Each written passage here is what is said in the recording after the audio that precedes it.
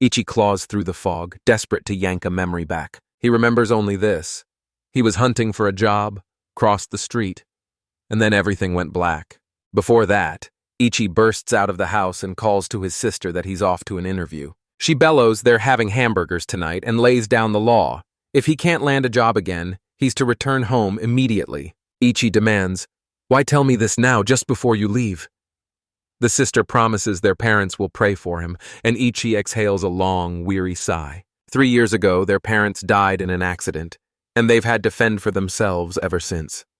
Life beat them down, but his older sister carried him and cared for him, and when she invested his money in stocks at 20, he turned a blind eye, hoping her career would one day skyrocket. His job hunt rattled his sister, so she plunged into the stock market, and HE decided it was time for him to shut off his mind. He needs to lock down a steady job.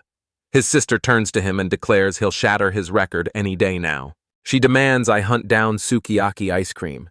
If it's gone, snag a fresh tofu pudding draped in seaweed. They're so popular they sell out in a flash. Storming out, Ichi scoffed that they must be joking to say such strange things. And it's true.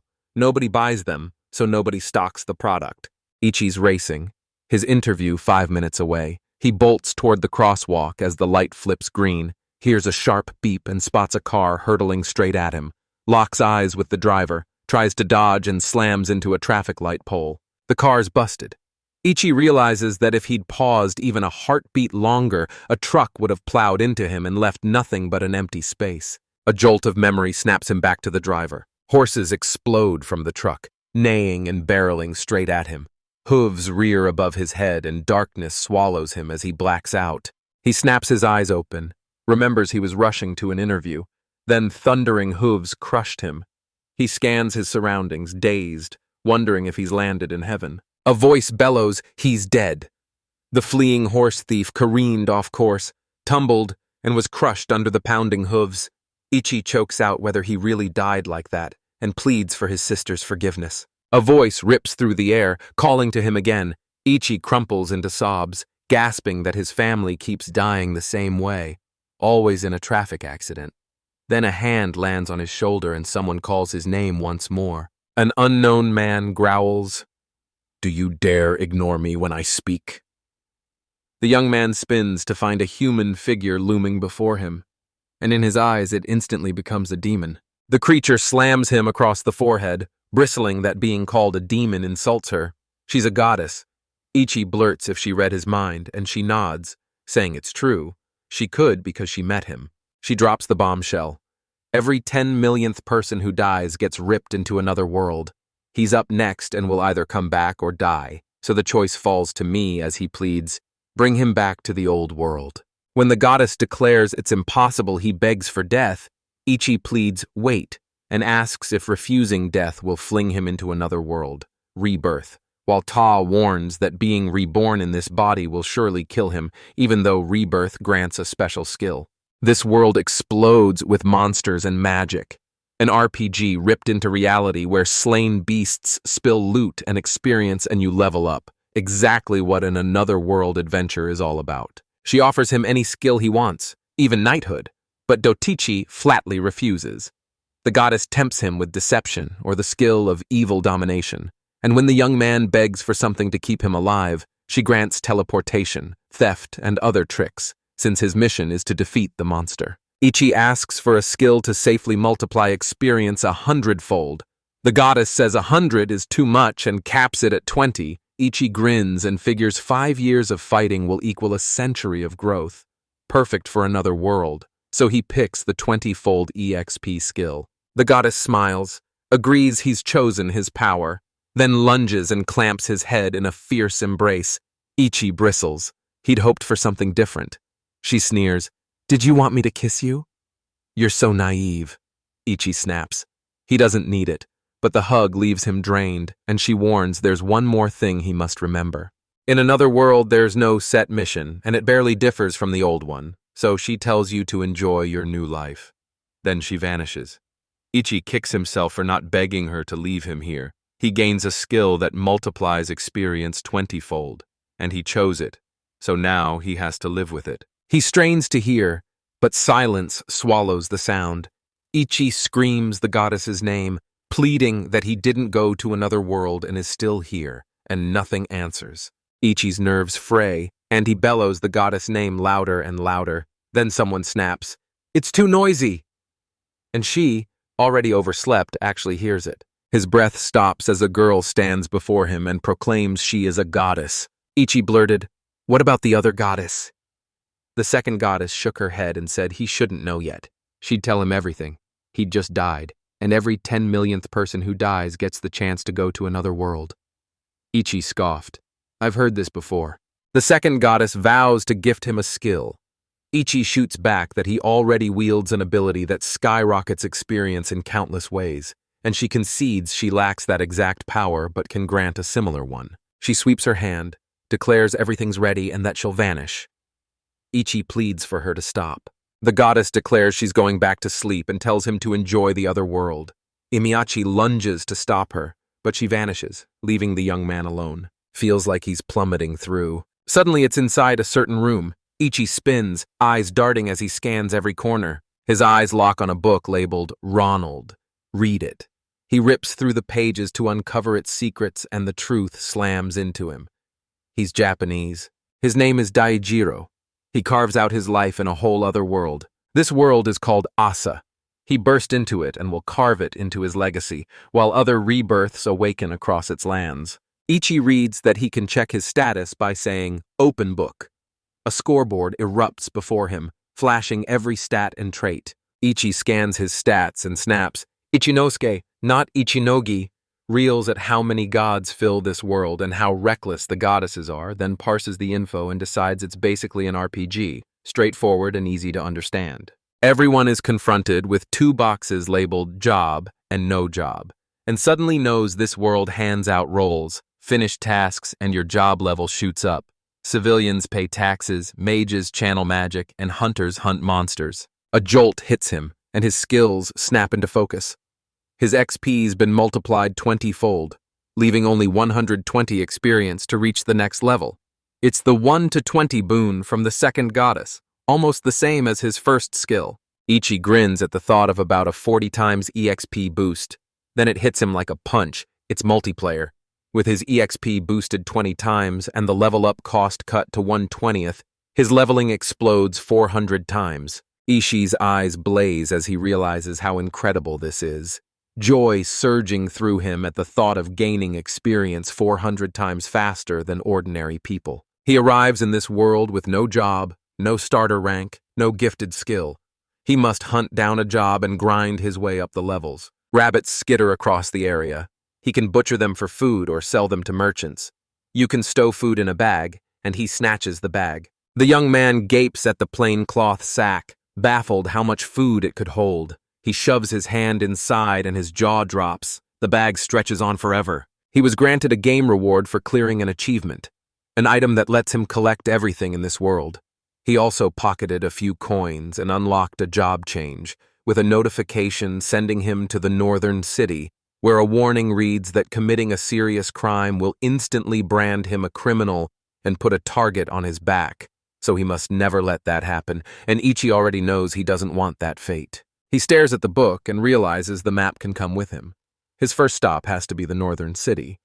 He snaps the latch and charges outside. A wild forest claws at it from every side. Ichi's gaze snaps around him. He spins back and freezes. The door's vanished. He wonders if this is magic. He stomps down, looks down to see he's crushed a writhing glob. He doesn't realize it's some kind of slime.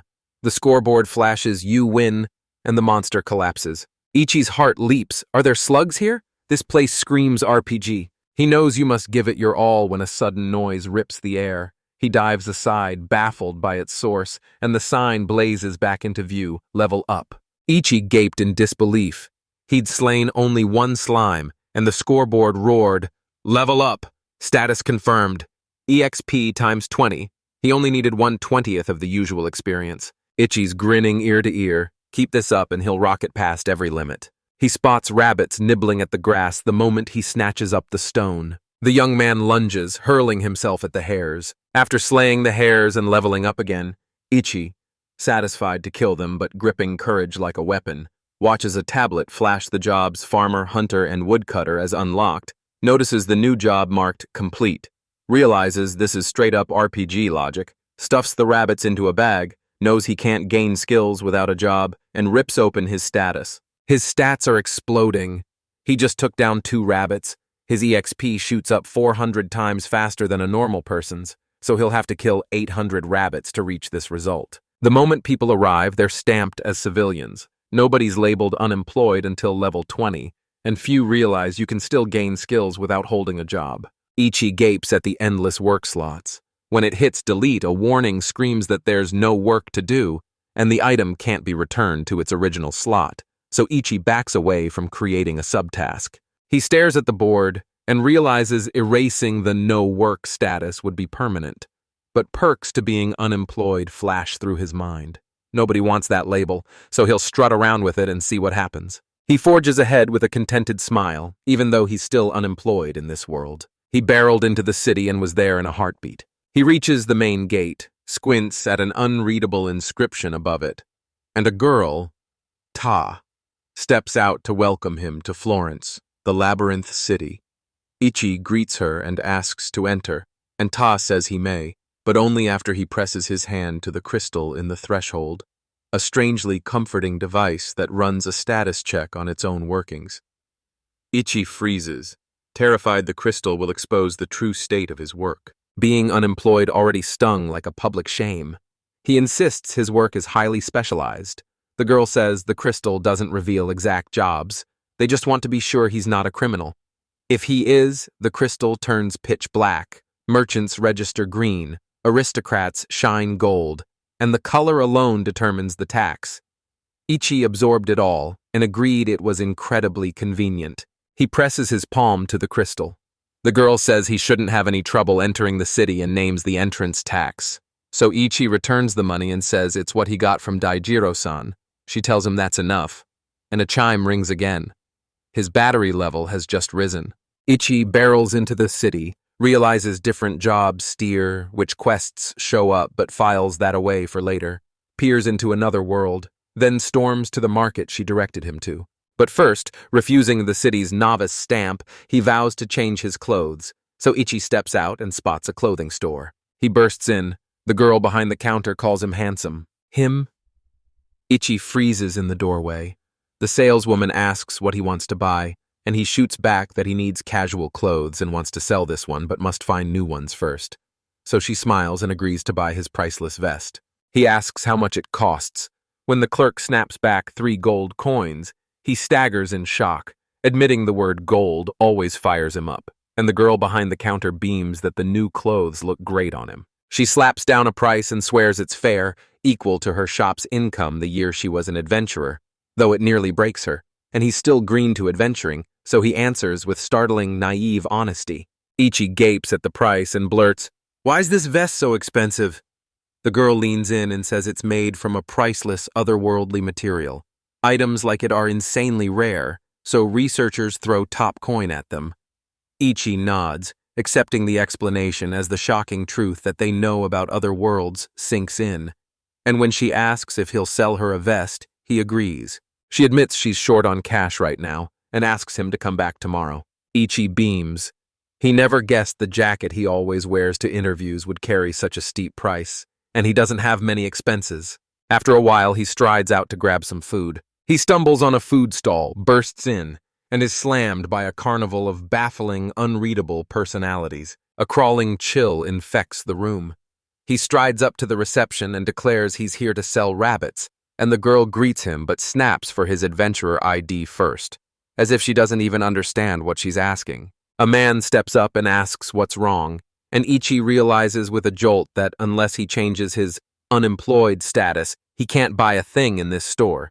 He'd been banking on never having to change it. She spots the newcomer, snaps, "Mr. Mathis," and declares grocery store selling isn't his business. The man sidles up to the cheat, says he's heard the cheat wants to register and that he has an idea for him.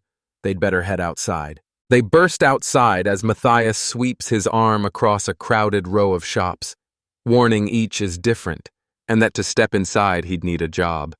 Then he flashes a grin and promises there's a way out. This is to start your own business.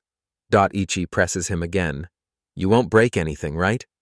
Matthias says it's allowed, but the store union will slap a fee on him. Ichi pleads with Mr. Matthias to handle it, but Matthias cuts him off. He refuses, coldly declaring he's no adventurer, but a slave trader. Ichi's eyes fly wide as Matthias snaps that, even though she calls him a slave trader, they're not monsters. They feed and shelter the slaves, and anyone who neglects them will be severely punished. Ichi says the words slave trader made his skin crawl. Matthias admits he doesn't just sell slaves, he rents them out so others can hurt them. They outlaw any act that inflicts pain or turns a slave into a cruel offering. Slaves aren't mistreated here.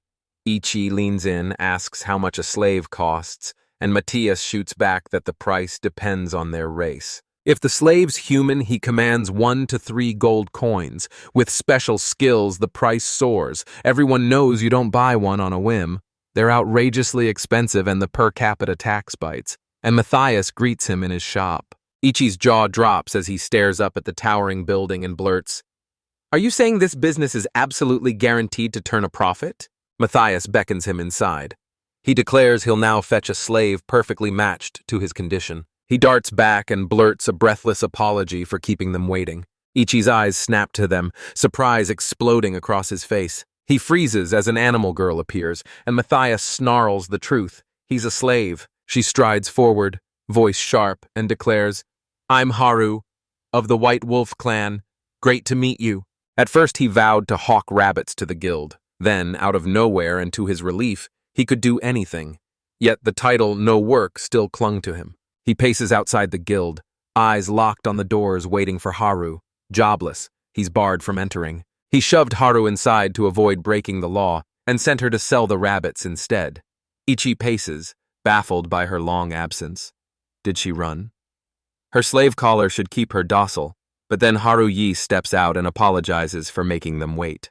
Ichi points out she stuck around for a bit, and Haru says that since he'd told her to make the most of them, she asked him to fire up the skill and slice them into pieces. Understanding snaps into place. He thanks her, and Haru slides a single silver coin into his palm. Eyes wide, he expected 10 cents for the rabbit. The bills triple that, because cross-sections rake in the cash. He stammers an apology to Hara, who, baffled, asks if he's okay and if he even saw what he's apologizing for. They race into the city. Ichi declares getting into the guild is already a victory. Being a freelance swordsman beats being jobless. Haru shoots back. Why not give it a shot? The city hides a maze. Spend 3 years inside and you become a swordsman, and Ichi realizes those 3 years would fly by like 3 days for him. But Haru snaps. It's not that simple. Ichi admits there's a reason he refuses to change his job status, but he's hell-bent on getting into the mace, so Haru begs him to take the White Wolf. Its hearing and nose outclass any humans, and it'll come in handy. She'll sniff him out even if he gets lost.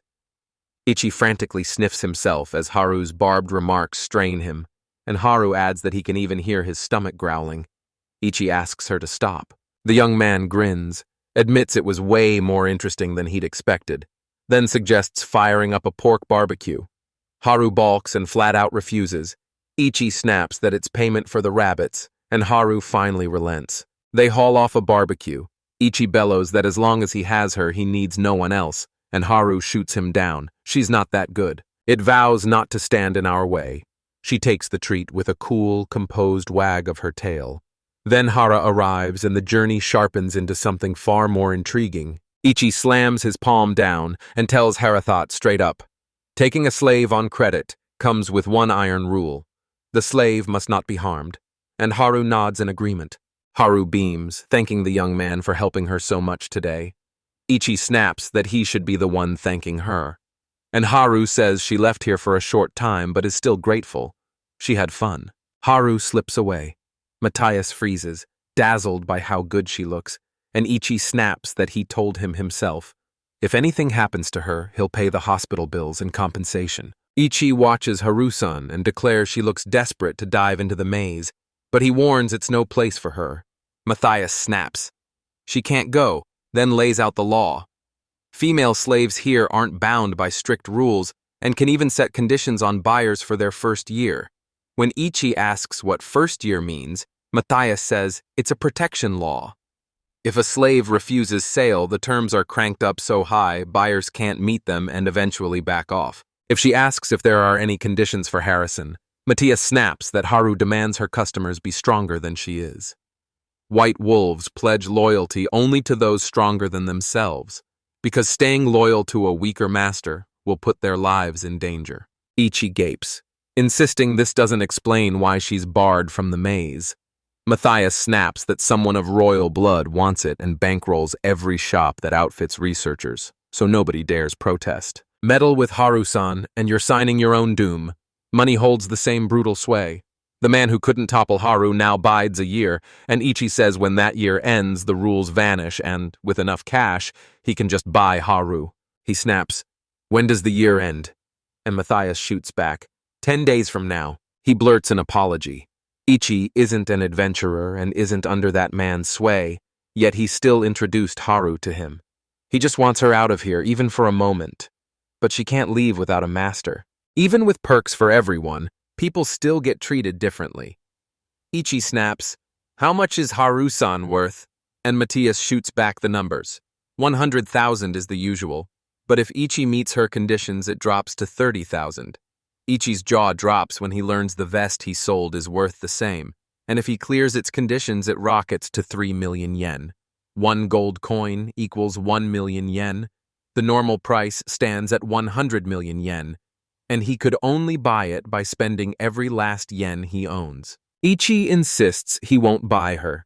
Her plight is pitiful but real, and if he caves to his feelings, he'll buy every slave he meets and earn no merit. Matthias says goodbye, hoping they'll see each other again. Ichi stormed through the city, knowing he could just rent a guild when needed. Right now, the only thing he truly had was himself, and buying a slave would chain him to taxes and drain his savings. He must crush every wavering thought. Before you try to think rationally, you need to see how others view you. Should he keep insisting on it? He's been reborn into this world, and he even wields unique skills. The goddess told him to revel in his new life. How's he supposed to when he can't even buy the things he wants? Ichi roared, "This is my chance to do what I want!" Desperation claws at him. He must buy Haru. If that person bought her, she might finally be happier than she was alone, and he wouldn't regret what he wanted to do. Just 10 days left until the year ends. 9 days from now, he has to challenge Haru and defeat her. Until then, he must forge himself into a far stronger fighter. He's a fresh arrival to this world, clueless about its secrets, yet armed with what he's got. He should already be stronger. He closes in on the building where the man is supposed to be. The shop assistant snaps that Ichi is barred from the royal family's guild and forbidden from learning anything about the slaves. She smirks, convinced that's why he hunted down a retired adventurer like her. An adventurer's deeds and motives are worlds apart, and if he's weak, he won't pry loose any information. Anyone who tosses out such shallow words is utterly unworthy. She sees Icha. He seems desperate to become an adventurer, and the frantic way he reaches to help the slave. She makes her decision. White wolves would rather embrace death than bow to a weaker master, but slip a slave collar on them, and that choice is ripped away. It forces blind obedience, and if a terror worse than death drags on, they'll be driven to despair. The saleswoman spells out exactly what he's about to do. Ichi roars that he'll surpass Haru. He swears he must buy her. She flashes a grin and declares it all hinges on his traits, refuses to dissuade him, urges him to keep his resolve, and vows to aid only those with hard-earned combat experience. Magnet thrusts a suit of armor at him and grins that it suits him. Ichi stumbles. Is this really all for me? Magnet snaps that in this city, weapons only come from the guild, so he can't let those shops find out about them. Ichi thanks her. The girl nods. Just as she'd thought, the armor fits him perfectly. Ichi asks if they're her old things, and Magnet says they belonged to her best friend when she was an adventurer. He rivaled Ichi in cuteness, and she loved him fiercely, but a monster tore him away, and since no one ever made her laugh like he did, she abandoned her research and walked away from adventuring. Ichi's voice cracks. She calls it deeply moving, so why would you turn your back on being an adventurer? These are her memories. They mean everything to her. Magnet is convinced her friend will explode with joy if anyone even wields his weapon. Ichi vowed he'd give it everything, Magnet urged him to bring his best, and he might even swing by her house tonight. Before you charge into the maze, check your characteristics. Magnet-san swore that if he had a sword, he'd become a trainee swordsman the moment he hit second-level proficiency. Ichi scans his stats. Her warning cuts through his doubts. Don't just hold the sword. Use it for its intended purpose. Ichi swings his sword. He must race his skill to level 5. The young man advances toward the maze. The girl he'd seen at the entrance gate suddenly stands before him. Ichi blurts, "You're really guarding this gate now?" And she replies, "I switched shifts. I'm on duty here." She leans in and warns him to be careful when he goes inside. People whisper newcomers have died there. Rumors of thieves have been spreading, but Ichi waves it off as probably just gossip, and the girl laughs, telling him not to worry because they're always here. She'll patrol every so often and tells us to meet in the maze. Ichi agrees, and she warns him to keep his guard up. He threads through the maze, every step measured and tense. The level was crawling with werewolves. He snatched the rabbit-killing stone, his sword useless for now. He'd have to bait them out and pick them off one by one. Ichi spots a lone figure winding through the maze. It's a monster, still oblivious to his presence. He clamps down on his panic, willing himself calm. "Pull yourself together," he tells his racing mind, because one blow, and it will all be over. He rockets into the center to kill the monster, only to find 2 hulking werewolves blocking his path. Ichi bolts back.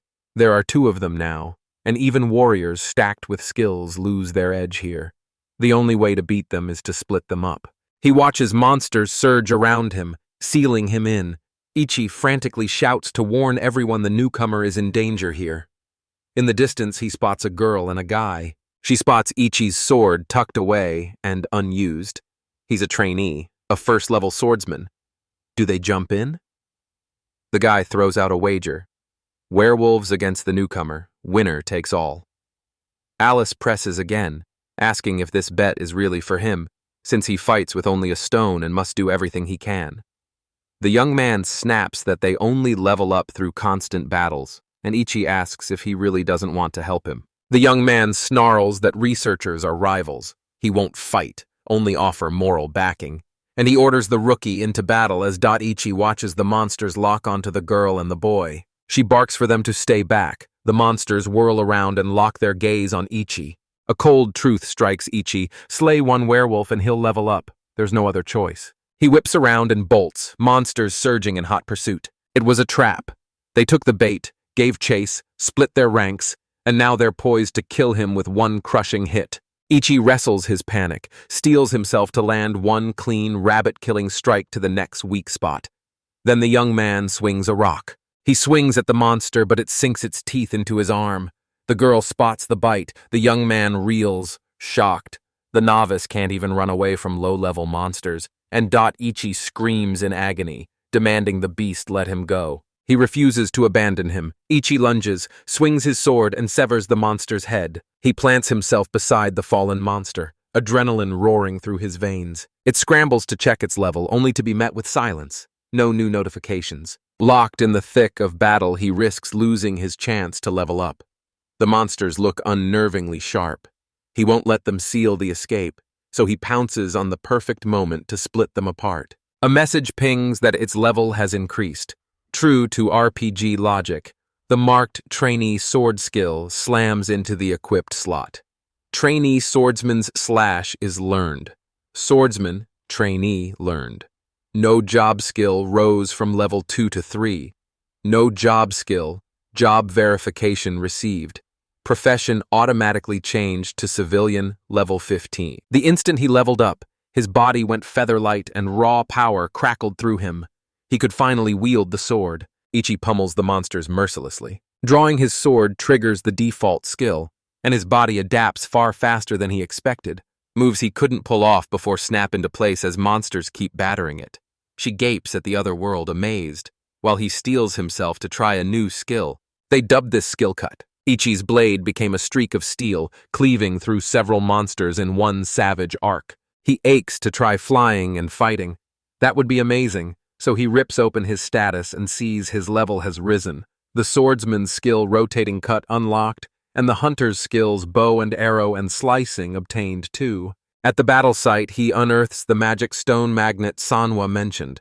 snatches it because it's worth selling at the guild, salvages the claws that might be useful, and Ichi immediately checks its status. Stats break into distinct traits.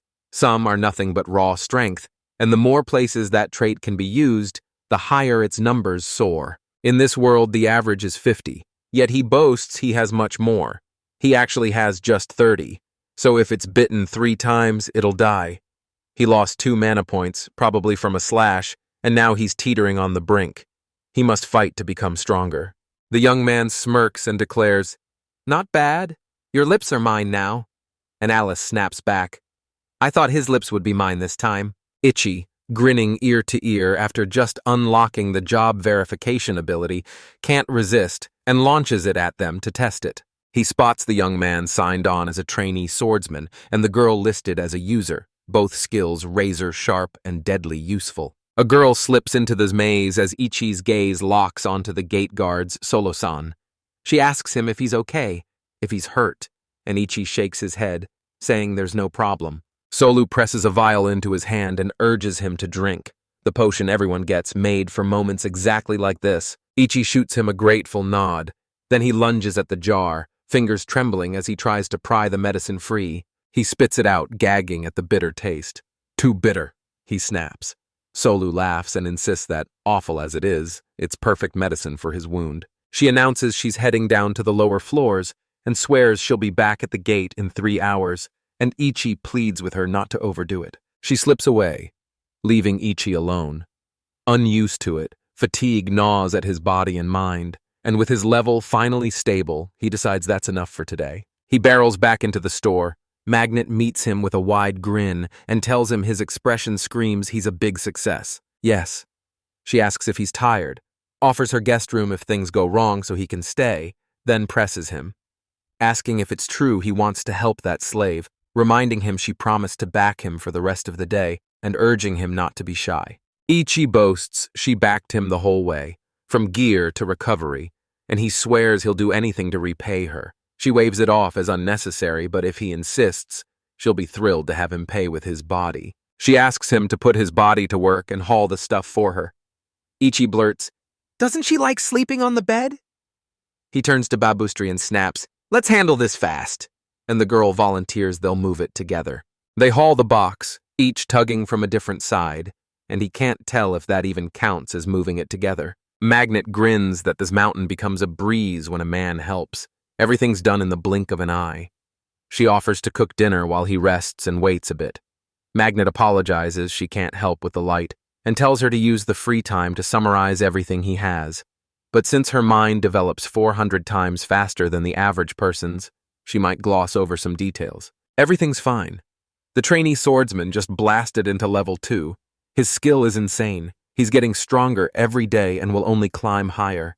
And Magnet watches the fierceness in him, wishing some of that drive would be for her. Manage bursts in, announces dinner's ready, and tells him to change, then instructs Ichi to dump his dirty clothes in the basket by the bathroom so she can wash them. Ichi thanks him. Magnet pipes up that she'll sniff the clothes before washing. Ichi bristles with indignation, and Magent laughs it off as a joke and urges him to change his clothes so he won't catch a cold. Ichi reveres how Magnet tends to him but can't name it. Not brotherly, not sisterly, not anything. And he refuses to stay in her debt, so he must act. Then he spins and finds Magnet watching him. Rage flared in Ichi as she snapped, "Do you really want him to blow his top?" Magnet claps her hands over her face but peeks at Ichi through the gaps, insisting she saw nothing. Ichi snaps at her for still staring. She spits, "Pervert!" And he's stunned she's acting like he was the one peeping. They sink into their seats for dinner. The entire spread looks apicikno, and Ichi's grin explodes, every plate piled with meat. Ichi eyes the 3 plates and snaps, "Why 3 servings?" Magnet grins and confesses she forgot to mention another guest, Solu-chan, the guard's Tayashi at the gate. And Ichi says he saw her today, standing watch at the maze entrance. She promised Ichi she'd be back in 3 hours. Magnet snaps. She should have been home by now, so she must have lied and slipped away. A sharp knock pounds the door and Magnet bolts to fling it open. She freezes as a security guard materializes on her doorstep and apologizes for bothering her so late. The guard blurts, "Solu still hasn't come back from the maze." Confusion exploded across Ichi's face. The guard demanded whether Solu had returned home, and the security captain shot back that she'd been there for 6 hours. Magnet's adamant, everything's fine. At first light, they'll launch a search party to find her, and Solu would never be felled by monsters. Ichi shot out the idea, "Let's go see for ourselves." Magnet snapped them they couldn't. The deeper you descend, the stronger the monsters become, and he himself only grows more formidable. This isn't a place to enter on a whim. Thieves prowl its depths at every turn. The more Ichi uncovers about him, the more he burns to sprint off after her, even if it kills him.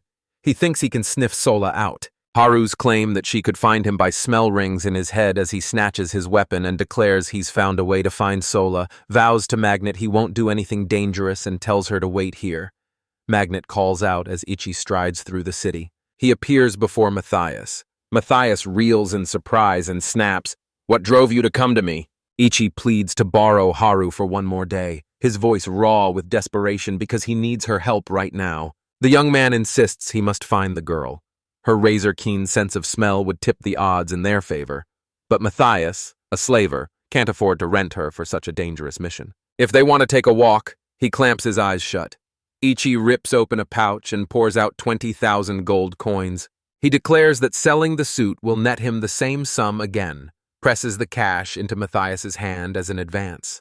Matthias hesitates, then turns to Haru and asks what she thinks. Haru grips her sword and vows to help. Even after she became a slave, her resolve didn't waver. She still wants to help Ichi, while Matthias sinks into a troubled, distant silence. Matthias vowed he'd grant her request and plant the sword back in her hands. Haru's jaw dropped. He couldn't believe Matthias hadn't sold them. Haru pleads with Ichi to let him help. Matthias warns them to be careful, and the young man thanks Matthias before saying they're ready to head into the maze. They plunge into the maze, and Haru snaps, "Is Solu the master's liar?" He shoots back that it's a lie. She's just another hotel resident who pulled him out of the maze, and until very recently he didn't even know her name. Haru snaps, "What's the point of rushing like that?" And Richie fires back that he only wanted to help a little. It might strike her as odd, but he couldn't just stand by and do nothing, and Haru nods, understanding him. They slam into the maze's mouth, plunge into its belly, and reach the exact spot where Ichi last saw her. He snaps, "What now?" And Haru growls that a riot of smells overwhelms her, so she can't do a thing. She snaps, "Do you have anything that smells like Solu?" The young man pulls out a jar of potion and asks, "Will this fit?" She'd only given it to him moments ago, and Haru leans in and sniffs the jar. He sniffs the air again, snaps that she can feel something, and beckons her forward. But a werewolf is lurking up front. Haru demands they bring it to her, and Ichi barks for her not to worry, vowing he'll handle the beast himself. He drove the blade in with a single perfect slash. The werewolf crumpled, its howl dying in its throat. Shock ripped through Haru as he leveled up and unlocked the explanation ability. A transformation slams into his mind. He can't figure out how the skill works. He starts to wonder if he can probe other people's abilities, so he offers to arrange a test to prove his power. "This'll be perfect for the skills he lacks," Haru says, urging us to press on. She moves to grill the master about the technique he used. Ichi snaps, "What's wrong with you?" And Haru answers that it's simply a powerful technique for trainee swordsmen. Ichi swears he's not even a swordsman and keeps the rest locked in his throat, while Haru, furious and wounded, snaps that she understands everything and won't bother anymore, then points to where the scent is leading her. Ichi urges them to push on and descend to the floor below. Haru warns the monsters down there are far stronger and to move carefully. The young man tells Haru she doesn't have to call him master. Haru snaps, asking why Ichi says that. He insists the White Wolf clan believes submission to a weaker is worse than death, so she must treat him as a comrade. Haru turns his words over in her mind. After a beat, she apologized and admitted she couldn't carry out the order. The master's power dwarfed hers. They had to move fast, and keeping Solu safe was everything. They hurtle down to the maze's second floor. Haru sniffs sharply and declares they're on the right trail. Monsters lie in wait. Ichi asks to perform the incision. Haru pleads with the master to let her prove herself. She surges forward. Ichi reels at the suddenness as Haru pummels blow after blow, sending monsters flying, and Ichi's jaw drops at her raw power, wondering what level she is. To buy Haru, someone must be stronger than her, so now you need to collect information. He triggers the profession check and sees Haru is a level 23 swordsman. Haru orders Ichi to land the final blow. He stares, confused, and Haru snaps that only whoever scores the killing strike gets the experience. She's stunned he didn't know. Ichi reads the signs. She beat them bloody but spared them, the brutal way slaves fight. He snaps that's wrong. They should be killed, and Haru must do it.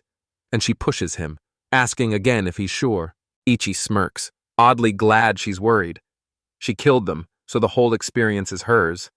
Ignore me next time, he says. Solu comes first, not farm the experience farm. Haru slays monsters with ruthless precision, pocketing every magic stone he finds. They plunge to the maze's third floor. Ichi asks Haru if the smell comes from here, and Haru snaps that it does. There's only one staircase in the maze, so the scent means Solu is still here, and Haru feels like she's gone down the stairs. Ichi demanded, "Are the thieves still here?" Haru shot back, "Block the stairs and they'll have nowhere left to run. No escape, and I've got plenty of reasons. If someone falls here, the maze devours them, erasing every trace so you can't tell whether a human blade or a demon's maw finished them. Attack a merchant and the night order erupts into action. Attack an adventurer, and they do nothing. Guild and the Knight's Order cut a pact to never lift a finger for one another, and now both sit under the kingdom's protection." Ichi snaps, "Haven't thieves been ambushing newcomers before?" Haru answers she suspects the thieves strip gear from dying adventurers. When a wounded adventurer is swallowed by the maze, their equipment vanishes with them.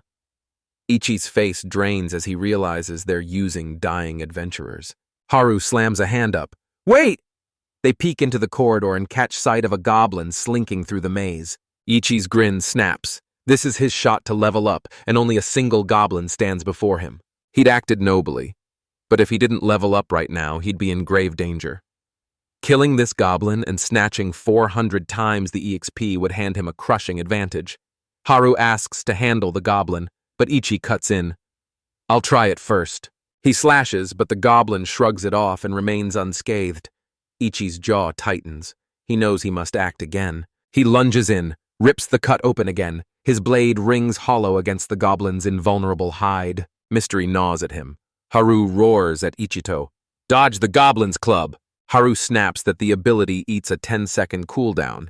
Ichi gapes. There's a skill recharge? 10 seconds is brutal, but not right now. Ichi parries the goblin's punch, but now he must hunt down the goblin's weak spots. The groin's the weak spot. He drives a kick into it and agony detonates. It always burns, even if the attacker is a different species but still male, unfair, and inescapable. Until Haru screams that all goblins are girls and he has to dodge the follow-up blows. The goblin lunges. Ichi crashes to the ground. Haru shouts that 10 seconds have passed, and Ichi can unleash a skill on it, even without a sword. Ichi nods, then drives the cut home. At last, the goblin crumpled beneath a final thunderous strike, its threat extinguished. Ichi leveled up and unlocked the hunter search skill in Wishin.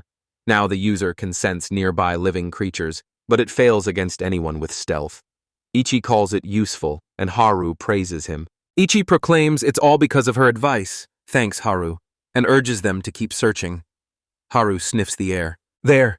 She screams that Solu tore off that way and they have to sprint after him. They slam into a dead end, a solid wall towering before them. Ichi snaps. Could Solu have come back and taken a different route? Haru shakes her head. She says the air swarms with smells, none of them Solu.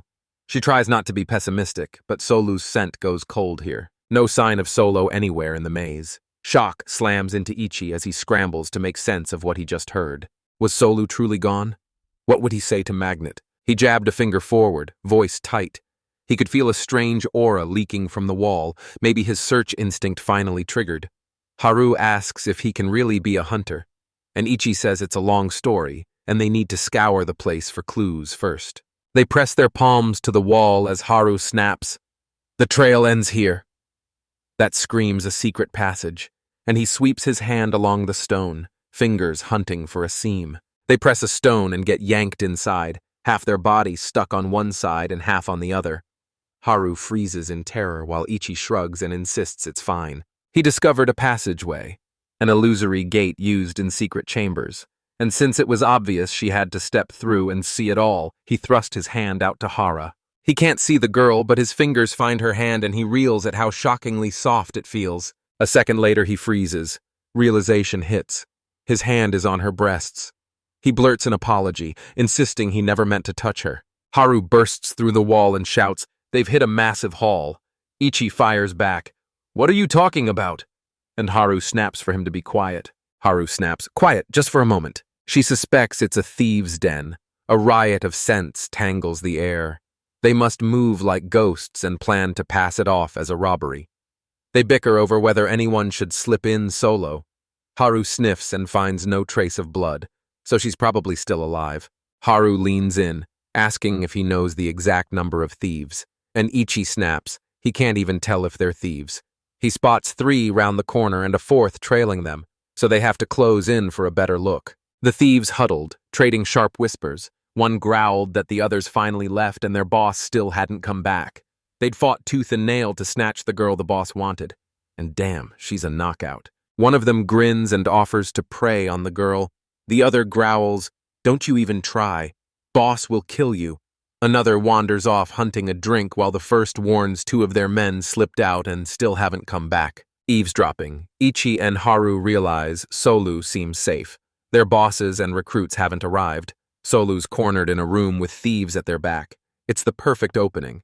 They'll burst out, cleave 2 with a single slash, then finish the last one together. They sprang from the shadows and made the incision. The thieves spat, "Who are you?" A single slash rips through, one of them falls dead. Ichi slams his hand down and ignites the profession check. On Haru's right looms a level 9 swordsman. On his left prowls a level 18 thief, and in the back crouches a level 5 archer. Fear slams through the thieves. How did he pick up their trade so fast? Had someone ratted them out? Haru obliterates 2 of them in a heartbeat. Ichi gaped, stunned that she'd pulled it off in a heartbeat. Haru roars to the pensive Ichi, "So this is the power of a level 23 swordsman." They remember Sola and bolt for the door, but it's locked tight. Haru shouts for the master to step back. She barrels into the door and it splinters into flying shards. Then she snatches her phone and calls Sola, breathlessly asking if she's okay.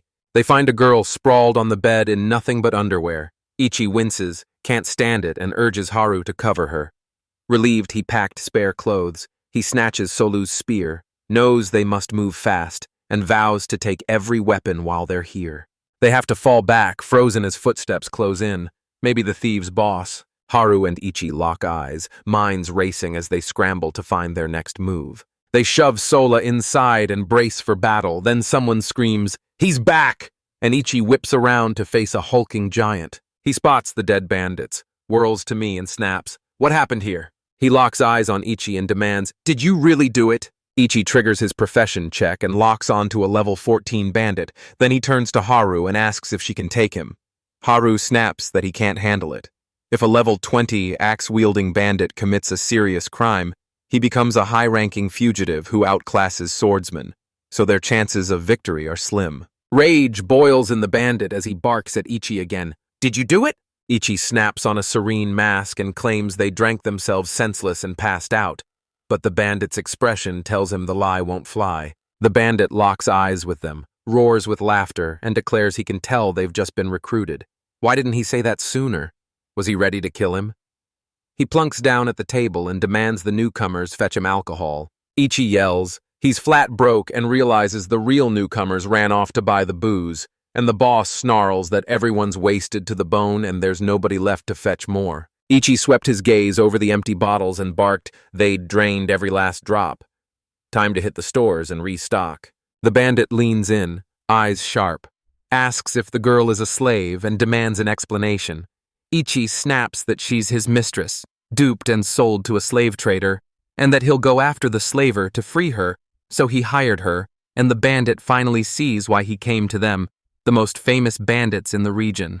Ichi's gut clenched. He'd overplayed his hand, and the bandit would spot the lie in a heartbeat. He thinks he blew it. Then the bandit shatters into bitter sobs. He tells me he feels sorry for the hard times we've had, and always pities losers like Ichi. who stands there bewildered if a bandit even counts as one. Then the bandit snaps. He forgives no one who drinks his booze. So he'll kill one of the thieves to make an example. Ichi lunges to stop him, but the bandit sneers, they've got 2 rookies, so losing one won't matter. With a brutal swing, he severs the head of one. The young man reels as the bandit coldly kills an ally for sipping his drink. The bandit grins, declaring killing people is the fastest way to gain experience. And Ichi hisses to Harathat that they need to get out. Now. He declares he's heading out to grab more drinks. Haru insists she should come too. Ichi pleads to be released so he can buy alcohol. The bandit asks if he's really leaving that fast. The girl doesn't look so bad, and he doesn't mind being with her. Ichi lunges to stop him, shouting that she's his mistress, but the bandit sneers and bulldozes ahead, insisting on doing it his way. Haru locks eyes with the young man, fires up his courage, and sends him off, swearing everything will be fine. Master roared. He would never leave her with Solu in a place this dangerous. He'd died once already, and the terror of that still dominated him. So he drew his sword and lunged at the bandit, daring him to fight. He seizes the moment and vows, "These will be my final words." The bandit sneers, declaring Ichi's face drained of color. Maybe he already regrets ever trying to be a hero. Ichi draws his blade, sees no other way out, lunges with a savage slash that cuts down 2 bandits, and the bandit boss erupts in fury. He'd just slain 2 men. Killing an equal would skyrocket his experience 800 times, and he had to protect Haru. The boss hisses "brat" and vows to kill him, then lunges at Ichi. Ichi stands, stunned, wondering what kind of impact that was. 1 hit, and it's over. So Haru rockets to his aid. Ichi begs her to stop. She can't handle him, but Haru throws herself at the bandit boss again, and he sneers that she's a little sick. He parries her punch in an instant, sneers, "You really thought you could handle me?" Hurls her into the wall and snarls he'll take care of her later. Be a good girl and keep a low profile for now. Rage erupts in Ichi. He hurls himself at the bandit again. He looks like a hulking brute, yet the bandit moves like lightning, and Ichi reels, stunned that he can swing that massive axe with impossible speed. Ichi snaps, "We have to think of something." The bandit bellows he doesn't care what plan Ichi hatches. He swears he'll never win it. He had no plan and no chance.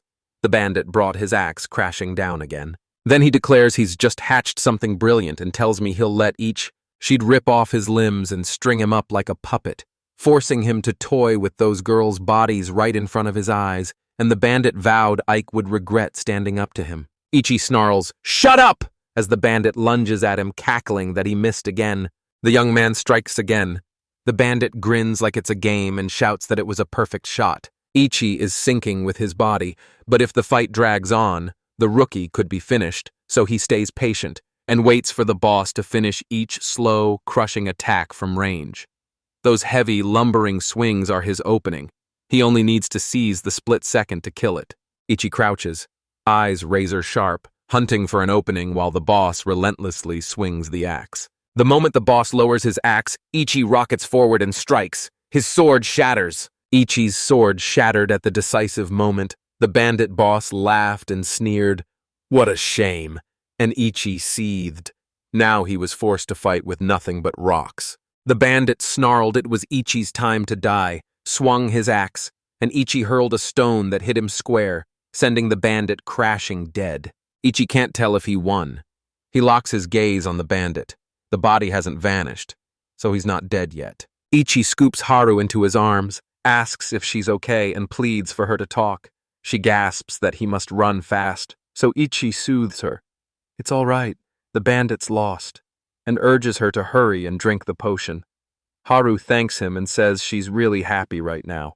Her heart soared when he said Haru, using nothing but her first name. Relief explodes through Ichi. She's ecstatic she's okay. Haru forces herself upright. They have to act now, maybe even take the bandit out, when Haru and He suddenly catch the sound of footsteps closing in. They watch a girl and a guy burst in, catch sight of the boss sprawled out and can't fathom why he'd sleep there. The girl says she knows it's warm, but sleeping on the floor is just wrong, and Haru and Ichi stare at them. A guy and a girl spot them too. The guy blurts, "Isn't that the new guy?" And the girl snaps, "He's right." She spells it out. Askskichif. He doesn't know danger stalks here. Bandits clog every alley, so he has to sprint home. Ichi spits out that this man is the bandit boss. If that's true, he'd just taken him down. A man and woman freeze, dumbstruck, and the man bursts into laughter. He sneered that their leader falling to a rookie exposed their weakness, then barked what to do with the kid and, surprising everyone, offered to spare him. He'd planned to kill him, but now saw no need. He snarled that killing him now would be a waste. Haul him alive to the guild, and a fat reward awaits. The girl snapped that if Haru and Ichi want to help carry it, the reward should be split with them. Ichi insists he still has to bring Sola home, that neither of them can lug him to the guild, and they still need proof they beat the bandits. He turns to Haru for her take, and she nods, utterly saglasna. They sweep the room. With the bandits down, the loot sits exposed, a lone wooden chest that has them all guessing what's worth so much. They wrench it open to find nothing but stones, and Ichi thinks it's a stroke of luck. He bellows, calling everyone back. They bolt for the exit. Ichi cradles Sola while the boy and girl drag a bandit. Ichi warns them to watch their bodies. The young man snaps that bandits don't deserve mercy because they're enemies, and Ichi realizes that rule applies to him too. Solu's eyes slam open and she chokes out, "What happened to me?" Ichi leans in and tells her. Solu rushes forward, voice trembling as she thanks them for saving her. She pointed him to the bandits, but they caught her instead, and shame burned in her veins. She demands why Jeff and Alice are here. Both of them insist something happened while she slept, and he snaps. Why would she even know these two? She snaps that those two are infamous for stirring up chaos while skating inside the law, a non-stop thorn in the guard's side. Not real criminals, just maddening pranksters. She never expected them to end up as the bandits' lackeys. Alice and Joff shout their innocence, insisting you can't brand them henchmen. They didn't even know who their boss was, and Solu asks them to spend the night at the base. They keep denying they did anything. Under bandit aliases, they were only handed petty jobs, and Salu snaps that if they want Babistredo out fast, they must bring this bandit back. They press, "Are we cleared of all charges?" Solu vows he'll talk the moment they reach headquarters, and they burst out of the maze. A guard officer lunges forward, asking if Salive's all right. She apologizes. Her carelessness let bandits snatch her, and these guards saved her. The guard's voice booms as he thanks everyone for their help. Solu snaps that this man is the bandit leader. The guard barks they have to drag him to jail and spits out, "What are Joff and Alice doing here, causing trouble again?" Ichi thinks, stunned, that even the guard calls them by their first names, so they're clearly familiar, and Solu rushes to explain why they showed up. The guard nods, swears he understands it all, and tells them to leave the rest to him. Ichi tugs Solef gently and says it's time for her to go home. Magnet trembles with worry and promises they'll go over the whole incident in the morning. A guard bounds up to Ichi, gratitude pouring from him for saving Sola, and carrying the officer of the guard's highest praise, declares the bandit's bounty will be sent to the Adventurers Guild for Ichi to claim tomorrow. Night swallows the city as they come back. Ichi grins and suggests hitting his place first, then Matthias, but Haru shakes her head. She can't go back to Matthias. The slave market's already closed, and Ichi lights up, offering to go with her to Magnet. Magnet barrels in, grinning, to greet Sola.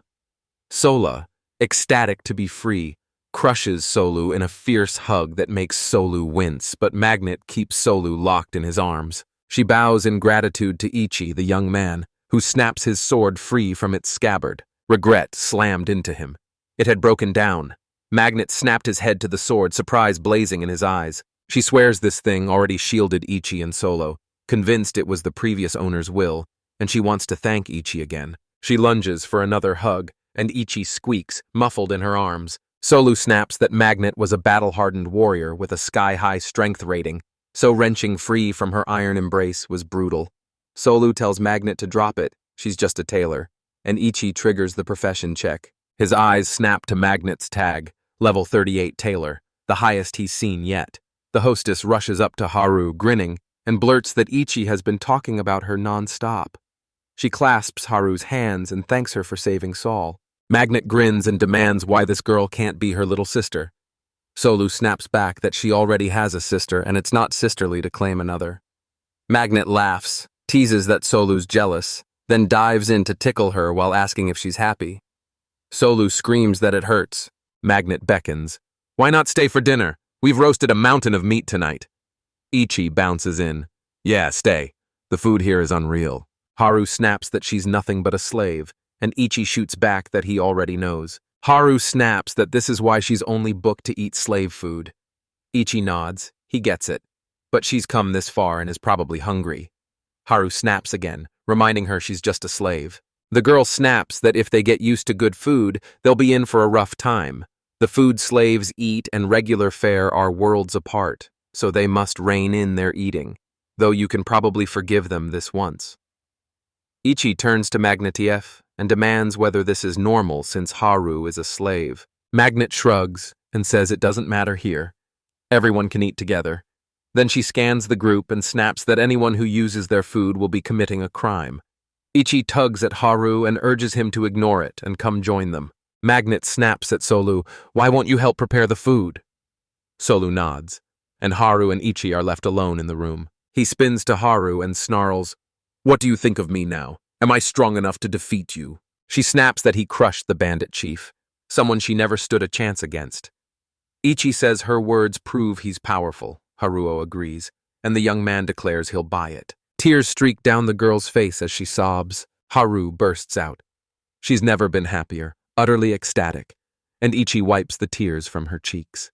The girl studies the young man with razor-sharp focus. Haru beams, joy lighting her face as she says she's thrilled, then coolly reminds him he probably already knows a noble is also trying to buy it. Someone had poured a fortune into the guild. If Ichi bought it, he'd be catapulted into dangers he couldn't even imagine.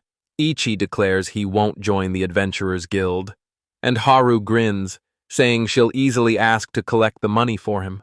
If that happens, the guild will smear his name. Haru figures they won't strike him outright. They might slash the bandit's bounty to force Ichi to abandon the chase for Haru. Haru forces a fragile smile and admits she can't bear being abandoned by her master, yet insists his care is enough for her right now. Ichi swore he'd figure something out and told her not to worry. If his magic stones only fetched half their worth, they'd just hunt demons for more. But then he winced, admitting he hated forcing Haru into this life and that it wasn't fair. Haru shot back that the White Wolf tribe are wandering nomads with no fixed home, and if he could live that way, she could too. Ichi snapped, my opinion is the only thing that matters right now. He snaps, don't worry about the nobles or what I'm thinking, then leans in and demands, tell me what you want, right here, right now. Haru swallows and asks if it would be right to say she wants to go with him. Ichi sweeps her into a tight hug and, voice trembling, says he's overjoyed she's staying with him. He pats Haru's head. Her tail explodes into a happy thump. Solo and Magnet peered around the corner, snickering at them. Magnet barks that if they're done talking, they should hurry up and eat. The food's going cold, yet a strange heat curls around her. Ichi snaps, since when are we here? The Ichi stride up to Matthias, glittering with gold, to buy Haru. One steps forward, claims he understands everything, and slams down a certificate that grants him ownership of Haru.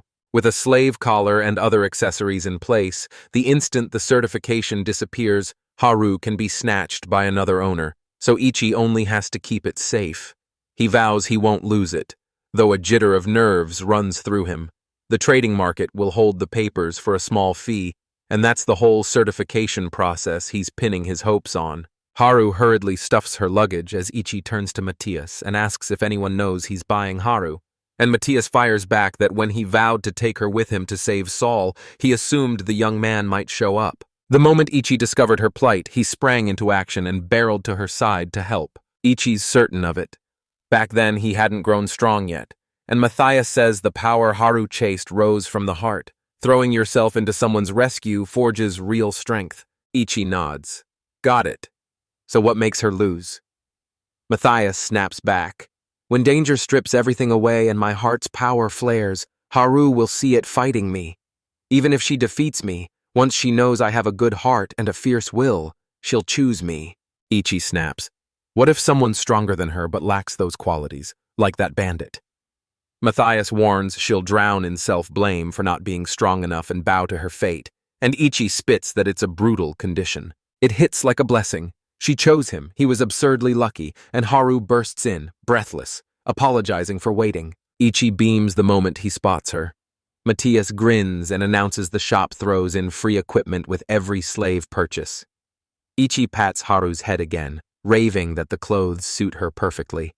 They thank Matthias and step out of his shop. Matthias swallows hard and murmurs he just hopes they'll make the journey unscathed. Ichi snaps.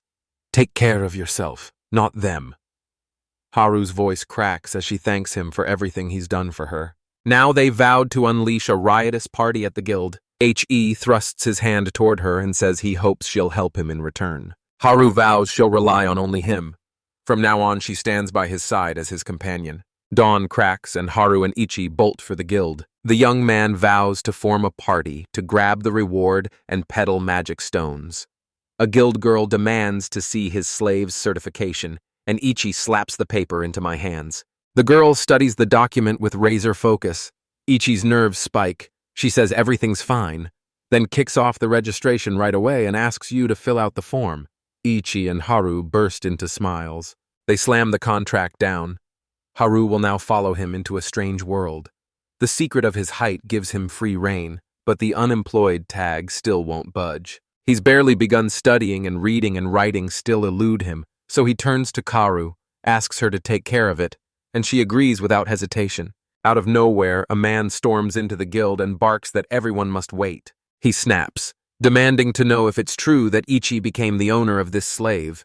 She snaps she won't waste a second on him, but will spare his life if he sends her back to where she came from. At that, she explodes with rage, and the man mocks him, daring him to let him try it. Haru yanks his arm and snaps that the man is baiting him. If Ichi hits first, he'll be branded a criminal, so she leans close and whispers, the guy is trying to stir up a scene that will probably get them banned from the guild. The receptionist barks at Pachachetto to pipe down. The guild's still in session, and Ichi's gaze snaps to the man, a level 18 fighter. The man keeps taunting them, hurling a slur at Haru Ichiya that Ichi can't place. A chill of recognition hits him. The bandit leader used that same word before. Ichi snaps, "What do you mean by that?" And Haru explains, it's a brutal insult aimed at the Beastman tribe. Ichi lunges to slam his fist into the man. Haru throws himself between them. Rage boiled in the young man. Another man barked, "What happened to you? Have you lost your mind?"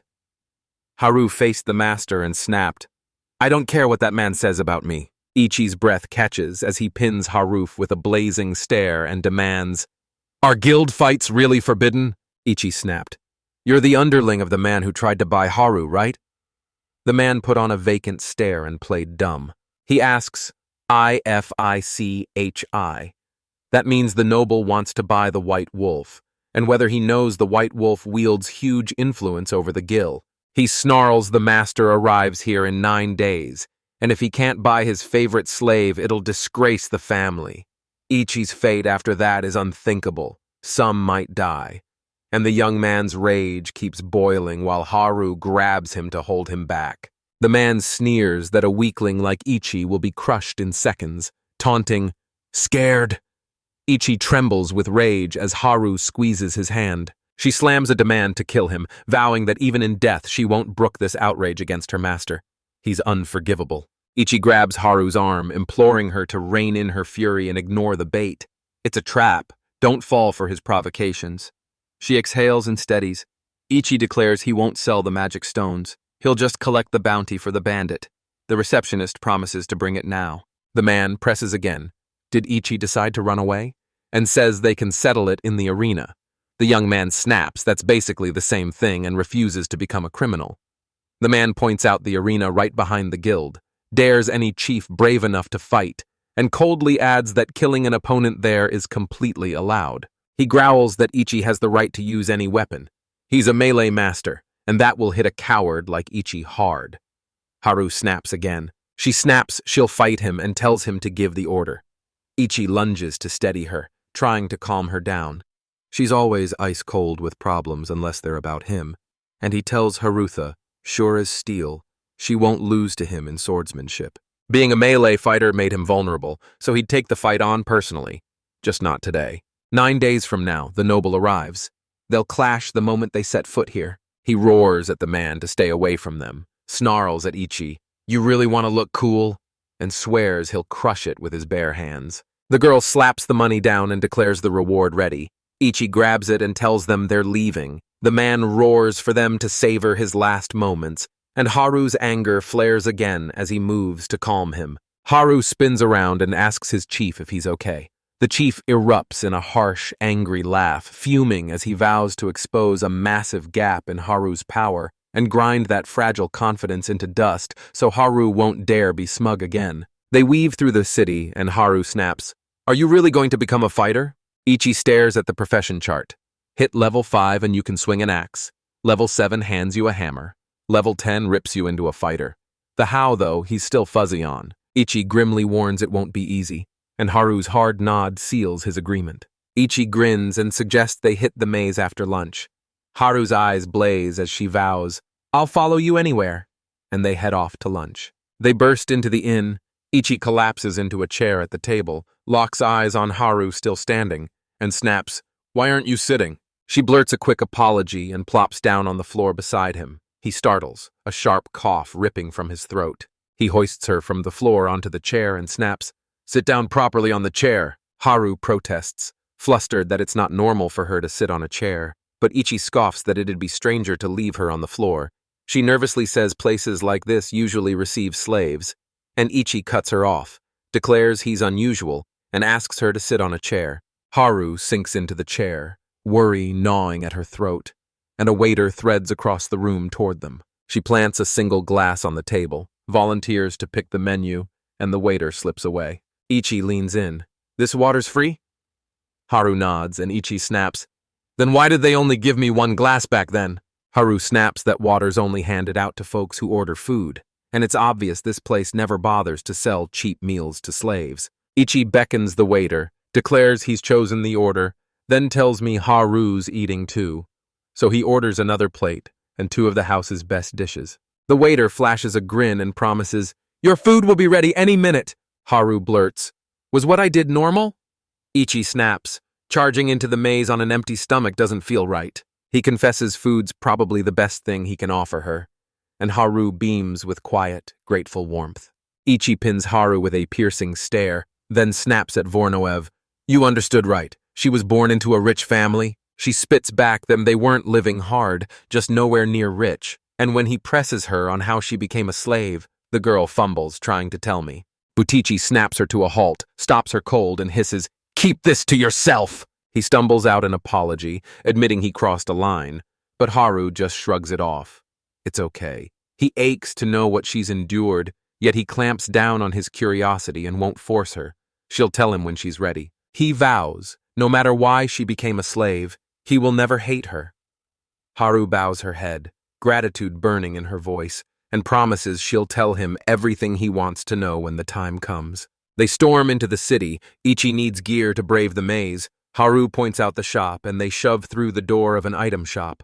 Ichi's brain sparks. He wants to snag Haru a bag, some gear, and even a storage bag, and Haru grins and says she'll check them out for him. Ichi strides up to the vendor and fires off a question. "Do you sell a gear bag and storage bags?"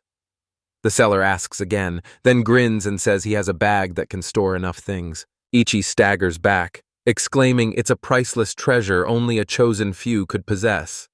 They gave it to him for free, and he offers a silent, grateful bow to Daijiro. They spill out of the store, and Haru prods about food again. Ichi grins and says, "Grab bread and dried meat," confessing he's always wanted to eat like a real adventurer. Haru laughs and admits he's right. They have to recruit power engineers, and Flashlight.Ichi counts the mazes in the city. Hauer names 3, beginner, intermediate, and high level, declares the intermediate will do for both of them, and Ichi agrees to go there. Haru still insists you tackle the beginner maze first, but she points out there's a boss on the 10th floor. Beat him and you'll walk away with a reward, then they leave the shop. Ichi leans in, eyes sharp, and asks Haruif if she's ever defeated a boss. Haruif smirks and says when she took him down, she only got a tiny speed boost. The young man's eyes blaze. Maybe he'll challenge the boss too, but to become a fighter, he must first change his profession, and that action unlocks his status. Ichi rips through its own traits, cataloging every single one. Power surges through him. He's miles stronger than when he began. Curious if he can read others' statuses, even Haru's, he asks. And Haru grins, saying he can so long as the person agrees. Just speak their name, and stunned by how simple it is, he opens Haru's status. Its characteristics blaze onto the screen. Richie gasps, "Amazing! I didn't even know professions like this existed." Haru snaps. The swordsman beast is a top-rank swordsman, but it's exclusive to beastmen. Only gods who dwell in sacred places can rewrite someone's profession. Beastmen can't switch into that class on their own, and only a handful of beast gods exist in the world. Richie nods. Got it. I understand everything. He flips his swordsman title into a beastman swordsman like it's nothing, finds it effortless, and is sure he can swap his companions' professions too. He fires the question at Haru, "Do you want to become a beastman swordsman?" And she replies, eyes blazing, that it offers countless advantages. They beam. Haru implores her to promise she won't shout her status too loudly when she reveals it, intrigue flickering in Haru's eyes. She flings open her status and demands how this is possible. Ichi says it's one of his powers, though even he finds it strange, and Haru reminds them that only gods can change a profession, and only at certain places. Yet in the right spot, it can happen in a heartbeat. She'd never heard of an ability that could rewrite someone's profession. Ichi pleads with you to keep it secret. If word gets out, crooks could exploit it to walk away from any crime cleanly. Yet Ichi insists he can use it to turn criminals back into ordinary people. Ichi's voice drops as he admits a tangle of secrets he can't share now, but vows he'll unravel them for her later. They reach the maze's yawning mouth. Ichi charges headlong into a brutal clash with relentless monsters. It unleashes a single savage slash that wipes out every monster. They dart through the maze, his level rockets. He never imagined grabbing the bandit's sword would pay off. He shouts to Haru to press on, but she froze. Then she suggested moving on to the next area. They hit the next floor and goblins swarm into view. Ecchi steps forward, roaring, he'll handle them, and Haru grabs his arm, warning him to be careful. Wielding the party leader dot for Haru title and EXP boost skills, she siphons every monster's experience straight to herself, leveling up safely from the sidelines. Ichi whirls into a tornado of steel, ripping through the goblins with a brutal spinning slash. Moments later, only magic stones remained of them. His level surged again, and his hammer mastery unlocked. Ichi beams as his level soars exactly as planned. One last push, and he'll switch his profession to fighter. Haru stares at the screen. Ichi seethes. Haru blurts an apology. He closed the distance, laid a hand on her brow, and asked if she was sick. She'd been acting strange non-stop. She waved him off, insisted she was fine, but admitted 2 problems were weighing on her. Haru declares his slash's power one of a kind. Did he have a special training session yesterday? Haru asks if he's okay, but the other man snaps, "What's the second problem?" Haru shouts that her beastman swordsman just rocketed to level 12. Ichi whoops and congratulates her, but Haru raises a hand and cuts him off. She snaps, "That's not what I meant." The beastman swordsman is top tier. Leveling's usually brutal, but she shot up after slaying just 4 monsters and is climbing ranks way too fast. Ichi says it's probably the right time to tell her and makes her promise not to tell a soul. Haru drops to her knees and swears on her life. Ichi snaps, "Is your life more important than that?" Asks if she's ever heard of the blessing, then orders her to stand. She replies she's heard about it, that sometimes people come here from other worlds and travelers are granted special powers by gods and goddesses, powers called divine blessing. And Haru assumes Ichi is a wanderer. He nods, sealing her hunch. He's from the world known in Japan, but for now she can call him one of the wanderers. He asks, "Hotter weef?" And he terrifies her. A smile lights her face as she says, "No way." Relief and fierce pride surge through her. He trusts her enough to share his secret. Ichi's thanks burst out. Then he lights up and declares he has another blessing. Haru freezes. "He's got 2 of them?" Richie snaps at her to stop yelling, and says he realized the blessing that needs 1/20th of the EXP to level up doesn't affect her, so he figures it only triggers for people who already have a blessing. Then he kills a monster, pockets 20 times the EXP, and another blessing suddenly kicks in. Haru insists she will not believe him no matter what he says. 12 years ago, a lone hero from Japan, Daijiru-san, actually crushed the Lord of Warriors. Daijiru-san explodes past every expectation. He's the most incredible person. 200 years ago, a brutal, decades-long war tore the world apart as Lamont feminists' demonic hordes slammed into humanity, led by the ruthless Reikon Church bent on world domination. 12 years ago, 4 fearless heroes rose, felled the Demon King, and hurled him into the next world, ending an era of fear and destruction. One of these heroes was Daijiro, a monk by nature who devoted every breath to serving others. Ichinoji's jaw dropped when he realized Daijiro-san was a celebrity.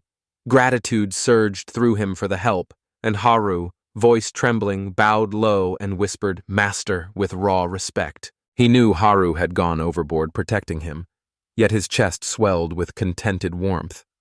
Then, out of nowhere, a strange slime slithered into view right in front of them. Ichinogi, voice ice cold, told Haru not to worry. He'd already sized up the situation and knew exactly what he was up against. He lunged, blade screaming, cleaving the slime in two, yet the goo stitched itself back together, regrew its body, and recovered. Ichinogi platzte heraus. Der Kampf war brutal. Normale Waffen versanken nutzlos in seinem weichen Körper, und die rohe Kraft dieses Wesens übertraf sogar die üblichen Goblins. Haru warned that physical strikes glance off slugs and their corrosive slime eats through metal. Touching one is dangerous. She snapped that slugs inch along like they're stuck in syrup. Stay well back and finish them with a devastating slash. And Ichinogi nodded, calling it advice everyone should live by. Haru bit her lip and whispered, hoping Ichinogi was all right. Ichinogi, cool as ice, replied calmly that the slime he'd trampled to death had always been beneath his level and position. He slashed again, waited 10 seconds, then unleashed that same brutal strike on repeat without mercy until the slime finally broke apart. A voice detonated inside Ichinogi's mind. His level surged, and he unlocked a blazing apprentice mage skill bound to the fire element. Ichinogi cried out, awe and astonishment tearing through his voice. Haru pinned him with a worried stare, her words heavy with concern as she spoke to her master. And Ichinogi brushed it off, insisting nothing serious had happened before offering a clumsy, sheepish apology. Ichinogi had to admit the turn of events shattered anything he'd expected in this strange, unfathomable world. Magic had just burst onto the scene. He barked at the system to fling open the list of available magic skills, and his eyes snagged on an entry. The spell, Fireball Level 1 Fireball, costing 3 Mana Units. Wie ein Blitz schlug es Ichinogi ein. Der Zauber zündete nur, wenn man seinen Namen laut aussprach. Er bat Haru, einen Schritt zur Seite zu treten, weil ihn selbst ausprobieren wollte. Haru flinched, caught off guard, but obeyed and backed away. Ichinogi inhaled, locked his focus, and unleashed a blazing fireball that roared to life right before his eyes. The voice rang out again, announcing Ichinogi's level had just shot up. It hit him. Every spell he unleashed cranked up his mage rank. Haru stood spellbound, utterly dazzled by the breathtaking magic she'd just witnessed. Rot im Gesicht gestand Ichinogi verlegen, hatte einfach gedacht, der Zauber würde gegen einen Schleim richtig reinhauen, und lachte. Haru hammered his point, snapping that with such overwhelming magic the slime wouldn't even register the strike, let alone warn the guest that its master was a swordsman. Ichinogi's mouth betrayed him. He blurted a claim he was certain wasn't true. Haru declared he commanded both swordcraft and sorcery, so she concluded he was a swordsman. Ichinogi grübelte kurz, erkannte die Parallelen und schlug vor, weiterzumachen, während sich innerlich eingestand, dass Harus Arbeitslosigkeit vor Haru verheimlichte. He fired off the question. Is casting magic in the arena even legal? Haru said, calm as glass, that there wasn't an outright ban. But the crowd here would spin all kinds of rumors about his magic, because things ran differently in places like this. Ichinogi erkannte, dass Magie in der Arena ein Inferno entfesseln würde und verlangte zu wissen, ob in dieser Stadt Magier lauerten. Haru snapped that the city had no magicians. Becoming a successful one demanded a fortune. Magic let you rocket up levels, but mana recovery potions cost a fortune, crushing the hopes of countless players. Ichinogi demanded to know what had become of the alchemists who brewed those potions. Haru warned you had to be a chemist to brew potions and medicines, and only a handful of elite, high-ranking chemists could craft those rare, priceless elixirs. The description of the chemist's profession cast them as a potion crafter, feverishly brewing elixirs from plants, seeds, and animal parts. The HUD stamped alchemist, the craft of forging alloys from raw minerals and metals. Then the system voice thundered that the 10th level mage apprentice and the 20th level alchemist apprentice were unlocked. The system voice thundered, the level 15 farmer unlocked, then the level 10 collector roared into being, both professions unleashed. Ichinoji said he could learn a trade that screamed usefulness and promise. Then he spotted the slime gliding toward them. Haru nodded and added she could smell her too. Ichinoji verkündete mit einem breiten Grinsen, das Schleimwesen sei genau zur richtigen Zeit aufgetaucht. Perfekte Gelegenheit zum Üben. Haru's voice was calm as steel as she swore to carry out her master's every wish. Ichinogi's gaze locked on a slime that gleamed like polished gold, and he blurted the spell's name before his mind could catch up. Ichinogi spat fireball. Haru shouted a frantic warning to the master that the slime was special, and Ichinogi's eyes shot wide in stunned surprise. The system's voice thundered that Ichinogi had leveled up. He'd claimed the title Hunter, and felt a small surge of luck. Then Ichinogi turned to Haru. Haru bragged his award was a rare metal, and Ichinogi echoed the words, eyes narrowing as he convinced himself Haru truly meant a rare metal. Haru leaned in and revealed that rare metal only fell from rare monsters, and mages fed it to their magical beasts to level them up. Ichinogi's skin crawled. Feeding metal to magical beasts felt wrong when the item looked like a plain chunk of metal, and Haru snapped that metal like that wouldn't sell for under 3 gold coins. She revealed it could do more, and its rarity drove the price through the roof. Ichinoji's jaw tightened when he saw the price. It ate up nearly as much as his own vest, and he declared they'd been incredibly lucky to get such a find. Haru nodded sharply and declared it the correct conclusion. Ichinogi riss die Stimme auf und schrie vor Begeisterung, Wir jagen ein weiteres seltenes Monster! Dann stürzten sie sich in die Suche. Later he fumed that they'd barely faced any monsters in the maze. Haru declared it a beginner's maze and shattered their panic. Monsters had no fixed spawn points, so they were no longer a serious threat to humans. Bloodthirsty challengers barreled straight for the boss, so the adventurers snapped to attention and pressed onward. Ichinogi nickte entschlossen und drängte, Los! Unterwegs stießen sie auf 2 Abenteurer, die hastig versicherten, sie seien nur auf Durchreise und flehten um Verzeihung. Ichinogi wirbelte zu seinem Begleiter, schlug vor, zum Boss zu gehen und zeigte auf die Treppe. Die führt direkt dorthin.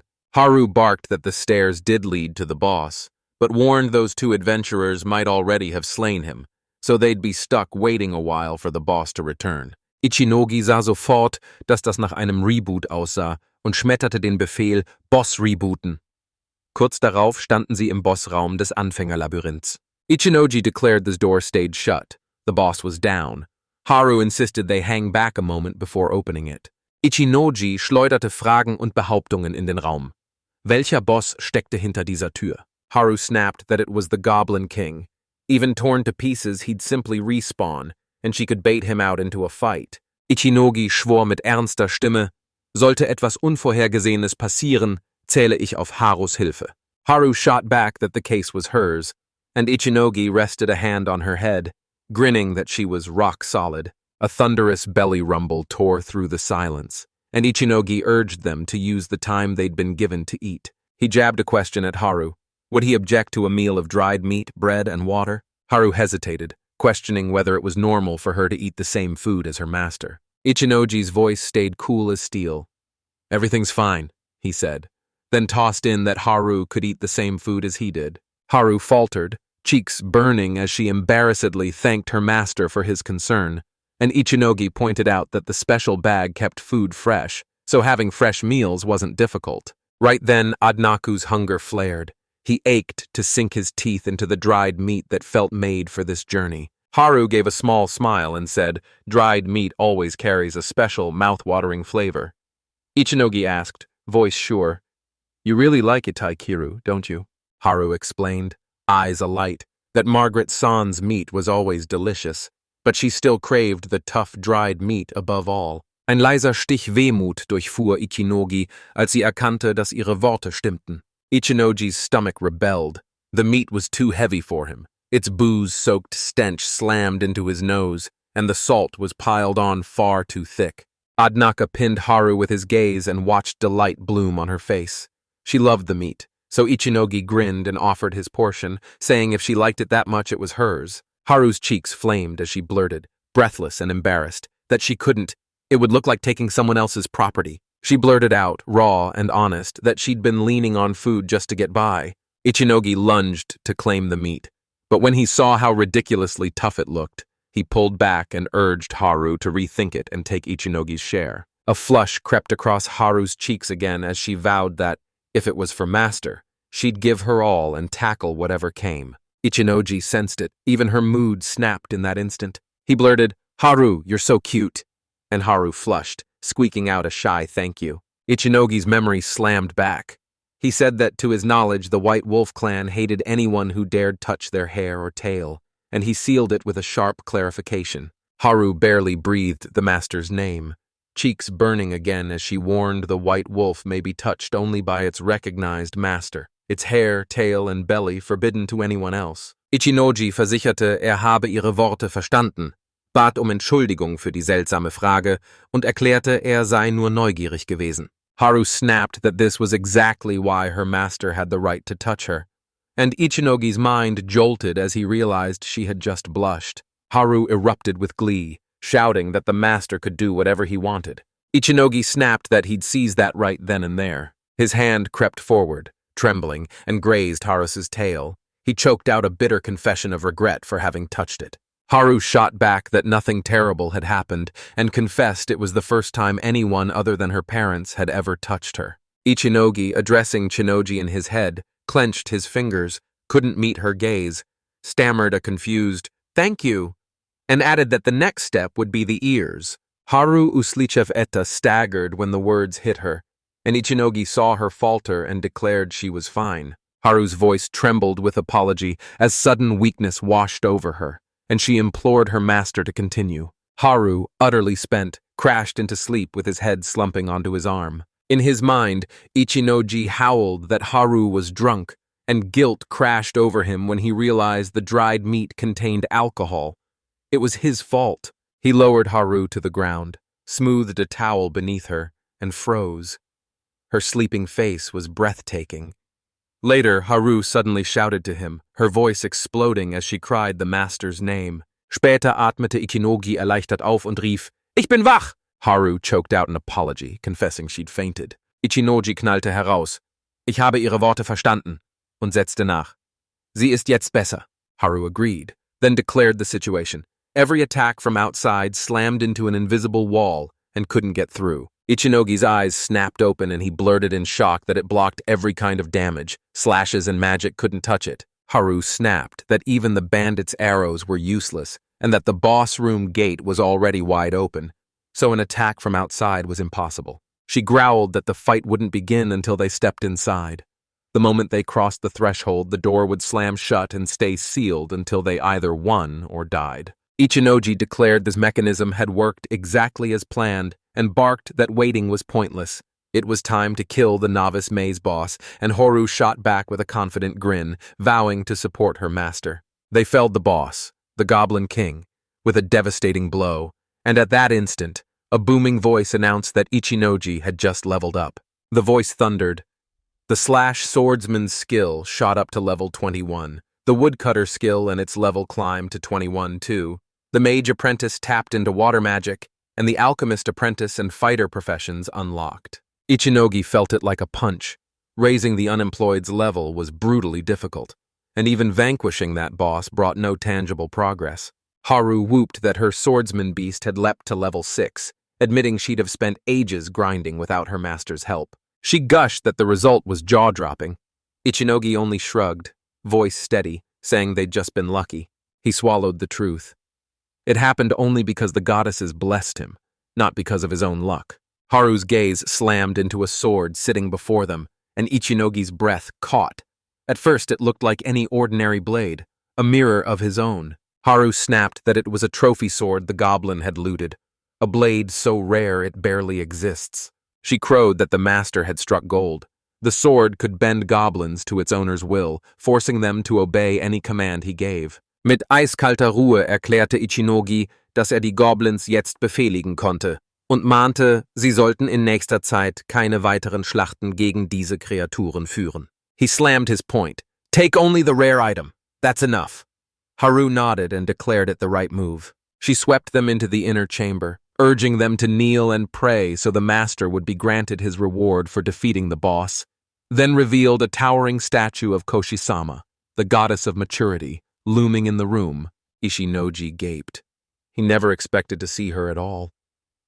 Haru's thoughts snapped into place. Every person who'd arrived here before had met this very goddess. Ichinogi seufzte erschöpft und erinnerte, dass diese Göttin ihm einst einen Segen verliehen hatte, der seinen Erfahrungsgewinn um das 20-fache katapultierte. Dann fragte er, eher bestätigend als neugierig, ob es wirklich eine Göttin gab, die wie ein Kind aussah. Haru revealed there were 2 goddesses who appeared as children, and Ichinogi cut in to say he meant the blonde one, painfully shy. Elsewhere, Torlulu roared about resistance as she crossed off 4, 6, and 8, grinning that she'd won 3 times in a row and blasting out bingo. Haru beamed and declared Torolulu-sama a radiant goddess who embodies carefree leisure and reigns as the patroness of gambling. Ichinoji verkündete, dass jetzt alles glasklar und logisch sei und fügte hinzu, die Belohnung erhalte man, indem man einfach zu dieser Göttin betet. Haru bestätigte seine Worte. Ichinogi dropped to his knees to pray when Kushi materialized before him and said, "We haven't seen each other in a long time." Ichinoji platzte heraus, dass sie sich lange nicht gesehen hatten, und gestand, er sei überglücklich über das zweite Leben, das sie ihm geschenkt hatte. Koshi drawled that everything was fine. She'd only summoned his consciousness here, and Ichinogi shot back that it was probably a double blessing. Koshi snapped that things couldn't stay the same. She owned up that it had been her mistake from the start. She revealed Torlul had been pushed to the brink, and the goddess insisted she had to tell Ichinogi the truth. His unemployed title wasn't a label. It was a full-fledged skill. Ichinogi's voice cracked with raw awe as he shouted that the unemployed skill was phenomenal and unleashed a torrent of thanks to the goddess. Kushi smirked that it was good he liked the skill, then admitted that, in principle, such a power should never have existed. She realized Ichinoji could rewrite people's professions on his own. No goddesses needed, and could pinpoint anyone's level and profession. She proclaimed the skill eclipsed any ordinary blessing. Ichinogi sneered it looked like a total scam. Koshi roared that the violators deserved punishment, and that Ichinogi Chinoji should never have aired it publicly. Then she leaned in and demanded a clear yes. Did he understand everything? Ichinogi gestand, dass ihn eine Frage zum Vertrauen in Menschen quälte und dass sie bereits einer Person anvertraut hatte. Koshi snapped that the whole thing rode on him, that a handful of trusted allies held the secret, and that bragging about it in front of everyone was strictly forbidden. Ichinogi bekräftigte seine Absicht und erklärte, er setze dafür sein eigenes Leben aufs Spiel. Koshi schnaubte, meinte, das Gespräch müsse lange gedauert haben und sie hätten essen sollen. Diesmal vertraute sie ihm. Ichinogi bowed, thanking her for her trust. Koshi smiled and announced that now she'd give him a reward for clearing this stage. She just had to decide what to give this time. And Ichinoji confessed he'd been waiting for this moment for ages, his voice thick with gratitude. The reward wheel spun, flashing a kitchen towel, a skill, an item and armor. Kashi pressed a dart into his palm and said, "You get one shot. Where it lands is your prize." Ichinoji riss die Augen auf und rief ungläubig, "Ich verstehe nicht, warum ausgerechnet ein gewöhnliches Küchentuch zwischen den Auszeichnungen liegt." His pinpoint throw slammed into the spot holding the skill, and a voice boomed that he'd just acquired a new ability. Common language comprehension. Kashi declared the skill let him read and write every tongue in the world. Then, with a rueful shrug, admitted he'd somehow dodged the reward, a kitchen towel, which left her a little disappointed. Ichinogi grasped how indispensable the skill was.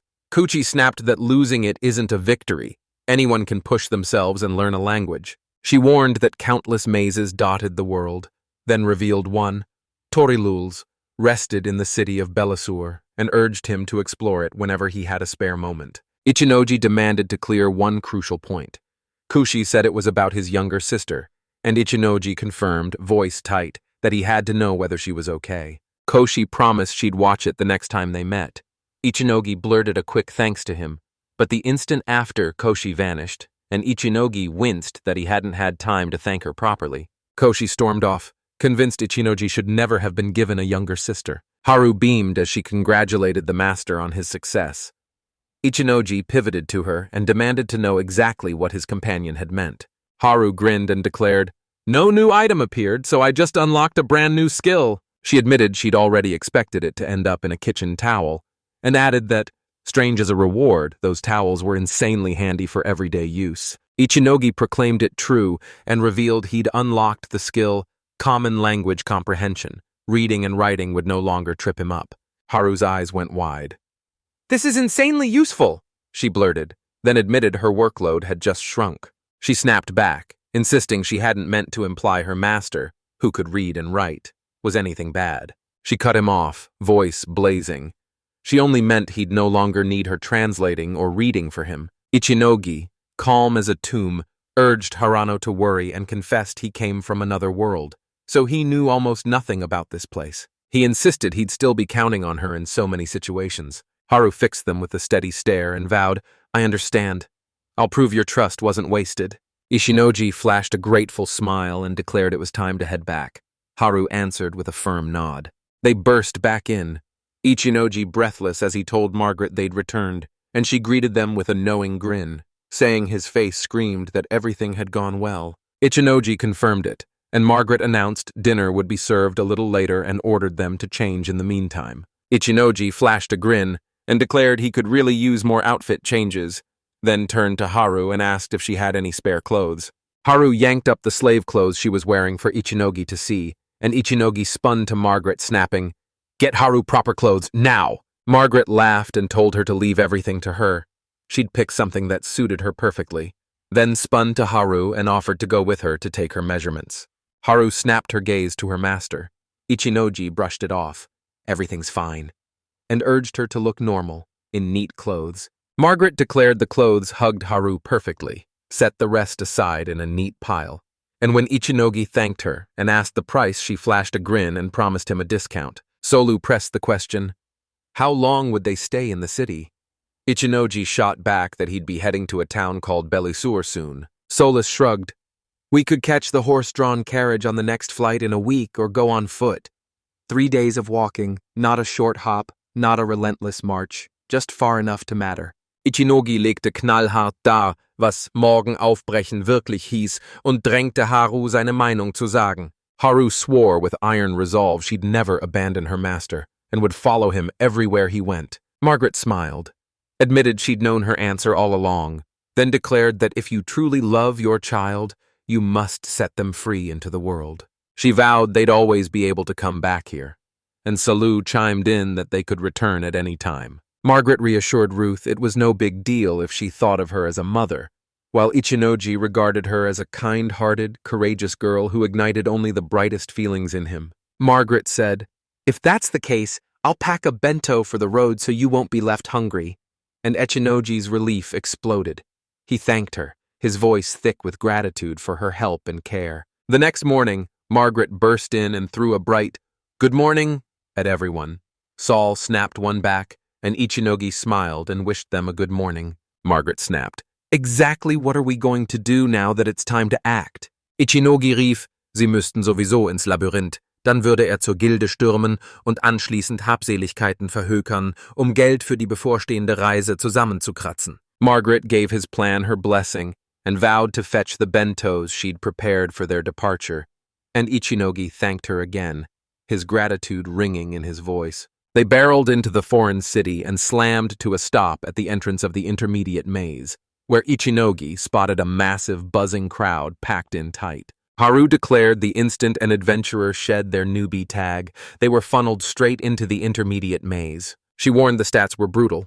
Only about 10% ever make it to the boss's room, and Ichinogi revealed a teleport waiting right there. Haru's voice sliced through the air. "We must reach the 22nd floor first. Only then can we use teleportation." She announced the teleport snaps you straight to the exact spot where the last adventurer stopped. And it can hurl up to 6 people through in one leap. Ichinogi's grin said it all. This was ridiculously convenient. At that moment, 2 adventurers bellowed "newbies" and urged them to head to the intermediate maze together. Unease coiled in Ichinogi as they wondered who'd allowed these people in.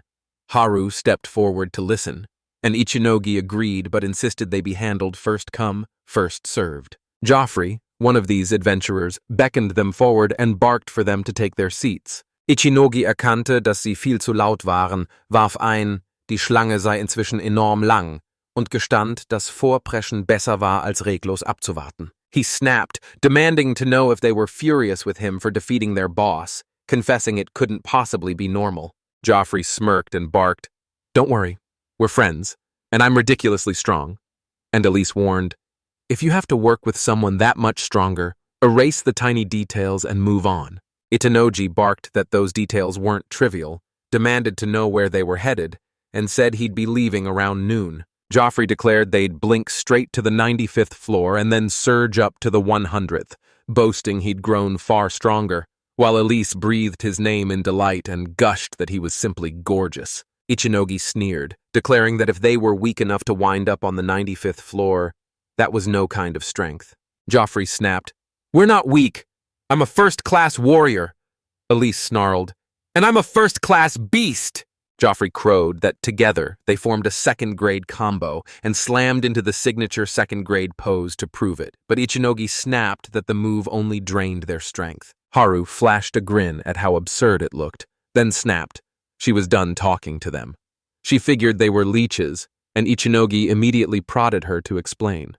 Haru barked that leeches were people who hitched a ride with a group that had already been to the 95th floor and escaped the battlefield, and now this floor had become their new teleportation point. Ichinogi platzte heraus. Damals sahen die aus wie Parasiten, gab zu, dass das wirklich Sinn machte, und bestand darauf, so schnell wie möglich in den Bossraum zu stürmen. Haru snarled that if it was just the two of them, they'd be fine, but bringing those people along would be like signing their own death warrants. They'd have to protect them too. Joffrey grinned and proposed they hit places that matched their level, and Elise nodded sharply, insisting it was vital they stick to the level they occupied. Ichinogi barked, tearing into their mistakes, then urged them to head to a place where they'd actually gain experience. He declared they'd seize a slim chance to dodge instant death and buy a few precious seconds. Joffrey snarled they wouldn't drop right away. Unleash their true power and land the finishing blow on a dying monster, and that force will paint you as the next target, dooming you anyway. Ichinogi bristled, seething that they should have known their move would flip the enemy's aim onto themselves, and he once again decided something was seriously wrong with these people. Joffrey jabbed the ring they'd found and snapped that they had to probe its properties. Ichinogi forced himself to accept it. They were talking about the ring. Haru's gaze snapped to the band and his stomach dropped. It was a wedding ring. Ichinogi smirked, calling the name almost insultingly peaceful for such an item, then dared Haru to say it once more. It struck Ichinogi. She looked like an impossibly cute girl. Haru revealed the engagement ring could fuse several group leaders into a single, 6-person team, a feat normally only the guild could pull off. She declared the rings were forged exclusively for Daijiro-sama, priceless, irreplaceable artifacts. Ichinogi accused those guys of probably stealing them. Joffrey snapped, denying it outright, and Elise exploded with fury, demanding why he'd even imagined such a thing. Joffrey revealed that about 12 years ago they'd marched through the city with Daijiro, and he himself had handed them the rings as a reward. Ichinogi figured even people like them must have been useful once, then snapped that it didn't matter where the ring came from, he was taking it for himself now. Joffrey snapped his agreement, calling it a brilliant idea. Then his voice turned to steel as he warned the ring was far too important to be lost. Ichinogi declared he understood perfectly, then asked Haru to extend his palm. Haru nodded and calmly complied. A cold, undeniable truth slammed into Ichinogi. Haru was the true leader of their group. Relief slammed into him. Fortune had his back. The ring could be reshaped by magic, and it slid onto Haru's finger perfectly. Elise flashed a grin, declared everything ready, and urged us to head out. Joffrey sneered and taunted that he wanted every Noji to pay for it too. The employee barked that you had to pay a fee, and Ichinogi gaped. Teleportation even cost money? They burst into the intermediate maze and landed on the 55th floor. Joffrey warned that on the 56th floor, fish lizards begin to appear, and Elise volunteered to check them out. Ichinogi's jaw tightened as he realized these creatures radiated raw strength. Joffrey sneered that any veteran would laugh them off, but they could spell trouble for his crew. Ichinoji soaked in the lively, buzzing atmosphere. Joffrey barked that the guild kept plastering the boards with requests to exterminate them, and Elise warned a single fish lizard was only F rank. But when they gathered in a pack, they morphed into B-level opponents. Plötzlich durchfuhr Ichinogi die Erkenntnis. Sie hatten ihn und Haru gezwungen, ihnen zu helfen, die Quest abzuschließen. Joffrey grinste und sagte, sie hätten zuerst geplant, den Boss zu töten, bis ihnen einfiel, dass sie stattdessen einfach hierher hätten kommen können. Ichinoji schnauzte sie an, nannte sie Idioten und stellte knallhart klar, dass sie die Belohnung nie kriegen würden, weil sie die Quest nicht einmal angenommen hatten. Haru announced that while their names stayed on the guild rolls, the guild would keep buying their loot and botched missions carried no penalties. Ichinogi exhaled, nodded, and said everything was clear. Joffrey's grin widened. They'd rake in a fortune if they kept the lizard scales intact and sold them. Ichinoji winkte ab. Nicht so schlimm. Doch innerlich brodelte es. Die ganze Sache verwandelte sich für ihn in einen echten Kopfschmerz. Ichinogi spun to Haru and demanded if she'd noticed anything odd. Haru shook her head, nothing out of the ordinary, but warned that a place like this being empty of magical beasts was shockingly rare. Ichinogi's jaw dropped. Haru shrugged and said the deeper people pushed into the maze's floors, the more often they'd run into scenes like this. They reached the stairs to the 56th floor. Ichinogi's voice dropped. No one knew how many monsters might have sprung up while they'd been gone, and Haru snapped, "Don't be careless." Joffrey shoved the responsibility onto Ichinogi and Haru, saying it was on their shoulders now. They were the ones chosen to take over security. A desperate scream ripped up from beneath the floorboards. Ichinogi shouted for Haru, and Haru shot back instantly. "I'm right here!" A hulking lizard, its throat still bulging with the adventurer it had just swallowed, suddenly loomed right in front of them. The monster spun on its heel and stalked off like they weren't even there. Ichinogi froze, convinced they'd slipped by unseen, and Haru's eyes slammed to the scene. They were surrounded by a writhing swarm of tiny lizards. Panic ripped through Joffrey as he shouted. The situation looked bleak. Elise, cool and defiant, snapped back that their number wasn't that large. Haru roared at Ichinogi to unleash his fire magic. The lizards were painfully vulnerable to both flame and water. Ichinogi nodded and unleashed a quick burst of flame with a small fire spell. He barked an urgent order. "Fall back to the 55th floor, now!" Ichinogi spürte, wie die Panik von ihm abrutschte, als die Monster ihnen nicht mehr nachjagten, je höher sie stiegen. Joffrey whooped that his level had shot up. Elise beamed that hers had climbed too. Ichinogi kochte vor Verachtung über ihre viel zu sorglose, leichtfertige Art. Und in seinem Kopf brannte die Frage, welches kolossale Echsenbiest plötzlich vor ihnen aufgetaucht war und den Abenteurer verschlungen hatte, den nicht retten konnte. Haru's tone stayed eerily calm as she declared there was no other way out, guessing the creatures were monstrously strong and bred like wildfire, their sudden arrival the result of a massive influx of monsters. She warned that once the reports landed, the guild would unleash an A-rank adventurer to annihilate the threat. She nodded grimly that those measures were right, but warned that if the lizards kept swarming in the same numbers, the problem would explode, and at that exact moment, Ichinogi spotted a monster clawing up the stairs. The blade cleaved the climbing lizard's skull in an instant, and Haru warned that if the breeding continues, the floor's magic will drain, letting the monsters surge up into the next levels. If they hit the 55th floor, the teleport would spit them up to the surface. Ichinogi bellowed, so everyone heard and slammed down a command. "Race to the guild and report this now." He vowed he and Haru would stay and hold off the monsters. Joffrey whooped and said he'd leave the case to them, grinning that he was just a novice. Lise repeated the same thing. Hinoji snapped, ordering Haru to yank the ring off so they could strike in unison. He bellowed the plan: strike the monsters, then pull back, lock them onto the 56th floor while everyone falls back to the 55th. He barked that as a fighter he could only level up by killing them with his bare hands, and warned them to sprint away the instant another massive lizard appeared. Haru snapped. "Understood," radiating confidence, and Ichinogi barked the order to advance, declaring their mission: power up their levels while thinning the enemy ranks. He declared it was time to grow up.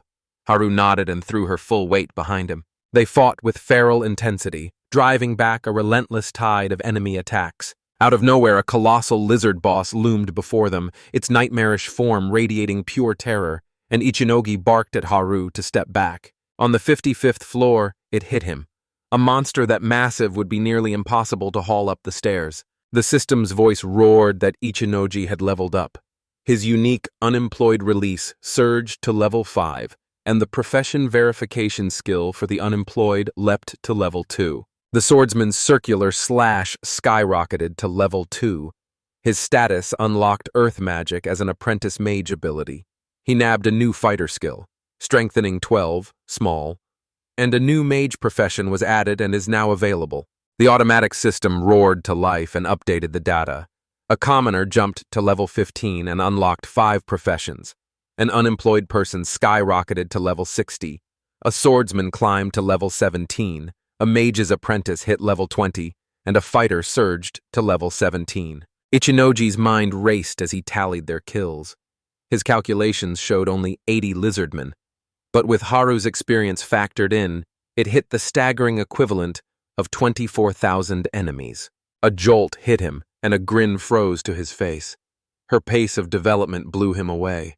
Ichinogi leaned in and asked Haru, "Did you raise your level?" Haru whooped, declaring her swordsman beast profession had skyrocketed to level 6, and she'd just gained a razor-sharp sense of smell. She admitted, just as she'd predicted, that the swordsman beast's stats had exploded into something breathtaking, and she coolly declared she could now pull off that legendary swordsman's feats. She snarled her speed already matched, or flat-out outpaced his, so she'd shrug off every assault even the fastest bandits could throw.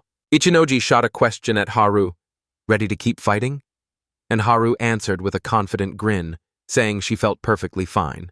Hinoji roared that now they could go for the kill on one of the colossal monsters. They hit the stairs to the 56th floor and watched the enemy close ranks into a tight, seething knot. Ichinogi drängte zuerst zuzuschlagen, zog sofort das Schwert, peitschte einen Hieb und ließ gleich einen kleinen Feuerzauber los. He registered the shot's flawless precision. Haru's cry rang out. This magic's power exploded past anything she'd ever imagined, leaving her breathless. Ichinogi played it off as a tiny spark, but strange forces fanned it until its power swelled into something far greater.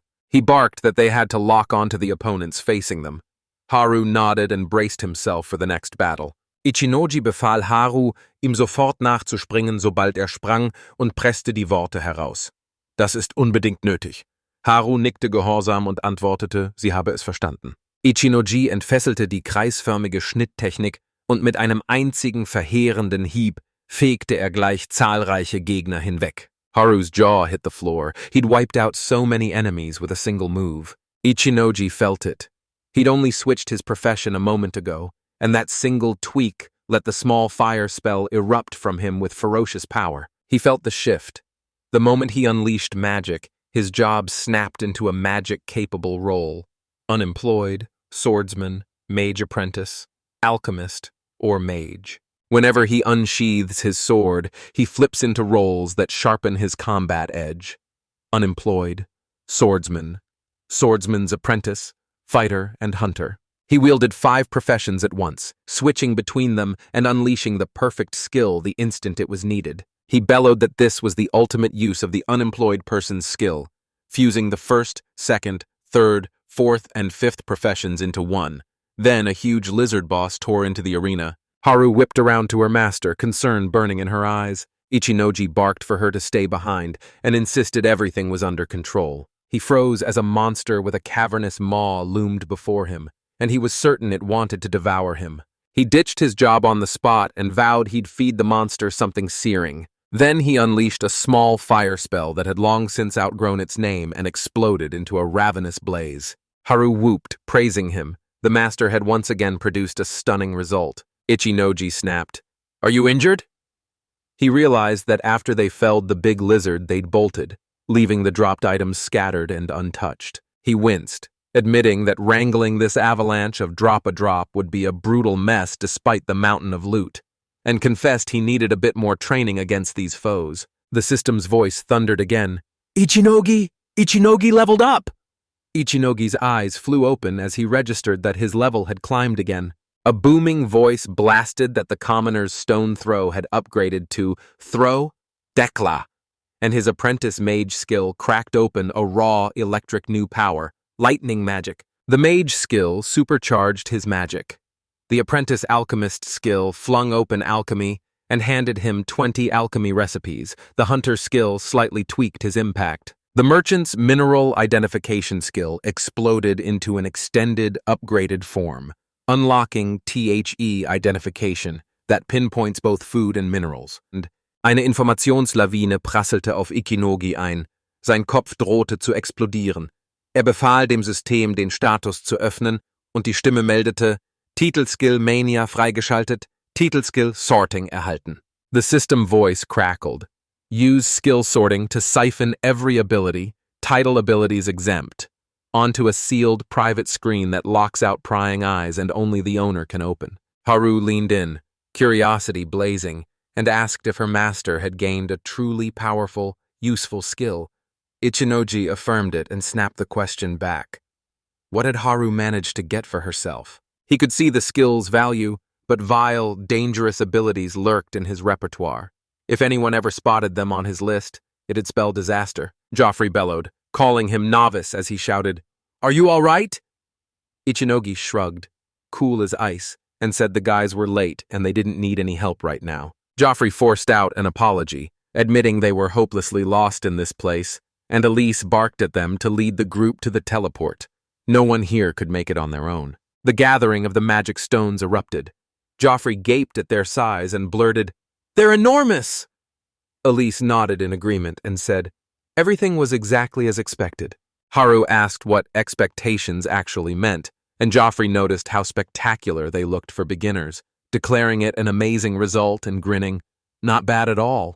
Elise exulted at the turn of events and pointed out that only magic stones and scales remained. Ichinogi riss sie zusammen und erinnerte sie, die offizielle Quest zur Zähmung der Echsenmenschen einzureichen.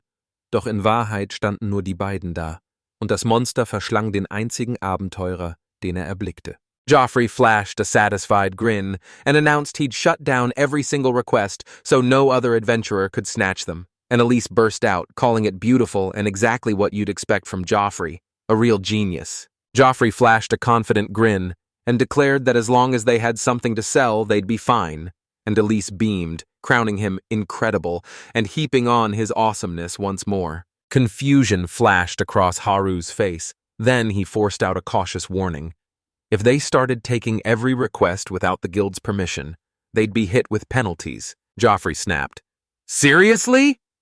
Elise, glued to the loot, swooned over the monster's scales, and irritation flared in Ichinogi. Joffrey was a total idiot. Nine. At the Adventurers Guild, Ichinogi strode up to a clerk and declared he wanted to sell magic stones and materials. Cool as ice, the employee nodded.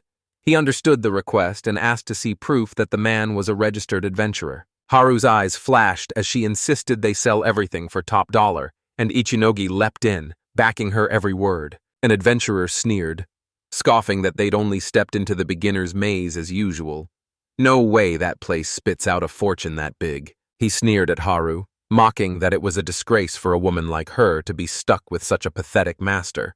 Ichinogi riss Haru jäh am Kopf und fauchte, "Wenn das alles ist, was du sagen wolltest, gibt es nichts weiteres." He soothed her with a soft, "Don't be angry," felt their bond tighten compared to yesterday, and the adventurer, baffled, snapped, "What do you mean by that?"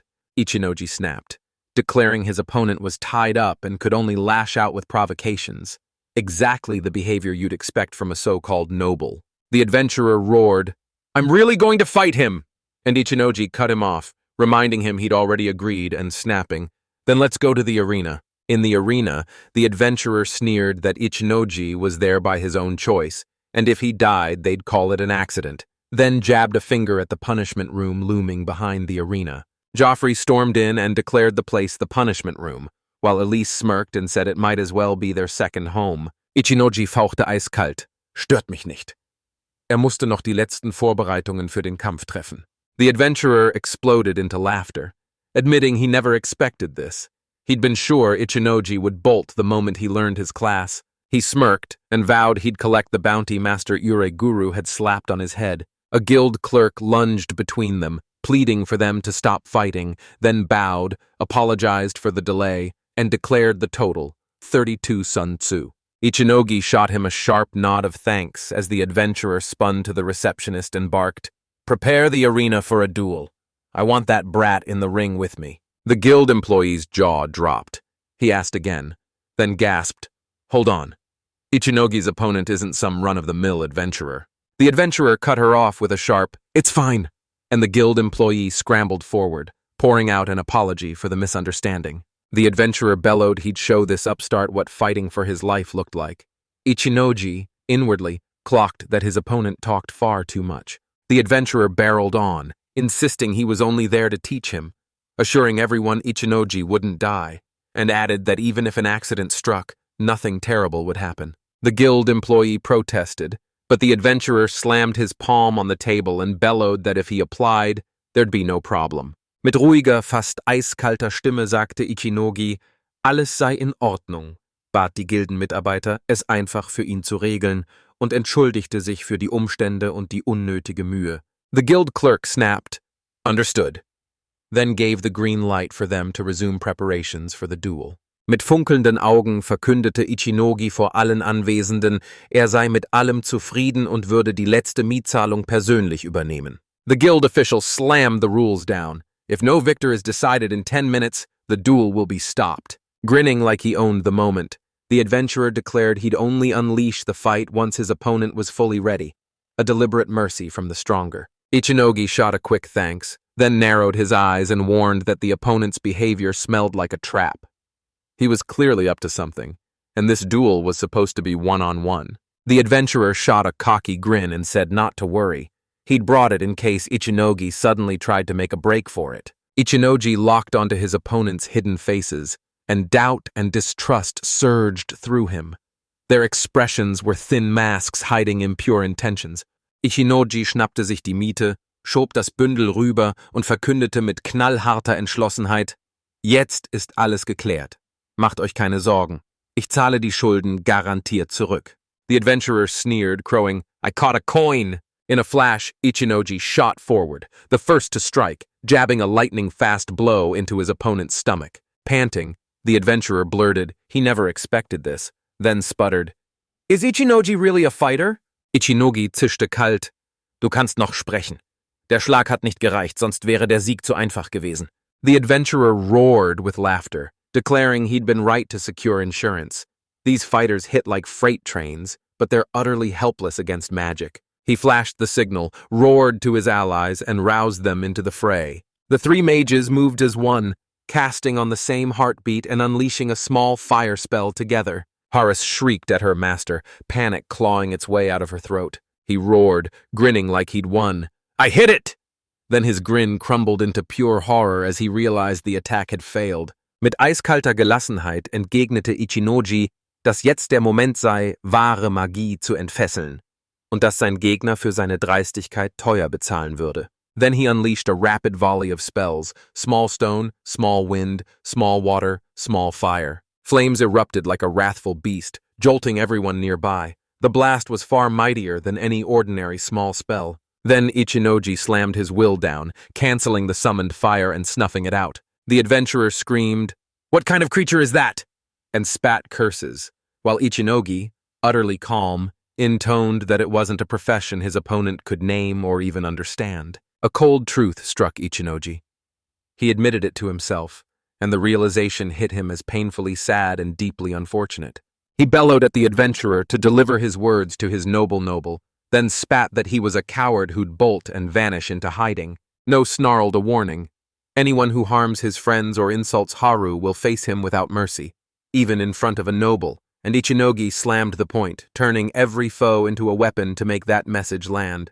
Ichinogi exploded forward, unleashed a savage slash, and cut his opponent's leg clean off. The adventurer let out a raw, blood-curdling scream, terror and agony tearing through him as he cried that his leg had been severed. A guild employee barreled in, bellowing that it was enough and ordering Ichinogi to stop because he was trying to help him. The adventurer clutched his leg, panicked, and screamed about the injury, his cries of pain tearing through the air. Haru whirled to the master and pleaded with him not to shoulder so much. She was frantic with worry for him. Ichinoji schmetterte zurück. Mich belastet nichts. Haru flehte verzweifelt, die Stimme zitternd. Bitte hör mir zu. In his head, Ichinoji realized he'd meant to end on a brighter note, but chasing perfect, overthought execution sapped him dry. He was utterly exhausted. He and Haru unleashed magic in their fights. Rumors spread like wildfire, and the adventurers who'd been baiting them into clashes thinned out fast. Joffrey's jaw dropped. He hadn't expected a newbie's savage strength, and had to admit the man radiated raw power. Elise stood there, awestruck by how incredible Ichinogi was. Joffrey's eyes went wide as he declared the world impossibly vast, and Elise nodded, confirming it really was that enormous. Itanoji warned that in this scenario, he and Haru had to flee the city. If anyone discovered they were leaving Margaret's house, they'd come for her. He urged them to melt into the shadows and wait for the crew to arrive. Haru nodded, steady, and said she understood. The man flung open the carriage and beckoned everyone aboard, declaring he was bound for Bellasora. Ichinogi grabbed a two-person ticket and leaned toward Harui, asking if the crossing would make her seasick. Haru insisted, no, it would be fine. Ichinogi nickte. Verstand sie. Ein nagender Zweifel packte ihn. Konnte die Reise allein umplanen, wo zum ersten Mal in einer Kutsche saß? Joffrey whipped around to the newcomer and boasted they'd torn through hordes of monsters and paid top coin for the loot. A massive win. Elise beamed that even after the fine, they'd still pocketed a hefty profit, and it was wonderful. Joffrey snapped that they'd already spent every last coin they'd earned. Ichinojis Kinn klappte runter, rief, großartig! Doch sein Lächeln erstarrte, als begriff, dass sie schon alles verbraucht hatten. Joffrey grinned and confirmed it. They'd spent every last coin to buy a man, and now they'd ride him into wild new adventures. The lease beamed, declaring we were talking about this magnificent horse. A thought struck Ichinoji. This thing looked more donkey than horse. Then he grinned and declared it was wonderful that they were happy. Joffrey flashed a grin and said if they crossed paths again, they'd have a blast. Elise beamed, calling that another reason to meet up. Ichinogi told them to take care of themselves. Joffrey nodded and snapped. We're leaving. Eliza whirled to the donkey and asked if it had been too naughty, and Joffrey barked for it to clear off. Ichinogi warned Harusad that Joffrey's company felt a touch off, and Haru immediately agreed. A crewman strode down the aisle and called out, beckoning the passengers to take their seats. Margaret sprinted to Ichinogi and Haru and realized they'd only just scraped through. Solo snarled that it was Margaret's slowness that caused it. Margaret gave a small smile and asked if he wanted to say goodbye, but Saul shot back that she still couldn't shake off her old thoughts, and Margaret snapped at him to stop joking. Solu shoved her onward, demanding she pass out what she'd prepared. Margaret thrust the sandwiches into waiting hands, and Solu snapped that there was water too. Ichinoji's gratitude spilled out as he thanked them for their concern, and Margaret beamed, assuring them they were always welcome. Ichinogi versprach, eines Tages wieder hierher zurückzukehren, damit Margaret erneut für sie kochen und sie Souvenirs mitbringen würden. Haru schwor stolz beim Namen des Weißwolf-Stammes, ihre Güte und Fürsorge niemals zu vergessen. Margaret urged them to guard their health and promised they could return any time.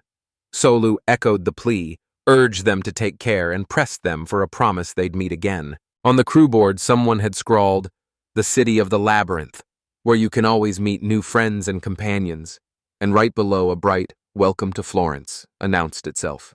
Ichinogi starrte auf die Inschrift. Ein triumphales Lächeln brach über sein Gesicht herein. Er konnte sie lesen. Haru strahlte neben ihm und rief begeistert, wie sehr sie sich darüber freute. They forged ahead, and Ichinogi realized chewing jerky for breakfast was harder than it looked. But it still wasn't a bad choice. His stomach full, he offered Haru a bite, refusing to let her go hungry. Haru snapped his refusal, insisting he'd already fed her enough, then coldly added that she was sorry if her gaze might cause him any trouble. She snapped, eyes scanning the table. Bugs crawled everywhere, and she was hunting them down so they'd never ruin his food. Ichinoji winkte ab. Sei schon satt. Würde nicht zulassen, dass sie hungrig bleibt. A twinge of regret tightened his chest. The dried meat felt like leather, so he braced himself to toss it all away. Haru's eyes went wide, and he blurted, I misunderstood you. Ichinoji flicked his throwing skill into action and hurled a strip of dried meat that plunked perfectly into Haru's open mouth. She choked, cheeks bulging, eyes wide, utterly baffled. Ichinogi zuckte mit den Schultern, versicherte, er habe nur eine neue Fähigkeit ausprobieren wollen und drückte ihr zur Entschuldigung das getrocknete Fleisch in die Hand. Haru's voice shone with gratitude as she thanked him, saying she appreciated it. Ichinogi brushed it off, assuring her everything was fine and there was nothing to worry about. Ichinogi burned to see the other passengers stop caring about their actions, and his mind snapped to how effortless it was to check your status with a single thought. His status exploded onto the screen. Name Ichinogi, race human, class unemployed level 62, fighter level 18, swordsman level 18, squire level 19, hunter level 25. The HUD roared to life. HP 413/413, MP 72/72, stats slammed in, attack 469, defense 410, magic attack 88, magic defense 101, speed 479, luck 66. Clad in cloth armor and leather boots beneath an iron breastplate, he brandished an iron sword.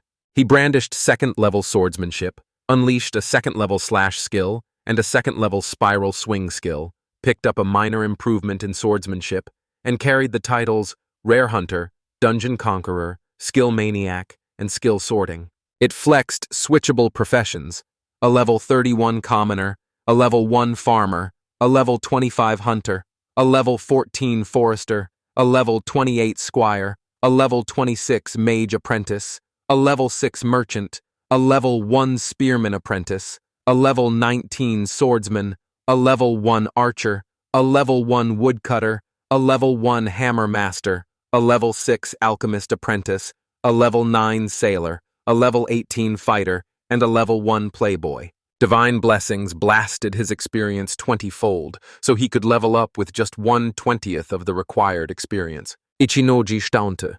So viele Berufe, dass ihn die Auswahl fast umwarf, und das Bewertungssystem war genial praktisch. Es zeigte nicht nur den Beruf, sondern gleich die genauen Voraussetzungen dafür. He reached out, voice raw, asking Haru to place her hand in his. Inwardly, Ichinogi pressed a prayer to the gods for being allowed to live in this world, then sharpened his focus into one mission: find Daijiro and pour out his thanks for everything he'd done. From that moment, he set out to push the unemployment rate among the jobless to its peak. It became his top priority mission. For now, he'd savor this peaceful journey at Haru's side. Cheeks aflame, Haru shot her hand out and murmured that if he wanted, he couldn't let her go. Ichinogi spürte, wie ihre Hand überraschend weich war. Ein wohliges Gefühl durchfuhr sie. Behind his eyes, the cart seethed with a murderous aura that only men could sense. He blurted, "How long till we make it to the city?" Haru's voice sliced through the silence, and he shot back that he'd caught her hint. Haru's voice trembled. It might already be too late. And Ichinogi snapped, "It's never too late." He stared at the card. There wasn't a single spark of adventure in it, and he knew saying that out loud would sound totally absurd. Haru's voice stayed gentle but iron true as she told him, her master, that even he couldn't bring the dead back. She didn't believe they could return to their world. Die Überraschung traf Ichinogi wie ein Schlag. Haru snarled that someone had been attacked by monsters. Human blood stung her nose and a strong monster trail led away. Ein eisiger Blitz durchfuhr Ichinogi. Jemand steuerte die Monster wie Marionetten. Haru jabbed a finger at him, reminding him he'd already said that, then snapped, "So what do we do?" Ichinogi verkündete, alles sei entschieden und jetzt müsse man gehen. Das war ihre Haltestelle. Er bedankte sich beim Fahrer für die Fahrt und der Mann rief ihnen noch zu, "Passt auf euch auf!" Ichinogi and Haru plunged deeper into the forest. Haru cried to her master that the metallic scent of blood was swelling, and moments later they found monsters slaughtering people. Haru barked at them to hold back. This was too dangerous to charge in. Ichinogi fauchte. Er begriff nicht, weshalb sich all diese Monster hier versammelt hatten. Egal warum, wir würden sie trotzdem zur Strecke bringen. He barked, "Haruto, you handle the wolves, I'll take the bears." Ichinogi streckte einen Bären nach dem anderen nieder. Sein Können messerscharf, seine Entschlossenheit eiskalt. Then, several bears tore their eyes from him and began frantically clawing into the earth. Confusion slammed into Ichinogi. What was wrong with them? And why were they suddenly ignoring him while clawing frantically at the earth? It hit him. They were clawing their way down towards something buried deep beneath the earth. Ichinogi shoved that aside. Enemies lurked inches away, and none of them could afford to turn their backs. He ditched his old trade, switched into a mage, conjured a roaring column of fire, and stood poised to unleash magic. Haru exploded forward and sliced the bear down, killing it in the nick of time as it lunged to attack Ichinoji from behind. She forced out an apology, confessing that fear for her master's safety hurled her into action without waiting for his command. Ichinoji shot back that she'd done the right thing. She'd saved him, and gratitude flooded him. Haru confessed she was happy to be useful. A sharp system chime declared a level up. The mage's water magic surged to level 2, and the swordsman unlocked dual weapon proficiency. Sorrow slammed into Haru. They'd won, but not a single person had been saved. Ichinoji snapped that they still had a shot to save at least one person.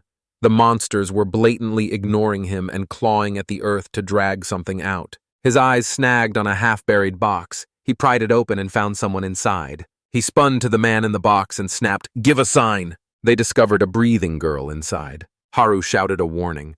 A new wave of monsters was coming, a lot of them, and they were following the main road on the right, skirting just off to the side. Ichinogi insisted they should be ready. Haru answered coolly that she had no problem. Ichinogi spun to the man in the box, shouting that another pack of monsters was closing in and begging him to stay put while they took them out. She shrieked, demanding to be released this instant, or it would be too late. Ichinoji felt it like a punch to the gut.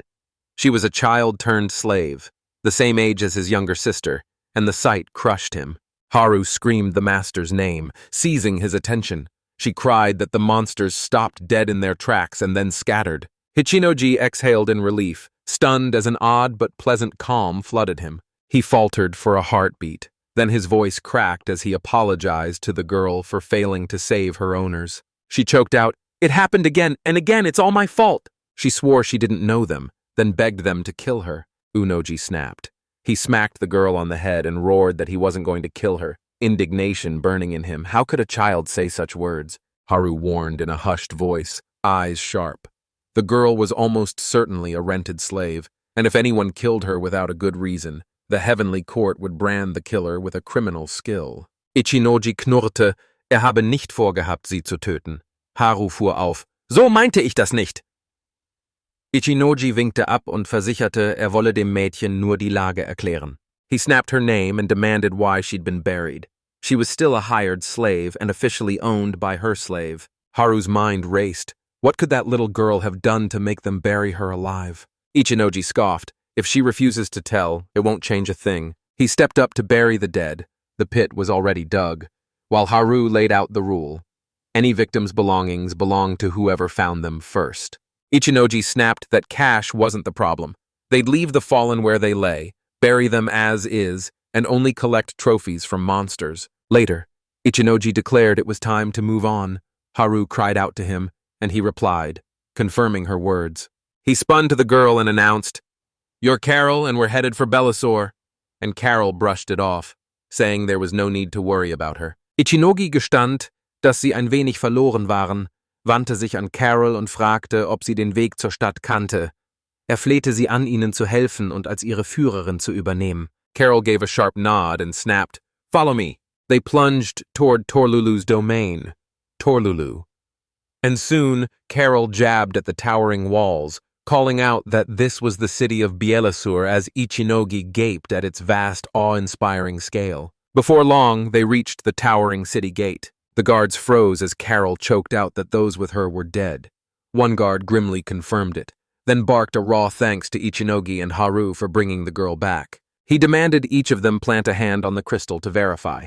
They burst into the city's central square, and Ichinogi's voice cut through the bustle as he asked aloud about slaves that could be rented. He realized those slaves were shackled to their masters for only a set time, and he wondered if they could break free. Haru shot back that slavers shut down every escape and snuff out any suicide attempt, leaving their victims with one awful choice: beg someone else to end their life. Ichinogi smirked, calculating that killing would be no hurdle. He could just change his profession afterward. He knew the moment he flipped his unemployed status, he'd be sealed into one profession forever. So he had to pick his targets with surgical precision and only take out criminals. When the dust settled, he realized he couldn't shake his stubborn, peculiar band of unemployed. So the words, "I quit my job" would mean nothing to him. He snapped. They had to deliver Carol to the slaver. As they hurried off, Haru jabbed a finger at the statue of Torilulu. Prayers rose beside Ichinoji. Haru said a man once stepped forward and offered a simple, ritual-free prayer to the goddess, and the church granted him permission.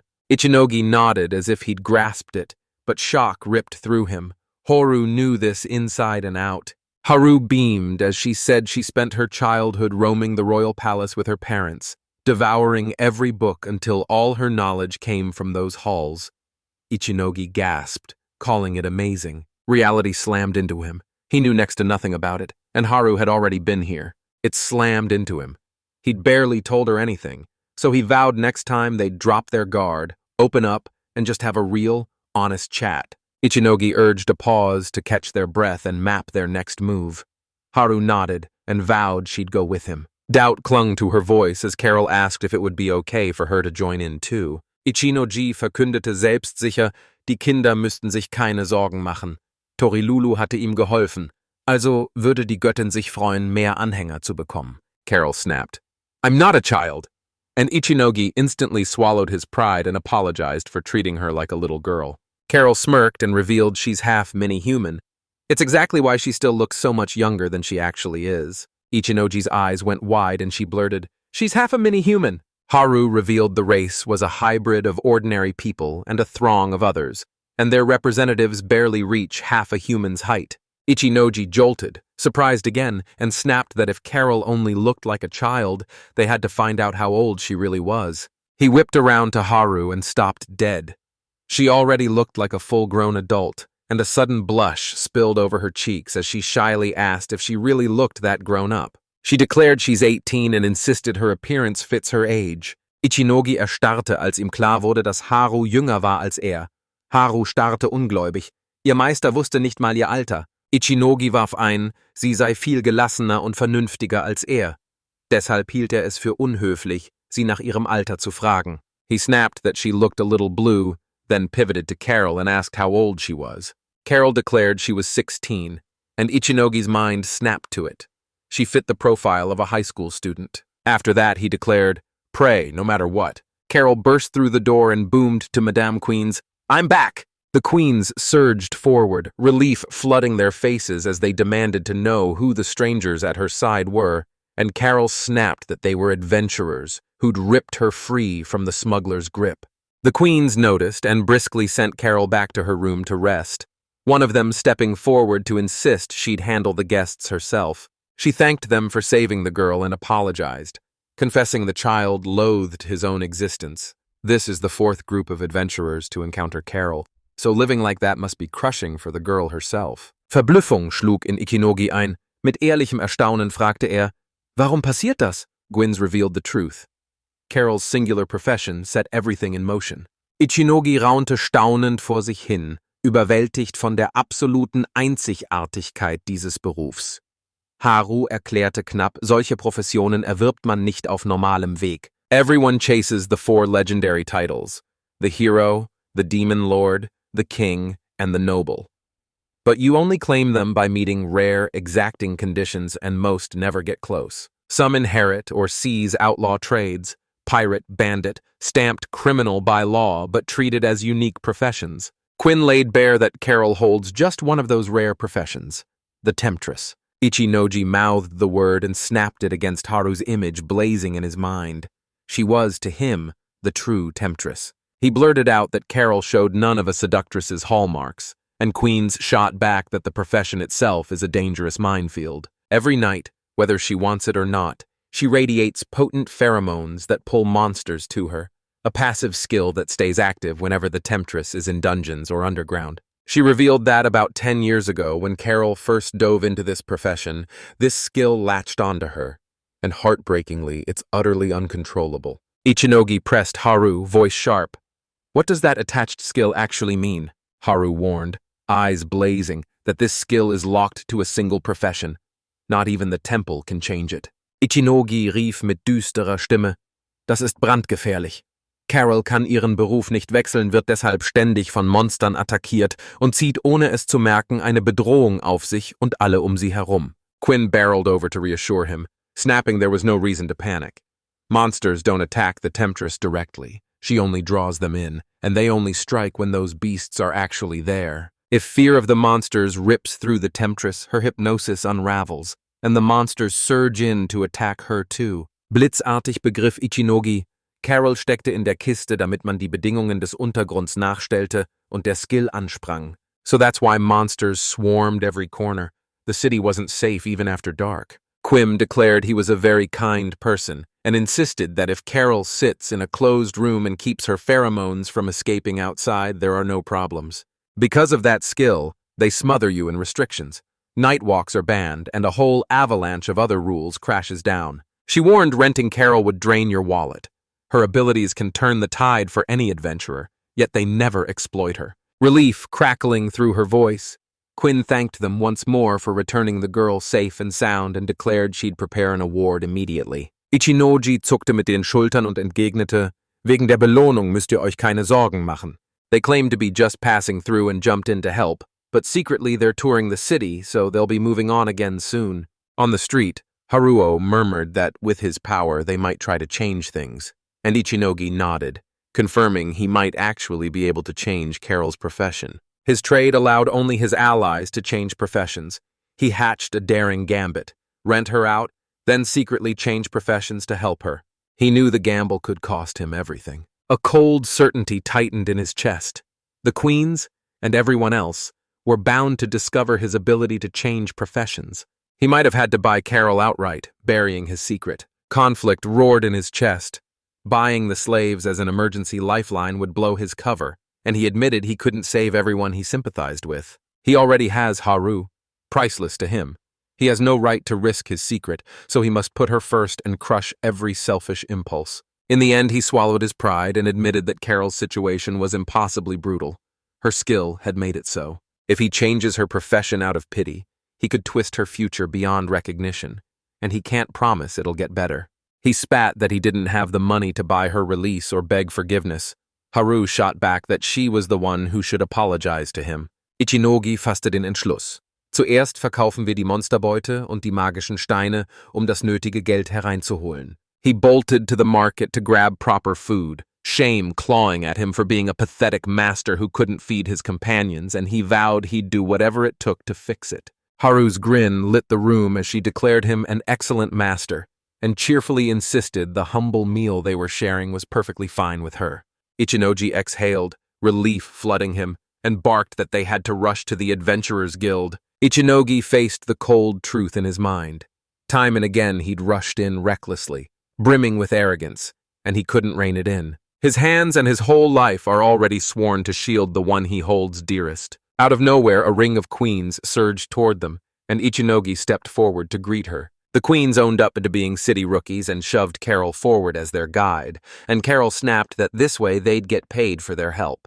Shinoji grinned, beckoned Carol to lead them through town, and called out that she wears a dress in the city. Carol blurted it was only an accident. She'd rented a special outfit, not her usual clothes. She stepped up to guide them, yet a sharp suspicion flared. Were they a slave and a master? Ichinogi rushed to explain that wasn't the case. Haru blushed and stared at him in surprise, but he assured her she shouldn't be surprised. She's his cherished companion, someone he truly treasures. It hit Carol like a spark. Heat flooded her cheeks, and she echoed, I understand. She tossed out a quick excuse and snapped right back into leading them. Carol snapped a warning. They mustn't go through the gambling zone's alleys. It would only spark trouble and could be dangerous. She urged us to bunk down at the nearby tavern that doubles as an inn, and swore the guild on the corner was as safe as a fortress. Garel revealed the city-hid dungeons and dared them to ask if they wanted to learn more about the fuck. Ichinogi stand da, von Carols Wissen überwältigt. Das Mädchen lächelte und sagte, dass sie nachts im Schein des Mondes allein Bücher verschlang und sich im Selbststudium bildete. Ichinogi riss die Augen auf und schoss die Frage heraus, warum benutzt du in deinem Zimmer keine Kerze oder Lampe? Carol snarled that slaves are normally barred from lamps and candles, so the mere fact she's allowed to read is already a rare act of mercy. Ein kalter Gedanke schnitt durch Ichinogi. Diese Welt ist grausam. Ließ ein bitteres Lachen los. Garel barked, What happened? Then scoffed, I'm stunned anyone would choose a career as a playboy. Carol inched forward, voice a whisper. probing whether that passerby's trade looked familiar. Itanoji's voice hitched as he admitted he'd only noticed after a single glance, even though he'd been firing off his special unemployed skill the whole time. Carol snapped that playboys spend most of their time in casinos, and Ichinogi's eyes widened.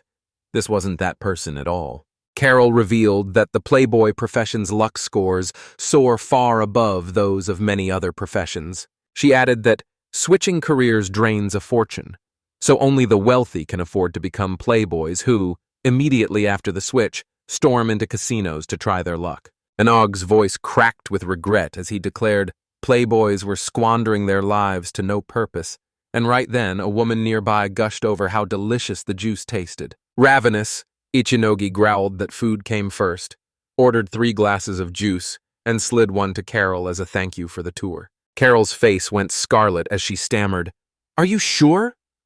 Ichinogi's jaw clenched and he refused.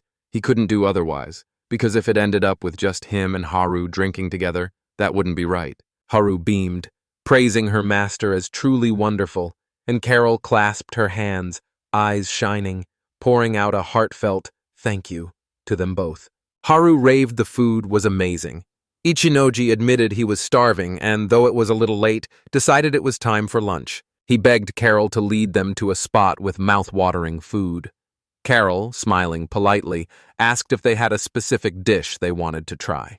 Relief crashed over Ichinoji. He'd made it while the place lay empty and calm, and Haru matched his relief with a nod. Ichinogi sagte, es rief die Erinnerung an den Anfang ihrer gemeinsamen Abenteuer mit Haru wach. She shot back that slaves were expected to live like this, and to them, these conditions were simply normal.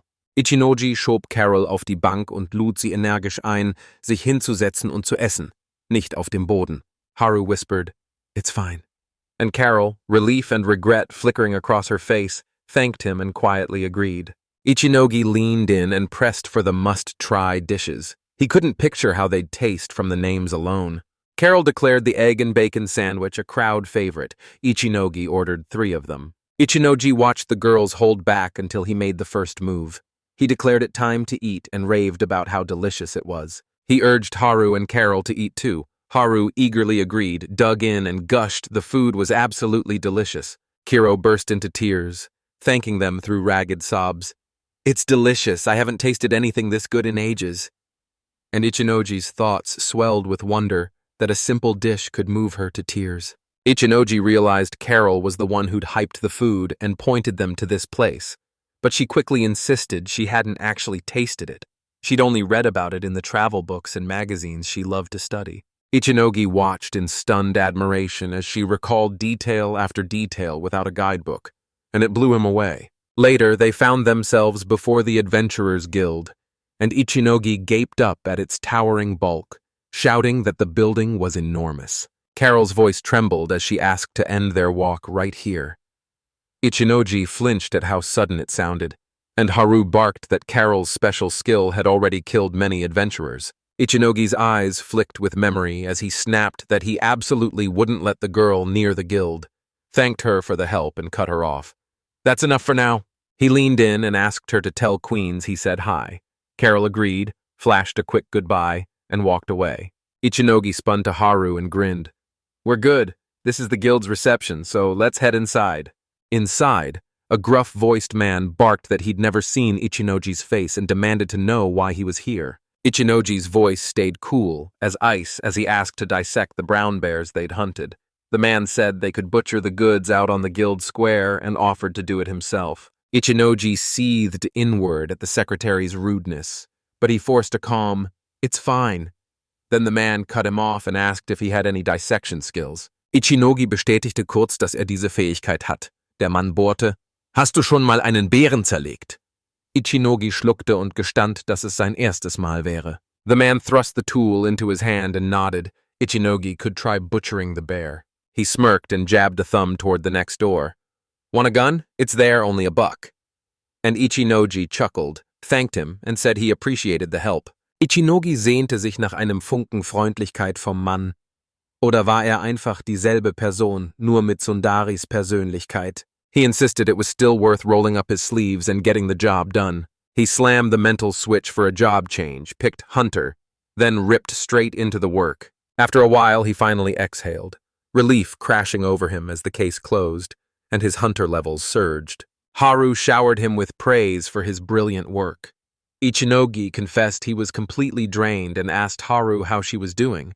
Haru said she was tired too.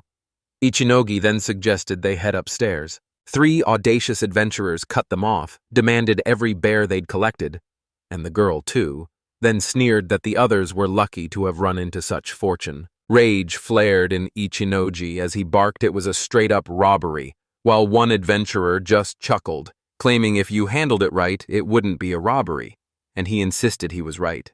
Ichinogi sneered inwardly, branding them idiots, then implored Haru to stop so she wouldn't interfere. He clocked that the thieves had no clue about real self-defense, so he schooled them with a hands-on lesson they wouldn't forget. He praised how deftly they'd hauled the dead bear carcasses, then reported them to the guild and probed whether they'd committed any other crimes. When the trial ended, he snarled at the 3 adventurers to never pull a stunt like that again and to hunt down everything themselves. They hung their heads, muttered "boss," and apologized. The guildman crunched the numbers and declared that, after dissecting the figures, the total came to 9,800 cents. Haru's grin widened. At the average price, this would be more than enough. Ichinogi's mind snapped to one brutal question. Were they really trying to steal for such a measly sum? He handed the tool back with a relieved grin, thanked them for helping, and said it had made dealing with the bears so much easier. The man from the guild urged them, "If you secure the reward, swing by the gun shop and hunt for a stronger weapon." Ichinogi felt his blade jam in the bears' bodies during the fight, and a cold doubt bit him. Did he need a new sword? And should he buy Haru a new weapon too? He thundered they'd go there for real, and the man nodded, adding that if they found anything else, they could come back inside. Ichinogi hob den Blick zum Himmel, sah, wie die Sonne schon versank und die Nacht hereinbrach, als Haru ihn fragte, "Denkst du an Carol?" Ichinogi knurrte, dass fieberhaft darüber nachdachte, wohin sie gehen sollten, damit sie sich nicht im Dunkeln im Kreis verlieren müssten. He noticed Haru stayed glued to his side and a grin burst across his face. He suggested she was probably just nervous since they were in a brand new city. Ichinogi pochte darauf, jetzt die Waffen anzusehen und verkündete, wolle eine Bärenklaue und ein neues Schwert kaufen. He sized up the massive steel sword and realized that, despite its bulk, it would be easier to wield. He shot the question at her. Had Haru looked for anything just for herself? Haru shook her head and said she hadn't chosen a thing. Ichinogi sized Haru up. Clad in light armor and built for speed, a dagger or short sword would suit him perfectly. He beckoned her to stride along the weapons display. His gaze zeroed in on the weapon called Dragon Fang. Haru, cheeks flaming with embarrassment, swallowed her words and stayed silent. The seller stepped forward, offered to try yanking a weapon free, and swore the sword was forged from a fire dragon's fang. The blade transformed any physical strike into a magic attack that burst into roaring flames, letting swordsmen dominate the fight from afar. The seller leaned in, grinning, and promised that if the owner mastered control, the blade could set bonfires ablaze. He even dared the buyer to try it out. Ichinogi yanked his sword free, and flames suddenly roared to life along the blade. Convinced, he insisted, "Then take 1 copy." He shoved the weapon into Haru's hands and said to use it. Battle is a blind storm, and someday this blade will prove its worth. Haru dropped to one knee, gratitude blazing in her eyes, and swore she'd never let her weapons go. Ichinogi leaned in and asked if Haru wanted any other equipment. Haru shook her head, taking extra gear might drag her down in battle. Ichinogi locked onto robes crafted for adventurous travelers. He whooped that their backs were wide enough to shoulder a giant backpack, then laughed. The robe was still ridiculously large, and he joked they could even wear it together. Haru insisted the robe was perfect for her master, then dove behind it and stammered a terrified apology. She blurted an apology and barked for him to pretend she wasn't there, sending Ichinogi reeling as his mind scrambled to piece together what had just happened. Right then, the seller blasted a booming welcome to the new customers. 2 men stormed into the shop. OL swept the room with disdain and sneered, "This is what a commoner's weapon shop looks like," he sneered. Were they seriously calling this ramshackle shop Belissary's favorite? The butler bowed and said, "It is," and that was the only answer he'd ever give. Ichinogi shouted his whole name inside his head, every syllable landing like a thunderclap. He sneered that not a single sword would fit him. The butler inclined his head and said, "Not every blade is fit for a noble lord like his." O.L. insisted he needed a blacksmith to forge a custom sword just for him. He flashed a grin, declared the shop not bad, and offered to become its patron, an enormous boon for the shop owner. The salesman sank into a deep bow, lavished the nobleman with warm thanks, and echoed his words of appreciation. When they left, he let out a long, relieved breath and said it was a blessing nothing happened. He'd already been rehearsing exactly how he'd act without the boss around. He admitted nobles are dangerously fickle, always a source of fear. Ichinogi whirled to Haru and shot back, "What do you mean, this is the right person?" Haru snapped that those were the noblemen trying to buy her, then admitted she'd slipped beneath her master's robe to spare him any trouble. Ichinogi told Haruna to hide shyly beneath her robes, then rushed to insist he'd meant something else. He didn't want her tangled up in worry. He grabbed her shoulder and vowed, "Stay cool. If anything happens, I'll be fine and I'll protect you." Ichinogi swore he wouldn't let her be harmed. Haru, trembling, breathed her agreement and, voice quaking, called him master once more. The wolf stepped up and volunteered to scrub her master's back, and he nodded his consent. Ichinojo's eyes snagged on the girl's brand-new dress. She thanked him. He pushed forward, declaring he wanted to talk to Haru and asking if she was okay with it. The wolf just shrugged and said she didn't mind. He blurted out that he'd come from Japan, that his parents had died, that he was living with his sister, and that he'd been injured while looking for a job. Then he met the goddess. Ein Geistesblitz traf Ichinojo. Hatte von seinem Segen erzählt und sein Werk enthüllt. Haru stand sichtlich überrascht da. She froze when the panel lay bare, and his stomach dropped as he realized no one knew he was unemployed. Wolf snarled that his hunger for mastery could have driven him to conceal his work, and the guy, voice trembling, hesitantly warned she would be shocked by the truth. He blurted that he had the 62nd level of unemployed, and that this was his job. When her face froze in shock, he leaned in and shot, "Doesn't that seem improbable?" Haru vowed she'd always believe him, and Hiro choked out a trembling "thank you." The wolf realized the unemployed class couldn't raise his stats, but grinned when he discovered he could wield both swordsman and priest skills. Ichinojo warned that trick only works up to level 19. He declared that once you hit level 20 and above, a whole roster of different skills opens up. He demonstrated he could reposition his companion exactly like that. Ichinojo said this was only for trusted ears, so he confided in Haru because she means everything to him, and Haru beamed. He kept insisting she was everything to him, and the wolf snarled she would never betray his secret to anyone. The girl blurted that she too has something to reveal. Haru dropped the bomb. 14 years ago, a savage war flared between humans and demons, and the White Wolf clan bows only to the strongest. The clan ripped itself in two. Half rallied behind the hero, half swore loyalty to the demon lord, and her father landed in that second camp. He realized her father had sworn himself to the demon lord. The wolf snarled that after a savage clash the lord fell. The court's hammer fell. Haru's father was executed, and his mother was condemned to spend the rest of her life behind bars. The girl had been sold into slavery a year ago. Ichinojo snapped, "Are you all right?" And the wolf answered with a calm, steady, "Yes." She confessed Matthias had bought her to snare the hero's attention, and afterward she ran straight into the nobleman Ulage. Haru explained that the Baron's backing had ignited a scramble for anyone who could clear the initial dungeon, and she joined them in the hunt. The wolf's eyes flared at the brush promised as the cleaning reward. The hero mentally shrugged and filed that tidbit away as useless. She blurted that the nobles planned to buy her out later, and Hauer flatly refused. Then, the travelers stopped hiring her, and the nobles bribed the guild with a huge sum and spirited her away. Electric with excitement, she burst out, "Who am I to you, master?" Ichinojo blurted she was beautiful and craved to hug her tail. When he felt the room stiffen, he confessed that Haru had become important to him. The wolf's voice cracked, tears streaking its muzzle as it reminded her she'd once served and respected the demon lord. She asked, trembling, if someone like her could really serve the master. He sneered, swearing the demon lord meant nothing and everyone's words bounced off him. He swept her into an embrace, declared the past was behind them, and murmured that she was beautiful. Tears exploded from Haru as she crashed into the boy's shoulder, burying her face and gasping, "I'm so happy." The wolf proclaimed, It's a blessing that she can serve a master like this. And the hero beamed, I'm glad to meet you all too. They thanked each other.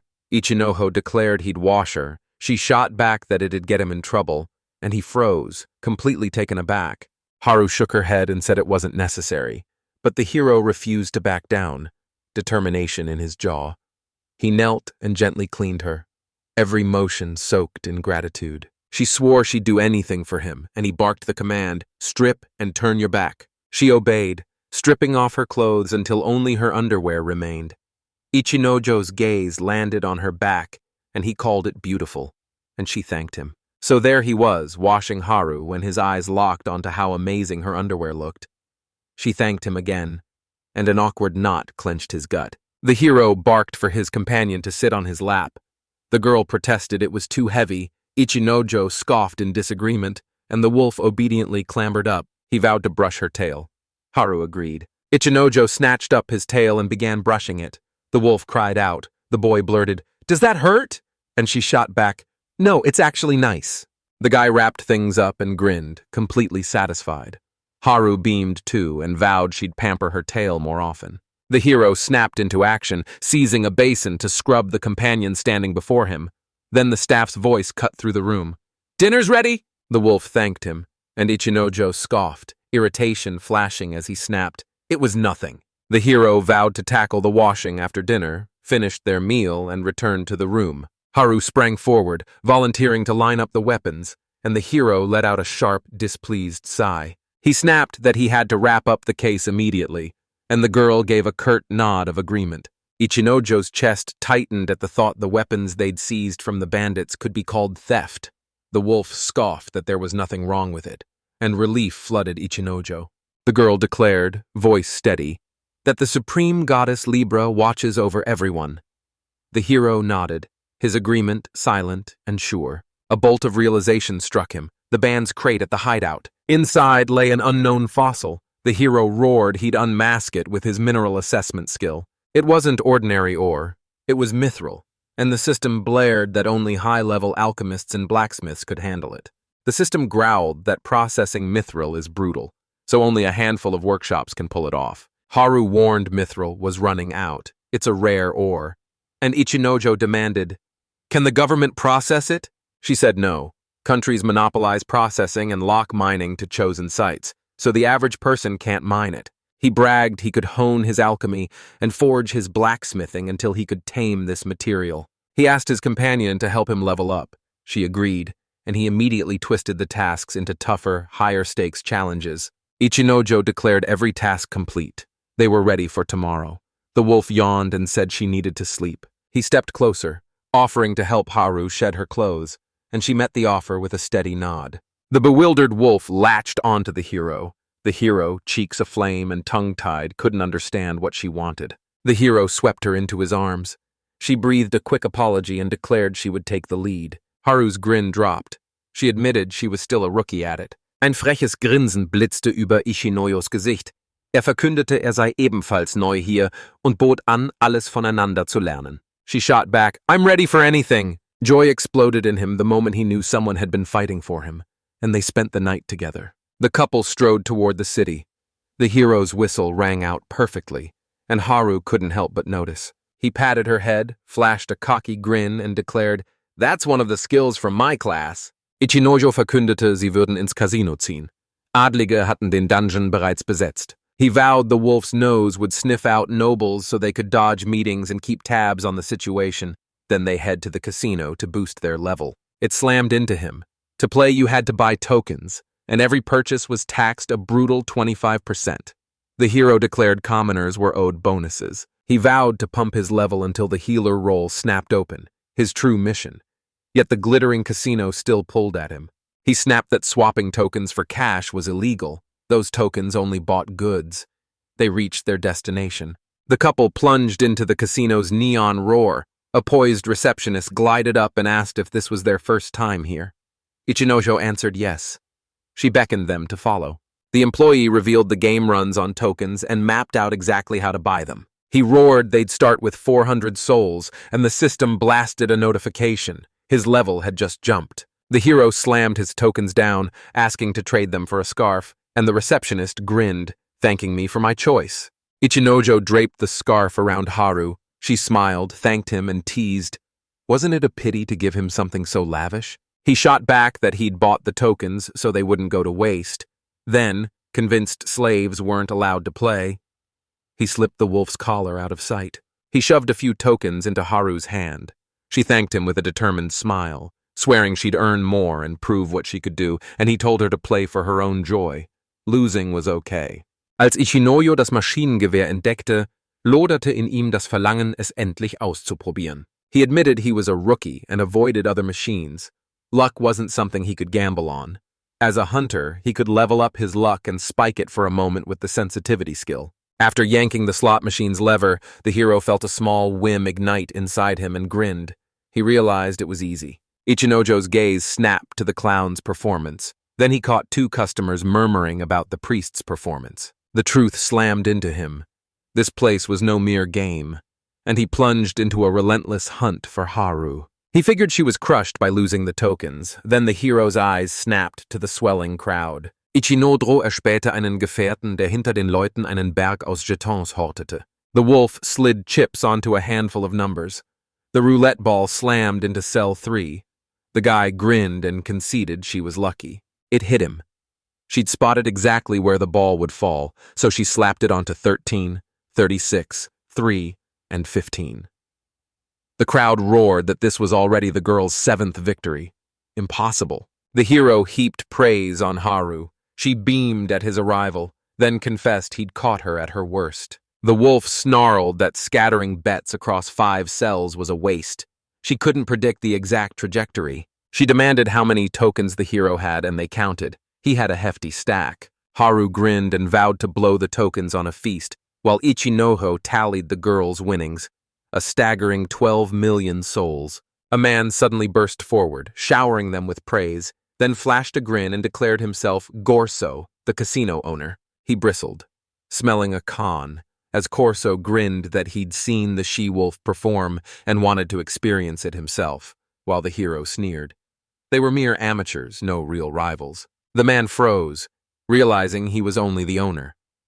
Ichinojo spotted that he held a player position at level 39, and he couldn't fathom what the casino owner was plotting.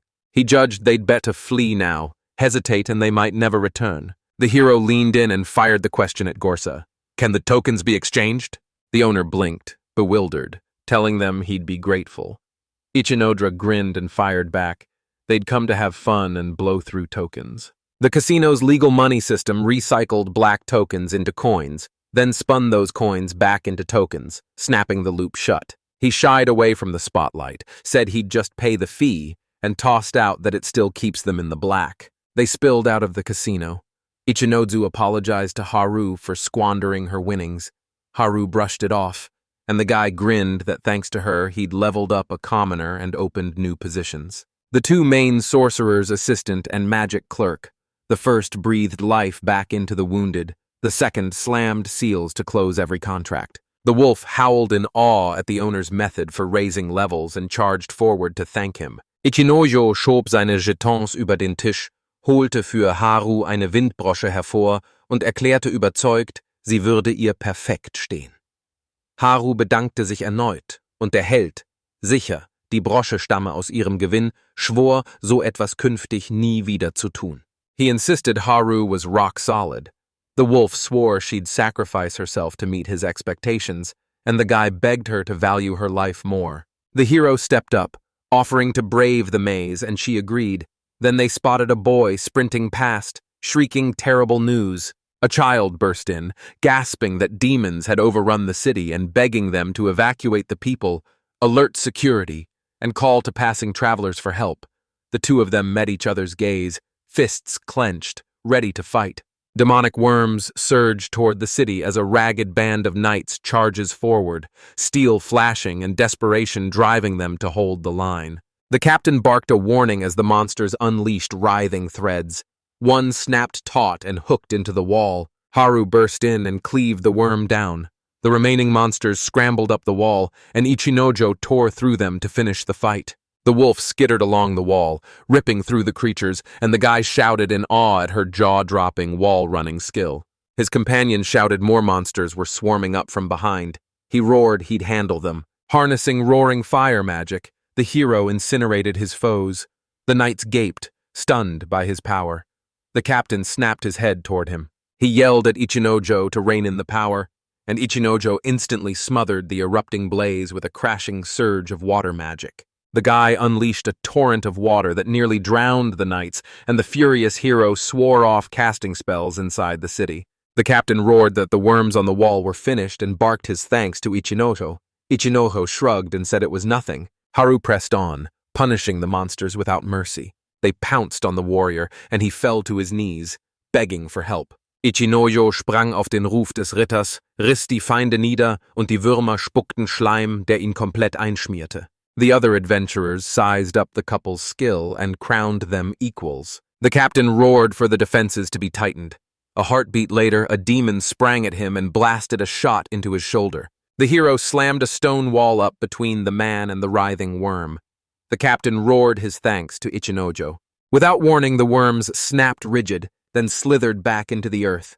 He demanded to know what had happened, and the captain shook his head, admitted he didn't know, and warned that these monsters never just left their nests. The system blared that the hero had gained the small treatment skill and awakened Havit's fighter ability. Pain seared from the captain's wound. Ichinojo snapped into action and poured his healing into it. The wound on the man's arm had sealed, and he grimly realized the cure didn't act instantly, making it impractical to use in the heat of battle.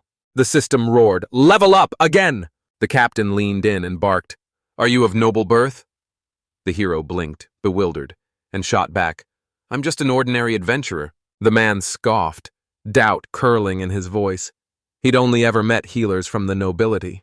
Just then, Haru barreled over, breathless, asking if the owner was okay. The guy snapped that everything was fine and tossed the same question back at her. The wolf said the brooch had kept anyone from striking her. The hero grimaced, pointing out their clothes were slick with monster slime. Spotting the empty barrel, Ichinojo wrenched water from roaring flames. He ladled steaming water into a container. The guy announced the bath was ready, and Haru admired his skill. The couple splashed water on their faces, and other adventurers surged forward, clamoring to wash too since Joe had allowed it. The captain shouted that because everyone had pulled together, every single person was saved, and they'd fetch Wormtail and the award later. The hero demanded what it was. Haru grinned and said, "It's the silk-like threads worms secrete.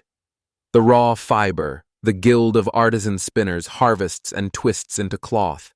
Ichinojo musste zugeben, ohne den Wolf hätte niemals eine Trophäe gewonnen. He squeezed her hand, thanked her for being on his team, and she shrugged with a grin and said it wasn't a problem. Questions burned in him.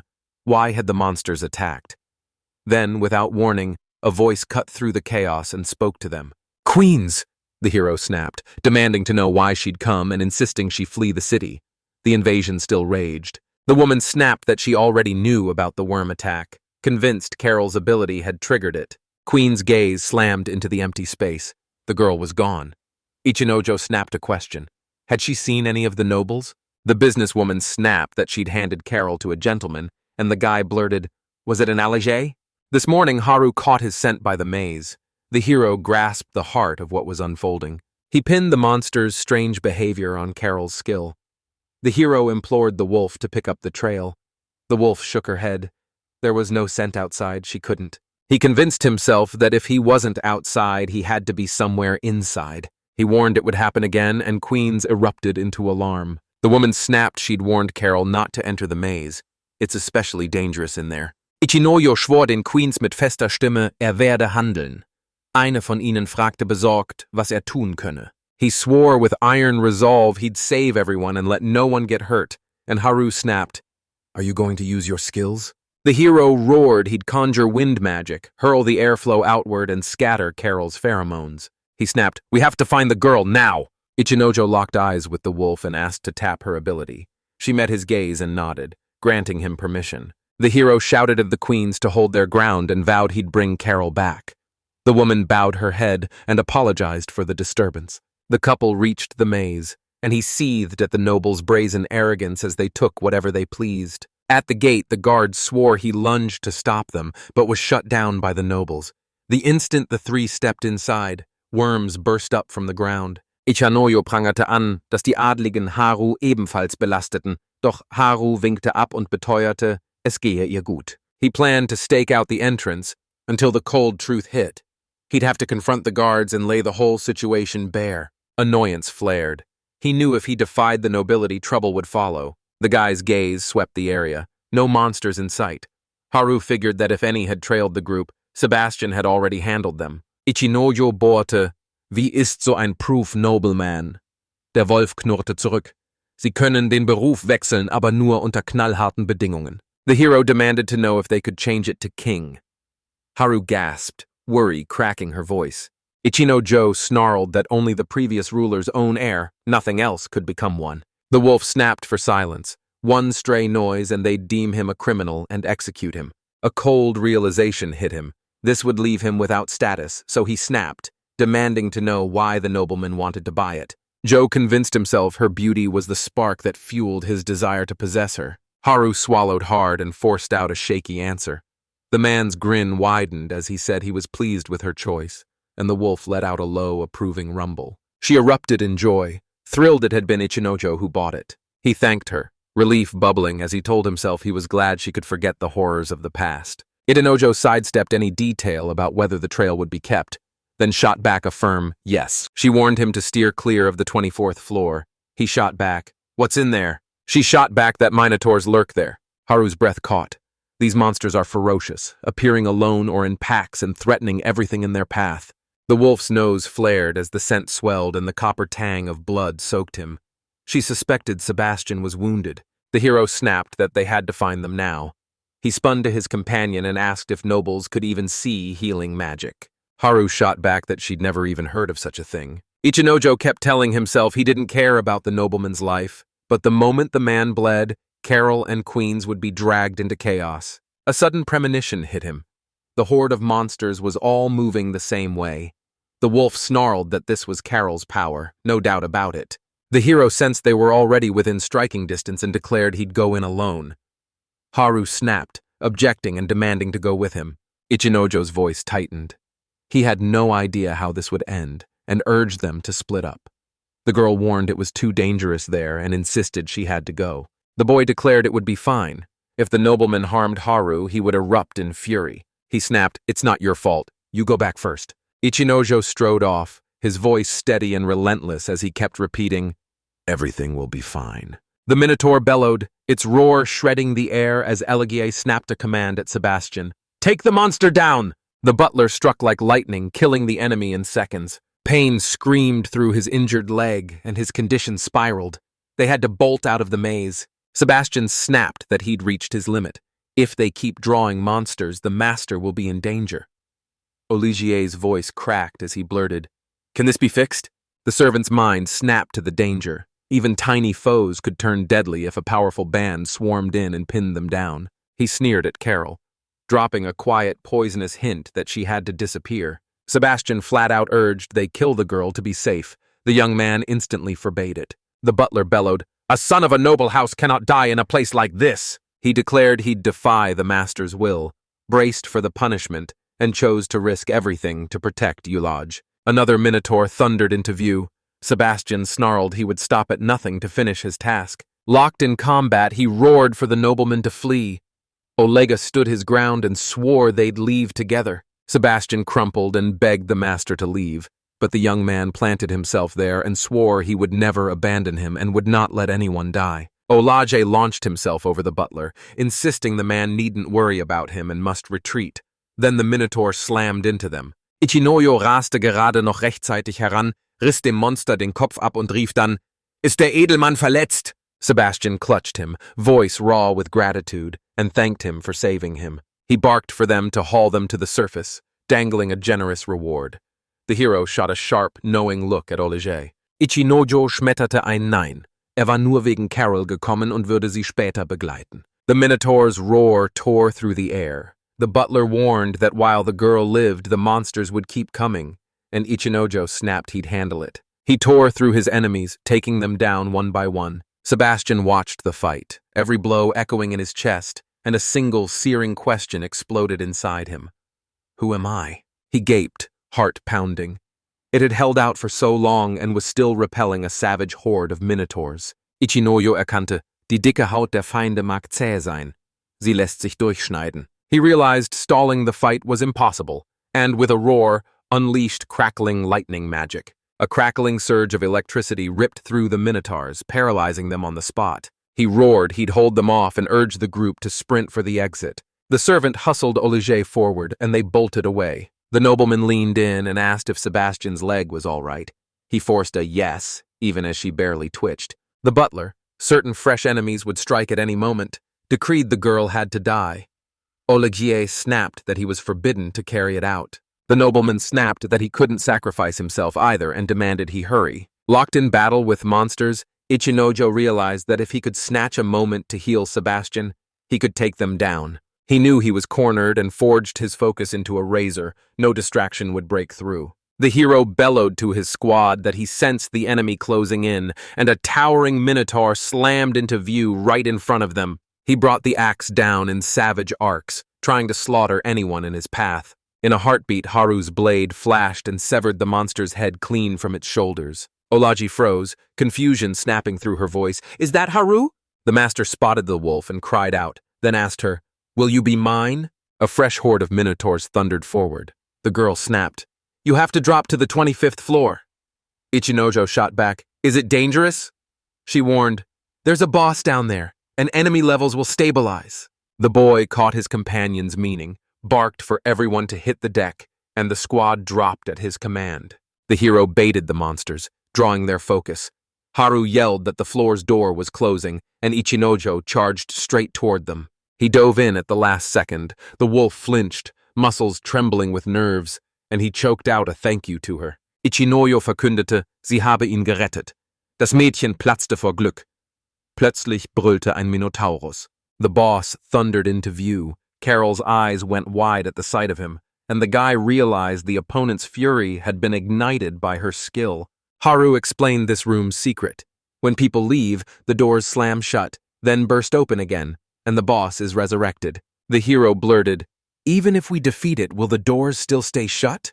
The wolf snarled, "They only open from the inside." Ichinojo plotted the perfect strike to take down the boss.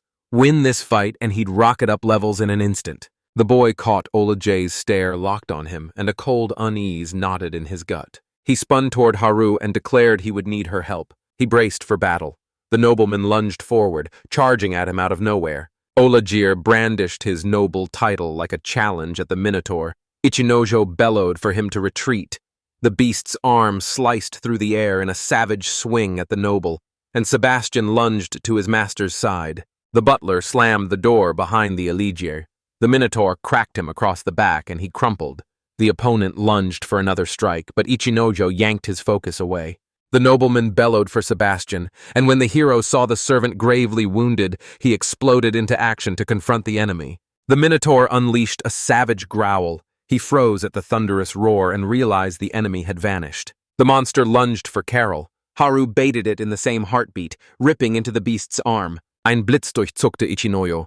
Den Boss musste mit einem einzigen Schlag ausschalten. He implored the wolf to bait the Minotaur and funnel its fury onto him, just long enough. She agreed, eyes steady. He clenched his fist and promised to gather every ounce of strength and give a clear sign the moment he was ready.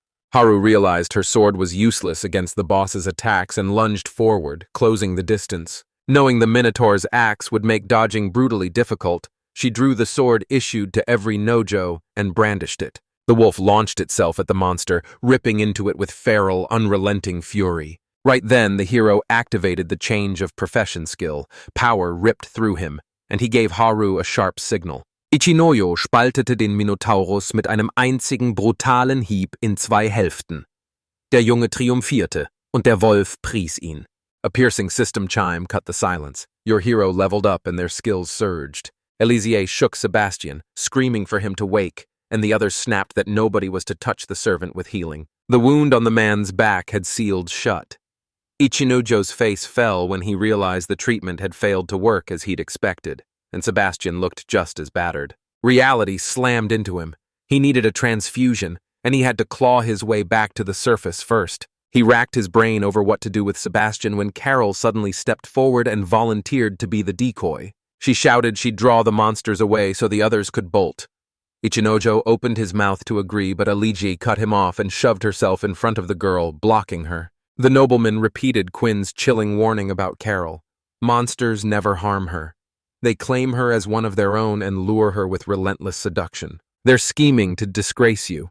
If Joe knew, he'd never let them get away with it. He pictured Haru hauling Sebastian, scrapped the idea, and proposed sending the wolf with Carol. Ichinojo riss den Gedanken von sich. Sorge Haru brodelte in ihm, und draußen lauerten die Monster wieder. Despair slammed into him, trapping his thoughts. No escape came to mind.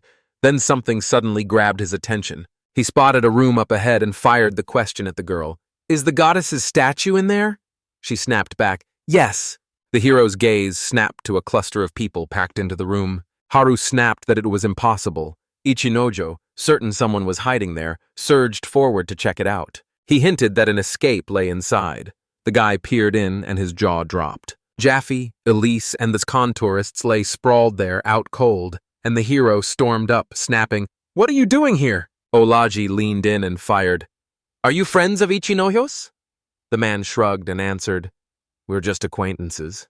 He shook his friend awake, and Jaffe, bleary and half asleep, croaked, "Is that Ichinojo?" The hero barreled in, demanding what had happened. An acquaintance hunched over and mumbled something about his stomach, and the boy fired anxious questions at him. Yofi growled that he was starving. When Elise woke, she said they'd been out of town for ages and hadn't been eating well, and Ichinojo cursed himself for worrying. He demanded answers, but when hungry bellies began to rumble, he slid plates of food toward them. The adventurers gaped, mouths aching for food, and Ichinojo, exasperation boiling, thrust a loaf of bread into Jofi's hands. He seethed that his companion couldn't even feed people, and Ichinojo's fury blazed higher. Haru whipped her head out to see the commotion, and her friends locked eyes on her instantly. Jaffe and Eliza staged a scorching love scene. The hero roared at them to eat faster, and they scrambled to thank whoever'd brought the food. They asked Ichinojo if he had any food for Kentoris, who was starving, and Ichinojo replied he had vegetables. The hero pulled a carrot out for the donkey and froze like a statue. My friends spun on me and demanded, "What's wrong?" Ichinojo shoved the chore onto Haru. "Feed the animal for me." And the girl agreed. Ichinojo had once been felled by a hoof strike, so he steered clear of every hoofed beast. He demanded to know why his comrades had shown up. All the travelers fired back the exact question he'd been dying to ask. Ichinojos Geduld war aufgebraucht. Presste die Worte zusammen und forderte scharf, "Kurz und bündig, erzählt mir alles." Yofi nickte. A friend gasped that they'd gone from Florence to Belarus but never reached the end, and the guy snapped that he just wanted to hear how they ended up in the maze. Jaffe blurted he'd accidentally trod on a centaurus's tail. The terrified donkey bolted into a wall and tore right through it. The wall was an illusion. Beyond it yawned an uncharted maze where they unearthed priceless treasures. In that very room, the travelers discovered a sword stuck in the stove, its blade etched with a warning. "Do not touch. This weapon repels evil." And Ichinojo desperately hoped his friend hadn't laid a hand on it. Jaffe owned up. He'd pulled it. Elise snapped they were trying to arm Ichinojo. The hero demanded why. The friends muttered they'd felt sorry for the sword. The guy sneered. They were pathetic themselves. My friend shouted that the floor split open and they tumbled, and seeing the closed door, we decided to take a nap. He snapped his head up and insisted he understood them, which was impossible. Ichinojo durchblickte es sofort. Sie waren einfach aus dem geheimnisvollen Raum gefallen. Die Reisenden riefen empört, ihr Abenteuer sei doch viel spannender gewesen. His thoughts snapped from his friend's ridiculous antics to the sword's fate, and the travelers bowed again, thanking them for the food. He realized a simple chat wouldn't cut it.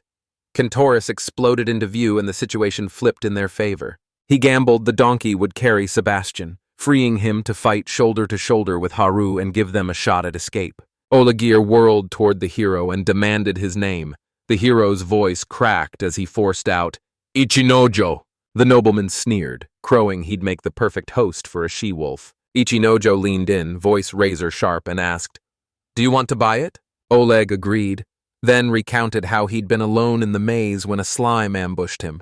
Haru crashed in and pulled him to safety. The master swore it was love at first sight. It slipped into his image of the night like a tailor-made shadow. The nobleman snapped that if she stayed a slave, she'd smother her talent and fall into the hands of the wicked, so he vowed to buy her free and name her his knight. Haru drew a line in the sand. She serves only the strongest. And Elegia, burned by that decree, vowed to remake himself into someone worthy of her. He owned up to missing the goal. The master launched one last bid, whisked Carol into the maze for merciless training, and Haru emerged stronger to rescue the noble once more. Ichinojo knew he had to level up with the girls and Sebastian's help, so he fought his way to a clean, no-cheat level up after coming so far. The guy locked eyes and said he understood him, but pushed him to look around. He thundered that the oligarch's actions had hurled everyone into danger. The hero's memory snapped. He'd leaned on the guild to stop anyone buying Haru out. The nobleman snarled, insisting he hadn't pressured a soul. A memory slammed into the nobleman, but he only swore he'd never threatened the guild, and that the wolf serving Ichinojo didn't bother him. The young man admitted a quiet sting of sadness, and the other guy thought, after all, not every noble is bad. The hero spun to his friends and commanded, "Pray to the statue of the goddess, then we'll be on our way." My friends stood there baffled, wondering why they'd even try. And Ichinojo leaned in, eyes blazing, saying, "Pray, you can pull a useful skill or item into your hands." They swarmed him with questions about the maze. The hero snapped that he knew nothing about the man. Rage ignited among the travelers, and Ichinojo's voice cut through the chaos as he pleaded for them to fall silent and pray. The boy bellowed Torul's name, and the instant it left his lips, a gaping hole ripped open. A cascade of roulette wheels tumbled out of it, and the hero demanded to know why they were here. Die Nachricht von Tororol schlug bei Ichinojo ein. Sie sei beschäftigt, und solle die Belohnungen selbst abholen. Schleuderte ihr trocken, faul entgegen. He burned to ask about his sister, but he'd have to wait until he met another goddess. He shouldered the gamble of spinning the roulette for everyone, feeling its weight, but the promise of rich rewards propelled him forward. Ichinojo wusste, sie mussten im Casino mehr riskieren. Mit Haru an ihrer Seite wuchsen die Chancen, genau das zu bekommen, was sie brauchten. He spotted Sebastian's name missing from the worshippers' list. Proof Sebastian wasn't strong enough. He sprang into action, changing his profession to one that supercharged his luck. At first, he picked an oligarch he couldn't care less about. Then, the hero slammed the roulette wheel into motion. The nobleman's reward was only a brush. A cold jolt hit Ichinojo as he realized he'd made a little mistake. He chose Elise and Jaffe next. A rare medal was pinned to each of them. The hero's grin burst when he saw they'd won impressive awards.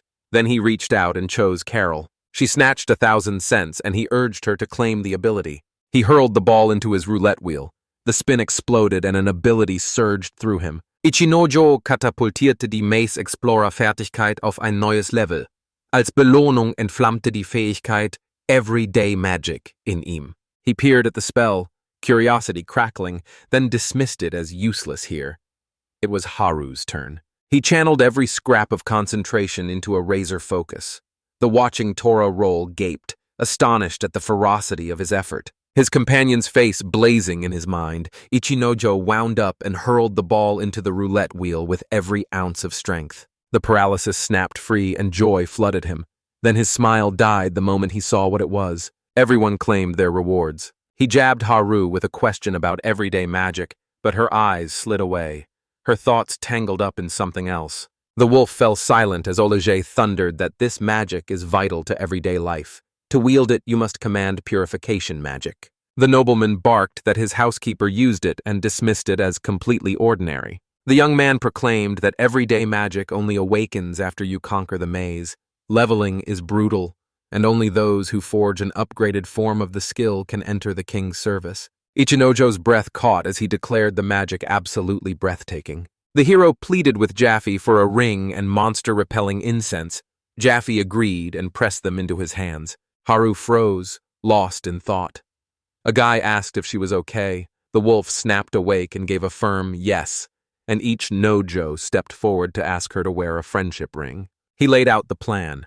He'd step out with Carol, and once they were gone, the wolf would descend to the 23rd floor to rendezvous. She bristled and refused. Ichinojo pleaded with her to open up, but worry still knotted Haru's brow. The hero pleaded with Jaffe to let the Centaurus seize Sebastian. If you can haul it to the surface, the nobleman will hand over a reward. Elegia's voice rang out. It was confirmed. The comrades surged with inspiration and agreed. Hiro and Haru squeezed out one last goodbye while the travelers hoisted the butler onto a donkey. Ichinojo forderte Carol auf seinen Rücken zu steigen. Das Mädchen stutzte kurz, dann schwang sie sich hinauf. Sprinting, he shouted for everyone to meet on the 23rd floor. The hero sliced through the minotaurs as they barreled forward. Ichinojo spürte, wie rohe Kraft durch seine Adern pulsierte. War viel stärker als je zuvor. He realized the monsters were nothing but easy pickings so long as they had no weapons. Triumph surged through him as every piece clicked perfectly into place. They burst onto the 24th floor. The hero's eyes snapped. This level teemed with minotaurs. Ichinojo roared they'd smash through. Carol scoffed, but he swore he'd charge through the breach. Fury-gnawed monsters stood poised to strike. The boy hunched, muscles coiled, bracing to leap. They vaulted over the enemies' heads and slipped past them. Carol jabbed a finger down the hall. The stairs to the next floor are the other way, and Ichinojo snapped. It's necessary. He schemed to corral every minotaur he could onto the 24th floor, stacking the beasts there so Haru would face far fewer battles on his way down to the 23rd. The minotaurs gave chase, hooves pounding the earth as they closed in. He swept them aside and realized it was growing freer. The system's alert slammed into him. Playboy's agility boost had been studied, and the hero's heart dropped as he remembered that after playing roulette, his profession hadn't changed. Carol begged me to leave her and save myself. A minotaur thundered into view, and the girl declared that by stepping aside, she wouldn't interfere and they'd all be saved. Ichinojo cleaved the monster in a single brutal strike, proving it was no real threat. Carol admitted she could see him strangling his own strength. Keep that up and he'd be the one to suffer. The hero's voice tore through the air as he demanded, "Why do you want to die so badly?" And at that exact moment the system chimed, declaring his abilities had just leveled up. She choked out that monsters had slaughtered her parents. She declared she'd be fine even if she died too, and Ichinojo snarled that the responsibility falls on her skill, not on her. Carol blamed herself when, one day, the seductress ability suddenly burst awake inside her, and she had no idea what it even meant. Death claimed her parents that day, and a passing adventurer yanked Carol to safety. She said her father was a merchant who had borrowed money from the guild. When my parents died, I was left drowning in debts.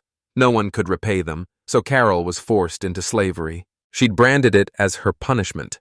Now she couldn't bear it another second. She screamed that everyone was suffering because of her, and that it would have been better if she'd died. Ichinojo's voice cracked as he confessed he was the reason his parents were killed. He choked out that they died on his sister's birthday.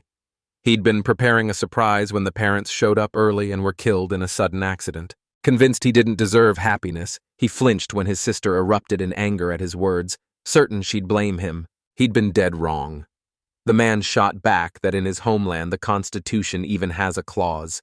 Everyone has the right to happiness, as long as it doesn't harm anyone. It slammed into him that this had been taught by his sister, even when she was still so small. Ein Blitz fuhr durch Ichinojo. Mary hatte es in der Verfassung gelesen. Von Sorge ihren Bruder getrieben, sprach sie die Worte, und war tief beeindruckt. She said it so plainly that the hero ripped open the Constitution and read it again. He'd forgotten so much, but this point seared into his mind. Ichinojo war überzeugt. Sein Tod vor dem Interview war ein Versagen. Hatte seine Pflicht verraten. A chill ran down his spine. His sister had said the exact same thing. The hero thundered that everyone deserves happiness. We all stumble, so Carol bears no blame. Ichinojo packte ihre Hand, bohrte seinen Blick in ihre Augen und sagte mit fester Stimme, Deine Eltern hätten dasselbe gesagt. Du hast nie etwas Falsches getan. He felt a gut punch. Carol still believed she didn't deserve happiness. He swore that one day he'd make her happy. He asked her to put the ring on and show her status. Carol obeyed instantly, sliding it on and revealing the result. A trait-marked panel snapped free, and Ichinojo's eyes locked onto the ability, Tempting Fragrance of the Moon.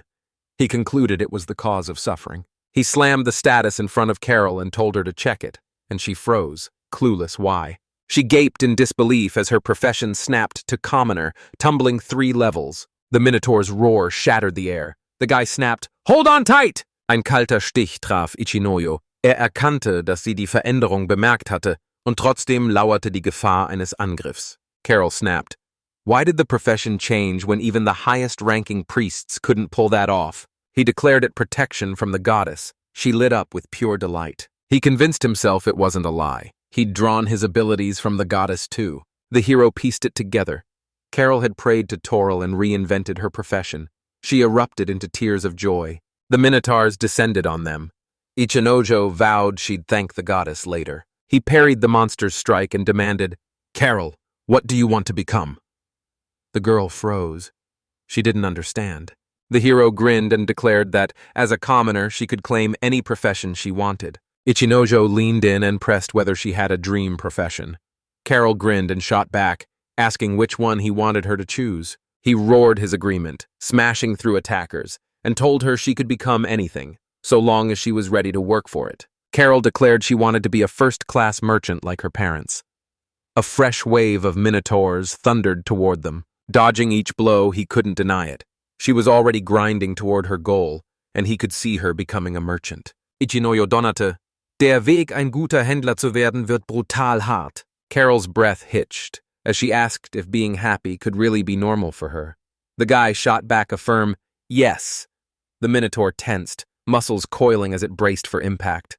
He confessed he still hadn't chosen who to be and was out of work, then snapped aside as the attack tore past. Ichinojo roared he'd cover Carol. They had to get out of here. He watched the enemies grow savage, then vowed he'd unleash the full force of his potential. He implored Carol to live and be happy, vowing he'd seize his own happiness too. Leaping into the air, Ichinojo thundered that everyone has the right to happiness. The squad stormed onto the 23rd floor.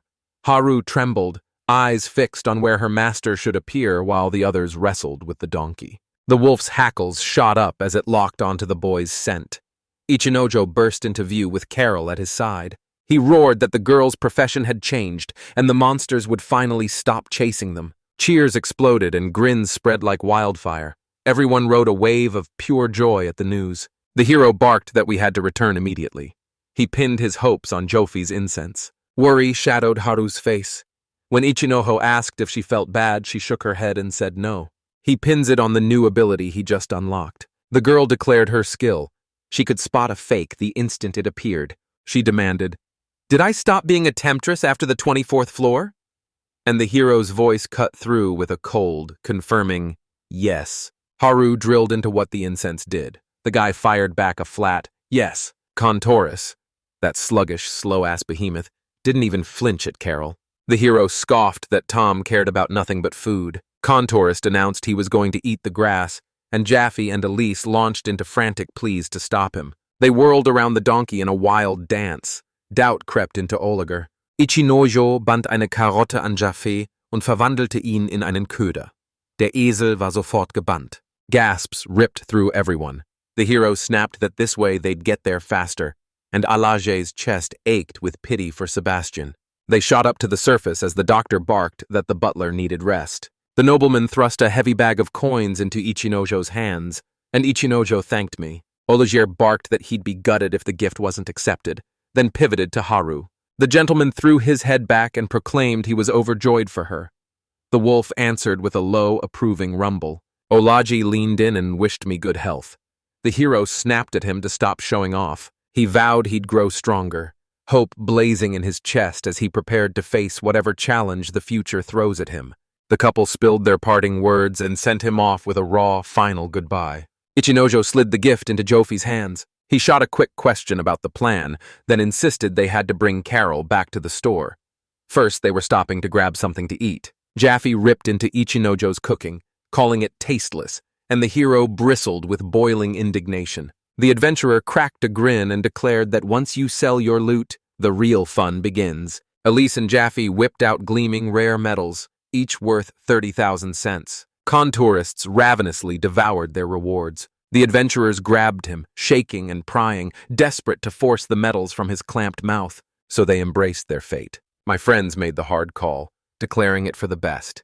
Ichinojo immediately clocked how unnervingly strange they were. Jofi snapped, "You still have that bag of money." The hero pleaded for the right to spend the reward wisely. The adventurers whooped their goodbyes, laughter ringing as they drifted apart. Ichinojo spürte sofort, dass sie viel zu laut waren und sinnte darüber nach. He ached for Carol to have her own happily ever after, too. Memories of his sister slammed into him, and he clung to the hope she was all right. He'd counted on Carol to stick by his side until she seized her independence. He spun to Haru.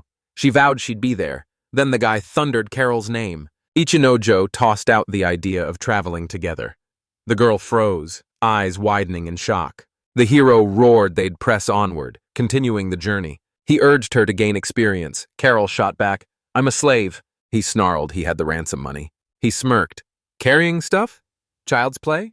I've got a bag of things." He vowed the girl would scrape together the needed cash, and the moment she had it, she'd throw open the doors to her own shop. Carol scoffed, unconvinced. He offered to mull it over. They were leaving tomorrow. Ichinojo schwor, endlich zu erklären, warum sie den Beruf gewechselt hatte, und das Mädchen dankte ihm, die Erleichterung in der Stimme. The memory of the friendship ring hit him like a punch. When Haru offered to catch up, he coldly refused. They swept into the shop. The queens chuckled at the hero's words. The woman confessed. Carol had raked in the biggest profit. Ein Blick genügte. Ichinojo erkannte, dass die Wirtin doch glücklich war. Quinn gave a sharp nod and barked, "There's work to be done." She fired the question. Was he going to buy Carol out? The hero shrugged and flung the decision back at her. It was up to her. The landlady jumped to one conclusion. He had the money. Ichinojo roared that he had 100,000 cents. Dolaman suspected they were cheating with Corso, and the man shot back, objecting. The queens demanded to know about Haru. She swore she'd stand as the master's shield. The owner couldn't contain a grin, gushing that they were impossibly cute. She demanded to know what Ichinojo had done to command such devotion. He brushed it off as nothing special. Then a jolt of truth slammed into him. Haru was fiercely loyal. She unleashed a sharp, knowing chuckle. She spat, "I'll sell Carol for 10,000 cents. His jaw dropped at the shockingly low price. The hostess revealed the girl was now a commoner. Ichinojo hurled the question, "Do you want to be a slave trader?" She snapped back, "Don't remind me." They burst into the guild, then plunged into the tavern. Noise roared as the employee pleaded, "Don't lose your minds!" The guy whirled to face him and barked, "Are they after a reward?" Ichinojo implored Haru to pick her up. The hero swept his gaze across the room. Then the sharp tang of alcohol slammed into him and unease crawled up his spine. A raucous pack of drunken adventurers barreled up to him, whooping and heaping praise on him for the worms. He swore he hadn't lifted a finger. He demanded, "Do you know why they attacked?" And they snapped back, "It's mating season." They were handed a gleaming reward, and relief surged through the hero. Everything had finally ended well. He suggested we go shopping. Haru dove into his arms. She clutched his sleeve and implored, "If you buy Carol out, don't walk away from me." He swore he'd never do it. Haru blurted that the master kept getting stronger and she was useless. The hero snapped, refusing to let that stand. He swallowed hard and admitted he couldn't pull it off without her. Silence pressed in for a while. Then Haru shattered it with a strange, half-choked sound. Realization hit him. The wolf was drunk, intoxicated by nothing but the scent of alcohol. He turned to the man and asked where the break room was, but they pointed him toward a medical center. Ichinojo zog dort pures Entsetzen hinter sich her. The employee thrust a drink toward him. He accepted and declared he'd buy the item. The man's gaze snagged on the Minotaur King's ring. The hero snapped he couldn't trade. His profession forbade it. The employee smirked and vowed to record every detail on Sputnik. The appraiser declared the amount colossal. The guy asked, "Is there enough to buy everyone a drink?" He snapped yes and asked about the meat. The hero stepped up and asked to cook it. The appraiser slid a beer into my hand and asked me to give a speech. He realized some moments demanded blunt truth. The hero strode out before the crowd. The adventurers' heads snapped up. One of them barked, "Who is it?" And the girl shot back that he had passed the warmest share. The hero thundered, "I'm treating everyone!" He roared that today it all came down to him. The tavern dropped into a stunned hush. Ichinojo froze, heart hammering and nerves written all over his face. The arena erupted into thunderous cheers. Elation lit the hero as he thrust a drink forward. Every face split into a wide, triumphant grin. He declared that a record-breaking crowd had packed the place that day. Time raced by as morning burst over the horizon. Aru lay sleeping beside him. He reeled as the room tipped and realized he'd drunk far too much. You felt jagged flashes of last night slam back into your head. The hero slammed his gaze on the status. His Playboy level had skyrocketed, unlocking the ability to equip cards. Curiosity clawed at him. What kind of skill could that be? He snapped awake. Something had happened in the night, and he had to dig the memory out. He couldn't remember how he'd stumbled back. Every step a fog, but Haru undressing blazed in his mind. The wolf snapped awake. They fired off bright good mornings at each other. The hero pressed about last night. She flashed a wicked grin and crowed, "I was amazing!" Alarm slammed into Ichinojo, while Haru beamed like he'd just won everything. He unleashed his refining ability in a heartbeat. His companion, tail thrashing with giddy joy, spotted that not just their clothes but their bodies gleamed clean. He beamed, realizing cleansing worked on objects and people alike, like washing them with the laundry, and that he'd just gained an incredibly practical power. He strode to the front desk with her at his side and, smiling warmly, announced he wanted to check out. The receptionist, slow to register the voice, snapped awake, stammered a quick apology that left them red-faced, and told them to keep it down at night from now on. He shot her a quick look. Scarlet flooded her cheeks, and she promised she'd do her best to make no sound. Later, he finally owned up, vowing to be more careful, even as he admitted he couldn't fully remember what he'd done that night. And she muttered to herself. They called out to a girl they knew, broom in hand, asked if Quinson was still there. She nodded and hurried to lead them straight to her. They stepped inside to find the hostess already waiting, and she shot them a quick question. Had her assistant been able to tell them everything? He insisted she hadn't uttered a single word. She whirled to the assistant and offered to explain herself. She dropped to one knee and, voice thick with solemn gratitude, thanked him. He'd saved her twice and even convinced the goddess to change her profession to a commoner. She lit up like a firework, elated to hear he intended to buy her out. She bowed, excused herself, admitted his feelings pleased her, then steeled herself and refused to follow him. He shot out a single, short, "I'm sorry." His companion shattered the silence and turned to the girl with a single question. He wasn't asking to honor the owner's refusal. She convinced herself she'd become a fallen temptress, stripped of power and reduced to a commoner, deeming herself unnecessary to the journey, and the assistant nodded, bewildered. Then she confessed, voice tight, that she battles the same doubt. Her master is so terrifyingly strong he doesn't need her protection, and she keeps wondering if she even matters. She declared that if the value seems lost, as long as she fights to prove it, everything will be fine. If you tell yourself you're not even worth being a master's slave, you're signing away your value and plunging yourself deeper into worthlessness. The assistant drank in her words, leaned close, and murmured the lady's message. If the girl is seen as valuable, the mistress will move to buy her herself. She affirmed it, voice blazing. First, she had to recognize her own worth. The hostess leaned in, eyes cutting, and asked bluntly, "Can you really be of use to the master?" Her voice trembling, she blurted that she'd spent all this time mapping the city, its special goods, local customs, taboos, the origins of its races, the prices, and the popular professions. Her voice cracked as she confessed she'd been studying day and night to become a merchant, then crumpled into sobs, begging to know when she'd finally be able to fulfill her dream. He marveled, admitting he didn't know that, then grinned and declared they'd set out to explore the world starting at Murray Grill, only they still hadn't picked a direction. He added that they'd be much better off with a knowledgeable guide at their side. His companion sprang to his side, steadying him, voice trembling as they confessed they were deeply worried. She let slip they were hunting for someone hungry to become a merchant who actually knew the route, and the lady nodded, agreeing there might not be a more suitable buyer anywhere. Tears on her fingertips, she wiped them away and vowed she'd spend them, do everything in her power, and even beg to be redeemed. The master nodded with unshakable confidence. She strode off, vowing to draw up the documents and tuck in a few extras as a gift. After signing the registration, she beamed a warm warning. "Don't cause trouble for the new owner," clapped the young merchant on the shoulder and propelled her into a brand new life with a smile. The girl bowed, thanked her mistress for her concern, and bade farewell. Her mistress waved them off with a gentle plea to take care of themselves. As they left, he urged them to dart to the church first and switch her profession to merchant. He could have solved it with his power, but that would have cost her the certificate she needed to work.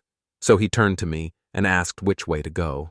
The merchant barked that they'd have to board a boat at Kobe Port. When asked which country was faster, she shot back that both routes run neck and neck. Pick Korat or Dakat. Korad grew famous for vegetables, Dakat dominated meat and dairy, and their bitter disputes turned the borders into impassable no-go zones. He demanded again, "Which way is better?" The merchant spun to his companion, begged her to step away, and admitted the choice was tearing her apart. Corette beckoned with a heap of vegetables while Docket dangled a slab of meat. The master crashed into Cho's docket, roaring that nothing tops juicy meat. The merchant jumped in, declaring she loves fresh milk, and the companion agreed. He wove through the market, his thoughts snapping to the unemployed's new ability. It let members take on a second profession that vanished the moment the group fell apart. Doubt clawed at him. Should he tell the girls? Just then, he caught his companion and the merchant already laughing together, having struck up a friendship and swapping first names. His gaze snapped to the merchant, and his mind slammed into the image of his younger sister left behind in Japan. His companion darted off to buy provisions, and he and the merchant plotted the route ahead. He asked the cat about the carts. She snapped no, they didn't go from Bellasora, and he hesitated. Walking would be brutal. The merchant urged her to buy a cart and a horse and demanded she call him by his first name before she bought it. She dipped into a slight bow and agreed. A memory slammed into him and he spun to the young merchant, demanding to know exactly what she'd been humming when they first met and what that song was called. She shot back that her mother had taught her the song, Beonia, straight from her hometown. She said the song meant that if you kept sharpening yourself, someday you'd stumble into someone wonderful, and whenever singing it dragged her down. The melody lifted her and made her certain everything would be fine. He flashed a grin and swore that when she grew up, she'd one day cross paths with the very person from the song. She blinked in bewilderment. He blurted, "Did I say something wrong?" She snapped that if he kept spouting that stuff, he'd provoke his companion's fury. He let out an awkward laugh, admitted it could end badly for him and that he already knew it, and she realized the only thing that mattered was that he understood her. Then he brushed the young merchant's fears aside and laughed. "Don't fret.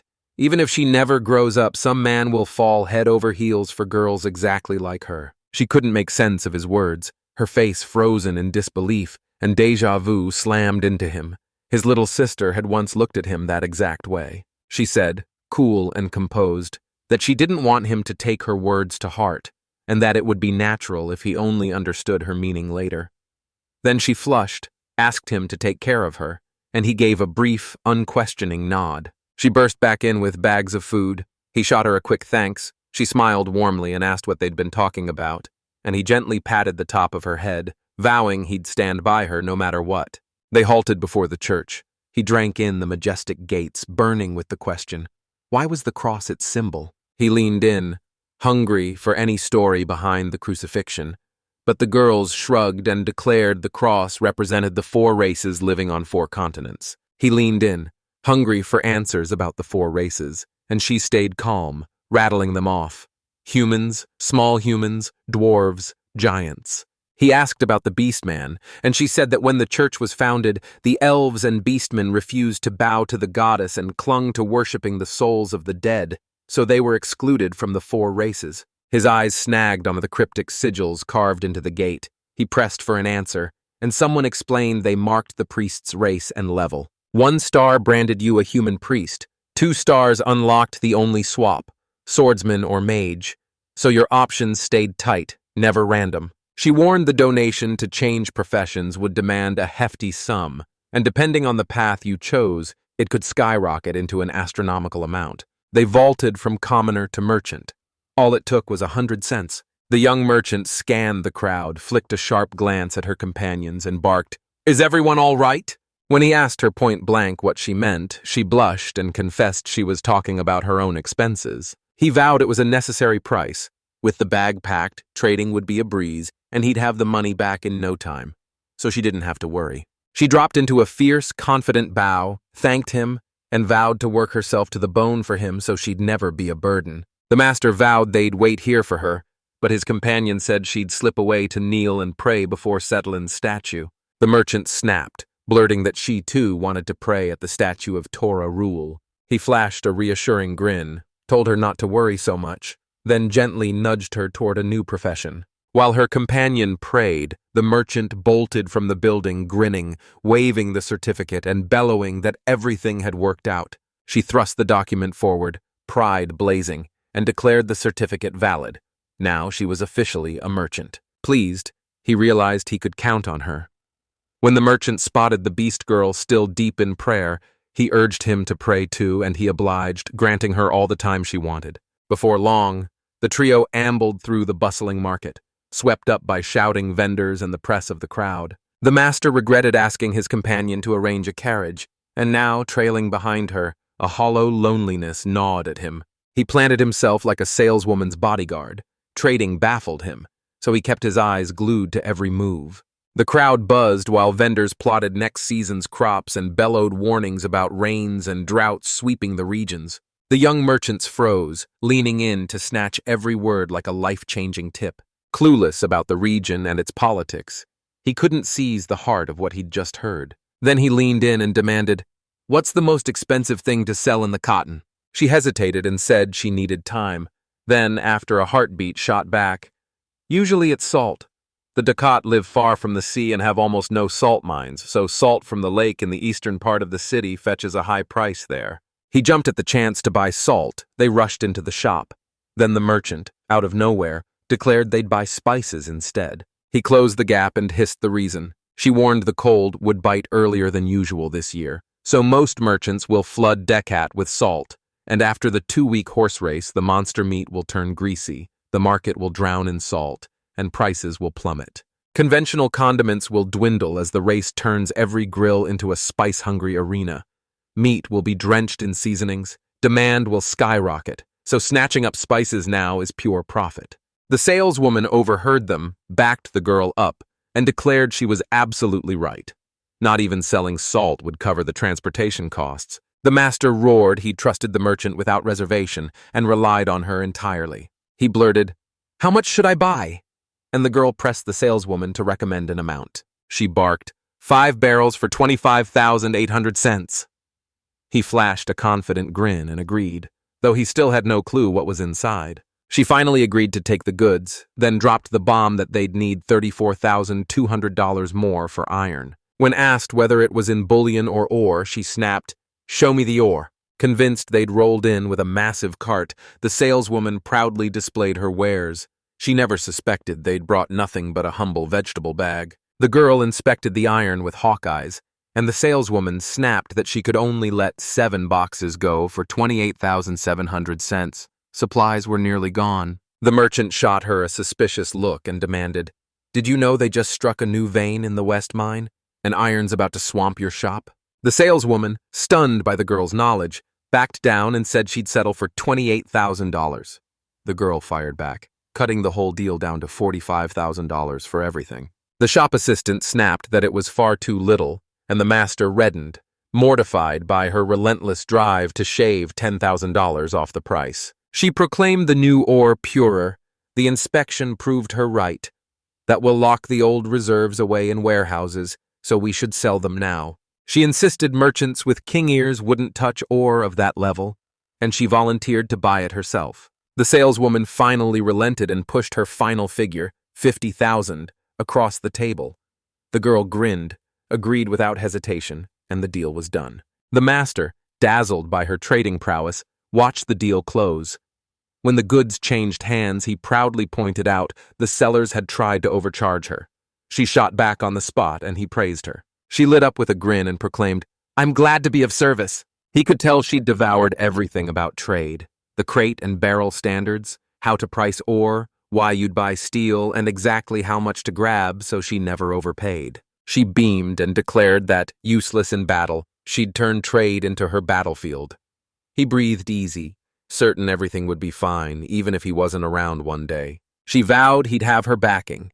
He swore his merchant was rock-solid reliable, and their fists slammed together in a fierce pact. He lunged forward, volunteering to fetch the beast girl, dead certain she'd chosen a breathtaking carriage. At the farm's edge, they spotted a companion beside a towering horse.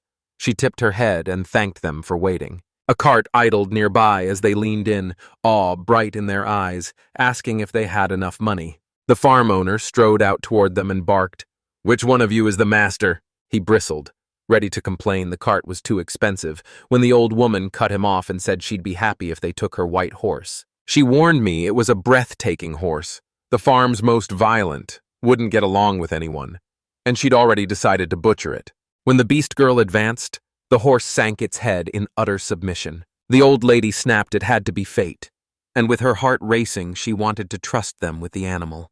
A spark lit in the young merchant's eyes. Skip the horse, and the coins he'd save would buy a cart. They showered the beast girl with praise, her tail thumping with joy, and she looked at him and asked what he wanted to name the horse. He brushed it off, promising they'd think it over later and praising her for making the right call.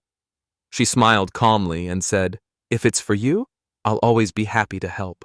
He stole a quick look at his companions, gratitude roaring in his chest.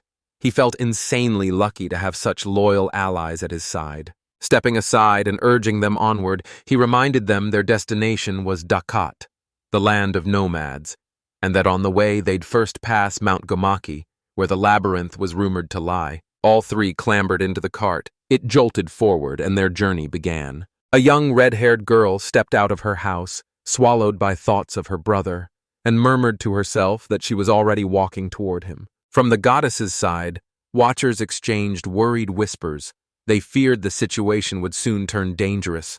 The Lord's seal lay shattered, restless, unnerving phenomena kept flaring, and they knew they couldn't step in directly. Meanwhile, in the cart, the merchant beamed, gushing praise at her partner as her eyes hungrily roamed over their newly purchased goods. She leaned toward the master and admitted she'd only heard whispers of his alchemy, never imagining it would blaze this hot. She flashed a grin, declared he wasn't just a master of the blade but could wield magic too, then teased, "So does that make you an alchemy swordsman?" He confessed, cheeks aflame, that there was nothing wonderful about it. Once alchemy started to rely on an attack's raw magic power, he had to abandon his craft and take up a profession that demanded colossal magical strength. He liquefied any substance with surgical precision, leaving most alchemists in the dust and turning raw ore into gleaming metal with chilling ease. Satisfied, he declared they'd done enough, and the merchant, grinning ear to ear, gushed again about how blown away she was by his skill. Ever since they left Bellasura, he'd worked non-stop. He couldn't risk a single distraction or flirt after she'd seized the reins and the cart depended on her. He kept his hands and mind ruthlessly busy, and his level shot up, developing 400 times faster than ordinary people. Watching the beast girl urge the horse, he softened his voice and offered she could rest if she was tired. She agreed and thanked him, and he tucked a sharp mental note away. She'd never ask for help, so he'd have to keep a close eye on her. He burned to take her place, but the horse obeyed only its owner. White as winter snow, they christened it Fuyun. She coaxed the horse with gentle words, urging it to accept its companions in time, but the horse snorted, tossed its head and turned its back, making plain it would obey only her. The beast girl spotted Gomaki village's silhouette, cradled in the heart of a mountain range that stretched all the way to the Dakat kingdom. The village waited for them. The cart screeched to a halt at the inn and they tumbled down, while the master declared the entrance free. Taxes were only taken in cities and larger settlements. He leaned in, voice tight with concern, asked about the girl's health. She burst out with a bubbly, cheerful, "Everything's fine." He declared a maze waited in the village and insisted they had to go, but first urged everyone to buy mountain boots, predicting they'd be lifesavers on the climb. They waved him off, saying they were comfortable as is, but he planted his feet and insisted on buying it. Standing in the shop, he slid his feet into chunky, solid shoes and froze, stunned at how much taller he suddenly felt. The saleswoman stared at the window and let a frustrated sigh spill. Her size wasn't there. He stormed up to an employee and asked about children's sizes. He beckoned her over and tore into the shoe pile, hunting down the perfect pair for her. He dropped to one knee and tied her shoelaces himself, every knot deliberate and gentle, despite her insisting she could manage. The saleswoman thanked him, beamed with satisfaction, and declared the shoes fit just fine. The beast girl choked back a complaint about her stubborn shoelaces, just as the merchant boomed to the master that their partner couldn't tie theirs either. She pressed him to show her how to tie her shoelaces properly. He soothed her with the quiet promise that everything was fine, and she sat down silent as the master laced them, wondering if the new clothes truly made her happy. Bowing a quick thank you, the animal girl chirped, "How do the new shoes look?" And the master nodded. "They're just fine." The girls clung together, joy sparking between them, and he threw up a cocky grin, declaring they were now ready to storm the maze. They froze at the maze entrance, eyes snagging on a stone staircase, and instantly knew the passage climbed upward. Climbing upward, the master leaned in and dropped a bomb. Some mazes don't hide underground as dungeons. They shoot skyward as towers, though that happens only rarely. A dizzying array of maze types sprawled out, so he snapped at his companions to ignore his status, until the study ended and inched forward with razor-sharp caution. He locked eyes on this monster as it lunged and barely had time to shout a warning. But the beast girl saw it first and slipped the blow with cat-like grace. The master declared the maze had sprung up before the monsters even arrived, and the merchant agreed, grimly noting hardly anyone ever lives near dungeons like this. Then he asked if the phenomena themselves differed, and the girl nodded, diving into the story she'd once heard. She says the mazes were built to gulp down miasma and scrub it clean, but they can't purge it instantly, so the leftover sludge piles up until those clumps congeal into monsters. Where the maze thickens, monsters harden into nightmares, descend deeper, and every enemy becomes deadlier. The animal girl felt the divine church's teaching strike her like lightning. Miasma springs from the evil rotting in people's hearts, and that's why everyone must live happily ever after. She burned the demon lord's warning into her mind, that miasma couldn't come from some obscure evil, but from far more compelling causes, so he pressed on, investigating the monsters. The merchant's curiosity flared at this alternate version, and he realized people were still bound to the miasma. Mazes always sprang up around large settlements. Knowing the beast girl's background, she brushed off the demon lord's name like water sliding off fur. A sudden suspicious rustle sliced the silence, and the master snapped to razor-sharp alert. The beast girl snapped, "That's a red toad. Its skin oozes deadly poison. Fighting anywhere near it is suicide." He strained his ears, slipped back, resolved to strike from range, then hoisted a colossal boulder and slammed it down, crushing his opponent instantly. He leveled up, and a brand new healing skill ignited inside him. He locked onto her pensive face and demanded what happened, and she confessed her level had jumped too. It felt wrong, strangely out of place. He flashed a quiet smile and vowed, "Once we escape this maze, I'll explain everything." The animal girl barked a sharp warning as venomous slime slithered from the toad's body, and the master finally understood why the item refused to disappear. She snapped that touching it with bare hands would poison you. Only a high-level hunter can safely collect it and gain the collecting dangerous substances skill. He sighed, admitted he wasn't capable yet, and asked what would happen if he was poisoned. The animal girl snapped that it hinges on the poison, but either way, the fallout will be brutal. If any venom touches it, they must slam in medicine or unleash healing magic on the spot, or they'll have to drag it back to the village. He listened to her, then pulled out an empty bottle and plunged his bare hands into the slime, making his companions reel back in alarm. After stuffing the jar full, he declared, cool as ice, that he'd done it while chaos erupted, and they begged him to retreat immediately. Numbness still clung to his hands, but he gave them a sharp shake, brushed it off, and declared everything fine. Grinning, he crowed he'd just mastered healing magic, so even poison would be no match. Relief washed over the girls, then their faces went hard and they snapped at him never to pull such a reckless stunt again. He waved it off, claiming he only wanted to test a new skill, and the beast girl snapped that if he wanted a trial, he should have cast the magic on himself. He vowed he'd never let her touch the poison.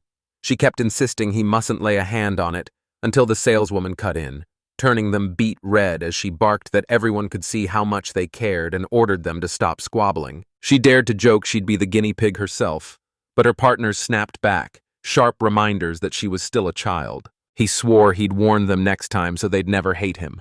The ugly truth? He was just chasing a cool image. Whoosh! Slash! Monsters poured from the shadows, and the master ignited a roaring magic vortex in his hands, obliterating them in a blinding, flawless burst. Every motion snapped like a blade. His swordsmanship and magic had surged to a whole new level. He roared to the beast girl that one enemy still lurked above, then left it to her to deal with. She rocketed skyward and obliterated the monster in a heartbeat. The merchant watched her companions with They'd been tearing through everything so far, and the hall was solid. They stormed into the boss's room and instantly knew they'd be stalled. The maze had only 10 floors. The boss reared up, a 3-headed serpent, each maw blasting poisonous fumes that choked the air. Zvertovochka snapped that we should hang back and pick them off with ranged tactics. The master hatched a plan. He'd whip up a gale of air magic, see if fire could scatter the gas, then they'd hit hard and vanish, pure hit and run, skirting the poisonous clouds. Compelled, the peddler stayed behind. Signed, every face hardened as they vowed to execute the plan to the last detail. Bursting into the room, the master ripped the wind from the air, fused it with roaring flames, and in a heartbeat, the inferno swallowed the serpent. One devastating strike destroyed the boss. He surged to a new level, claiming the priest profession and unlocking a trove of alchemy recipes. He ripped a golden hide from the slain monster's body, and the merchant's eyes went wide. Using multiple types of magic at once was supposed to be impossible. He pressed her for details, admitted it felt strange, and wondered if a hidden talent slept inside him, but swore he'd be careful not to overuse the magic mix. He pressed onward a few paces, and a shadowed silhouette snapped into view, seething with intensity. Then he realized it was only a stone statue of the goddess Kochimar. He cracked a joke that she looked like an orc, and the furious goddess bumped him hard, sending him reeling. He scrambled to justify himself. She waved him off, saying she had other guests. Yet she still leaned in to grill him about his skills and his sister, and snapped at him again for his impertinence. The goddess revealed the secret. He can juggle multiple professions at once and pour magic into every shift he takes. He asked, "What does it mean to look like this?" And she bristled. Unemployment was its own special case, and she'd only studied it because some people refused to change professions. With a thunderous final word, the goddess announced the second profession. He could train his friends, forging them into masters of different types of magic. Doubt ripped through him about using such a rare gift, and the goddess only smiled, saying, "If anyone sees it, they'll just call it my blessing." When she mentioned her sister, she dropped a bombshell. The girl had set off to scale Mount Fuji. The master staggered, and the goddess steadied him, promising everything would be fine. She flung the portal open, plunged a hand through, and hauled out a strange box. The reward meant for 3, and he tore it open, handing out the loot. The trio of travelers tore through Gomaki Village's maze test and emerged victorious. The merchant snatched the explanation skill, the beast girl wielded an airbow, and he unlocked second-level lifestyle magic. Amid the ruins, the boy declared it was time to return to the city. Then he paused and pressed one urgent personal request on his companion. The master ripped open the silence and confessed he'd been harboring a crucial secret he could no longer conceal. His sudden grave tone jolted her. She froze, swallowed hard, and asked cautiously, "What exactly are you talking about?" Out of nowhere, the boy blurted the goddess's name, and it hit her like a thunderclap. She froze, genuine shock widening her eyes. He demanded they take the conversation seriously, making it painfully clear his secret carried monumental weight. He confessed it was tearing him apart to hide his skill from his friends non-stop, and he feared the day he'd be forced to lie. The goddess declared his trust would decide it all, then shoved him forward and pried the words from his lips. He finally bared his soul. He didn't belong to this world. He came from a distant country called Japan. The merchant parroted the confession, stammering it back as disbelief seared across his face, and the revelation hit him like a thunderbolt. She finally spilled it. She'd been quietly suspecting the truth for ages, even though she'd never once run into anything like it. Relief surged through him. She'd figured it out. He plunged back into the conversation, a faint smile tugging at his lips. He declared that the moment he stepped into this world, a rare blessing struck him, and he insisted it was granted by 2 goddesses at once. The kid smirked. Every enemy he crushed handed his allies a 20 times XP surge, while his own experience exploded to 400 times normal. She echoed the blessing to the goddesses, surprise crackling in her voice, and leaned in, impatience burning as she waited for someone to explain more. The master steeled himself, heart pounding, and admitted the next truth would cut him deeper than any before. He dropped the bomb. He was unemployed. He braced for jaws to drop, but she barely blinked.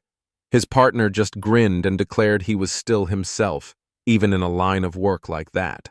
Red-faced and stammering, the kid insisted that being unemployed didn't mean he was idle. His rambling excuses ignited a violent outburst from his companions, and the room instantly flooded with light chatter and laughter. They answered like clockwork, voices steady as steel, each declaring a different profession branded on them since birth. The boy snapped that, unlike them, he had no gift, so they branded him unemployed. A question gnawed at her. What did his unemployment mean? The master swore that the moment he vanquished the monster for the first time, his profession snapped into this one. He declared he could fuse several professions into a single powerhouse skill set. The master tossed down a challenge. Go check your own professions and see if I'm telling the truth. Anyone struck by surprise snaps open the status. Her jaw dropped as her professions flipped to merchant and farmer, while someone else whooped that she'd become a sword-wielding beast and a bona fide swordsman. Clarity hit one girl like lightning. She finally knew why she'd become a farmer, and the second burst into a grin, crying out, "The riddle's solved!" He boasted he can now equip up to 5 professions and unleash them all at once. He grinned and declared this skill lets you grant your friends a shot at a second profession. The master froze, baffled, and blurted that only a special skill could make this happen, and the girls shrieked with delighted astonishment as they admitted he could wield 5 professions at once. He could instantly read everyone's profession and rewrite his friends' jobs with a single flip. A lightning bolt of realization hit the merchant. His power had stripped her of seductress allure and turned her into a plain commoner. He choked out an apology for keeping everything secret all this time, especially hiding that he'd been out of work, and then, voice trembling, asked his partner if she was upset. She shook her head, snapped no, and said she was happy to stay with him because he was still her master, the savior she revered. He declared the goddess herself had bestowed her divine blessing on him, and everything happening now exists because of her. After spilling every secret, the master finally felt relief like chains snapping inside him. He staked his claim on that secret and vowed that anyone wanting to switch professions should come to him. He'd make it happen the right way. After that, he tossed out the idea of heading home. When asked about the reward, the kid flashed a grin and revealed he'd received the 2nd level of everyday magic. During the project, his partners gasped at the rare discovery and exploded into cheers, crowing that he was insanely lucky. They whispered the odds. Snagging everyday magic is a 1% miracle, and the 2nd level is even rarer. The boy stared, his mind sharpening at its plainness, then conceded, simple but shockingly rare. A triumphant grin split his face as he owned how lucky he'd been to find that bizarre magic, and he vowed with unshakable confidence he'd master it on a whole new level. The merchant dared him to cast the spell himself, leaning in with hungry eyes as he watched for the result. He grinned and dared a new spell, certain it couldn't hurt him. He whispered the words, conjuring a soft light that unfurled and flooded the space around him with serene calm. A jolt hit him as he realized he could bend his magic's reach, snap it down to a pinpoint, or fling it wide across the battlefield whenever he wanted. The partners stared, bewildered, and demanded to know what effect it actually had. He froze, convinced they'd snubbed him. Then his companion's warm words sliced through the silence and wrapped him in steady support. The other partner flung her hands into the air, frantically beckoning every eye toward her. The merchant tore after the light, shouting for them as panic ripped through her voice. At last, cheeks burning, she confessed she couldn't finish the call. It felt like they'd been cut off from the outside world. The merchant warned the magic conjures a silent bubble that swallows every sound inside. When her explanation landed, the boy's eyes flared.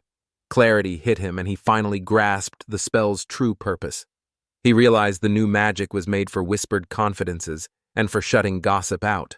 He jolted awake in a daze on a bone-cold morning in his hotel room, fumbling through foggy memory for his partners and finding each tangled up in their own affairs. The beast girl forced their horse into calm with fierce hands, and the trader barreled into the market, hunting down the vital information. Bored and with nothing else to do, he dove headfirst into smelting their ore, losing himself in the forge as his level and experience shot through the roof. Moments later, a familiar voice sliced through his focus. His companion had slipped back in and whispered that she was home. He locked eyes with her and blurted that she looked startlingly out of place in those casual clothes.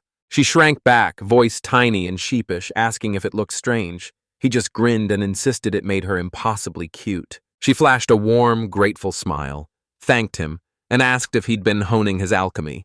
He admitted he had, but said he'd just decided to take a break. She revealed the innkeeper had passed her some smoked meat and asked if he wanted any. He declined. He was fine, and instead offered her something to eat. She slid down beside him, careful and steady, and said, "If you weren't here, I'd wait myself." He murmured, "Don't be afraid to chase what you want." She remembered with a warm smile how long it had been since they'd been alone, and that he'd agreed. Then, gathering his nerve, he lunged in, clutched her tight, and, cheeks burning, confessed that with their partners gone for a while, he just wanted to be with her for a little while. Her tail wagged. He read it as a likely yes. Her cheeks burned, but she insisted she didn't mind, only that the hotel's walls were paper thin and her voice would carry. He waved her off, insisting he understood, and Chagrin admitted he'd chosen these walls the moment they reached the big city. She tapped her knees, gave a thin, knowing smile, beckoned him over and asked him to rest his head in her lap. She wanted to clean his ears. He gave a reluctant nod, awkwardly eased himself down, and in an instant the room wrapped him in an unexpected cozy warmth. She shook her head. She couldn't brush his ears with him lying face up and begged him to roll over. She leaned in, scanned his ears, spotless, and a jolt of realization hit. He could call on his cleansing magic. She urged him to change position and waited for him to move, but his soft, warm weight pinned him in place. He simply refused to budge. He launched to his feet, snatched her up, and choked out that he couldn't take it anymore. Right then, a frustrated barrage of knocks thundered from the next room, and the neighbors immediately apologized, while he jittered with nerves, fury boiling over at the hotel's paper-thin walls. It slammed into him. He'd gleefully woven light magic into a room of concern between them, boasting they'd be unheard beyond its walls and nothing could break their focus. A wild grin split his face. Everyday magic had never been this useful. He waited until the room fell utterly silent, stripped down, invited her to do the same, then folded her into a fierce, breath-stealing hug, pressing their bodies so close they were almost one. She caught him mid-step, cheeks blazing, and breathed out a confession. She wanted him to stroke her stomach. He nodded his assent, then eased his hand forward, fingers tracing it in a slow, tender caress. Out of nowhere, their partner burst into the room, babbling a frantic string of garbled syllables. She bowed, then bolted out the door, the beast girl barreling after her with excitement crackling in every step. She leapt to catch up with her young companion and tried to steady her, while the bewildered girl mumbled that she hadn't seen anything and apologized for coming back at the wrong time. The master insisted it wasn't her fault, and a sharp relief lodged in his mind. If she'd come back even a little later, things could have been much worse. The girls leaned in, whispering to one another, and the partners' tension loosened as calm crept back. A small smile sparked to life on her face. The animal girl spilled everything. While he cleaned his ears, a bun popped onto his shirt, leaving him half undressed, and he only stroked her stomach to soothe its pain. The misunderstanding shattered into clarity. The merchant confessed she wanted to be useful to the master, but, so far, felt like nothing but a hindrance. He snapped back, furious, that she wasn't. She begged me to shout the moment a bug appeared. He shot back, bewildered, that he had no idea when he'd show up. He grinned and told the girls they'd set off on a hike tomorrow. First into the valley of Igomaki village, and by the next day they'd hit the border town. They'd better crash into sleep right now. The night bled away as the master sank into bleak thoughts, crushed by the sting of his failed attempt. The next morning they set out, and he barked that they must scale the mountain before sunset and be ready. Time blurred past as they paused at every stop. Then they struck the perfect campsite perched above a breathtaking vista. He told them bluntly he had no idea what lay ahead. The city supplies might dry up fast, so they'd have to learn to hunt, forage, and feed themselves. He challenged them to split up and hunt for products, putting each of their skills to the test. When they learned they'd have to cook their own meals, the beast girl boasted she could whip up something simple, and the merchant's voice trembled as she confessed she'd never cooked before. After he revealed the outer edge of their detection zone, the master snapped, "Forage only inside that ring. Don't stray past it." The girls nodded and split off to their own tasks, while the master waded into the river, hurling cobblestones to smash the rocks and bewilder the fish. Still, he came up empty. A strange splash slammed into view, yanking his attention. The trader unleashed every skill he had to forage edible mushrooms, whooped when he found fruit, and pushed deeper and deeper into the wild hunting food. The animal girl trusted her primal instincts as she hunted, nose stabbing the air with careful, hungry sniffs. They met back at camp. The master demanded to know how the search had gone, and she spun, hoisted a basket brimming with mushrooms like a trophy, proudly bragging. He pressed her about the herbs she'd brought. She revealed it was a mana herb used to brew potions. It demands a pharmacist's touch. Nobody can administer it yet. If her level surges, she can become an apothecary and handle it herself, and the master cheered it as wonderful. No more fretting over mana recovery. She warned the herb was poison, only to be used as a last-ditch desperate measure, and he shot back that he hoped they'd never be forced to use it. She slammed home that the herb was notoriously bitter. He begged to be spared it. She leaned in and asked how the fishing went, and he blurted that he hadn't snagged a single fish, but had dragged from the river something that looked like a soft-necked turtle. He burst with excitement and leapt to the conclusion that it was a rare monster. She shot back that the turtle only looks strange. It's weak in both strength and armor, but its shell is coveted for its beauty and can command a high price. He leaned in and asked if the turtle tasted good. The merchant grimaced, calling it disgusting but barely edible. He nodded and said he'd save it for a last-ditch meal. Panic clawed at the merchant when he realized the beast girl was being held up. The master swore it had surged upstream. Then his certainty collapsed. He didn't know anymore. She barreled back into view, mud caked to every inch of her. She burst in, apologized breathlessly for the delay, slammed a hand over the stains, and swore the blood wasn't hers. Lightning fast and slippery, that monster forced her into a long, brutal hunt before she finally caught it. The trader locked onto the prey and sneered, "That's a piglet, a rare monster that even seasoned hunters pour everything into catching." They cheered, saying they'd expected nothing less, as dinner sizzled into a barbecue of meat and mushrooms, and the master had to swallow his pride. He was hopeless at finding food.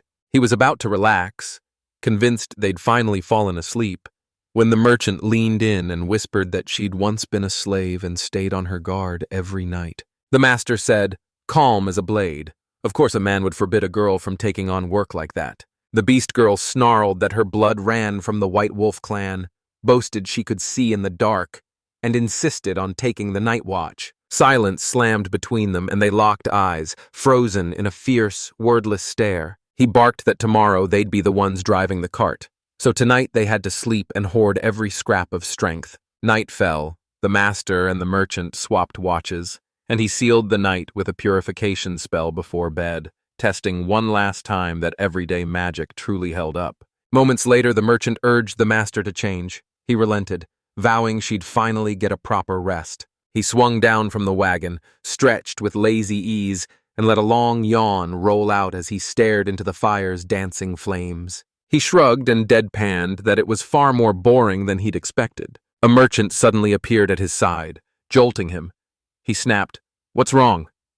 And she smiled, calm as glass, answering, "I'm fine, I just wanted to talk." He snapped, "I told you to rest." And guilt crashed over her as she mumbled a shaky apology. He warned her she'd probably feel awful tomorrow. She shot back, adamant everything would be fine, and he just assumed she'd long since grown used to it. He swept an inviting hand to the spot beside him, and she beamed, eagerly settling in. Smiling, he grumbled that patrol duty was unbearably boring. She fired back that boredom beat, getting ambushed out of the blue. Out of nowhere, she jabbed a finger at the bottomless, star-strewn sky and urged him to look. He breathed that the stars were astonishingly beautiful, and together they watched them. With a single, stunned glance, he feared he'd never lay eyes on a sky that bright again. All at once, the merchants barked that her mistress had treated her well, only because her skills put coin in their hands. She even set her up with a room, yet when night fell, a fierce loneliness gnawed at her. He said he understood her, and she admitted she'd made a mistake last night. He flinched, brushed it off as an accident, and urged us to forget it. She smiled softly as loneliness vanished.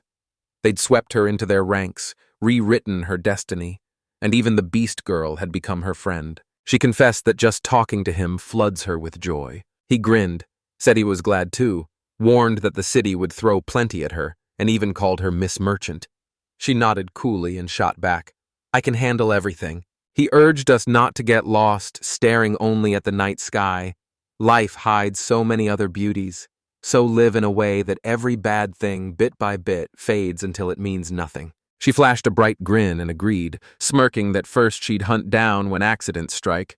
There's no predicting when they'll hit again. Flames raged through the night, and slowly the darkness surrendered as dawn pushed over the horizon. The animal girl snapped awake, swept her gaze across the clearing, and locked onto a picture. her master dozing by the fire, his companion curled on his lap beneath a blanket, sleeping sweetly. She shot a cheerful "good morning" their way. The master jolted upright, and the merchant, still half asleep, stood at his side. They forged ahead. On the stone road their destination loomed. The master spotted the gate and bellowed with triumph that they'd finally reached the border town. He pinged the satellites and confirmed Dhaka was a federal kingdom.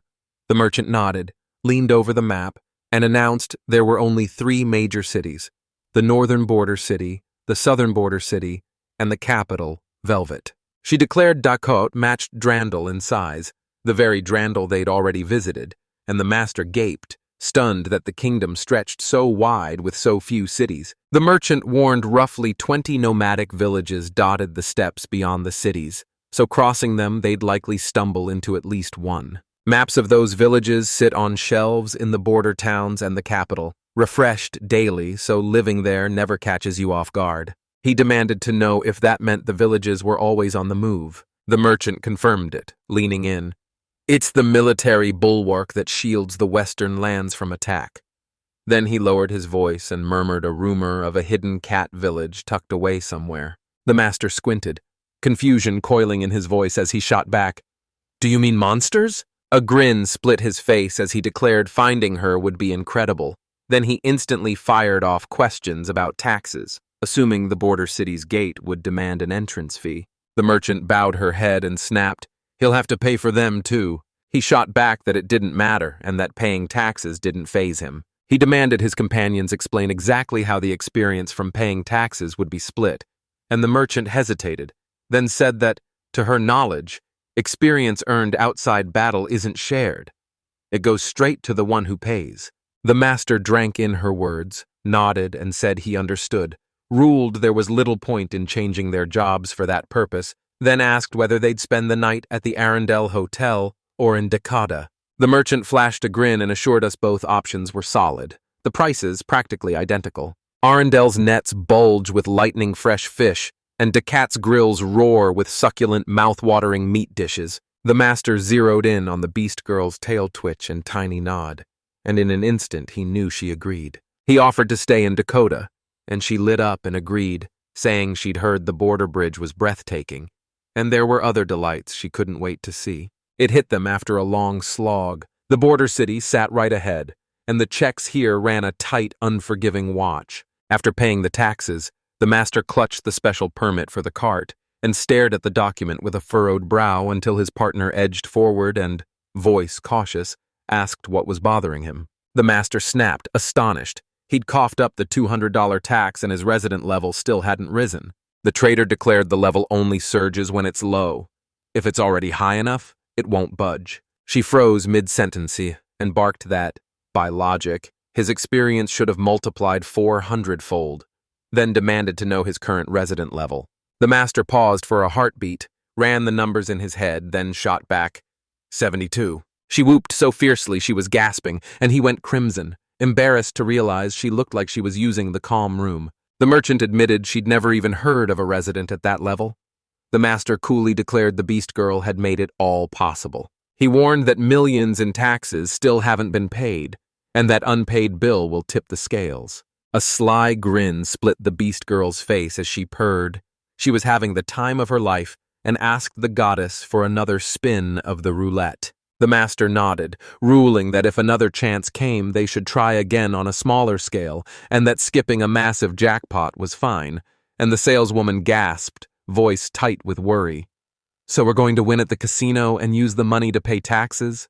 The master gave a slow, wry nod and admitted it was true. That's exactly how they blew through most of the money. The beast girl vowed she'd teach the merchant everything next time, and the master flashed a grin, insisting she'd handle it even after the usual spiel. He leaned in, eyes sharp, and pressed. You sure you don't need to buy anything before we cross the border? The merchant snapped, remembered, and blurted that there really was one unbeatable place to shop. She demanded they yank every metal item out of the boxes now. Leaving anything inside would trigger suspicion during the inspection. They blasted through the check without a hitch, and the guards waved them onward. In that instant, the master's resident level surged to 73. Guards bellow a last, urgent warning as they step onto the bridge. Cross it, and you're out of Arendel's protection. The master still couldn't grasp what they meant by be careful. They plunged into the heart of a teeming market, swallowed by a surge of people. The master's jaw dropped. The place, despite being nothing more than a bridge, was packed with shops even outstripping the city, and a grinning merchant whooped that it belonged to Arendelle, not Ducat. Merchants didn't collect taxes on purchases. This place ran without strict rules. People thronged the streets, and compared to the slums, it felt far safer. She bristled with resolve to exploit the tax break and snatch up as much as she could at bargain prices. The master flashed a grin, said he felt her drive, and urged her to take a walk and look around first. They tethered the snow-white horse nearby and fanned out, curiosity blazing, to scour every alley. The bridge sprawled into what felt like an entire city. The master snapped, "Where do the merchants live here? I've only ever seen them in shopping malls and tents." The peddler jabbed a finger at the bridge's shadow and urged him to peer beneath it. He leaned over and his eyes drank in ships and boats cutting across the water nearby. A jolt hit him. Merchants were hoisting themselves up and down the bridge on thick ropes, their boats clearly their homes. The master thrust a tiny pouch of coins into the palm of each of his companions. They bristled at his excess and demanded he rein in his spending, but the master merely smiled and declared every coin they had came from the merchant. She exhaled sharply and warned him the road could throw anything at them. He offered an awkward grin and insisted they could treat themselves to an outing now and then, especially while they were here. He dropped his gaze and confessed he only wanted them to be happy. Their faces melted into grins as they flooded him with thanks, confessing they were overjoyed, and the whole team charged off to go shopping. The master urged the merchants to choose, stay at his side or go with the beast girl. The latter declared they never saw the merchant as a child. Only the master fretted over her, and even admitted she felt a twinge of jealousy. The merchant, moved by that confession, flung herself into the master's arms. The master grabbed her hand and pulled her to his side, warning he feared the beast girl's wild charm would draw too many eyes and some brazen flirt would try his luck. She clung to him in a fierce hug and, voice barely above a whisper, vowed she'd never flirt with anyone else but him. The three of them fell into step and kept walking. The master scanned the sprawling shopping malls and his eyes snagged on a shop bursting with adorable clothes.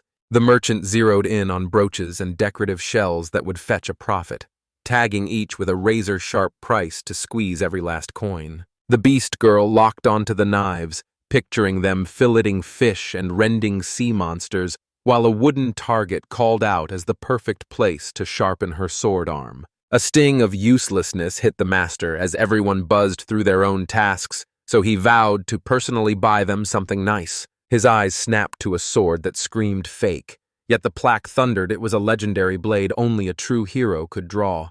The saleswoman beamed and slid a spoonful toward him, daring him to taste. She warned them each attempt only grants a single sense, then revealed the sword once crowned the mountain until some idiot shattered the rock and trapped it.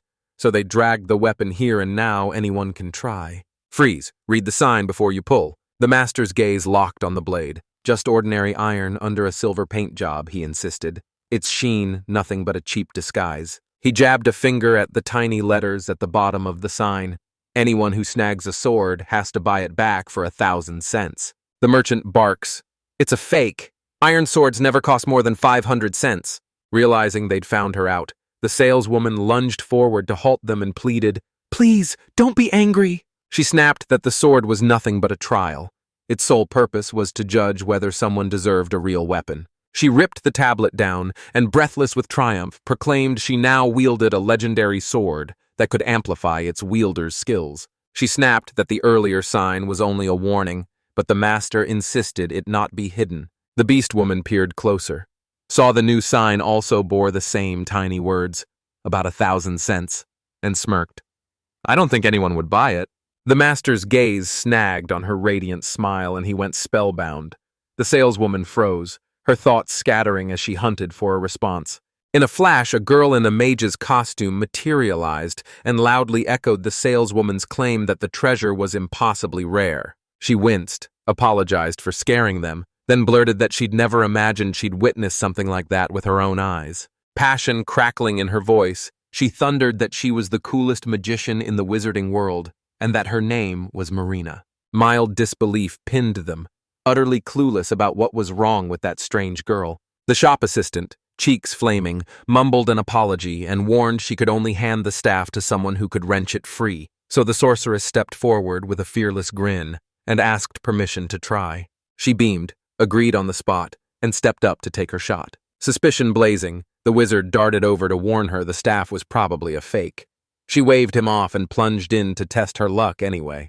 She pushed herself to the brink, then finally threw in the towel, confessing it was impossible for her. She dropped to her knees, a bitter sigh ripping out as she shot a pleading look at the master, her eyes saying even $50,000 couldn't buy a soul who could wrench that staff free for her. At the figure, the merchant's eyes sparked and she cried they'd reap a huge windfall.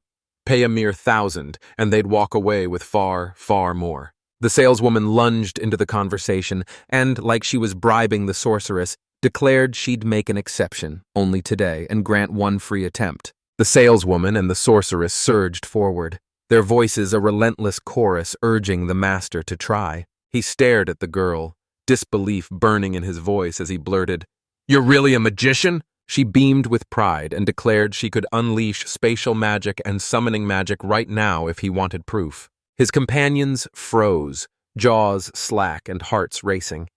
This confession revealed a freakishly unique skill, and none of them had ever met anyone who could pull it off. The sorceress, blushing, snapped that she wasn't bragging. She was thrilled to reveal it after hearing what they'd said. She struck a bold pose, demanded everyone's full attention, and thundered that she was a great wizard. She pulled off a mere childish trick, then, calm as if nothing happened, warned him this was only the first spark of a true miracle. A sly smile curved her lips as she vowed to reveal the most breathtaking magic the world had ever seen. She flashed the empty hat, wrapped it in an ordinary cloth, faced the king of the sky and reminded him of the contract made in that very place at that exact time.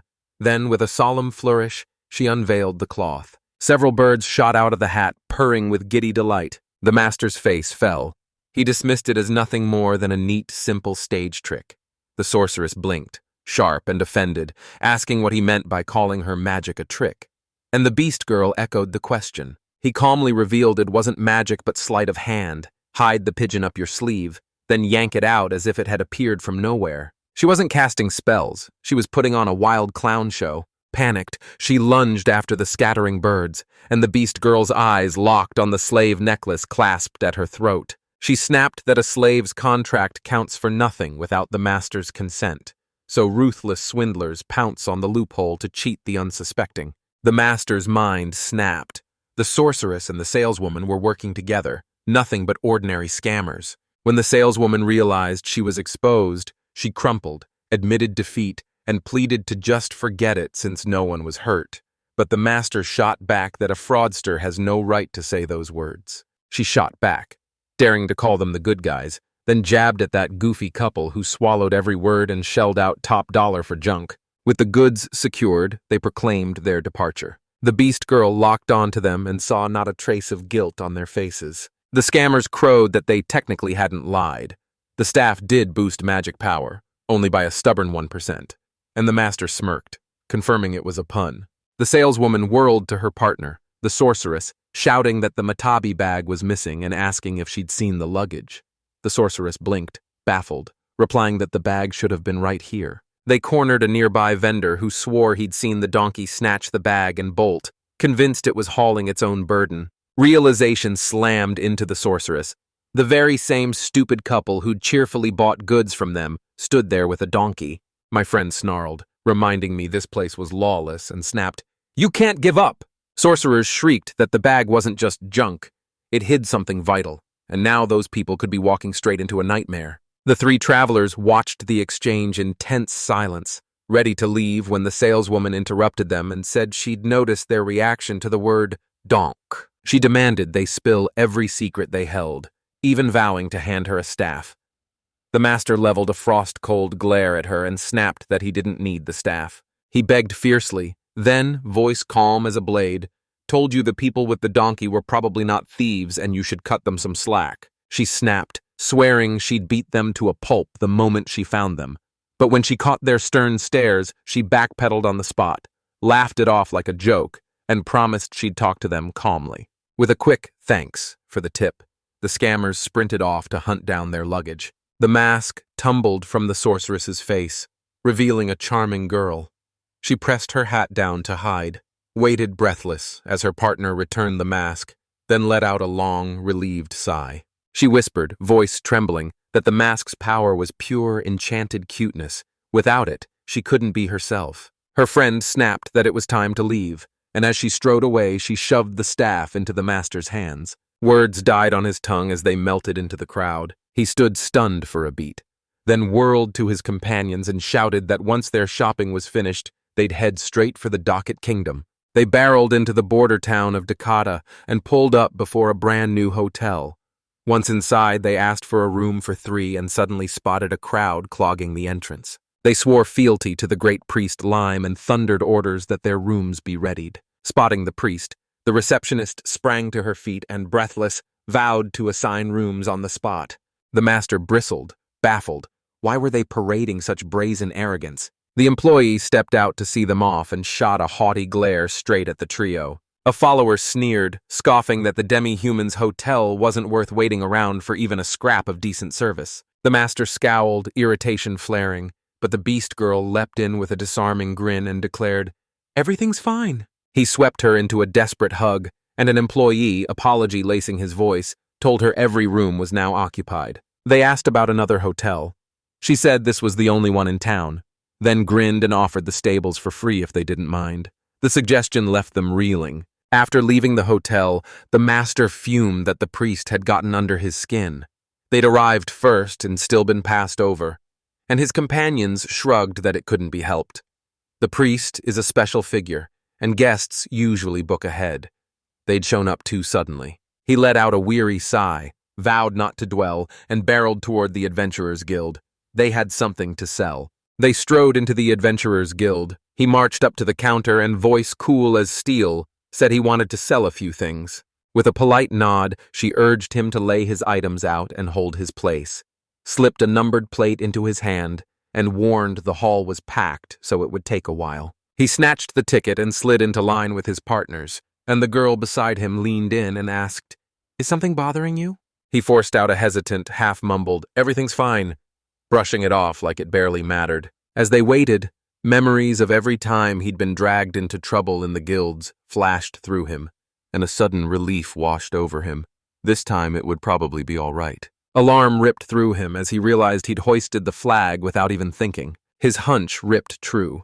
A pack of guys closed in, their smiles cruel as they eyed the 2 cuties at his side and taunted that with such charming slaves he shouldn't have any problems. The girls clung together, trembling like hunted prey, and he exhaled a fed-up sigh, wondering why he always got pulled into these disasters. He scoffed, burning with contempt. Guys who hurl slimy compliments at girls have nothing good in them. More often than not, they lack status and a decent job. He locked onto them, eyeballed their stats, and called it a level 21 cat user, a level 13 axe user, and a level 9 swordsman. He forced himself to believe they were ordinary people, then froze when an impossible sight hit him. A cat person standing among them, which meant he might suddenly be able to speak to cats or be dragged into fighting them. He burned to know exactly how it worked, barely choking back the question. I snapped myself back in time and pinned every thought to one goal: minimize the problem. His voice ice calm, he said he didn't want to make a fuss, revealed the 2 beside him were his precious companions, and asked them to step away. The boys howled with laughter, taunting him that if he really was the boss and wanted to avoid trouble, he'd do them a favor. Then they'd let him go. The girls froze. The beast girl snarled, fury coiling in her as she readied to strike, and the master stepped forward, calm as stone, assuring them everything was in order and urging them to leave it all to him. He pleaded again that they were exhausted and craved peace, then kept his voice calm as he politely asked them to leave. They jeered, roaring that they wouldn't let them walk away. The largest of the 3 hoisted his fist, coiling like a loaded spring to strike. The master barked, furious and incredulous. "Why won't they just listen to me?" In the next instant, he blinked out of existence and unleashed a blistering flurry of blows on each of them. The foes crumpled to the dirt, crouched and beaten. The skirmish was over, and the whole crowd snapped to attention. He loomed over the vanquished, voice low and icy with menace. If you've learned your lesson, stop causing trouble for others. Pity seized him. He unleashed a burst of healing magic that mended their wounds. They gaped when he unleashed a healing spell. Passers-by murmured that, despite his youth, this young man fought like a veteran and wielded healing magic. All eyes pinned him, and he shrank into a blush as his companions stood beside him like proud peacocks, grinning and turning his face even redder. Treated, the boys shot off at once, yelling apologies. He watched them go, and a strange question flickered through his mind. Why were people like that always so painfully cliched? His gaze snapped to a book abandoned on the floor. He snatched it up and gasped, something like this shouldn't be here. A voice behind him snapped, "What was that?" He recoiled, slammed the book shut, and convulsively blurted that he hadn't looked at anything special. The girl snapped that this was the very book the church had banned, and owning it was a sin. The saleswoman agreed and urged they take her to the church immediately. He blurted that it wasn't his book at all. He raced through the pages as both girls' gazes pinned him, their faces taut and expectant, waiting for his decision. He cleared his throat, voice faltering as he vowed to handle it. The law against obscene books was merciless. Zveradvochka said she'd heard whispers about the author. The book began as a gallery of stunning paintings everyone admired, then an obscene edition suddenly surfaced. The book didn't stop there. It brazenly detailed not one but two goddesses. He leaned forward, curiosity burning, but when she started to spill the finer points, he cut her off, insisting she didn't need to go through every last detail. She dropped a bombshell. The church eventually banned the book. They pinned him with expectant stares, breath caught, like an audience waiting for the curtain to rise. They then pointed out that a wave of men opposed the ban and cheered him for taking the opposite stance. He let out an awkward laugh and swore he'd never read anything like that. He waved them to a seat and slammed the thought into his head. He already had women at his side and had no use for those books. He watched the author sabotage himself, admitted he was desperate to discover who the author really was, and realized that among the countless people he'd met since coming to this world, one of them could be the author. Then his companion suddenly blurted that the author was probably Dejiro. He nodded at first, then snapped, "This has to be a joke." She revealed that after sealing the Demon Lord, she joined the hero squad for a stretch and caught Daijiro feverishly sketching books titled Monk. He brazenly dubbed it his pseudonym. The master blurted, shock cracking his voice, "I could have been arrested for this!" And she just smiled like it was nothing, saying she didn't think the church would arrest anyone from the heroes group and was sure it had all been settled quietly. The merchant leaned in and spilled that Daijiro had secret fans who spoke in strange words. She admitted she'd never met them, so she didn't know the details, but she ached to see that forbidden book with her own eyes. Utterly baffled, the master slammed the conversation shut and warned that some things in this world are best left unknown. He snarled that it was a sin, the deed of someone from another world. Memory slammed into him. One burning question spilled from his lips. Had they ever heard of a profession that used cats? The girls debated weaponizing cats and unleashing them on the battlefield. He scoffed that it was too versatile and pressed her for her exact requirements. She declared she could gather more information alone, brimming with confidence. We chose to search together instead. Safer even if it slowed us down. And he warned her to avoid reckless gambits and to fall back at the first sign of danger. The merchant beamed, agreed on the spot, and bolted off to hunt down information, leaving the others a touch bewildered. Once she left, a flicker of panic hit him, and he blurted to the beast girl to take his hand, afraid rude strangers would appear. She beamed, gladly gripped his hand and squeezed it tight, flushing him even redder. Right then, their turn came.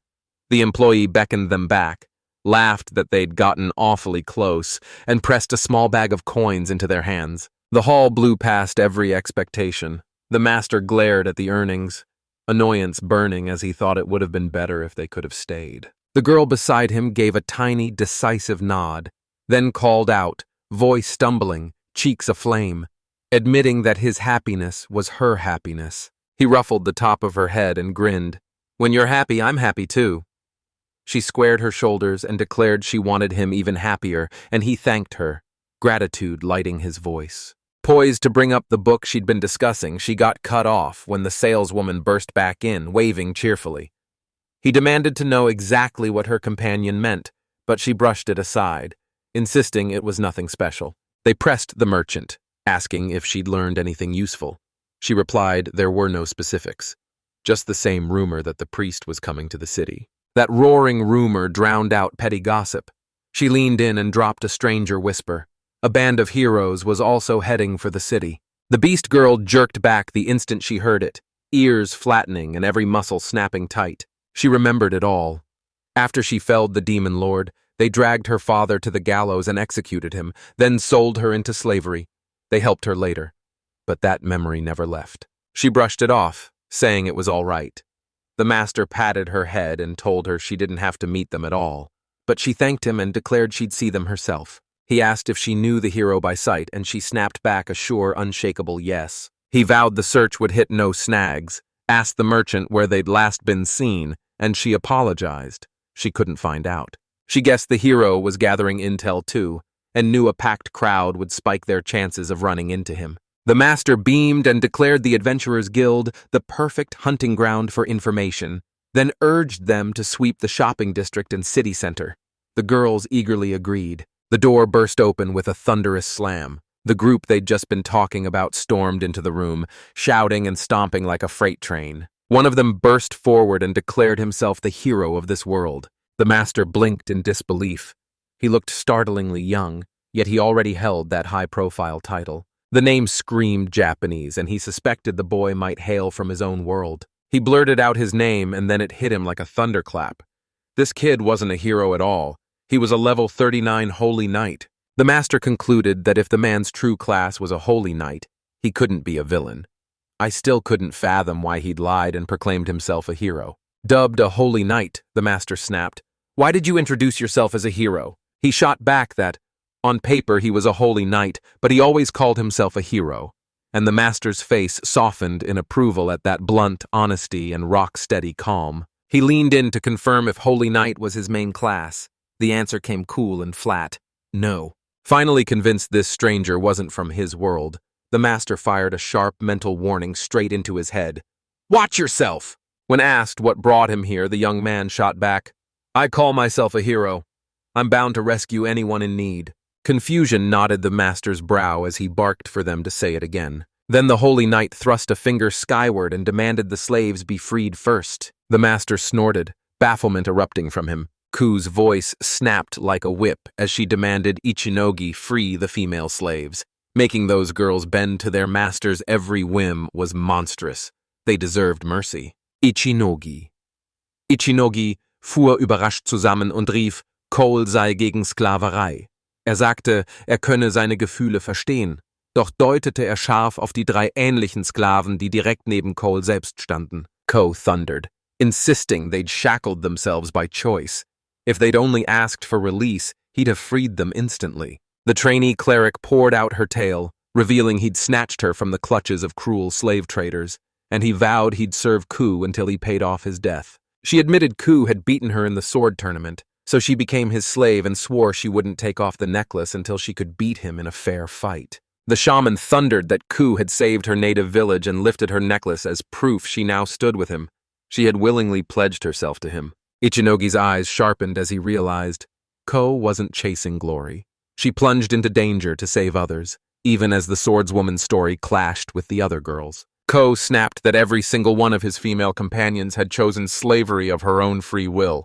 None had been forced. Ichinogi stellte fest, dass ihre Lage den Sklaven erschreckend ähnlich war, bot an, sie auf Wunsch freizulassen und betonte, dass ihren eigenen Entschluss respektiere. Haru's voice cracked with honest longing as she confessed she wanted to remain at her master's side. Carol barreled into the exchange, snapped at Ko to stop prying into other people's business, and declared she wanted to repay her master's kindness by gladly being his slave. Ichinogi verbeugte sich tief, dankte den beiden Mädchen für ihre Worte und sagte mit fester Stimme, Ihr seid meine Gefährtinnen. Ich gehe an eurer Seite. Ku spat, accusing Ichinogi of forcing the girls to speak those words and swearing he wouldn't be deceived. Ichinogi schoss ihm die Antwort entgegen und erkannte, dieser Mann will überhaupt nicht zuhören und begreift die Worte anderer nicht. Ku dropped a single bombshell. He'd heard only one thing, that Ichinogi did terrible things to his female slaves. Ichinogi recoiled, then snapped. Terrible things? What are you talking about? Ku jabbed an accusing finger at the little girl beside him. Carol erupted into a furious scream, stunned to be called small. Ku snarled that Ichinogi had shoved Carol into the city to gather intel for him, sending her out utterly alone despite her still being an elementary school child in Japan. Carol snapped, firing back that she'd offered to collect the information herself and fiercely insisting she was no child. Ko confessed, regret thick in her voice, that she felt sorry for herself and suspected the slaves had been ordered to mouth words they didn't mean, while their real pain and secret tears burned inside. Carol exploded, roaring, "What is wrong with this guy?" and snapped that she was perfectly fine. Mit ruhiger Stimme enthüllte Ichinogi, dass Carol vorgeschlagen hatte, in der Stadt Informationen zu sammeln. Ku's voice cut like steel.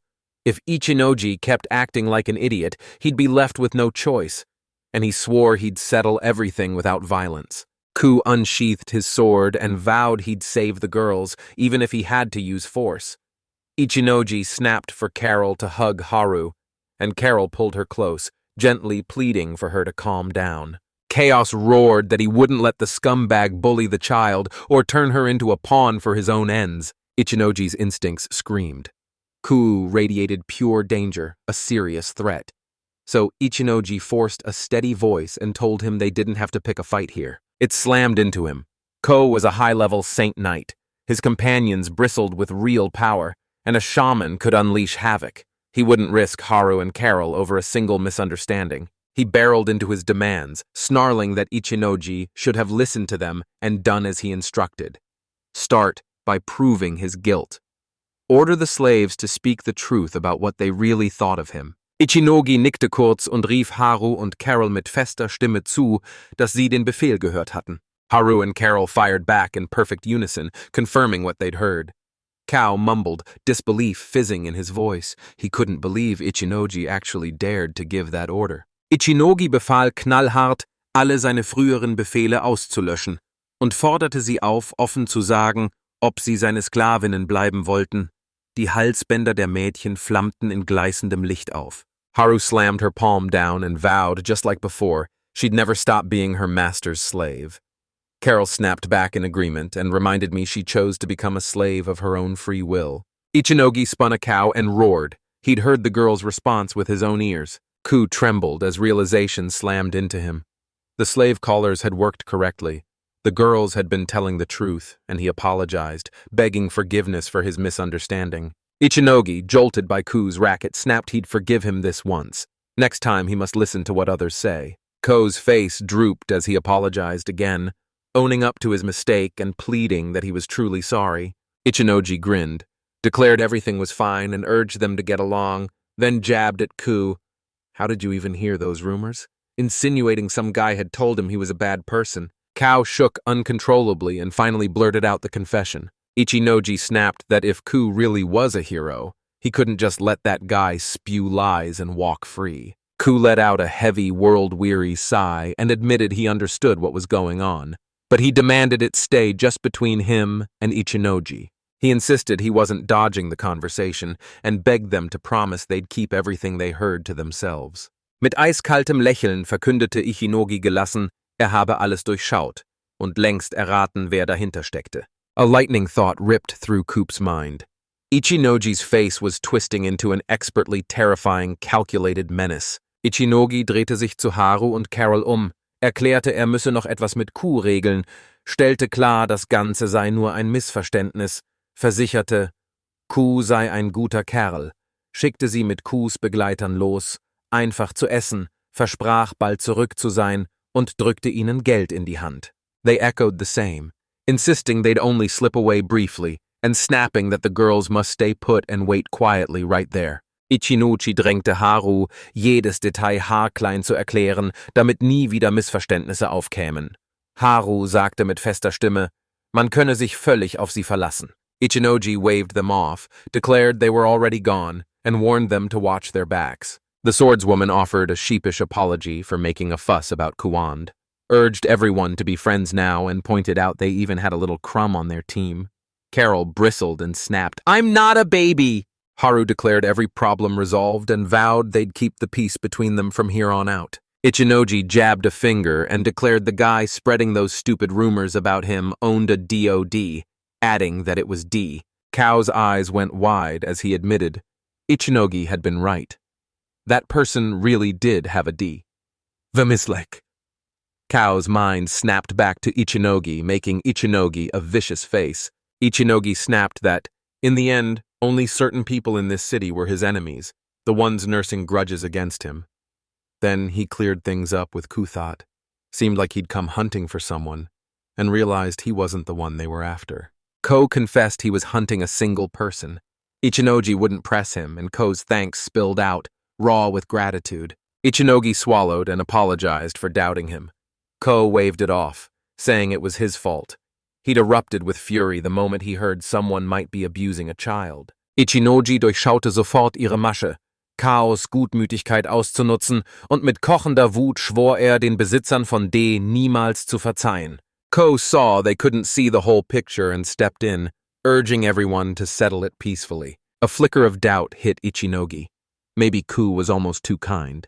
Then certainty flared. That's exactly what a true hero should be. Ko shouted they were there, and he swore he'd be inside in a heartbeat. The adventurers flooded in, shouting that Mr. Hero had finally taken care of that scoundrel, and Ichinogi suddenly cut in with a single clipped greeting. The adventurers recoiled, horror ripping from their throats as they demanded, "Why are you here?" and branded the hero a traitor. Ku shot back, voice like iron. They were the ones who took advantage of his trust. Ichinogi isn't the terrible person you painted him as, though I'll admit he can look scary at times. Ichinogi proklamierte, sei der Freundlichste, und Ku beruhigte die Menge. Ichinogi war nicht aus Rache hier. Ichinogi's voice sliced the air, icy and unwavering. This is what I came for. An adventurer's hand darted to a battered book on the ground, yanking it up and shouting, "I thought I'd lost this!" Ichinogi's gaze snagged on Dojin Xian. He declared he had to read the sequel, prodded them for anything about the author, and vowed to bring the book back. The adventurer's jaw dropped as he asked, incredulous, if Ichinogi was one of them with that cute girl right at his side. Ku's gaze snagged on an old saying that 2D and 3D were utterly different. Ichinogi opened his mouth but was cut off, and the adventurer echoed the line, grinning that it was a perfect idea. Ichinogi zog ein Fazit und knallte, "Wenn ihr mir die Informationen gebt, werde ich euch keinen Groll hegen." He dropped his bravado, admitted he'd made a mistake, apologized from the heart for what he'd done, and confessed the truth. The companion's extraordinary beauty shattered his restraint. He couldn't help himself. He only wanted to impress and look cool. Ichinogi sagte mit eiskalter Ruhe, "Wenn du ein Mädchen ansprechen willst, geh nicht so dämlich vor.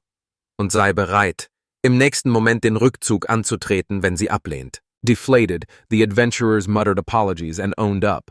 They had no clue about Big Master. The dacha was once a home conjured by magic scrolls, but the project collapsed into bankruptcy, so they fired up a special machine that produced magic scrolls and used them to churn out doujinshi. Ichinogi expected nothing, but his jaw dropped when he discovered someone else, besides the second big teacher, was drawing doujinshi. The adventurer's voice cut sharp as he confirmed his claim and declared these people the second teacher's children, and in an instant, Vmusle detonated a flash in Ichinogi's mind.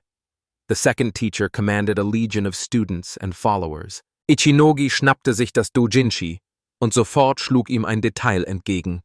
Die Ohren der Bestienmänner waren verblüffend präzise gezeichnet. Crimson flamed across the adventurer's cheeks as he ducked his head and offered a sheepish, grateful "thank you" for the praise. Ichinogi's eyes snapped. He instantly named this adventurer the cat artist and demanded, "Did you draw those cat ears in doujinshi?" The adventurer's jaw dropped. He demanded how Ichinogi knew he was a cat user when he hadn't even said it out loud. Ku's eyes gleamed. Cat users were a rare breed, and he'd heard only those recognized by the ancient cat Sith could earn that profession. The adventurer's voice sliced the air. Only the cat priests could pass on this class. He raged that they'd stolen the matatabi from him, the very matatabi he'd earmarked for medical use. And when he demanded compensation, they only mocked him, telling him to change his profession. The adventurer declared that members of that race are rarer than legends and nearly impossible to find. So he was condemned to spend the rest of his life as a cat user. A shock ran through everyone, OG included, as they realized the adventurer hated his profession and seethed with frustration, just like Carol, who never wanted to be a temptress. He'd imagined his classmate ability could flip everything on its head, but doubt gnawed at him. This class didn't really pose any serious problems. The adventurer explained, voice burning. That's why he pledged revenge on the cat sages, creatures who looked like ordinary cats on the surface, but secretly hated the beastmen who appeared human save for cat tails and ears. He declared he'd forged doujinshi for one purpose, launch the cat people into popularity and set the cat sages seething with rage. Doubt clawed at Ichinogi.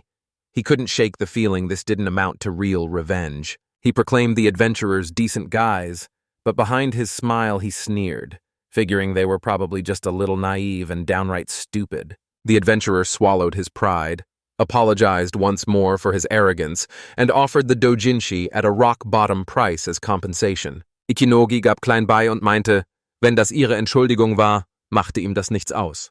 Ku grinste kurz und erkannte sofort, dass Ichinogi nicht ganz ehrlich war. The adventurer flashed a grin, asked if they liked Beastman, and vowed to dash off and grab something for them right away. Ichinogi leaned in, eyes gleaming, and asked what he was about to reveal, and Cop grinned as he unfurled a crackling parchment. A communication magic scroll, he explained. The adventurer snapped it could be used only once, then dropped the bomb. It was a letter from his niece, the very one who helped create doujinshi. Her letter demanded they send her ink as payment. Seconds later, he thrust the book into her hands. Ichinogi thrust the money into his hands. The adventurer froze, bewildered, and blurted, I can't take that much. Ichinogi pushed hard, insisting they use the funds to keep him drawing doujinshi, eyes blazing with hope for a real job. Grinning ear to ear, the adventurer vowed he'd craft a breathtaking doujinshi about beastmen, and Ichinogi shrugged it off, said it didn't have to be beastmen at all, then announced he had to leave. They apologized together, insisting he still had unfinished business. Ichinogi snapped, demanding to know if that was true. Ko confirmed with a hard nod, told them to tell the girls he'd be back soon, and fiercely insisted that today's events remain their secret. Ichinogi nodded, declaring, it's time to leave. The guild tavern thundered with its usual clamor, and the moment Ichinogi stepped back through the door, his eyes locked on Haru, dozing off. He declared, voice steady as steel, I'm back. Carol shot forward, hugging him and shouting, welcome back! And Chanty blinked, mild surprise in her voice, asking why Ku wasn't with him. Ichinogi burst out that Ko said he had one urgent thing to do. Then, voice tight, Ko asked if the little money he had left would be enough. Carol snapped that the money was more than enough, pointing out they hadn't even had time to pay yet. Nan and Shenty rushed forward, beaming, their voices ringing as they thanked their hosts for the meal. The man blinked, stunned. The girls had already spilled everything, and Shenty chimed in, calling Ichinogi a genuinely good guy. Schleil spat, never trust the first bit of information you get. Ichinogi vowed Haru would finally rest, handed every responsibility to Carol, and even offered her a place to stay. But Carol shook her head and said she was leaving too. Ichinogi drehte sich zu den anderen, grinste und verkündete, würde sie unterhalten. Alles auf seine Rechnung.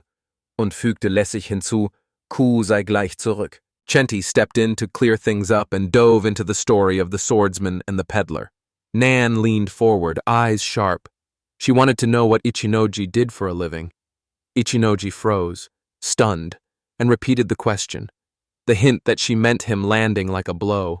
Chanty confirmed it, saying they knew he was a good person, but couldn't ignore how Carol carefully skirted any mention of his class. Nan smirked, saying cute girls are always orbiting him, clamoring to find out what kind of job he has. He let out a quiet sigh and owned up. He didn't have a full-time job.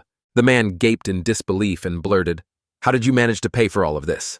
Ichinogi froze for a beat, then stammered a shaky explanation, bewilderment flashing across his face. It hit him. Haru hawked monster parts. Carol dealt in ingots and spices. It hit him like a slap. The only time he'd ever made money on his own was in a casino. Ichinogi breathed, I'm winning at the casino. Shantae instantly pinned him as a gambler. Nan dropped the bomb that he doesn't have a full-time job. Cold panic clawed at Ichinoji as his mind sprinted. How could he explain this to him without bearing his unemployment ability? Carol barged in, declaring she could rely on her and admitting Ichinoji had no steady job. But he was the one who'd saved her life. Vmyslok, Ichinogi's mind snapped to the ugly truth. Carol had only made things worse and was smirking. The girls locked their gaze on him, suspicion blazing. He couldn't read their minds, but the truth hit him like a punch. He knew exactly what they thought. To them, he was a bastard who made girls work just because he'd saved them once. Ichinogi sprang zur Verteidigung, stotterte, sie hätten alles missverstanden, gestand, habe Harus gesamtes Geld einmal verprasst. Sonst, schwor habe so etwas nie wieder getan. He confessed he'd emptied his own pockets at the casino to pay taxes and other expenses. Ko burst back and snapped at his companions to leave right now. Non-Genti and Hellel Schleil fell in line without so much as a protest and obeyed. Ichinogi lunged after them, insisting he hadn't explained himself yet. Ko flashed a reassuring grin and insisted everything was fine. They all knew he was a good guy. Ichinogi snapped back, cutting through the calm. That wasn't it at all. Haruhei was only carrying Haru because she had fallen asleep. Q muttered a quick excuse, insisted they had to leave immediately, shoved the payment at Moose, and hurried off. Ichinoji lunged to stop him, shouting he'd pay for it himself, and Chanti scoffed that he should get a job instead of arguing about it. Ko grinned and promised they'd meet again soon. Ichinoji exhaled, saying he wanted to clear up the misunderstanding. Carol whispered, every syllable a quiet promise. No matter what happens, I'm still on your side. Ichinoji snapped a nod and thanked her. Vmyslok. A sudden jolt hit Ichinogi. After lugging the drunken Hara outside, he'd snatched a quick, silent breather in a tranquil corner. He said he wants to put Haru's wishes first. Her happiness is what makes his heart soar. A bolt of joy shot through him.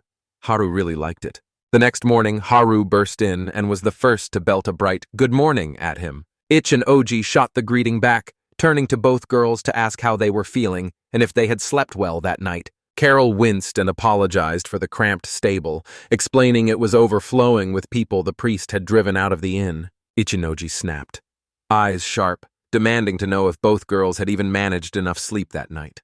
Haru beamed, saying she'd slept like a dream and loved being so close, and Carol grinned and said she totally agreed. Ichinoji beamed, glad to hear such answers, and Haru, cheeks flushed with embarrassment, confessed she still hoped her master would someday sleep in a more spacious and comfortable place. Relief flooded Ichinoji. He was thrilled the girls didn't mind spending the night in the stable. Haru shot back instantly, loud and fearless. I don't mind at all. And Carol chimed in, me neither. Ichinogi shrugged, beaming. Not a bad experience. Sometimes you have to dive headfirst into moments like this. He had to admit he'd barely slept. The ordeal had crushed him. He urged the girls to switch into fresh clothes and lace up sneakers, insisting they were very good for them. Carol flashed a grateful grin and Haru bowed sharply. They both thanked him for his concern. He flashed a grin, declared everything was fine, and told them to hand the sheets back and move on. They burst into the inn. Ichinoji flashed a grateful grin and thanked them for the sheets they'd brought, and the innkeeper winced, apologizing that they'd been forced to sleep in the stable. Ichinogi declared it was also a brilliant rush, the kind of experience worth diving into every now and then. The host slid a free breakfast across the table as an apology. Ichinoji bohrte nach, ob der Besitzer wirklich hinter dieser Entscheidung stand. He nodded and declared he'd be better off if the guests savored every bite. He said the priest sneered at the inn's cheap fare, shoved every offering aside, and left the food cold and untouched. Ichinoji's jaw dropped at the revelation that priests were meant to serve God, and Carol grinned as she accepted the treat, insisting she couldn't let the food go to waste. Ichinogi's mind snagged a tiny, penny-pinching spark in her expression. He spotted even those who'd bunked down in the stable eating here and realized they'd been left with no choice. His eyes snapped to something unexpected. Haru's voice trembled as he asked, "Is everything okay?" Aro's gaze snapped to a wanted notice nailed to the board. There, the names Joffrey, Eliza, and Centaur criminals stared back. Ichinoji recoiled, stunned by what they were doing. The description was gruesome. Haru snapped that the announcement carried the chilling note, dead or alive. Carol's suspicion flared that they might have snatched the bag, and she stared, stunned, as their names were blasted across the blackboard in a vicious notice. Ichinogi platzte vor Zorn und schrie, sogar ein Esel taucht in den Anklagen auf. Haru entdeckte, dass der Steckbrief an der Tafel von der Kirche Gottes stammte. The innkeeper said a guild messenger showed up at first light and urged them to post the sign in a busy public spot where many could see it. Haru's gut screamed it. This could be the same priest who'd shown up yesterday asking about this ad.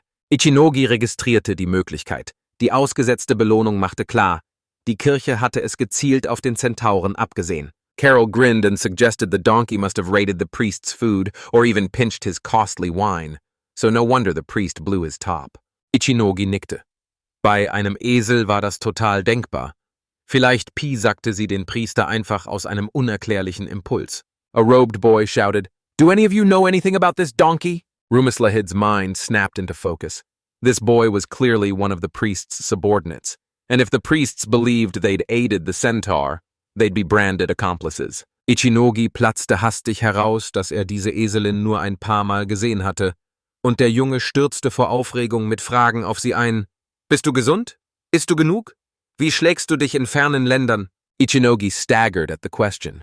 But before he could answer, the boy barreled into an apology and proclaimed himself Malimia, a deacon tasked with caring for a donkey named Centaur.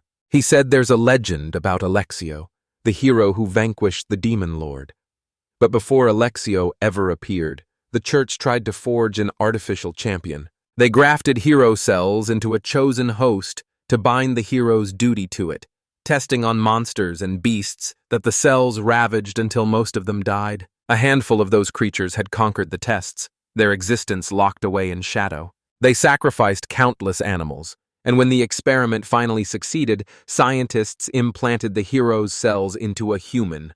Alexio sprang into being and ultimately crushed the demon lord. The world convulsed and every beast reshaped, yet one stubborn soul stood unchanged. Centaur, a slow, plodding donkey. Malenia confessed. He was the one who let her out of the stable. The moment he looked away, she vanished from his sight. Ein kalter Schauer durchfuhr Ichinogi.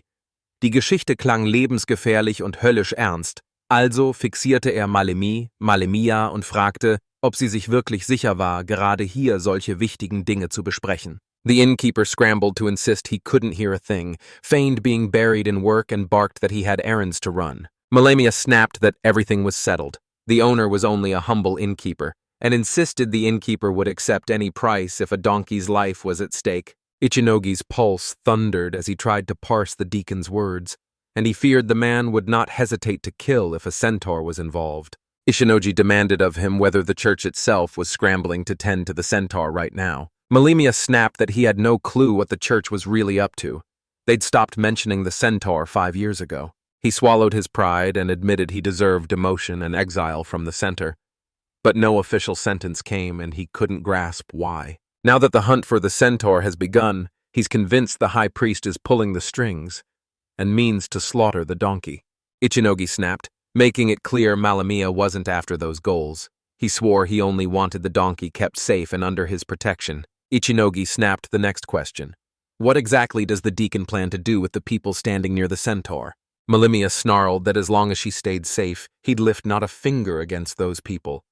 But if the head priest ever learned of them, execution would be all but guaranteed. Ichinogi's voice cut through the chaos. Leaving someone they knew to die was unforgivable, so he urged Haru to try to find Joffrey and the others. Haru admitted the sea of people made it hopeless. Only a lone, unmistakable scent could cut through and guide her. Ichinogi's memory snapped to the bag of catnip they'd stolen. It could be the perfect lead. Haru barked that a catnip sample would let them hunt down whoever swiped the bag, and Ichinogi exhaled, shoulders slumping as he realized they didn't have one. Marina popped up out of nowhere and snapped, "If you need catnip, I've got some right here!" And Ichinogi's eyes went wide as he demanded why she was here. Kanan said she'd caught wind that church members were plastering wanted notices all over the inn, so she came here to dig up every lead. She snapped that with the catnip in their hands. They'd probably need their help right now, and Ichinogi felt his thoughts knot as the situation spiraled into confusion. The priest wasn't the only one pulled into this mess, and these new allies did nothing to calm him. He had almost no choice. but he already knew a dark slice of one of their pasts. He shot Malamia a quick apology, then blurted that he had to talk to Marina. The deacon waved it off, cool as ice. No problem, he said. He only needed to hunt down a few details about the centaur. Ichinogi barked at Haru and Carol to hold their ground and insisted Kanon stay right here for the time being. Marina confessed she had ended up with the same bag stuffed with Daijiro's things. Ichinogi smirked and said it was exactly what he'd expected. Marina breathed, mystery coiling through her voice, that she feels like someone born under the same star as Ichinogi and bound to the same fate. Doubt rattled his voice as he stammered. Do you play Tuna B? Can you also be considered Japanese? Marina, cool and collected, affirmed both. Kanan gasped, realization crashing over her. Marina was a traveler just like her. Ichinogi stockte, konnte kein klares Wort herauspressen. Marina fuhr fort. Der Kanon kennt ihre Lage längst und weiß genau, in welcher Situation sie steckt. Ichinogi verlangte, das Geheimnis so lange wie möglich einzumauern und dass kein Außenstehender je davon erfährt. Kanan played along only when it served her, and Ichinogi mentally crowned her a con artist. Marina reached for words, but Kanan cut her off cold, snapping that the sun would set if she kept talking and ordering her to speak normally, and Marina blinked in surprise, then obeyed. Ichinogi bohrte nach. Bist du meine Herrin? Kanan feuerte ein sofortiges, unmissverständliches Ja zurück. Marina confessed she'd slid into this world when she was a first year in high school, 3 years ago, and Ichinogi instantly registered the hollow, painfully obvious depression etched across her face. Marina plunged back into her story. When they asked about the blessing, she confessed that, as an introvert, she wanted an ability forged to match her personality type perfectly. She became a clown, and her explosive personality turned every gig into pure hell. Ichinogi drückte sein Beileid aus und murmelte vorsichtig, wäre die erste Göttin, die sie traf, Couch-san gewesen, hätte sie vermutlich ein viel besseres Ergebnis erzielt. Marina erklärte ruhig, jene Göttin sei Tora Rule. Hachinoji instantly understood and declared it exactly what he'd expected, a cold thought flickering through his mind that if he'd met Tora Rule from the start, he might have ended up the same way. Marina confessed that when she arrived in this world, she stumbled onto Ijiro's book, wrung enough coin from it to survive for a while, then forced herself to embrace the clown persona she was stuck with. Cornered with no way out, her savings vanished, debt swallowed her whole, and she was dragged into slavery. Ichinogi could tell she was in deep trouble, and Marina pressed on, saying that the instant everything fell apart, Kanan stepped into her life. Kanan snapped that she hadn't rescued Marina. She'd bought her outright, because the seller never even noticed the bag of valuables stashed behind Marina's back. She grabbed it for pennies and turned the deal into a roaring profit. Ichinogi leaned in and asked me to keep the story going. Kanan warned Marina she'd be completely useless if she stayed like that, then shoved a magic mask onto her that rewired her personality. Marina roared that the moment she slipped on the mask, she was reborn, completely transformed and utterly unbeatable. Her real name is Sakura Marina. The moment she slips on the mask, she declares herself simply Marina. Kanan revealed Marina now harbors 2 distinct personalities, and that split ignited a raw electric energy that made her far livelier and much more active than before. Misstrauisch fragte Ichinogi, ob die Maske selbstgefährlich sei. Ein Blitz der Erkenntnis durchfuhr ihn. Das erklärte Marinas seltsame Reaktion, als die Maske ihr vom Gesicht fiel. He blurted that he finally grasped the core of what was happening. Marina lit up with pride and proclaimed she was a true genius. Kanan declared he could now trust them completely. Ichinogi vertraute ihnen vorerst. In seinem Kopf zuckte die Erkenntnis, dass ihnen zwar ein paar Dinge über sich verraten, sein Können als arbeitsloser Schwindler aber verschwiegen hatte. Kanan demanded how crucial catnip was, and Ichinogi snapped that yesterday's uproar had been sparked by her, so they must prize her highly. Marina snapped that the only thing that mattered was her locket being tucked in the bag with the catnip. Ichinogi schnappte nach Luft und fragte nochmal, die Rakete? Doch Marina korrigierte ihn scharf. Es war ein Medaillon für ein Foto, und sie gestand, dass sie es an dem Tag zusammen mit Katzenminze in ihre Tasche gestopft hatte. Ichinogi froze as it hit him. There were no photographs in this world. Even the wanted ads were nothing but hand-drawn sketches. Marina clutched the locket and said it held a tiny photo of her parents, the only memory she has from Japan, the lone thing that still reminds her of Sakura Marina. She swore that if she ever made it home, she'd have to wrest that memory back into herself. Ichinogi begriff, dass die Göttin Marina offenbar nie gesagt hatte, dass es kein Zurück gab. Vielleicht war genau dieser Funke Hoffnung das einzige, das sie ruhig hielt und weiter vorwärts trieb. Marina sealed her story with a vow. So long as she drew breath in this world, she'd keep blazing her path. Ikinoji acknowledged her and urged they hunt for the locket together right now. It's a centaur donkey, so catching her shouldn't be hard. A cold jolt hit him. It felt bizarre to imagine that someday he'd be the one chasing them. Ichinoji, now Ichino Jella, whirled to his companions in Malimia and snapped that the conversation was over and it was time to leave.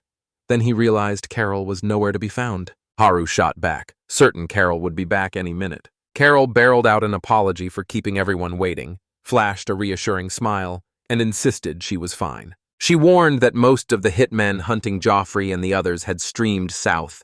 They set out yesterday and already crossed the city border without using the bridge. Mounted riders tore through the city searching for Joffrey and found no trace. Shockingly, their own hoofprints had vanished from the middle of the road. Carol's voice snapped with certainty. This lead lets you trace the fugitive's trail. Only Haru can be trusted, and she swore they'd hunt them down together. Haru snapped that it would have been so much easier if they'd known this route beforehand. Stunned, Ichinogi demanded to know if Carol had uncovered all that during their very conversation. Carol smiled and confirmed it, declaring that's the one thing she's best at. Inoji finally exhaled, admitting he'd been frantic with worry for her, and Carol chimed cheerfully, "Don't worry, I wasn't doing anything dangerous." Ichinoji lauded her, shouting, "As expected, Carol crushed it." He poured out his thanks to her and Haru for always doing so much for him, for helping and supporting him, and vowed he could always count on them. He begged them to stop taking risks and avoid anything dangerous.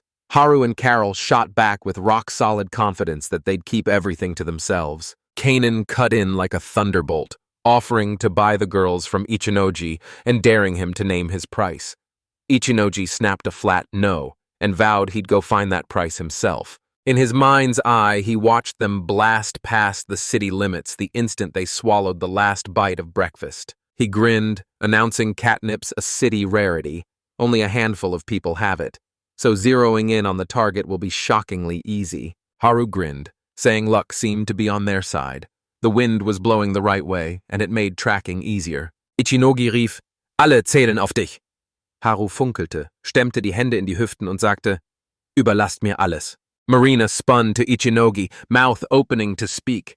He leaned in and whispered to her to bite back any unnecessary words. There was a deacon nearby. Marina flashed a sly smile and teased that maybe she should mention something funny, like her blessing. But Ichinogi cut in, panic cracking his voice as he yanked the subject away and blurted, "The weather today is just wonderful." Marina charged ahead, smirking as she tossed out that we could talk about her reincarnation, and Ichinoji exploded, yelling that she had to stop calling herself a genius with no proof. He spat idiot at her again and again. Marina stayed calm and shot back that she wasn't an idiot but a genuine genius. Ichinoji sighed, called her a disaster and barked, "Shut up." Kanan laughed. Ichinogi bristled and snapped that there was nothing funny.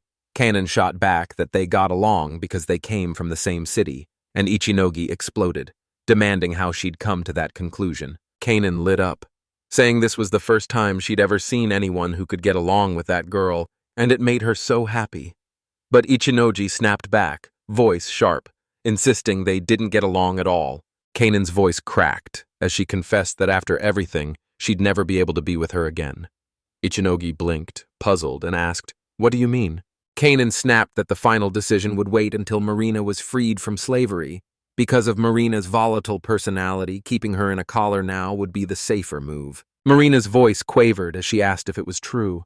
Ichinoji nodded thoughtfully, confirming her suspicion, and Kanan leaned in, declaring that most slaves belong to the rich and noble. So people around you tiptoe around those slaves, shielded by powerful, influential masters, while some rich men treat hurting them like a casual, everyday habit. Ichinogi warned that money can be a weapon to humiliate slaves. Their shame hinges entirely on how the rich choose to wield it. Memory flashed. The oligarch he'd met wasn't a monster, but he knew the rest of the wealthy ruled with cold, savage cruelty toward slaves in this world. Ichinogi's voice sharpened as he demanded the truth about slave treatment in Dakota. Haru replied that Dakota and its neighbors stand united in an alliance and generally treat their slaves well, Kanan confirmed, voice steady. In this district, slaves are treated noticeably kinder and more humanely than in others. The Eastern District, she warned, is the brutal opposite. Here, slaves are stripped of any humanity. Their misery is so absolute that even demons treat their own slaves better than the people of this region. Ichinogi snapped, "This all sounds utterly horrible!" Kanan snarled that the Eastern District was locked in a ceaseless war with demons and teamed with renowned demon hunters. To them, slaves are nothing but consumable goods, wrung dry until they collapse, then dumped the instant they stop being useful. Die Brandmale erzählten die Geschichte. Ichinogi erkannte, in diesem Bezirk hatten einst gnadenlose Dämonenkriege gewütet. Carol confirmed it, his voice hard. Several such wars raged across the land, and legend says a lone priest somehow sealed the powerful demon that once ruled here. A chill shot through Ichinogi as a thought clawed at him. Maybe this story was the reason the priests in this district have such immense authority and power. He pressed for any extra info on that demon. If it's only sealed, that proves it was never truly slain. Carol shot back that the church insisted the demon was a vampire, and Ichinogi froze, blurting that the vampire sounded like a certain ruler and ruler. It slammed into him like a gut punch. Carol added that whispers circle vampires. Silver can wound them, and a single bite can turn you into one of their kind. Listen to this. An old tradition says if a slave sinks his teeth into his master, their bond explodes and the roles can flip in the most shocking way. Kanan's eyes gleamed as he declared vampire lore the church's deepest, best-hidden secret, and spun to the deacon for confirmation. Millennia, hearing her words, froze and burst out in bewildered disbelief. Verwirrung flackerte in seinen Augen, als Ichinogi zugeben musste, dass noch nie davon gehört hatte. Carol snapped open the ducat map, jabbed a finger at a single spot, and forced his gaze to lock on it. Ichinogi's eyes went wide and she snapped, "When did you get something that useful?" Carol's voice stayed ice calm as she revealed she'd done it back on the bridge, and added that, for any traveler, information is the lifeline that keeps you alive. She revealed the map, marking every pit stop where travelers could rest, unwind, and grab a snack. So the card's price towered far above a regular one. Millenio's curiosity flared as he leaned in and whispered which shop sold that map. He insisted it marked locations the church hadn't coordinated with, even a military facility. Carol's voice stayed ice calm as she repeated that for travelers information comes first. Trust outranks even life itself. Millennia heard it, realized concrete answers were off the table, and snapped in frustration, which made clear Carol wouldn't tell him another thing. Carol snapped in a voice of steel, insisting she truly knew nothing and couldn't give away what she didn't know. Millennia snarled he'd let it slide, only if he got a safe chance to meet her. Ichinogi bedankte sich überschwänglich bei Carol. Sie winkte bescheiden ab. Das war doch nichts Besonderes. Ichinogi fell silent, thought burning behind his eyes, and declared that trust is the most important thing. Carol snapped, voice burning, insisting Ichinogi himself was the one who mattered most to her. Haru, too, confessed in a hush that she felt the same way about her master. Ichinogi fixierte die beiden Mädchen, mahnte sie eindringlich, in jeder Lage zuerst ihre eigene Sicherheit zu wahren und dankte ihnen zugleich tief für ihre Loyalität. Marina watched the scene unfold, saw the girls regard Ichinogi with reverent eyes, and heard them murmur that for a slave, the greatest blessing is to have a good master. Ichinogi glared and snapped at her to stop ruining the mood. Kanan laughed, spotted his sudden blush, and that only flared his irritation. Carol snapped back to the map, traced a single bearing with a sharp finger, and announced it would lead them straight to the tower, and Ichinogi stepped up to spell out exactly what kind of tower awaited. Carol revealed the tower brooded right on the state line, and though Randall and Ducat forged a peace 15 years ago, the tower still stood abandoned. It's still a military stronghold, entry strictly forbidden, so Carol pressed Ichinogi, demanding to know exactly what he planned to do when he confronted Joffrey and the others. Ichinogi verkündete, würde sie der Kirche übergeben. Kentaris ist die wahre Beute. Die anderen beiden sind nur Bonustrophäen. He pleaded that they not be mistreated, and warned that in extreme cases, he'd hand them over to the deacon to be dealt with as he saw fit. Melimia snarled that the only thing that mattered was keeping Kentaris safe. Everything else meant nothing to him. Ichinogi accepted his place, but a cold doubt gnawed at him. How deep and trusting is Malamia's bond with the church when she so calmly let slip even the hero Gen's secrets? Ichinogi refused to believe that everything boiled down to protecting a single Kentaris. Haru snapped. Fian, their horse, needs a rest too. Ichinogi snapped. We'll stop. Steered the horse to fresh water and scooped a handful to offer him a drink. Haru reached out with a soft hand to stop him and offered to take care of the horse.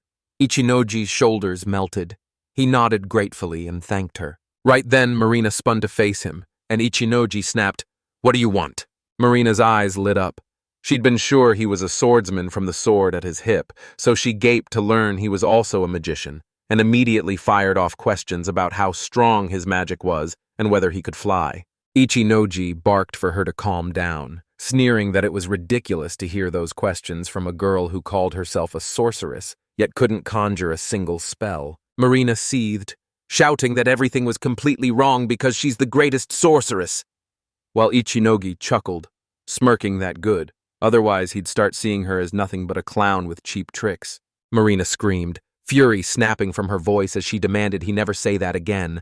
Then she grabbed a bow and arrow, whipped around to Kanan, and called her name again and again. Kanan agreed in a heartbeat and perched an apple on her head.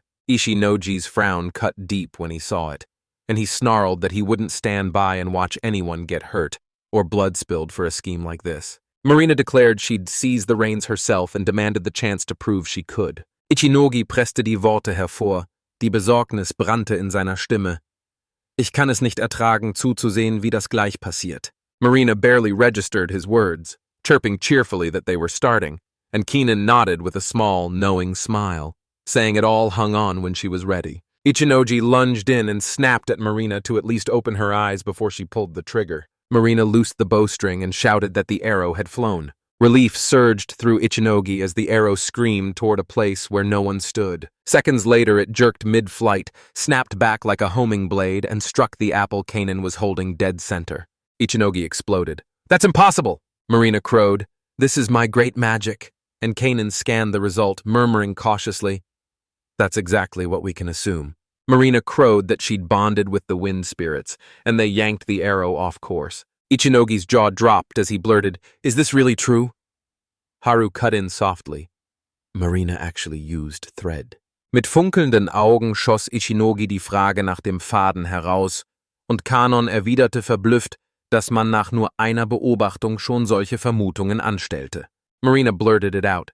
She'd actually yanked the string and sent the arrow spiraling off course. Ichinogi declared she knew exactly how to do everything, and then insisted she needed to train more in archery. Marina snapped that she had magic and that's the main thing, and Kanan chimed in, warning that the smug grin of someone they disliked could grate far worse than it sounded. Ichinogi fixed Marina with a piercing look and snapped, If you're that deadly with a bow, why aren't you an archer?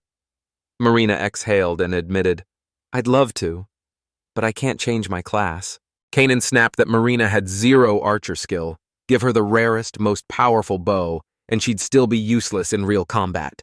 Ichinogi paused, then said maybe her unique class couldn't be changed so easily. Marina practically fizzed with excitement, declaring she won't even entertain switching classes. She's dead set on mastering the clown class and blasting it up to its ultimate god-tier peak. Ichinogi murmured that he could probably understand her, a wry chuckle bubbling inside him as he realized she actually wanted to master something like unemployment. Carol whispered that mastering a job was a battle all its own. Ichinogi fixierte Marina und sagte, Trotzdem sind deine Bogenschießkünste verdammt gut.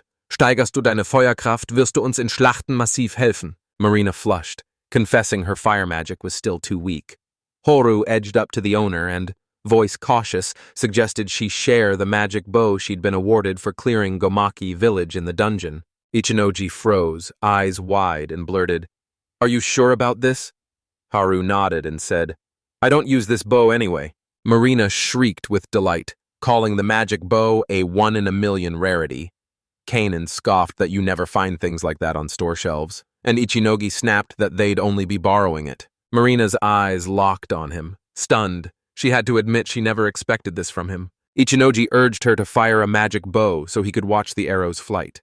Marina grinned and aimed straight at the stone. Marina hauled the bowstring to her cheek and loosed an arrow that screamed through the sky as the magic bow unleashed its full fury. Ichinogi verfolgte das Geband und rief bewundernd: Die Wucht dieses Schusses ist atemberaubend. So eine Kraft kann extrem nützlich sein. Kanan roared her agreement, calling it brilliant and worthy of praise. Moments after Marina finished the shot, her strength vanished and she crumpled to the floor, utterly spent. Ichinoji's shout tore through the air as he scrambled to piece together what had happened, suspecting the weapon had triggered a side effect. Kanan barreled to Marina's side and said it plainly. The girl had burned through every drop of mana, her magic reserves drained dry, leaving her body too weak to function at full strength. She shot a sharp question. Any mana potions left? Ichinogi confessed he had every ingredient to brew one. But since the situation didn't look critical, he urged letting Marina rest and recover on her own. Kanan hoisted Marina onto his shoulder and declared it the only correct choice. Ichinogi's jaw dropped at Kanan's surprising strength, and Malemia stepped forward, offering to help if needed. Nzop Naharu snapped to attention and barked to her master that she'd sensed the monsters closing in. She snapped that her razor-sharp nose had already caught the scent of danger. Even though no one else smelled a thing, Ichinogi listened and caught motion writhing beneath the rocks, where a colossal dance sprang to life. He snapped that the creatures were clearly hostile, and Haru said Marina's magic arrow must have grazed their nest, igniting the beast's rage. Ichinogi's eyes narrowed as he realized Marina had unwittingly disturbed their home. Haru slammed her fist down and vowed she'd spearhead the vanguard and meet the enemy first. Kanan snapped they should bolt, convinced running was the safer choice, and Malemia shouted they could leap onto the wagon and tear out of there immediately. Ichinoji barked, "Leave everything to me!" A flash of inspiration hit him. Try the magic enhancement technique, sacrifice mana points to supercharge his spells. He chose to shrink the attack's radius to strike only the ant nest, and readied a spell to unleash a tight, concentrated burst of damage. He unleashed a searing, devastating fire blast. It hit with far more force than he'd dared to expect. Ichinogi conceded inwardly that he'd overestimated his hold on the force, and yet the result obliterated every expectation he had. He'd been certain he'd shrunk the blast radius. The explosion still obliterated everything. At that moment, the system's voice exploded in his skull, declaring he'd leveled up, unlocked the blacksmith skill metallurgy, and opened access to new recipes. Ice magic sharpened into a lethal edge, alchemy leapt forward, analysis honed into razor clarity, and the cleric unlocked a brand new skill, barrier. Haru whooped with delight. Exactly what I knew my master would pull off. Carol's eyes sparkled as she crowned him majestic and declared his victory had boosted her own level. Malemia gasped, shouting she'd witnessed an incredible power, and Kanan, eyes blazing with surprise and delight, declared she was now certain Ichinogi was a high-level magician. Ichinogi verkündete mit kühler Gelassenheit, die Aufgabe sei erledigt, und sie hätten die Lage gebändigt, während sich still einbrannte, wie alles reagierte, als 10-mal mehr Mana freisetzte. He finally admitted he'd gone too far. The aftermath was monstrous. A massive crater yawned before my eyes, stunning in its scale. Kanan's eyes cut across the wreckage. They could no longer salvage materials from the fallen monsters. Haru froze mid-breath and snapped that someone was approaching. She was sure it was the same priests they'd seen yesterday. She warned traffic is barreling straight at them, and the onlookers are probably desperate to know what went down here. Ihm wurde plötzlich klar, dass Verstecken unmöglich war. Mit dem Karren würden sie sofort auffliegen, und Ichinogi rang verzweifelt eine Entscheidung. Malemia reached out and pledged her trust to him. Soon Straya, the priest guards, surged in, gaped at the yawning hole, and erupted into a loud, urgent argument. They traced the sounds to this spot, found no one nearby, and raced back to report what they'd seen. After they left, Ichinogi exhaled, oddly relieved to admit he'd been sure they'd be spotted. Then the fog swallowed them. Malemia declared his magic was forged to cloak whatever lurked inside from every prying outsider. Eine Welle der Bewunderung durchfuhr Ichinogi. Es war tatsächlich Tarnmagie. Makellos. Malemia shot him down. The spell won't show you what's happening outside, and it won't silence noise, so it's far from perfect. Ichinogi exploded with gratitude, thanking him and insisting he'd saved them this time. Malemia smiled modestly and brushed it off, saying it wasn't worth thanking. Ichinogi barked that the tower was just a stone's throw away and ordered everyone to move out. Haru's call sliced through the air. He spun and snapped. "What's the matter?" She jabbed a finger toward the trail the priests had taken and cried, "Something's happening over there!" Ichinogi barked at the others to stay put, then hurtled off to check in with Malimia and Haru. Hiru chimed in, declaring she can already feel how close they are. Ichinogi clocked the priests hot on his trail. They'd already pitched a camp. He weighed his options, then urged them to fall back for now so they could forge a plan. Malinia, later called Malami, shot in. "Thanks to Carol's half-human hearing, you can perfectly eavesdrop on anything here." Ichinogi registered that Carol was using her skill to gather intel. She's disguised as Mila Mia, ghosting in the fog beside Malimia, and the risk is minimal. Nobody will hear them if they don't make a sound. If Scory. Carol stormed back with the news, and when Ichinogi pressed her about the results, she spilled every detail she'd heard. The priests are certain the centaurs have seized the tower, convinced Joffrey and Alice are already dead, and she warned that Limestone himself lies in wait on the top floor with his minions. Haru slammed her palm on the cold tower stone and swore their scent still clung to the halls. She believed Joffrey and the others were alive. Ichinogi brütete darüber. Je mehr sich fragte, warum die Priester an ihren eigenen Tod dachten und was sie ganz oben im obersten Stock trieben, desto rätselhafter wurde die ganze Sache. Kenelm roared that the Malamia missed. Malami proved indispensable. Ichinogi schluckte, gestand, noch nie davon gehört zu haben, und fragte, wie es bekommen hatte. Malimia lächelte kalt. Der Nebel ist deine Belohnung. He slammed the door on extra problems and declared he now prefers to work alone. Ichinogi fragte scharf, was genau vorhatte. Malimia antwortete kurz, würde alles daran setzen, die richtige Person aufzuspüren und danach den Ort zu verlassen. Ichinogi warf ein, man müsse ernsthaft einkalkulieren, dass Schiller längst tot sein könnte. Carol slammed a different plan onto the table. She flashed a grin. "I've got an idea. Kick up a massive commotion and slip away unnoticed."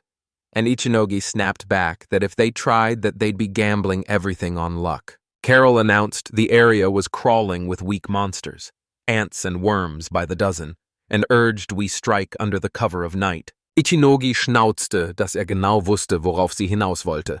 Carol lächelte zufrieden und forderte ihn auf, ihr einfach alles zu überlassen. The guards screamed that a pack of monsters had been spotted to the east and roared for everyone to seize their weapons and race east instantly. Ichinogi nickte mit kühler Ruhe und bat Malimia, ihre Fähigkeit einzusetzen. Sie nickte zurück und hüllte die Luft in einen verborgenen Nebelzauber. Dann donnerte Ichinogi den Befehl zum Vorrücken. Carol snapped, "Be careful," and Keenan vowed they'd see each other again. The plan sprang to life in an instant when Ichinogi urged Carol to unleash her irresistible temptress skill. Carol smirked and vowed she'd bait the monsters and unleash chaos. And the instant a gap opened, everyone else could bolt for the tower. Refusing to throw her into danger, Ichinogi begged her not to force herself. There had to be another way. Carol's voice was calm steel as she declared she'd already made up her mind and would now listen to Marina. Marina confessed she wants to master her craft and watch what unfolds. Carol backed her with a grin and declared she too wants to grow into a temptress. She dreams that if she trains hard, she'll one day master a skill to command the force itself. She insisted the information she'd gathered could empower others who share her views, and that's exactly why she dared to risk it all. Ichinogi knew that no matter how many brutal trials littered Carol's path to her goal, she'd barrel on, relentless and unbowed. After a heartbeat of silence, he declared he'd lean on her. Carol lit up, agreed, and thanked him for trusting her. Malimia hovered at the edge of their conversation. Brow nodded in confusion as she asked what they were talking about. And Ichinogi's eyes flashed as he explained it was a skill that lets you command monsters once night falls. He vowed they'd stick to this plan. The instant the guards erupt into chaos, Haru, Malimia, and I will slip into the tower, swallowed by Malimia's fog Malami. Marina's voice trembled as she pleaded to be taken with her. She confessed she wanted to go with them, and Kanan froze, stunned by the sudden steel in her voice, as if a whole different person had taken over. Marina's voice trembled as she confessed she couldn't fight well and might become a heavy burden, yet her resolve ignited. She would take back what was rightfully hers. Ichinogi's breath hitched when he recognized the photo as her parents'. He locked eyes with her and said he could see how much it meant to her. He relented and agreed to take her with him. and Marina's gratitude burst out as she thanked him and vowed she'd do her best not to disturb him. Kanan's expression sharpened into dead seriousness as she told Marina to throw herself into her suggestions with far more confidence, and Ichinoji backed her up, adding, "If you truly believe everything will go smoothly, it will." Marina gave a firm, decisive nod and said she understood. Kanan leaned in and asked Ichinoji for a moment. She had something important to tell him, and Ichinoji met her eyes and replied that he was listening. Right then the guards roared that most of the monsters were down. Only a handful still stood. Carol's eyes widened as everything clicked into place. Kanan nodded and announced, "It's time for our part." And Carol, stunned, shot back, "Say that again?" Once they were inside the tower, Ichinoji's senses went cold. There wasn't a single human presence to detect. Not a single patrolman remained inside. The ambush itself sat abandoned and bone quiet. Darkness swallowed the space. He snatched the moment and conjured a tiny, steady orb of light. Haru vowed she'd follow the scent, and Ichinogi stepped aside, letting her take the lead. Soon a prickling at the back of his neck told him someone was closing in. An armored man burst out of the darkness, his silhouette cleaving the night. Haru bristled and swore her nose couldn't pick up his scent, while his icy stare screamed he meant to kill them. She snapped, "It reeks of iron!" Malimia's eyes hardened. She knew instantly it was a mechanical golem. Ichinoji's jaw dropped as the enemy erupted before them, and they cried, "What kind of creature is standing in our way?" Calm as ice, Malimia revealed that years ago the church had commissioned Bigeradono to forge an automatic guardian puppet. Nobody expected him to pull it off, yet now it looked like he had. Ichinogi glared at the golem, questions burning in his mind about why it existed, felt its terrifying strength slam into him, and with no escape left, he bellowed he'd destroy it. He unleashed a lightning-fast assault that slammed the mechanical opponent to a halt, then froze as he realized there was no energy pulsing inside it. The golem burst alive inside Haru. She hurled herself forward to shield her master. She lashed out, her blade flashing as it cleaved his head clean from his shoulders. They flung the hatch open and froze. The interior was a hollow shell with no control console and not a single person inside. Ein kalter Knoten schnürte Ichinoji die Brust zusammen. Fragte sich, wie der andere sich noch hielt. Dann sah wie dieser wieder auf die Beine sprang. He barked for Haru to back away. She slid to the side without hesitation, and he unleashed a crackling thunder spell. The golem fell still, and Haru burst into a grin, crowing that her master was as brilliant as ever. Ichinoji exhaled, relief flooding him. Seeing his opponent forged entirely of iron, he braced and readied to unleash this very magic. Marina's scream cracked the air. New enemies were swarming in from behind. They swarmed in at once, and Ichinoji, voice shredded with despair, spelled out how they could ever hope to resist such overwhelming numbers. He opted for water. Marina guessed he planned to drench the golem's dough and make them rust, but Ichinoji snapped it wouldn't be that simple. Marina threw out a bold idea. Make them slide. Ichinogi nodded, conjured a sheet of ice, and snapped, "This is exactly what you need to pay attention to." Lightning struck Marina. She saw his plan, stall them in their tracks, then blow them to pieces. Ichinogi gave a sharp nod, conjured a deceleration, and snapped, "Run! Now!" Marina's jaw dropped. He replied calm as steel, "Our mission is to find Joffrey and the others. Lingering here would be pointless." He froze. This place should have been safe, but his gut screamed the right people weren't here, and the search instantly went off the rails. He told them to trust only their ears and listen like their lives depended on it. Malimia faltered, admitted he didn't want to say it but forced the words out. Legend says this tower is inhabited by two demons, one a vampire, the other a devil. Whispers spread that they were bent on swallowing every inch of the surrounding land. The hero's blood had been woven into their prison, and the same blood could shatter those chains, so Ichinogi seized the hint and snapped, "What does that mean?" Malimia blurted that the priest might unleash Centaurus and Blood Centaurus to shatter the seal, and Ichinogi's brow tightened as he wondered who would even dream up such a move. Malimia warned that legend says a vampire's bite transforms you into one of them and grants eternal life, and anyone with even a scrap of power, who fears death more than common folk, finds that immortality irresistible. Marina snapped, insisting that in this case people should turn into monsters. Ichinogi gab zu, Leugnen sei sinnlos und versicherte, "Gewinnen wir Centaurus für uns, stoppen wir diese Entwicklung." Marina nodded and urged him to summon a light. The tower was swallowing them in darkness, when Ichinogi cut her off and ordered her to wait a moment. Without warning, Melania roared at Haruto, "Turn around!" A golem slipped in behind her golem and lunged at her. She spun on a dime and dodged its crushing strike. Ichinogi brüllte und befahl Haru, sich hinter ihn zu stellen und den Donnerschlag erneut zu entfesseln. He thanked Melania, insisting that without his warning Haru might have been badly hurt. Haru then poured out her sincere thanks. Melania shrugged it off as nothing and urged them to push on. Their goal still lay ahead. Pulse racing, Hiru darted to her master, took in his condition and blurted, "Are you all right?" Ichinogi answered, calm as a mirror, insisted nothing had happened to him and urged them to press on with the search. He gaped, wondering if Joffrey had actually decided to show up here. Even after years of trusting Haru's sense of smell, a jolt of surprise slammed into him. Haru sniffed the air and announced she could smell dried meat. Ichinogi chuckled and asked, "Are you hungry?" She snapped, voice stone serious. "It's not my appetite. That meat smell isn't in the air.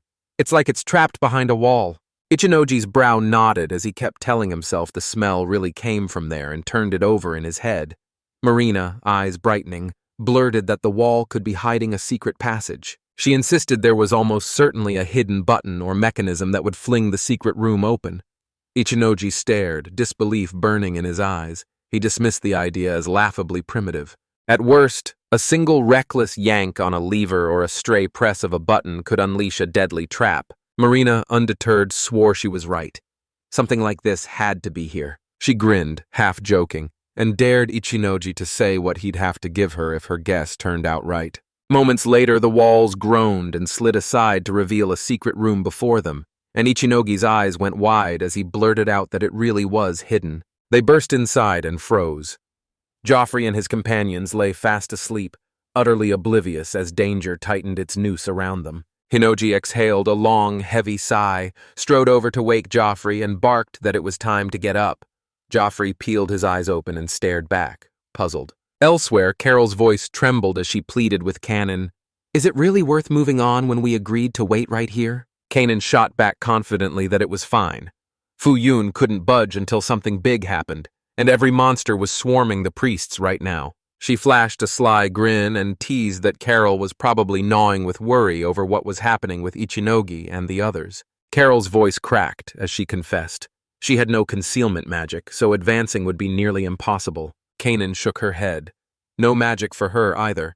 Announced the tower's base was deserted and pushed us to find another way. Carol swallowed, voice tight, asked if her companion was going to climb, but Kanan shook her head and declared, unwavering, that the entrance had to be right nearby. She hunted the halls until her fingers finally closed on what she'd been after, and a grin spread as she remembered the tower's creator had a strange obsession with burying secret passageways in its walls. Shock slammed into Carol and she snapped, "Where did you get this information?" Kanan sneered, taunting that Carol, half-human by blood, should know her bloodline was born to hunt down secrets. Most of the time, everything's confined to the public chatter that drifts through society, but beneath it, a hidden layer of data lurks primed to erupt.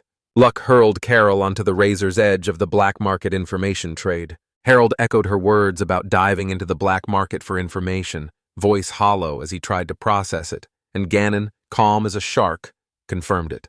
This was happening, like it or not. Carol lunged to pin down exactly what she meant, but Kanan snapped her shut and barked for her to move on. There was no time to waste. She straight up asked if Carol's eyes could see in the dark. Carol strode like she owned every shadow. Carol brushed it off, saying years in gloomy places had made her used to it, and Kanan crossed her arms with a sharp glare. She could see Ichinogi was pushing things too far with Carol. She flung her hands up and snapped back, fierce. "No, that's not it. It was just a friendly joke, and I'd already told you how my life turned out before I met him." She beamed, declaring that being around Ichinogi was pure joy. She couldn't ask for more. Kanan fixed her with a careful gaze and said she understood, then revealed Ichinogi already had Harusan. Carol staggered back, stunned, and demanded exactly what her companion meant. Kanan burst into laughter, loudly declaring Carol couldn't even imagine it, and, half teasing that she looked like a lovebird, watched her companion's face flare with indignation as she abruptly changed the subject and urged them to focus on how thick and oppressive the darkness was. Kanan replied, voice cool and steady, that those conditions are second nature to her, familiar and even comforting, because she feels confident in that environment. Suddenly, Carol snapped to attention.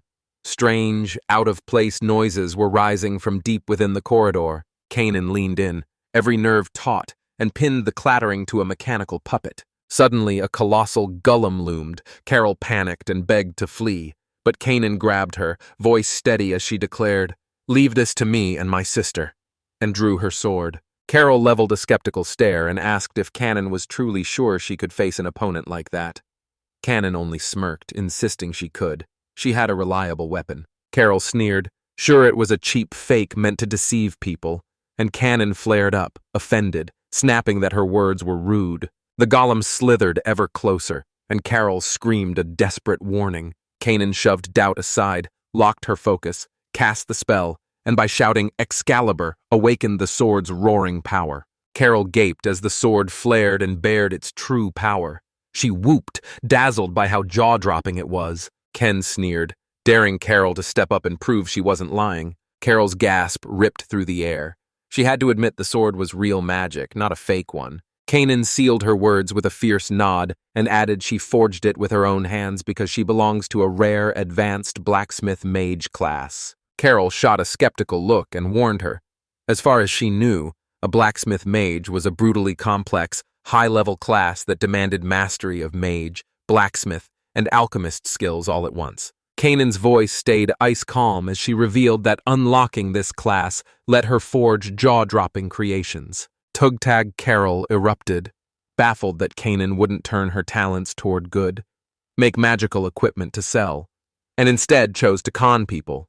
Kanan sidestepped the question, insisting she had her reasons for that choice, then urged us to press on without pause. Carol opened her mouth to ask again, but her gaze snapped to the other half of the group. Ichinoji brushed off of their concerns, insisting he was fine, and Haru stepped forward, offering to gently wipe his face, her fierce loyalty to her master clear. Vetavitamia, Joffrey, and Elise snapped awake and gaped at the sight. Joffrey blurted he couldn't believe Centaurus was a hero, and Elise echoed the word hero in stunned disbelief. Joffrey jolted, dread lancing through him as he suspected the power he'd poured into the sword Excalibur had somehow bled into Cantaris. Ichinogi bewahrte die Ruhe und schlug vor, das ernste Gespräch auf später zu verschieben. Joffrey dankte ihnen dennoch von Herzen für die Rettung, und Eliza gestand, dass sie mit diesem Ausgang nicht gerechnet hatte. Ichinogi barked that Joffrey and Eliza were on the wanted list. They shot him a quick, grateful thanks, and at that exact moment Marina slammed her bag down and demanded Joffrey explain himself. She jabbed a finger at him, accusing him of grabbing her bag during the sword's power recharge. Joffrey froze, genuinely stunned, exclaiming he'd assumed Quintoris had bought it, and she, too, couldn't shake how strange the whole thing felt. Joffrey stepped forward, palms up, trying to calm Marina, and insisted he'd deliberately lashed the bag to the Centaruso so it couldn't vanish. Suddenly, the bag vanished, and Kentor, the Kentaurus who'd been right there a moment before, sleeping peacefully for all to see, had disappeared with it. Ein kalter Stachel fuhr Ichinogi durch den Rücken. Vor wenigen Minuten noch gesehen, jetzt spurlos verschwunden. Haru schoss in Alarmbereitschaft und meldete, dass bei Malimia ebenfalls Milamia fehlt. Ein Schock durchfuhr Ichinoji, als er begriff, dass sie auf einen Schlag 2 Mitglieder verloren hatten. Mit angespannter, verärgerter Stimme befahl er allen, stehen zu bleiben, dann zog er Kanan zur Seite und sprach eindringlich mit ihr. She grimly warned that Hidden Fog can't be claimed as a dungeon reward. It's a top-tier dark spell kept only for a select few. Above all, no cleric could seize and wield it, so you had to keep your guard up. Those words slammed into Ichinoji, plunging him into deep thought as his mind churned with dark, disturbing images. Memory hit him like a punch. The deacon's promise to take care of Kentoris tasted wrong, and Kanan's warning echoed. The priest's words hid something. Ichinogi rang um Fassung, als ihm dämmerte, dass die Heldensage kein bloßes Märchen ist.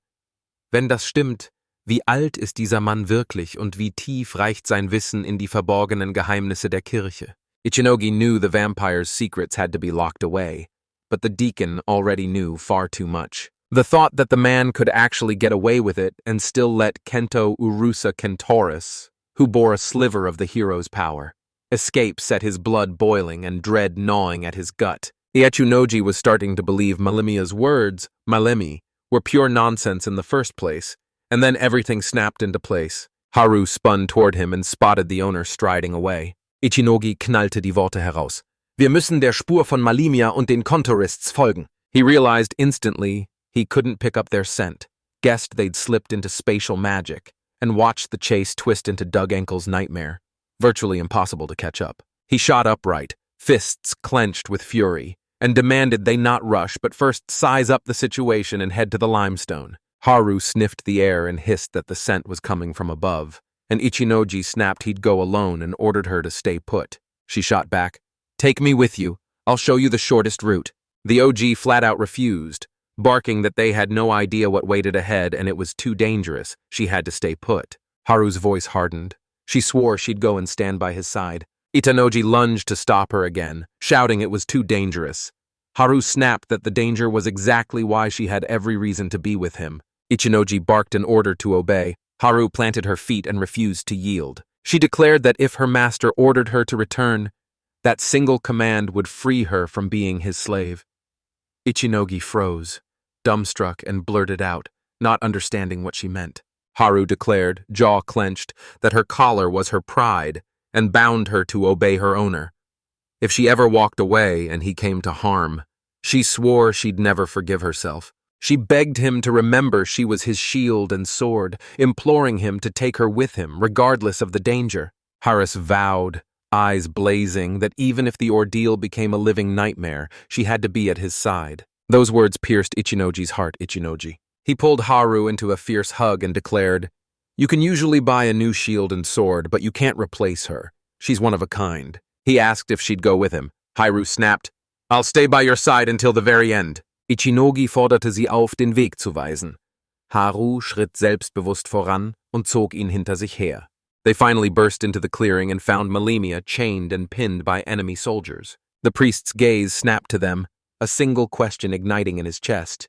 Who were these people? One guard jabbed a finger and barked, "You're the travelers we ran into at the tavern." The priest squeezed their hands in thanks, gratitude blazing in his eyes, and explained they'd come because the wanted notice had caught their attention. He spat the confession. The whole thing had been a trap, set to snare them. The priest intoned that maybe fate had dragged them here to witness the final unmaking of the mistake called vampire. Ichinogi's jaw dropped, his voice cracking with disbelief as he blurted, "Malenia is a vampire!" The priest's grin went cold as he confirmed Malemia's body was sealed with one of the lesser vampires, then sneered that vampire was too grand a title.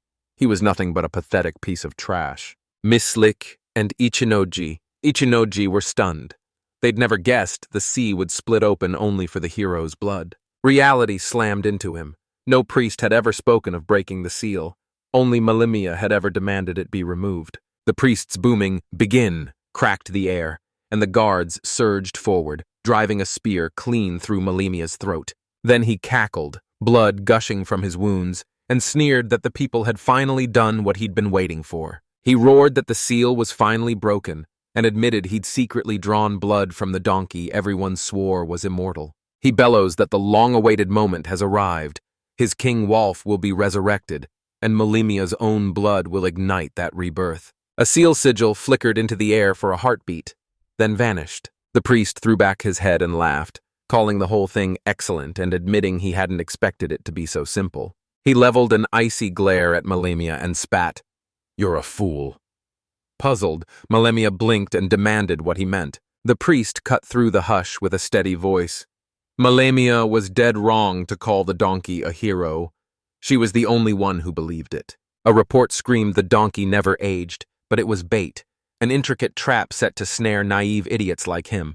Malemia paid with his life chasing that donkey. The priest sneered that research had long proven the demons sealed in this tower vanished years ago. So Malemia's attempts to resurrect someone who no longer exists were nothing but a pathetic charade. He knew Malemia was the dregs of the vampire race, but his body and blood still pulsed with value and were ready to be put to use. The priest shoved the accusation at him. He'd masqueraded as a deacon for too long, thundered that Malemia must atone for her sins, and barked the order to kill him. Malinius exploded into a raw scream, denying every word he'd just heard and roaring that it was all a lie. He exploded into a counterattack, bending his blood to his will. The priest slammed a shimmering barrier into place, eyes hard.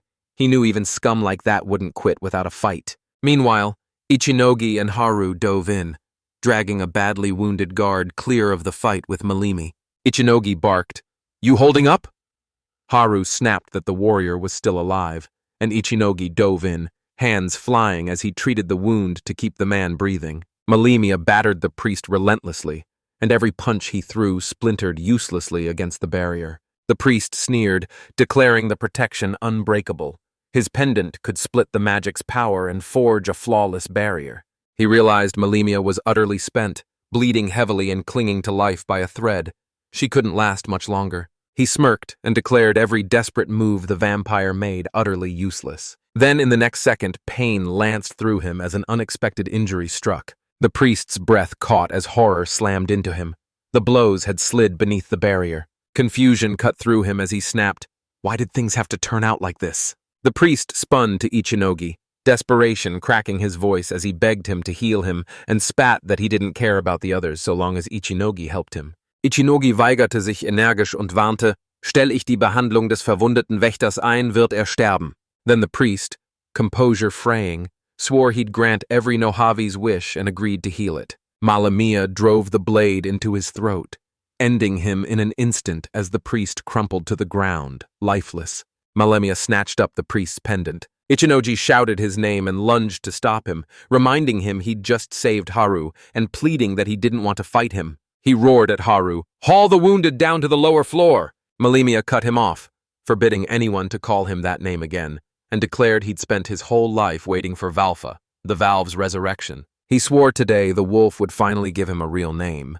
Until now, he'd had none, and had been nothing but a pathetic imposter. If he failed to drag the wolf back from death, regret would gnaw at him until his last breath. Ichino sneered, reminding him the priest had flat out said the tower had been empty for ages. Malimia snarled, refusing to believe the valve had vanished, and vowed that if the hero's blood couldn't shatter the seal, he'd tear the entire tower down that held his lord captive. Ichinogi surged forward, voice cutting through the tension as he tried to reason with him, warning that this wouldn't be so easy. Madness blazing in his eyes, Malinia snapped that ordinary methods would never work. But with a pendant glowing at his throat, he could finally execute his plan. Ein kalter Schlag traf Ichinogi. Das Amulett strotzte vor ungeheurer Magie und musste sofort vernichtet werden. He hurled a fire spell that fizzled into nothing, and Malamia's grin curled as she laid bare the terrible truth. There, Ichinogi lay utterly drained of magic. He'd been secretly leeched dry the entire journey. It was one of his vampire skills. Malimia admitted Ichinogi was a threat. She had no choice but to tear his power from him. He flashed a grin and invited Ichinogi to join him in savoring the wolf's resurrection. If Ichinogi didn't object, they'd witness the glorious rebirth together. Marina, Joffrey, and Alice felt the ground tremble as a colossal suit of armor stalked them, its iron boots thundering closer. He froze like a statue. Once they cried poltergeist, Alice urged they banish him. Marina roared, "Isn't this our chance to prove how strong we are?" They skidded to a stop and roared, "We are the strongest!" Joffrey whipped out a tiny exorcism vial and hurled it, holy water splashing across the armor. Marina scoffed. It couldn't possibly work, it wasn't a person. But the armor went eerily still, then collapsed, crumbling into a heap of metal and dust. He declared holy water the supreme remedy, insisting it sent evil spirits fleeing every single time. Marina's curiosity snapped awake. She darted forward to investigate. She peered inside and realized a talisman was pulling its strings. Everything screams milky. It's probably their work, not Dejiro's. A bolt of clarity struck her. She finally understood. Marina lunged to explain the mechanical doll, but the two of them cut her off. Water drenched both the doll and the talisman. Doesn't matter. The outcome stays the same. Marina barked, "Aim for their necks! Don't stop dousing that exact spot with water!" Joffrey whipped out another bottle, and Alice crowed that she'd bought a whole stack of them. The bottle slipped in an instant and he went down, breaking as he slammed into the floor. Marina had just written off the bottle when Joffrey's eyes locked on something. Water slithered beneath the wall, and he swore a hidden room waited on the other side. Marina was about to boast that finding things was her specialty when Joffrey spotted the button and ripped the door open. His instincts are razor sharp, and they stride inside together. Nothing remained. Only the inscription stared back. Marina strode forward to inspect it, heart hammering. She knew her hour of glory had arrived. Marina, Joffrey, and Alice crowded around it. Breath held. None of them could make out a single word. Curiosity ripped through them. They had to know what it said. Their voices gave them away. Someone surged up behind them. Karen and Carol. There they were. Karen snapped, "Where's Kusunoki?" And Marina shot back that he'd bolted. And it all erupted right after she begged him to watch over Marina. With everything stacked against him, she can't fault him. Something's brewing upstairs. She demanded to know why they were here, and Marina jabbed a finger at the inscription, daring Karen to decode it. Carol came over and declared that if it was words, she could handle it. Marina lunged at her, grabbed and shook her while demanding she decipher it, then abruptly released her. Carol wields the power to crack any code. She's a decryptor. Carol's voice snapped as she read the inscription. Something's sealed here. Marina burned to know what lurked inside, but she had to buy time to decipher it. After grinding through the code, she cracked it. Someone ripped away the girl sealed here, the Demon Lord's familiar. The words struck like a blow. They were the Demon Lord's. It must be worth a fortune, Joffrey thought, and he offered to pry it loose and carry it off. The entire room convulsed, the floor heaving and the walls groaning. The ground erupted, apparently an earthquake. Marina yanked a blanket over herself and barked that you should only evacuate once the shaking stops. Don't you dare forget Okashi. Karen snapped that you shouldn't eat candy at this time of day. Joffrey carried some with him. Marina barked, "When the ground roars, stay calm, don't shove anyone, and only speak if you must." Not a soul had any idea, and the earthquake flared into a savage, unrelenting roar. Joffrey and Alice clung to each other like lifelines as Marina plummeted. Karen's voice cracked as she asked, "Are you okay?" Marina scrambled across the floor, frantically hunting for the glasses that had slipped off her face. Karen craned her neck to the ceiling, curiosity igniting as she struggled to imagine what it could be. Kusunoki collapsed, every muscle burning. He never imagined a mana shortage could cripple him like this, and he could barely move. The tower teetered on the brink of collapse as Haru barreled in. Kusunoki yanked her back, keeping her from sprinting headlong into danger. He begged her to run away, but she wrapped him in her arms and told him to lean on her shoulder. Kusunoki cut them off, refusing. "We can't leave together. I'll go alone." Loyalty burned in Haru. She refused to abandon her master. "No time to lose." She snatched her sword. She storms at Malimia, shatters the pendant hanging in the sky, and stops it cold. Haru begged him, voice raw, "Don't tell me to leave you and run." Right now, Kusunoki clings to her like a lifeline. Haru dropped into a crouch, then launched himself straight at Malimia. He lashed at her with black slashes, but Haru twisted aside and they ripped through the empty air. Strikes she couldn't dodge. She met with a blinding flash of steel, her blade snapping each attack aside. Malimia hurled attack after attack until they fused into one monstrous, grasping hand. Haru tore them apart again, barreling straight for Malimia. It exploded into motion so fast Malimia couldn't even breathe. After injuring it, her mind ignited. She had to figure out what to do with that pendant in the sky. From this distance, she's powerless. She has to close the gap, and then Malimia's attack rockets straight at her. She twisted at the last second and slipped past them with inches to spare. Haru leapt, and midair the truth slammed into her. There was no dodging that onslaught. She flung her sword up to block it, but the blow slammed straight into her right leg. A brutal blow catapulted her backward, and she slammed to a sudden stop. True to a white wolf, her agility leaves humans in the dust. She's cast off every defense. Malimia snapped, asking if she had forgotten he was half human. Haru froze, every muscle clamping shut like iron. He couldn't move. Kusunoki cut through the silence and demanded to know why Malimia was doing this. Wafts vanished from this tower.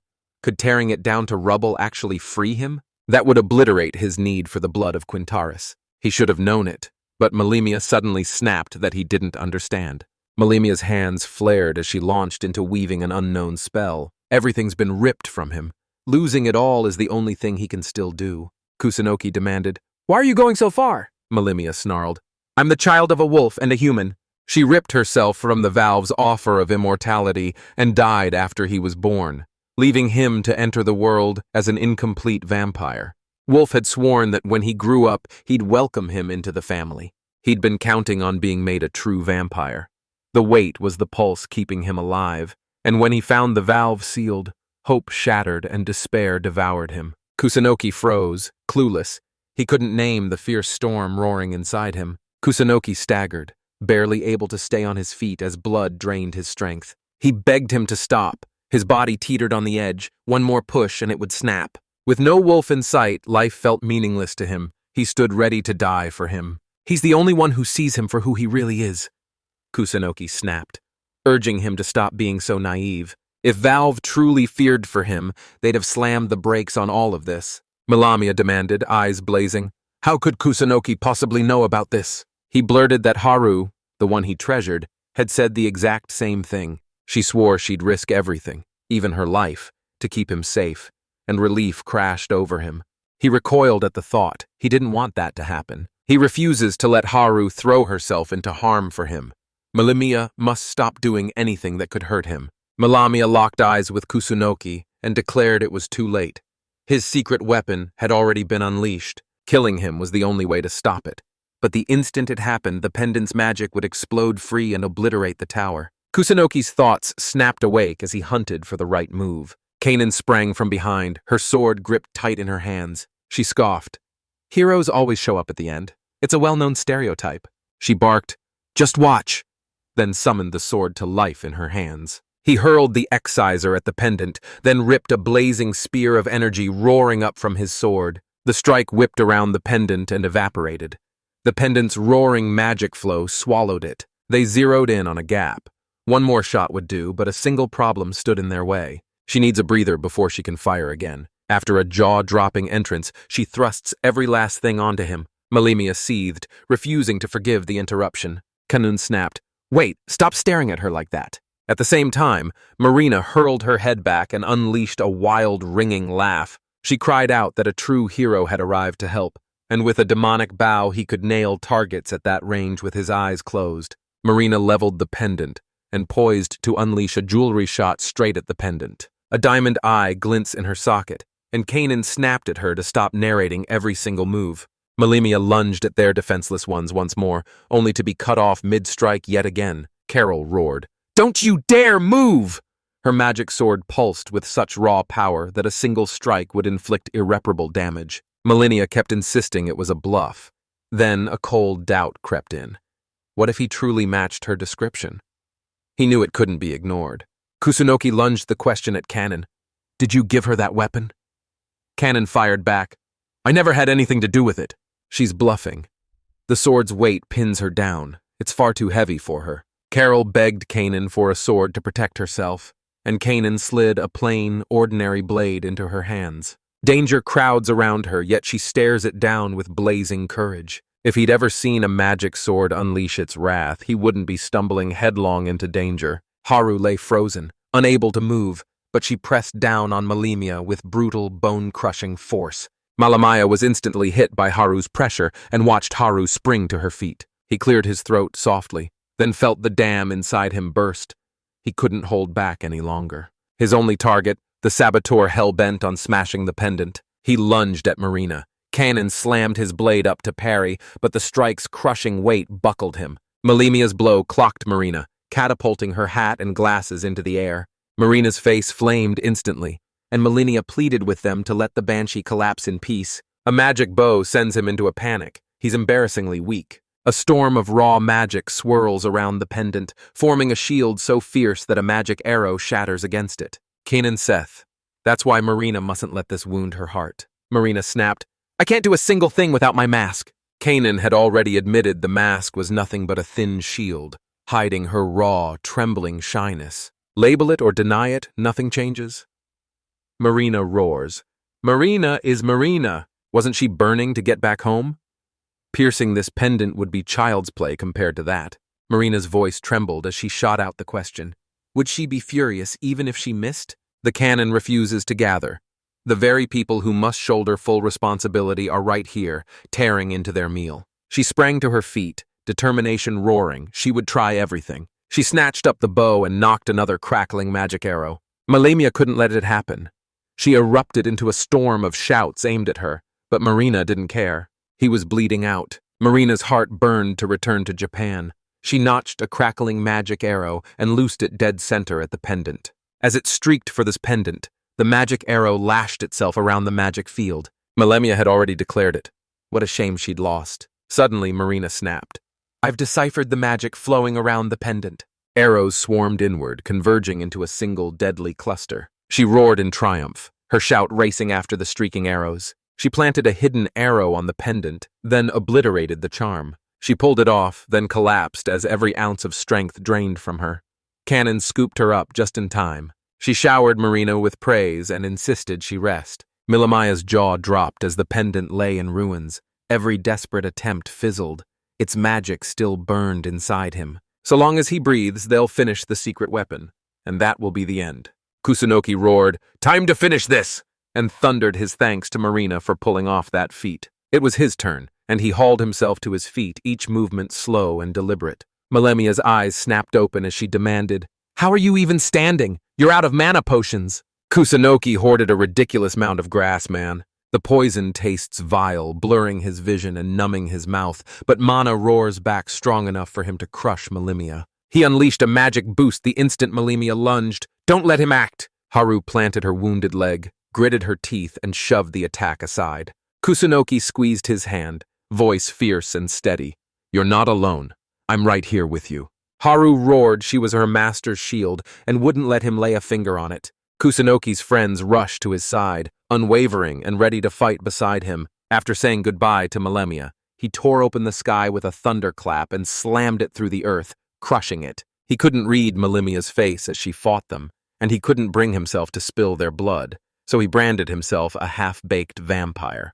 To Kusunoki, he remained only human, and that thought hit him like a blow, dropping him into blackness. After a breathless pause, Kusunoki's eyes snapped open. Seeing him draped over her, Haru snapped, "How's your wound?" She snapped that the priest had pulled her through and that she was fine now. Kanan snapped that Kusunoki should be grateful. She'd lent the mana potion and handed it to him. Kusunoki barked, "What happened after I blacked out?" The churchman clambered onto the roof to inspect the damage, patched the wounded with frantic hands, gathered the lifeless, and climbed back down. Carol snapped that they'd forgotten Kent Harris and the others.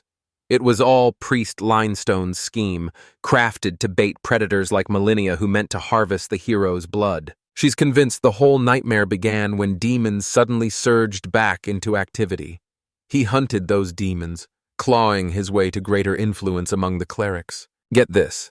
The real priest, Melemia, succumbed to old age 3 years ago, and no one has any clue how this man dug up his secrets, or how he even became a priest. Kusunoki blurted, "Are we going to be punished for this?" They swallowed every question. He'd plucked the priest from the jaws of death. He tore down the fake deacon who had murdered the priest. "They should storm in and demand a reward," Cannon said. Marina jolted awake, a scream ripping from her throat. She scanned everyone, instant heat blooming in her cheeks as she snatched her hands up to hide her face. Understanding snapped across Canine's face, and they thrust the mask into her hands. The instant the mask snapped on, she transformed and shouted, "I'm back! Where's my bag?" Kanan had been keeping it for Marina, and Marina barreled over, fingers flying as she frantically hunted for something. She found it, and a relieved sigh burst from her as the weight lifted from her chest. Kusunoki urged her to keep it close. Marina didn't hesitate. She clutched it, determined not to lose it again. She must safeguard every single one of Marina's memories. Kusunoki demanded to know what happened to Joffrey and Alice. He hadn't seen them around here in ages. Haru barked, "Track them by scent!" They're still in the tower. At the mention of this cart, Kanan bolted, heart hammering, wondering if Phaon stood obediently waiting for her. He barked at Haru and Carol to warn them, then tore off after them. He staggered out of the dungeon and confessed, voice breaking, that going without mana had been unbearable. He pinned Marina with a steady gaze and asked whether her alter ego wanted to return to Japan. Her homeland left her with only bitter scars, but her parents' love still burns fierce and true.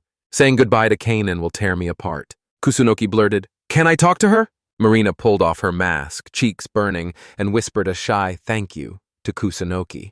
He held the photo up and asked if it was okay. She gave 2 quick nods, and that was good. Convinced Haru and the others were worried too, he pulled her aside to speak with her alone. Kusunoki swore he'd bolt to Daijiro after the incident. Daijiro, the undisputed master who can forge any magic device. And Kanan said he's racing to find a way back to Japan as fast as possible. He urged Marina to come with them to Meili Guluri. and Kanan had said plainly that if Marina wanted it, the decision was hers. The instant she touches down in Japan, Kusunoki presses Marina to deliver his message straight to his sister. He shrugged and scoffed. Plenty of girls are with them and a traveling cart trails behind. No problem. That was all he wanted to say. If she can't decide, have Marina toss the choice to someone else. Kanan refused to leave the continent. Something, probably personal, kept her there, and it was ripping her apart. Marina's dead certain that spilling how desperately she wants to stay won't make Kanan happy. She'd always dreamed of Maliguluri, but never with a fire like this roaring in her chest. Only Kanan shoved her into this, and every heartbeat they spent in that tower she trusted Marina without a single doubt. Kanan pressed a tempting incentive into her hands, and she clings to it like a lifeline, desperate to hold it for as long as she can. Her whole personality's a live wire, a street magician who can ignite chaos with a single trick. She grabbed Kusunoki's sleeve and pleaded to be allowed to join them on the journey. Kusunoki refuses everyone else. Only she will join him on this journey. Marina froze for a heartbeat, then fumbled and gave the hand he offered a clumsy shake. They resolved to descend and Marina slipped into their ranks. Joffrey snapped at Alice, asking if she'd found anything, and they slammed into another dead end, frantically replaying Carol's words. If her decryption is right, this inscription screams it's only 12 to 15 years old. Someone might have already found it, but the inscription shouted that the payment for the sealed girl lay hidden somewhere. He refused to quit, probing the wall for a hidden entrance. Then his fingers slammed the right brick, and it clicked. The secret door burst open right before them, and they both erupted into wild whoops. Inside, they unearthed a strange trinket that glittered like a piece of jewelry. Joffrey steeled himself to just take it. Then a voice behind them sliced the silence. "We've been looking for you." Haru and Carol slammed into view, Kinturu's at their side. Together they'd come for both of them. They stepped outside and ran straight into Kusunoki. Spotting Joffrey and Alice gone, he barked, "Where did they go?" "Her." Harris barked that when they reached the exit, they ran into another passage. Then everyone started muttering about some weird draft and bolted off in the opposite direction. Kusunoki flicked them away, gave them free rein, and the sun slammed into his eyes, blinding him. He craned his neck to the sky and the sun's glare hit him. Midday had already arrived. They'd been holed up inside all night. They all came out safe. Joffrey and the others were officially cleared of every charge, and the whole nightmare ended in triumph. Exhaustion pinned Kusunoki to his knees as Carol and Haru beamed, lavishing praise on the work he'd just finished. When they returned, determination flared in him. He would thank them both for their work, too. He blazed with his usual generous spirit, they both declared. Malamia, the nameless half-vampire, had obliterated him. So why didn't his level rise? Death had likely already claimed him. Snapping out of his thoughts, he barked, "Start eating breakfast!" Marina's gratitude crashed into Kanan. If she hadn't met her, she'd have been enslaved her whole life, and she's ecstatic they crossed paths. Kanan yanked Marina into a tight embrace and pleaded with her to stop saying such things. Guard your mind.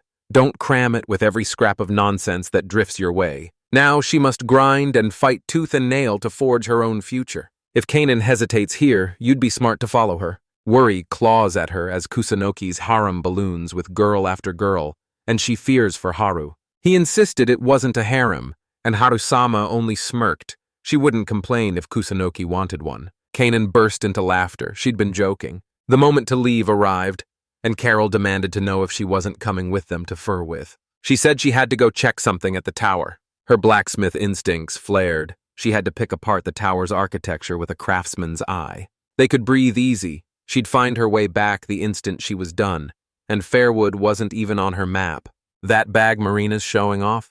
Kanan gifted it to her. In a heartbeat, Marina ripped off her mask and screamed, "Kanan!" She thanked her again for everything and gushed that she was so glad they'd met. Kanan gave a sharp wave goodbye and bolted for the tower. Kusunoki gaped, stunned she hadn't even turned, and Marina's eyes snapped to each of them. She grabbed the hands of Kusunoki, Haru, and Carol and begged them to watch over her from that moment on. The team welcomed her with open arms, and Carol snapped, "Quit treating me like a child, we're the same age!" Kusunoki's jaw dropped in shock.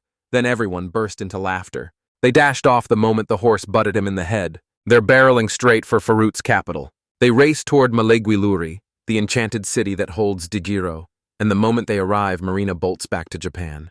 Their journey finally explodes back into motion, and he must fire off a letter to his sister. He flicked his wrist and a bottle blossomed out of thin air. Marina's jaw dropped. She never expected Kusunoki to command alchemy. Carol had hoarded trinkets, and by the time they reached Furwith, he'd already forged the iron ore into iron balls. A sharp chime cut through the air as his level shot up, and their journey through Decat was only beginning. In the tower, Kanan crouched low, probing every hairline crevice between the floor slabs. The priest proclaimed that no one is sealed here, and she could feel it. No magic thrummed in the air. She'd already pronounced the valve dead. Even the demon lord had staked everything on him. She forced herself not to think, yet a jagged thought cut through. What if he isn't sealed here? Suddenly her shadow sprang upright and snarled that Kanan had guessed it all along. The valve was never sealed here. And Kanan froze, unable to move, too. He'd been skulking in her shadow the whole time. She couldn't waste her breath. He was a vampire who bent the darkness to his will and melted into the shadows. Valve hoisted his chin to the sky as the sun's relentless heat pressed against his skin. He blasted off and sailed into the darkness, leaving the sun choking in his wake. Even if it was sealed right here, ripping that seal apart would be nearly impossible. Every spellcaster who could bind it helped forge it. All who trained in sealing magic were forged into his students. Count Valve feigned being sealed and sat back to watch the humans battle the demon lord from the sidelines. Nostalgia seized him the moment she called him Count, her voice soaked in respect. Seething, she hated her old self for tolerating his disgusting attitude, and he only replied that he was worried about her. He'd watched her battle that person in the tower, and when she unleashed the sealing technique he'd taught her on him, she knew in her bones she could seal him. I couldn't tear my eyes away. Every second was pure electrifying fun. He couldn't hold back. He demanded to know how she'd shattered the seal. Valve called her the Devil Cannon. He smirked. If she kept quiet, he wouldn't mind. He'd have a blast uncovering the answer his own way. Part of the Demon Lord's seal shatters, and Cannon's gaze locks onto the break. That's why his ward hunted every desperate way to break his own seal. He fought to the death, throwing himself against it with everything he had. Valve sneered that risking your life for your master was common. Kunan stared, disbelief burning. He couldn't believe Valve had the nerve to say that after everything Kunan had done for him. He refuses anyone even a simple person could defeat. He's just a pawn, and he's certain Melimia died with dignity. Kanan's voice snapped like a coiled spring. Did Valve kill him? He shot back that he'd melted into the shadows of his dark robe. The easiest move. Now, Kanan charges into the Arundel Kingdom and uncovers the shattered Demon Lord seal. This mission was made for her. She can literally smell magic. Kanan spat. Who would listen to him? The Demon Lord's army was crumbling, commanders and subordinates gone, and she refused to follow someone who could kill their own subordinate without flinching. Valve roared that the army hadn't been destroyed because a new Demon Lord had been born, and he'd claim the place beside him for the third general. Then he tore the portal open, and through its shimmering mouth, Kanan locked eyes with Maria. He demanded, Kanan, do you care about Marina? She brushed it off as a whim. He swore he had no regrets, and the wolf lunged forward, fangs bared, threatening to kill Marina. Kanan flat out refused to let him do that. She hadn't done a single thing to him. Valve demanded, where has the respect in your words fled? She ground her teeth and begged him not to do it. She dared call him Count Wolf again and vowed she'd do anything. He nodded coldly, accepted, and aimed straight for her neck. A collar snapped around her neck, sealing their pact and binding her to serve him. Kunan crumpled to her knees, frustration burning through her as Marina's face snapped into her mind. Kusunoki's group swept into the border town inn after officially signing Marina into their ranks and claimed 2 rooms, Kusunoki with Haru, Marina with Carol. He orchestrated the seating, everyone crammed into one room while he sat alone in the other. Haru's probably tending Fian's horse, and Carol's tearing through town hunting down every scrap of information. Marina's probably crashed out in her room, catching some rest. Now's the perfect moment. Plunge into a book. He ripped into the Catgirls magazine he'd bought, even though he'd already been through something eerily similar. He's barely scratched the surface. A mountain of lessons still towers ahead. He's already itching to plunge into the pages. Suddenly, Marina hammered on his door, peered through the crack, and a burning need to get inside seized her. Sleep abandoned her, so she sought him out. She blurted out that something was gnawing at her. She's being sidelined while the others get the spotlight. So we're ripping open every scene, exposing what's really going on and doing it for her. Kusunoki bristled inwardly, but now that they were partners, he swallowed his reluctance and asked her to reveal her status. Marina warned it was almost unreachable, and if he insisted, he'd be powerless to change a thing. Kusunoki spun away and waved it off, declaring it unnecessary, and Marina lunged after him, frantic, begging him to check her status. He might unearth every secret about her, but a tiny blush betrayed her. He ripped open her status and saw stacked titles, towering levels, and top-tier equipment blazing across the screen. His head surges with words he aches to unleash. She's cloaked in a witch costume and mask. Spilling them would probably make no sense, and he refuses to start a scene. He declared, voice steady, that she was fine with her status. He demanded why artworks that should only unlock with a level up were already open, and Marina fired back that she'd snagged them to promote a street artist. She'd beaten the maze 5 times. Someone sneered, all because she's a genius, and snapped into a defiant pose. Kanan's brilliance blazed for everyone to see, yet one crucial truth still eluded him. Marina's face contorted into a grimace as she snapped, "Why did you have to say that so loudly?" She explained the title is nearly mythical. Only someone who snagged Tawashi as a maze reward can claim it. It bestows plus 20 dexterity and seals Tawashi off so it never drops as a reward again. She scored a flawless 5, Tawashi, 5 out of 5, then peeled off her mask. Her identity clawed to escape, and that frantic breakaway became his stroke of luck. Kanan slid the key to her slave collar into his hand, and he asked, voice raw, if she wanted to take it off. She hesitated, digested it, then declared, "I'm fine as I am." Kanan swore the collar would make every future move far less risky. But she's Japanese. Wouldn't she be better off without it? Marina owned up to not liking it at first, but Kanan wrapped her in kindness, and when she met Haru and Carol, their faces lit up.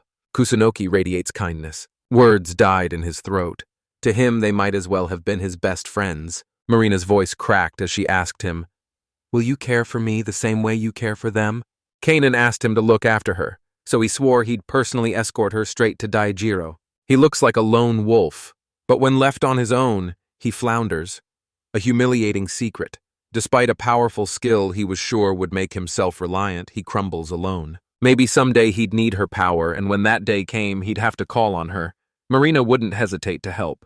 The moment Kusunoki sprang up, his book slipped from his hands and slammed to the floor right at Marina's feet. Marina lunged for it. He dove in, trying to stop her before she could pick it up. Before he could react, her eyes slammed onto the book's cover. Shame flushed her face as she teetered backward and nearly toppled.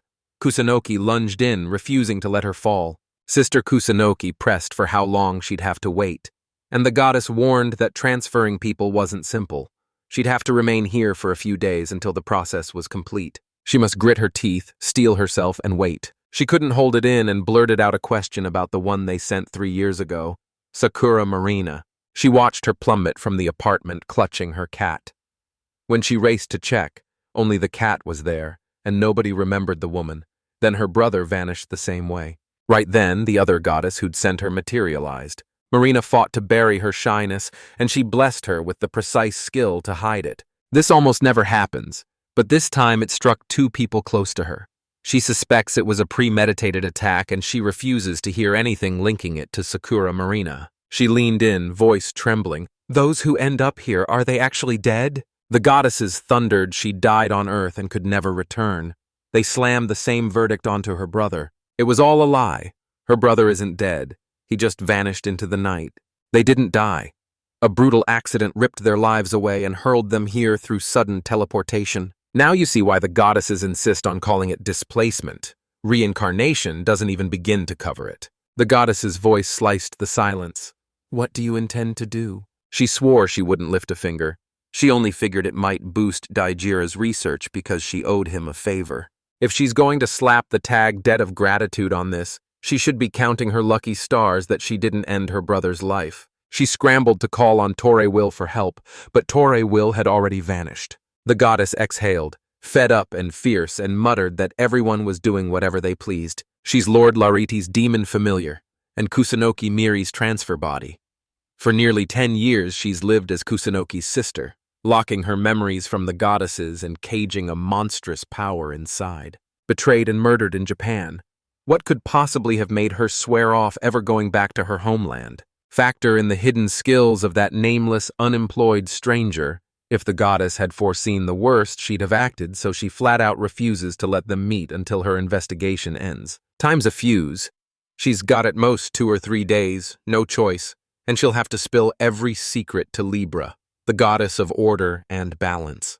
Kusunoki Ichinogi snagged the impossible-to-get unemployed skill, and Kusunoki Miri is the living vessel meant to catapult the current demon lord into the world of Aza. A message about Koshamal slammed into Libra's screen, and a white-hot urgency screamed that it had to be settled immediately. If the unemployed prodigy's skill blasted past every expectation, and the demon lord tore it apart to hand it out to everyone, the world's balance would shatter, and the goddess falling into the human realm would cause the same catastrophe. Think fast. We need a new plan. And Kusunoki Miri has to seek out Koshimale. Craving a real connection? Lock onto Kusunoki Ichinogi. They're the one who'll actually click with you. Tension crackled as the goddesses conferred, plotting their next move. They barreled toward Furuit, scarred by every up and down, and now 3 friends stand by his side. Haru from the White Wolf clan, Carol Halfman, and Sakura Marina from Japan mirror him, each a living echo. Marina's a total oddball. The instant she rips off her mask, her personality snaps and she flips into someone entirely different. Forged to survive this world, she hides an alter ego that bursts into carefree abandon, and she makes her living as a street artist, a life nearly impossible to change. Kusunoki fired the question at her. If you could change your job, what would you do? Marina will flat out refuse to do this. Carol steeled herself and demanded to know why she wouldn't change jobs. All of it. She's hell-bent on reaching the absolute peak of street performance. She'd said it before. She never grasped this job's true power until now, even though she'd been hesitant at first. Watching every smiling face light up at her super magic, a fierce, wordless pull ignited in her. She realized she had to move in this direction, a thrill she couldn't name. Kusunoki leaned in and fired. What if you took on a second job? She pleaded with Kusunoki to change the job. It would be a game changer, but that kind of power was unlikely to exist. Kusunoki swore it was his blessing. The moment he saw her as a friend, he couldn't stop himself from revealing his idle skill. Marina figured he'd dive into a new career now that he was unemployed, so she only needed to hang on Kusunoki's every word. She drank in every word, then beamed and agreed, joy brightening her voice. She set her sights on a second job as a huntress. Kusunoki figured she'd choose a path steeped in magic. Marina barely scratches foes with a bow because she lacks the skill. If she had that skill, she'd wield the bow with lethal precision. She ripped through her mana reserves. She wasn't short on power. She simply lacked the skill to wield it properly. The moment she teamed up with Kanan, it hit her. This martial technique wasn't optional. It was essential. Kusunoki didn't bat an eye. Every member of his group could grab another job, so he tapped her as the second civilian and sent her to scout it out. He couldn't do it himself, so Marina stepped in and flung open her status. She beamed and declared she'd landed a second civilian job. Kusunoki warned her not to dig too deep. She'd go bald if she did, and Marina snapped at her to stop pointing out every little thing. Even worse, he's the one who ends up completely bald. Haru grinned and vowed she'd love him even if every last hair fell out and his head went bare. Marina beamed and told him she was thrilled for him. He didn't have to panic about his hair falling out, but he wasn't even going bald. He barked at her to cut the nonsense and shut up. Now he vows to tear through the nearby monsters, so Marina must master archery and learn a few simple spells. With her at her side, she'll bolt fresh tricks onto her repertoire. She snarled, "Don't call my magic a mere trick. Do it and I'll curse you."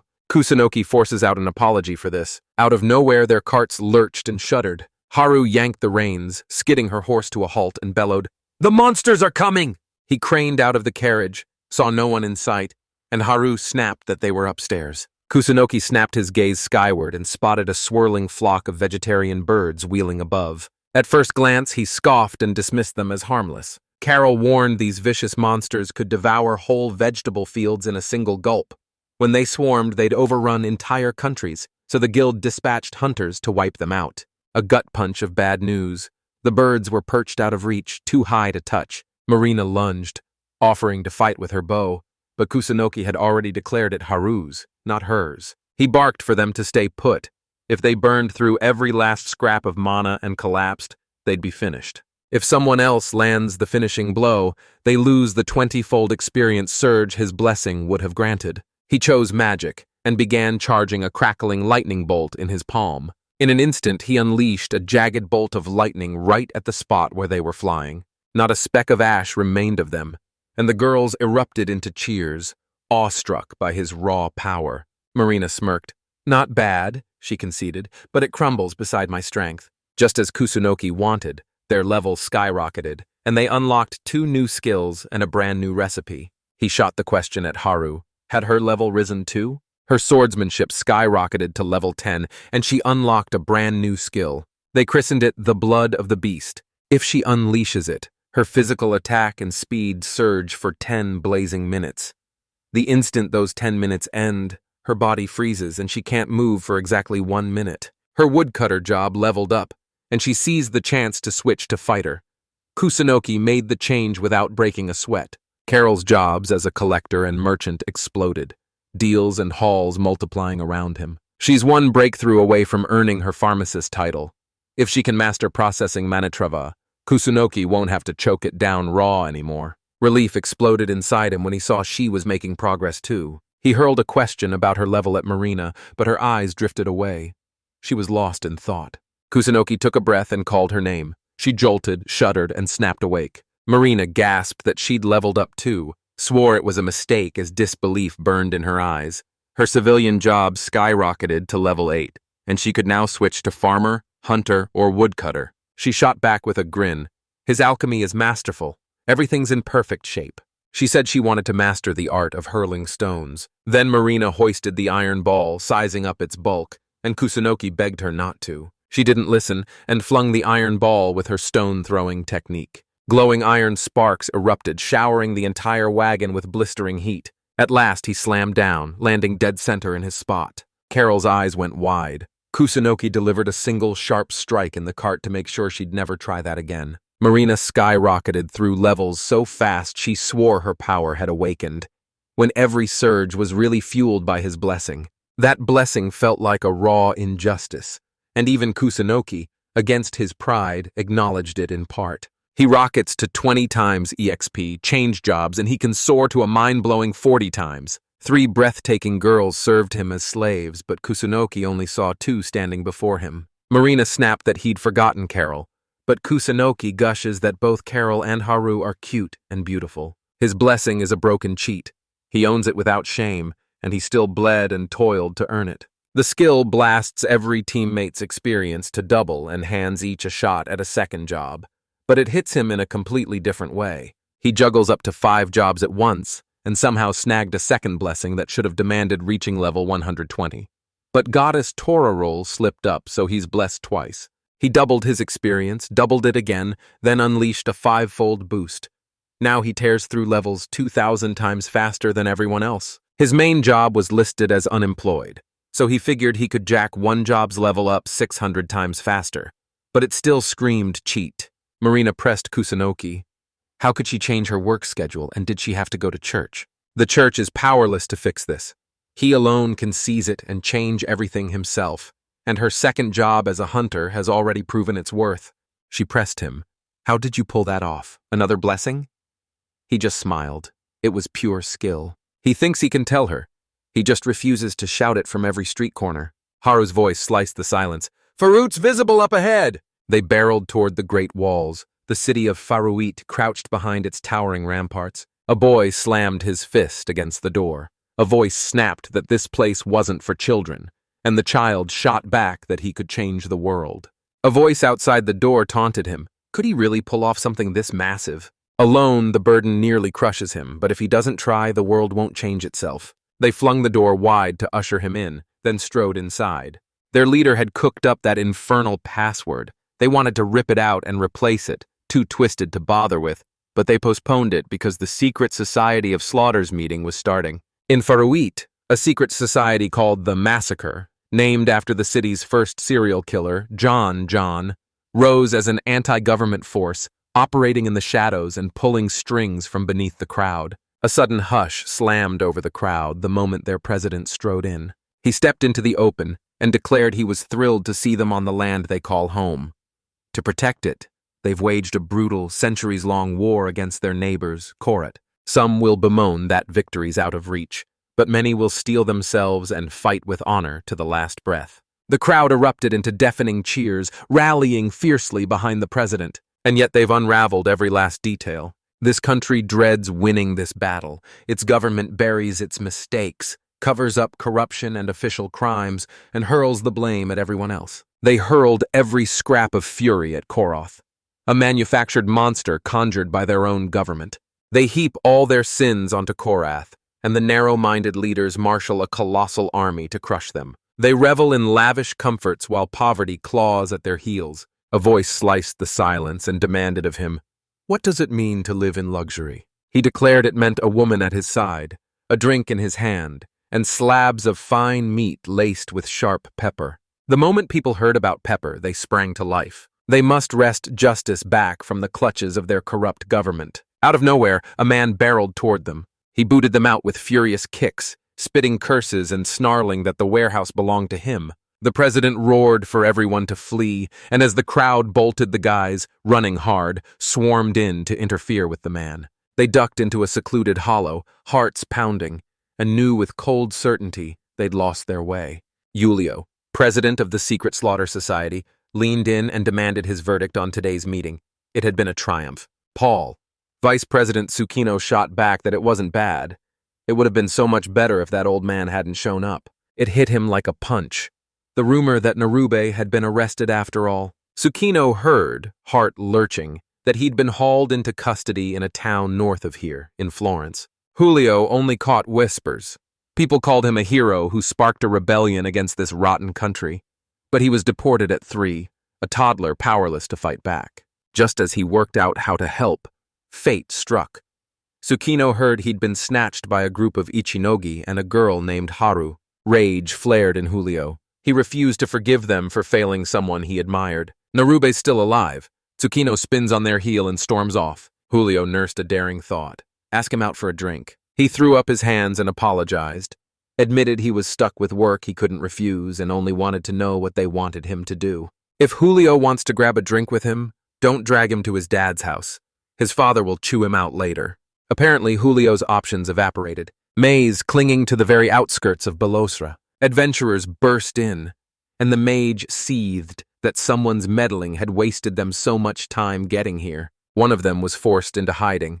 His face was famous, so he had to don a disguise and slip past fans to keep the journey on track. True to his hero legend, adoring crowds swarm him every time he appears. "Long live the hero, Alessio!" he roared. Alessio snarled at me to stop this charade. The sorcerer's name is Hag. He yanked off his hood, his bald spot flashing into view, and Alessio instantly apologized. Hug stared, baffled as his hair abandoned him.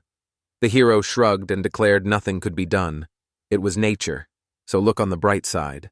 Hug shot back, "Where do I even find the bright side of being bald?" The moment word spreads that he stands shoulder to shoulder with the hero, everyone starts seeing him in a whole new light. Hug smirked. "You seriously want me to shave Lizio bald so nobody recognizes him?" He was only joking, and then they spotted the entrance up ahead. The seal shattered the moment the ornament that kept the demon lord caged was snatched. Someone slipped in like a shadow and stole it. Hag scoffed. The seal was insultingly simple. You only had to shove the sword. Alessio demanded to know if he agreed, that swords should be drawn, not pushed. "The trap's already sprung. The goddess statue has toppled." The bag of belongings had vanished, and inside it lay the decoration that had been strangling his magic. With the demon lord's army shattered and every other jewel site still intact, they've dodged disaster. But they still don't know who snatched the jewels. Maybe the Torah's rulings will unmask who stood here the instant the seal shattered. The priests can absolutely summon the goddess herself. Convinced a special ritual could help them, Alessio insisted they track down the very person the Japanese torero had blessed. Step into this world with the goddess's blessing and you'll bulldoze through the maze and snatch the reward. So finding the goddess who blessed you is worth it. Minerva's blessing struck Dejiro like lightning, igniting a fierce power inside him. Suzuki too bore the boon of sea trends. Maori reigns supreme as Koshomale's goddess. Tora rule slammed the door on everyone. She refused to give her blessing to a single soul. Torah rule? Total pain in the ass. She slammed non-stop. Hag swears she almost never hands out her blessing, but don't write it off. Alessio erupted. What do you mean it's all a problem for the Torah roll? And the man slammed back a flat, instant denial. A rumor flashed through his mind. A child had been blessed by the Torah rule, like that girl who eked out a living as a street performer. He couldn't tell if she was a hurricane or a glass figurine. Her location is a ghost, impossible to pin down, so they must scour every possible hideout. They burst out of the vase, and Alessio, breathless, suggested they take a break, and dove headfirst into a card game during the break. Hug's face lit up, and he whooped, "That's a great idea!" They hit queens, hunting every scrap of information they could find. Kusanoki's group rolled into Faruit and, as they'd braced for, found a massive queue choking the capital's gates. We finally staggered through the main gate after what felt like an eternity, and night had already swallowed the sky outside. Festival drums roar through the streets while a war with Korat smolders at the edges, so the guards comb through every caravan that rolls in. Kusanoki snapped they'd sprint to the shop and hawk their iron, but Carol shot back the store was already closed, and they'd have to wait until tomorrow. Kusanoki reeled, every nerve screaming as the truth crashed down on him. Then they'll be forced to leave tomorrow. They storm there first, then bolt to the Adventurers Guild to snatch up several hunting contracts and squeeze every scrap of intel about the monsters. That's how they'll level up. Marina insisted on coming and started swinging her bow in the heart of the city. Kusanoki will heave Fionn into the cart and steer for the stables. Then they'll press on to the inn. Marina's memory snaps. Kanan had asked her to do something. She urged her to deliver her message the moment they stepped into Furwith. They won't have to scour, it's already earmarked for the hotel owner. A bar occupies the ground floor, so the hotel will pulse with noise. They surged into the climb as someone scanned the group for Tsukino. She spotted them, threw her arms wide in greeting, and asked if they'd like to stay with her and the others. Kusanoki barked, "That's exactly it," and jabbed a finger at the four people. Marina first pressed into the hostess's palm the thing Kanan had asked her to give. She yanked a kitchen knife out of a small briefcase in an instant. The hostess lit up, clutching Kanan's razor-sharp, high-quality knife, while Marina planted herself behind her, fierce and unwavering. She ushered them to their rooms, and Kusanoki pleaded with the staff to spare them 2 rooms if possible. The landlady slammed 2 room keys into their hands and slapped a 1-week limit on their stay. The letter pledges she'll cover the knife's cost by giving her friends housing and food, and even calls a week a fair price for the blade. If they don't want to devour the whole week in one sitting, they can come back here whenever they please. Kanan watched over them all, patching wounds and steadying trembling hands with fierce, relentless care. Kusanoki's jaw clenched. With a hard nod, he accepted her offer. Carol leaned in and shot the question. Could she find out how much a 1-week stay would cost? 140 cents a day covers 4 people and their meals, so a week balloons to 980 cents. And with the annual festival in full swing, everything's pricier than usual. The knife? It bore a jaw-dropping price tag. Marina declared the kana knives magical, and demand exploded. Cooks and housewives clamored to snatch them up, even at a jaw-dropping 1,000 for a single knife. It blew her away. Carol got so hooked she seriously considered buying one for herself. Pride surged through Marina as she let out a bright, triumphant laugh for Kanan. She pressed the owner, asking if the cannon was amazing, and he grinned, insisting it was exactly so. A knife like that would never break or grow dull. Its magic locks nutrients into anything it touches. Slice an apple and it stays nutritionally intact and won't brown even the next day. Dinner's about to be served at the bar downstairs, and the hostess will wield this knife while she cooks so they can watch what unfolds. She left, and Kusanoki seized the silence to launch a new topic. Exactly how they'll plant their flags and make the rooms their own. Tension crackled through the room, yet Marina was certain they'd hand her a separate room just for her. Before dinner, kick back as the room dazzles and fills the air with a pleasant scent. Kusunoki and Haru shared a room with a double bed. Haru bounded off to change clothes, her tail lashing like a whip. Marina and Carol retreated to the other room, each staking out her own bed. It had been ages since they'd last sunk into a proper bed. Haru leaned in, asking if Kusunoki was tired and needed to rest. Kusunoki waved it off and shot back that Haru was the one running on empty. "They're alone tonight," he barks. "Sit beside me." Perched in the coachman's seat with Foon barely stirring to trouble her, sleep stubbornly refused to touch her. She pleaded for permission to serve him. He yearned for them to be inseparable. always side by side and laughing together. Then he caught her fidgeting, her tail twitching in a strange, nervous pulse. He fixed Haru with a hard stare and snapped, "Do you have anything to say to me?" Nothing escaped him. Her story laid the truth bare. If exhaustion gripped her, they'd pick the conversation back up later. She leaned in, eyes dancing, and shot him the question. "Are you into girls with dark hair?" He hails from Marina's homeland, the same country that raised Suzuki and Daijiro. Hold up. Everyone's rocking dark hair? Do people from their country really all sport that color? Kusunoki declared that although his sister sprang into the world with brown hair, most people have dark hair. In this world, hair explodes into every color. Bubblegum pink, blazing red, even electric blue. Haru kept hearing one thing. It's normal to fall for someone who looks just like you. The owner could dye her hair if she wanted, but Kusunoki shot that idea down on the spot. The first time he saw Haru, her hair color struck him. So gorgeous, it instantly became one of her most captivating charms. Don't waste another heartbeat on that nonsense. Let her stay true to herself. They lunged into each other's arms and sank onto the bed, holding one another for a while. Kusunoki felt her nose probe it, sniffing at it with eager persistence. His eyes snapped to Marina. She stood framed in the doorway, watching them. Her cheeks burned when she caught them like that, every nerve screaming to blurt something. Kusunoki insisted, supposedly to protect her, that they never did anything like that. Does he have to be like that with everyone? Marina flipped on a clueless act, playing the fool and pretending she didn't understand a single word. He snapped, "Why are you blushing and where's your mask anyway?" Marina shot back that she wasn't wearing it.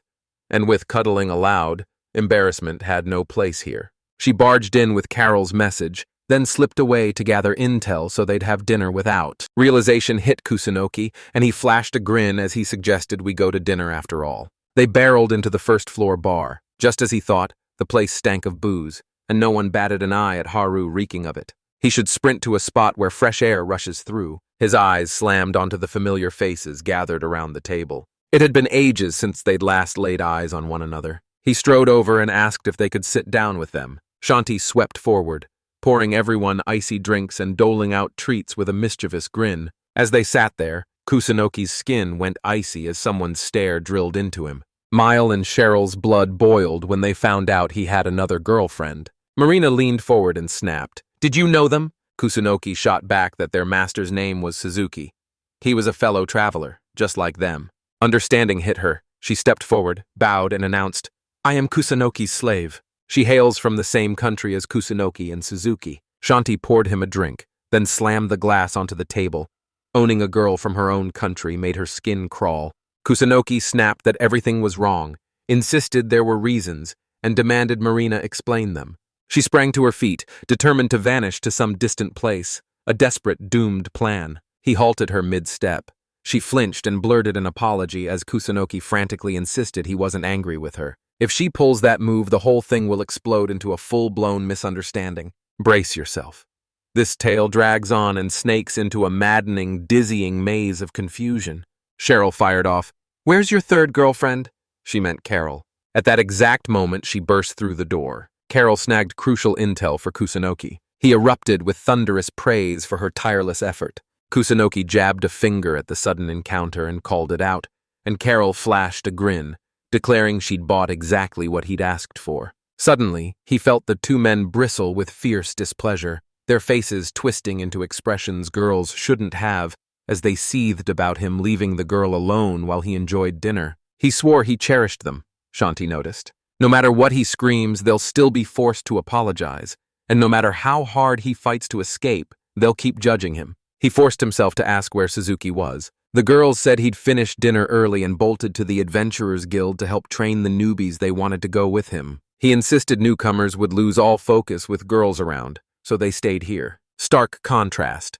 One man hones newbie adventurers and stays battle-ready, while the other loiters unemployed, forcing the girl to work while he eats. In their eyes, he still wears the villain's mask. Kusunoki begs them to stop staring. Unemployed and desperate to prove himself to the guild, he claws for a place he'll never earn because his jobless status locks him out, and there's nothing he can do. Haru slammed her glass onto the table. The crash ripped the silence in two. She rose, every motion deliberate, and proclaimed that her master toiled without rest. Her master is unmatched. He watches over every one of them with unwavering care. Her words lit up his chest with joy. Then a cold knot tightened. Something was wrong, and he suddenly saw her squint to the side. Her face blazed scarlet as he leaned in and peered into the glass. The glass lay bone dry, and he pressed it to his nose and sniffed. He caught sight of cider sloshing inside, and Shanti swore it wasn't very strong. He pleaded with Karu to calm down, but she muttered under her breath about the number of hosts. She has to deliver a crucial message to them. Kusunoki is the best person. Best of all, it's someone she knows, fatigue clawing at their bones. He told her they'd pull off something thrilling tonight, and the moment those words left his mouth, everyone jumped. She bellowed to the entire bar, proclaiming they'd be serving one another that night. Her last words, "I'm so happy," slipped out as she pitched backward, and Kusunoki lunged, catching her mid-fall. Nestled in his arms, she drifted into sleep as her thoughts clung to him. This misunderstanding clings like a shadow, almost impossible to banish. He whipped his head toward Carol and Marina. They stood rooted like statues, their faces blazing scarlet. Kusunoki promised he'd escort Haru up to her room so they could finish eating. Then they'd order some food, cram it into a bag, and haul it back to their room. He pressed the cash into their hands and warned them not to rush. Take your time. Hunger clawed at his gut, but he shoved it down so Carol and Marina could eat their own dinners. If he eats alone now, Haru will end up eating alone later. She got drunk so early she'll wake up at the crack of dawn. He fell into step beside Haru, headed for the room, and tossed them a bright, "Enjoy your meal." Mile and Cheryl were ready to blame him, certain he'd plied the girl with drink and carried her to her room, but he hadn't been the one to get her drunk. Haru snapped awake and locked eyes with him. She barreled into him, squeezing so tight they nearly toppled. Kusunoki scoffed, shrugged, and declared it a common occurrence. Nothing to see. After what felt like an eternity, Haru's eyes snapped open to find Kusunoki perched right beside her. Seeing she was up, he bolted to her side and asked how she was feeling. Haru's apology spilled out. She owned her behavior and admitted she'd gotten drunk again. It was just dinner, so she brushed it off, refusing to let a shred of worry touch her. He clocked that she still wasn't sober, so he decided she needed a little more rest. Kusunoki seized the nearby ordinary water and forged it into ice. He pushed the spell too far and, instead of carving a small piece, blasted out a massive chip. Magic just won't bend to him, he said. He ached to try again, but before that he conjured a room of pure silence. They had to stifle the noise. It was far too late to be loud. He crammed a glass with clinking ice, poured in ice-cold water, and shoved it into Haru's hands. Haru froze in his seat, the drink left untouched. He barked, "Don't worry about it." He calls her cute when she gets drunk. What he means is she turns into a brazen, pushy flirt once she's tipsy. Haru snapped upright, words poised on his tongue. She leaned in, a mischievous spark in her eyes, and asked him for another drink. She admitted she tipsy in a heartbeat. Getting drunk at the wrong moment could be deadly. So she snuggled against the dark-haired man, whispering, "That's why she wants to practice." And he froze in surprise. Haru crumples under a single drink. The dark-haired man, enchanted, calls her cute and says he's heard fasting can toughen the liver against booze, but that trick can backfire hard. He cupped her cheek as she whispered she didn't want to be a burden, and he declared that Haru would never become her. The words sent a bright rush of joy through him. He offered to devour the meat, but that's not the point. God, why is horror so cute?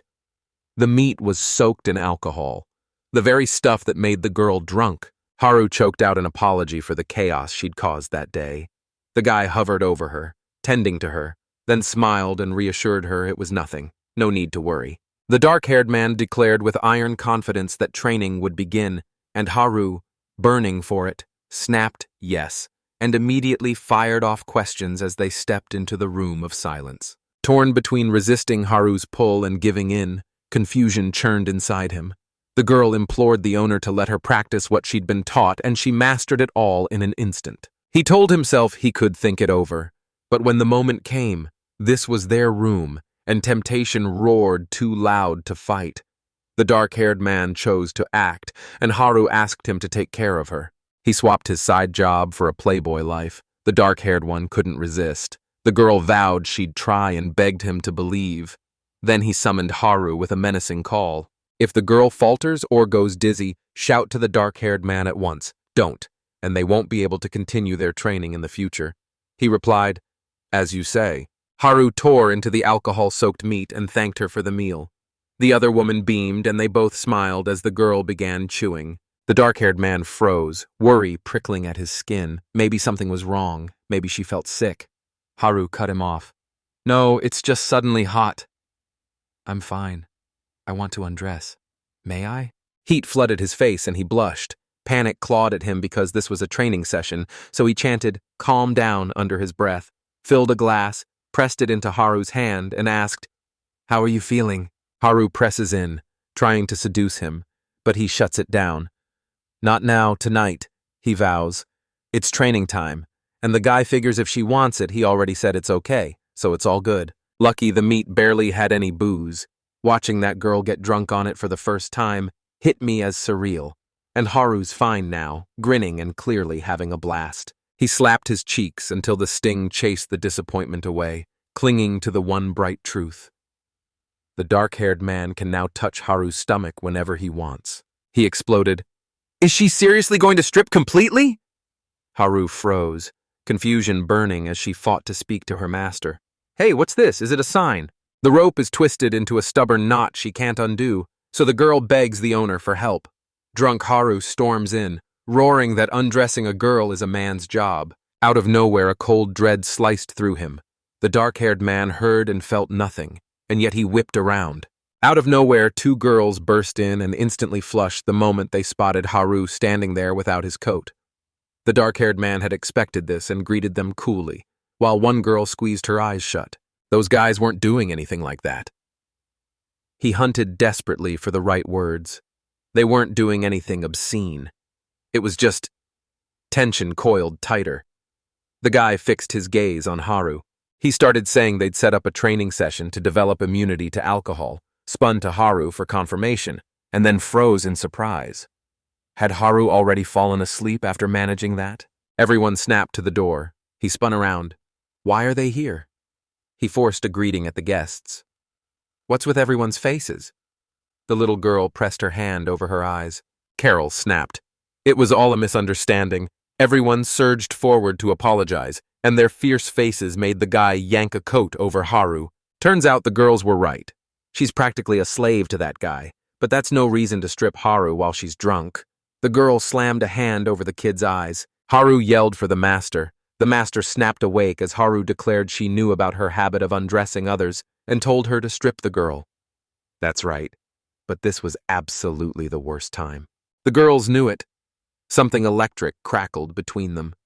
He was nothing like Suzuki, and I wished Suzuki would do the same to them, while the dark-haired man thundered again that they'd misunderstood everything. Julio, the secret society's president, demanded to know if this was a real assignment, and Vice President Cercino grinned, confirming he'd already pocketed in advance. It was the priciest job since the society's founding. A $100,000 reward dangled before him. They shoved $20,000 into his hand as an advance, and Julio still smelled something off about the task. You must enter the military-guarded maze and plant the glowing ball inside the statue. It's maddeningly simple, way too suspicious. So who is this client? Tsukino spun and smiled at the boy. Sokina was blinded by the cash and barely asked a thing. He pays a fortune. Maybe because the mission is brutally dangerous. Kept under tight guard, the maze barely stirs. It opens only a few times a month for training, and daring adventurers slip inside too. The client probably pegged them as having military connections. There's no danger here. Finish the job and they'll walk away with the reward. Tsukuno shot the boy a question. Did he probably agree? And shrugged off the military's fate as none of their concern. Even if something happens, it lies in society's hands. Noki's childhood friend lit up with joy, the men's bond feeling priceless as both of them snapped their gazes to her while the boy, true to form, stood baffled by the girl's words. Julio demanded why he'd called her. If Tsukino dragged in a human, his cut would shrink. But if, as she believed, it was Milky, Tsukino and Giulio would become the dream couple, and she squealed, "Oh my God!" She leapt in with them on the spot.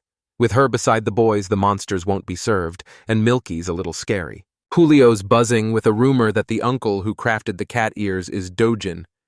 I can't shake the question. Are they real? Tsukino warns us to ignore Milky. He craved the whole reward but couldn't reach the goddess's statue alone, so Kino resolved to take only Milky. Then the girl vowed she'd go with him. Julio's just a bonus. The boy only needs him to open the door, so... Oh flashed a grin and dared to hope the guys would click, even as a cold doubt whispered that the guy might leave him in the maze to die. Suddenly night monkeys swarmed in like a black tide. The boy yelled to Milky that this was her way out. She returned a fierce nod and plunged into action. Noki conjured a snake that coiled around the night monkeys. The boys yelled, "Great job!" Another one slid in among several animals, and from a branch a figure perched before leaping down to attack the guys. The girl reached out and, with a single touch, wounded Sukuno.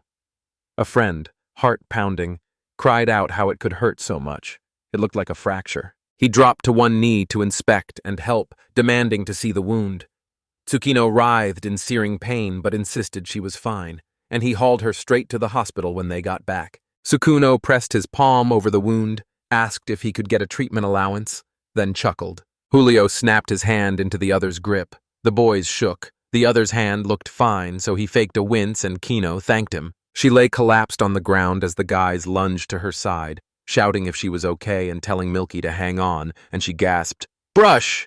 just as they snatched it back. She could make ink. She just needed a brush. They have to hurry and hand over the sheets of paper. Noki won't waste ink, but it's not ink at all. It's the girl's blood gushing from her nose. What an abomination. More night monkeys poured in. Tsukino raked a hand across the back of his head and let out a nervous giggle. The animals were angry again, and if they closed on the boys, they could use Julio as bait to pull them to the side and get at them from behind. Two riders galloped up and slammed into a chittering pack of wild monkeys, one of them fighting to wrestle the reins as his horse bucked wildly. The beast lay defeated on the ground. The two of them still sat astride the horse that had skidded to a stop beside it, and Julio blurted, "This is so surprising, wow!" Right then they sat astride a horse as the boy roared, surprise flashing across his face. "Hold up!" The others were already scrambling onto that sturdy steed. They erupted in grateful thanks for their rescuers. Julio strode forward, declared his name to the heroes, and paraded his friends into view. Those must be the famous adventurers. The saviors burned with pride and noticed, and the children gaped as an overwhelming aura washed over them. Joffrey stood like a born hero, and Alice, the monster tamer, flashed a triumphant grin, both alight with inspiration and soaking up the attention as the boys looked on. So these are Uncle's subordinates, bristling with power, and surprise. These two are the man's right-hand men, right? They actually think they're his right-hand men? They owe the old man. The guy's right and even asks Alice what she thinks. These guys pull off the noble thief act. Unbelievable. Julia radiated joy while Zucchino stayed stone-faced. The guy never spoke to him, and when they finally met, the guy was out cold. To someone, being a hero is the ultimate cool. Julio knows his uncle is a thief, yet he insists the man is a noble. So what does a thief like that do? Tsukuno blurted he remembered something. The boy spun around and snarled, "What do you want?" Julia sat rapt on amazing stories and signaled her friends to drop their accusing fingers from the hero, and Kino feels a sharp déjà vu. He's sure he's seen them before. He jolted, remembering his face plastered on a poster offering a reward that had only hung for one day. That's about it. It's a long story. The girl agreed, and they didn't understand. It's stunning. Nothing like that. But there's something about this guy that hooks you. He never thought everyone would know, Alice agrees, and he's already done enough damage. Joffrey has friends among the nobles. A nobleman chuckled to himself, picturing Joffrey plunging into the maze and dragging one of them to safety. That portly man was a noble all along. Joffrey had stormed in and rescued his butler, no question about it, and the boy had already forgotten the whole thing, no doubt grinning. He can use them. The day those kids grow up and cross paths with the military, he'll turn them into airtight proof that erases every scrap of suspicion. Julio blurted, "They're in the maze right now, doing one task on a hike. If you want to join, the guys will pay." And the boy grabbed his friend by the shoulder. No sweat. Joffrey's jumping in to help for free. They're the old man's nephews. And the guys drift from town to town. So helping the children is a breeze. The church pressed bread into their hands to apologize for falsely accusing them. Why did the men refuse money? The boy pleaded with Julio to stop. They'd already decided everything. The guys are desperate for cash, but they're clutching something that fell from the demon lord. "That's right," Julio shouted, electric with excitement. "They actually have something from the demon lord?" They'd snatched it from that same tower. Something like that. "Wow." The guy froze, and Milky hauled herself up, fingers digging into the horse at her side. The girl eyed them with a grin. "A love triangle between guys? How cool." Tsukino shot back. "Maybe she'll stop getting nosebleeds every minute." And the guys led Joffrey away. Rewind a bit. Morning breaks, and in the end they'll stay in the city for 2 or 3 days. He couldn't clear up that misunderstanding. The dark-haired man leaned in and asked Marina, "That would suit you, wouldn't it? You're in no rush. Are you really going to let the guy call all the shots? Weren't we supposed to go to the horse racing festival?" A haunted, far-off stare flickered in the guy's eyes. Just a little, because once he was kicked to death by a horse, the dark-haired guy loathed horses, and that's how it was. They asked if anyone wanted to taste the festival meat. No. Everyone expects the dried meat to be slashed and sold at a discount for the whole month after the festival ends. A giggle burst from the girl.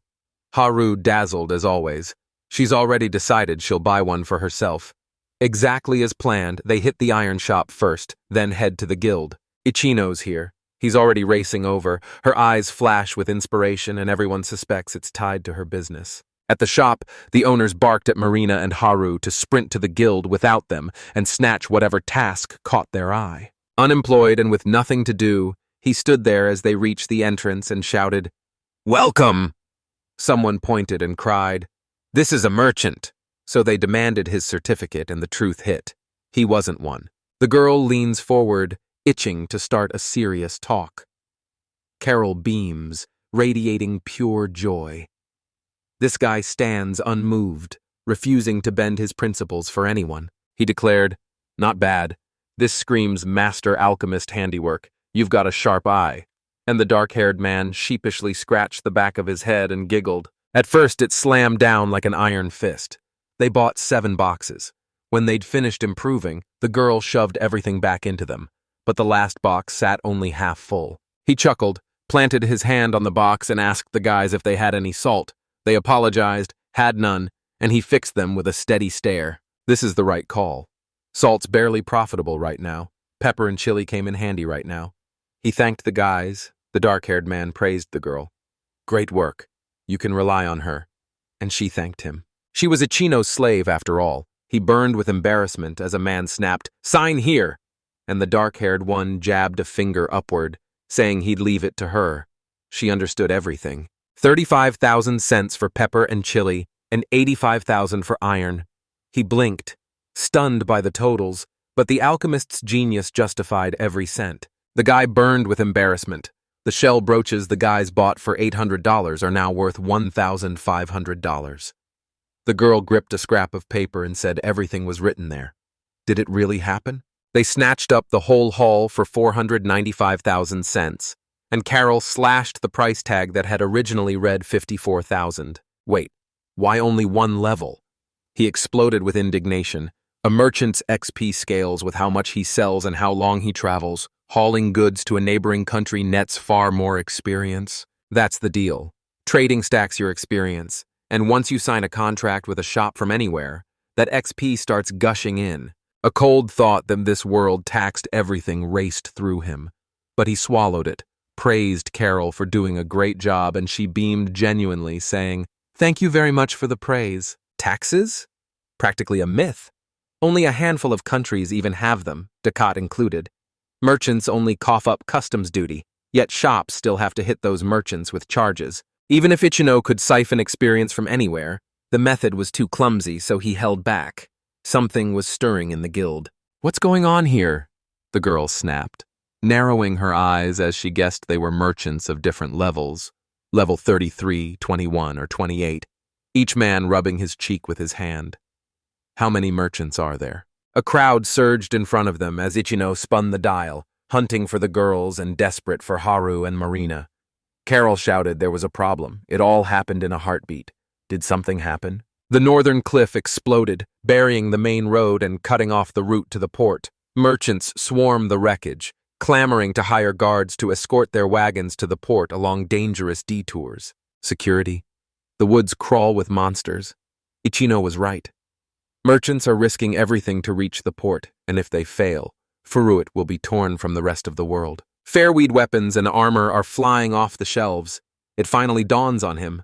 Good the guys sold their iron, because iron prices are about to plummet, and he can't stop wondering why. Armor and weapons are in relentless demand, and some merchants still brave the deadly forest, gambling their lives to reach the port and cash in. Their warehouses are cramped. Ichino, the special one, boasts space to spare, and with iron rendered useless and its price about to plummet, fortune smiles on him. Tam knew they were sitting on landslide intel, so they came hunting guards. No wonder their levels were through the roof. The moment Rue summoned her master, Aichi's eyes snapped to her. Maybe the girls stumbled onto something perfect. That's right. Orders poured in to guard the caravan, so every other job was ignored, just as expected. When a run to fetch meat and fruit came up, Haru jumped on it, asked if the guy was okay with it, and the dark-haired man patted her head and said, "Of course not." Hold up. Buying food is an emergency mission? They're predicting a shortage, the reward shot through the roof. Wasn't that supposed to be Haru's job? With the festival looming, ships slam into the port unloading a surge of local goods. Food stocks are dangerously low, and merchants weave through the crowds hawking whatever they can. Most adventurers who once ran gathering quests have been pressed into caravan guards or forced to scrape through rubble, so food shortages loom. It's crystal clear. She grins, leaving the forest fruit unpicked and then handing it back. She's totally fine with that. All right, let's get started. Forbidden fruits cling to towering trees, and you unleash invisible arrows that streak through the sky to knock them down. Kusunoki. What? Are you even listening? Say it again. Don't ignore her. She could scream it right in your ear and everyone heard every word. She said something about incredible arrows. Outside the city, the guys grinned in disbelief. They'd escaped in a heartbeat. Pure luck. And the guy blurted, "It was all thanks to her, thanks to Carol." They probably flashed a guild letter that let them step out of line, and the girls sure that claiming they were heading to a food gathering would cover them. Marina still manages to walk. Kusunoki wrote it off, blaming her lack of stamina on her being a hikey, even when Marina was in Japan. She exercised regularly. In elementary school, a girl from the neighborhood urged her, "If you ever feel so terrible you start thinking about killing yourself, go do some exercise." She confessed that if she took her life it would crush her older brother and she couldn't bear to watch him break. So despair swallowed her. In the end, the girl plummeted from the roof. Ichino begged them to stop. Nobody even explained how she died. Carol seemed fine so far. The owner was informed there was a monster ahead. He's barely holding on. Ichino can't bring herself to strike someone who won't fight back. Haru stepped up to her master and felt the earth shudder beneath her feet. What? The ground? The ground groans as a colossal worm rips itself free. Retreat now, but why are they running from this monster? She reads the guy's indifference like an open book. Even if Haru orders them to fall back, everyone must sprint to that house. Make Marina hurry. A massive worm burst forth, obliterating everything in its wake and flinging stones skyward while the guys stood stunned. Ichino starrte fassungslos. Das Monster war schlicht kolossal. Hatte nie geahnt, dass sie solche Ausmaße erreichen konnten. Wahrscheinlich hängt das alles vom Ort ab. They call it the fairy-wit worm, but when it shrinks it collapses into a plain worm. That's exactly how small it gets. Blind to sight and guided only by heat, they hunt down dead monsters and gorge on them, and if he asks Carol to use magic, he looks primed to turn on the guys. He's cocky. Sure, he can obliterate him with magic. These things rarely prey on healthy monsters, and since they actually enrich the soil, let's leave him be. The colossal worm vanished from sight, plunging beneath the earth and burying itself. Not bad. This hole's enormous. How do they close it? Does Haru know? He unleashed a heap of manure. The stench slammed into the air, and the guy admitted he could feel it too. It had to be unbearable. Her nose outmatched the guy's, leaving Marina a junior. The guys surged into the forest while the girl begged them to wait for her. She let fly an arrow that found its mark. A wounded beast lay sprawled while the men pounced, grabbing every edible thing. Fruit, meat. Carol threw out the idea of splitting into 2 groups, and Ichino snapped that 2 groups meant 4 people, himself, Haru, Marina, and Carol. Picture this, splitting everyone into 2 camps. The girl steps forward, lays everything bare, and answers the question. Lucky break, Ichino and Marina pick off enemies from afar, while Haru and Ichino sniff out every lurking monster. She admitted she's no good at attacking, but she can forage fruits and herbs like it's second nature, so Ichino leaned in and hung on every word. But why don't the guys split up like this? She's with Ichino, and Haru will head off with Marina. The decision's already been sealed. Yes, this can blossom into real rewards, but keep crawling at this pace, and you'll reap less than half of what you planned.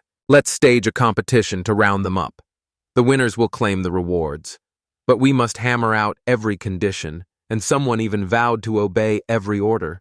Haru and Carol barely blink at it, but Marina lights up, mumbling anything again and might already be angling for new gear. Each you know will do anything. Anything means I understand, the girl snapped again. He gaped, stunned it involved the girls, and Marina spat that both of them looked terrifying. She thrust out her hand and dared him to follow. The intel she got points to a place no one's ever heard of. Let her hold on tight. Haru's about to launch through the trees. Hold her for a minute. Let Marina stop fighting. Start now. She freezes at heights. They tore onto the road. The girl shouted. Ichino tossed a quick, "Good luck!" to Marina. Haru's face tightened like he meant it, and the guy grinned. Carol rang up Ichino. Both fired up and ready to go all in because they've got a favor to ask the guy. What could they possibly want? Watching how they ride, Ichino bets they won't demand anything reckless, but their burning zeal unnerves the guy, who darts to Marina and warns her not to get hurt there. Carol snapped at Ichino to pull himself together. He refused, and worry knotted in your gut. You shouldn't have said that. The girl seized the master's hand and hauled him forward. Haru lunges to cut them off. He clutches the girl and should stop. Ichino apologizes to Marina, so why is he still holding her? She's annoyed. What a strange sound. A girl mustn't push herself. She needs to realize it's just a game.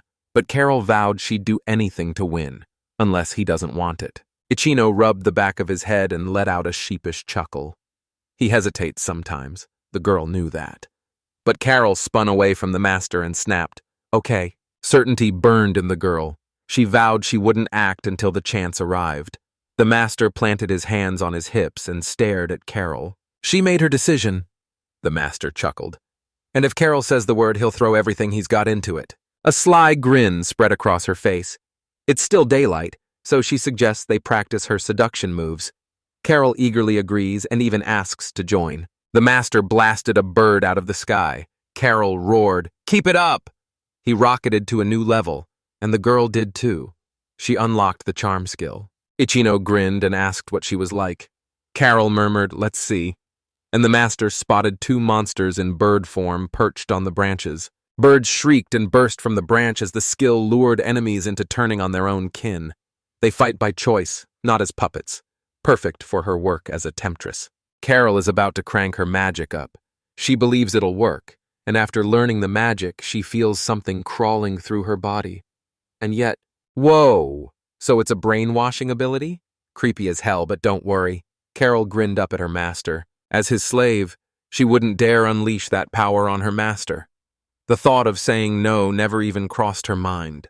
The dark-haired man planted himself with his hands on his hips. Carol froze for a heartbeat, then snapped her gaze to Ichino, who met it unflinchingly. Ichino brummte, drehte das Mädchen zur anderen Seite und schickte sie zu zählen, wie viele Früchte da lagen. Der Meister hofft, sie seien essbar. Wie heißen sie? Sind sie wirklich essbar? They call it papaya. Its fruit bursts with syrupy sweetness. Ichino notices the girl is startlingly knowledgeable. The fruit hangs too high, so the master offers to climb up and sit on his shoulders. Ichino confirmed they could snatch them. Carol should collect them and soak up the extra experience. Ichino dropped into the crouch and asked her to sit on his neck.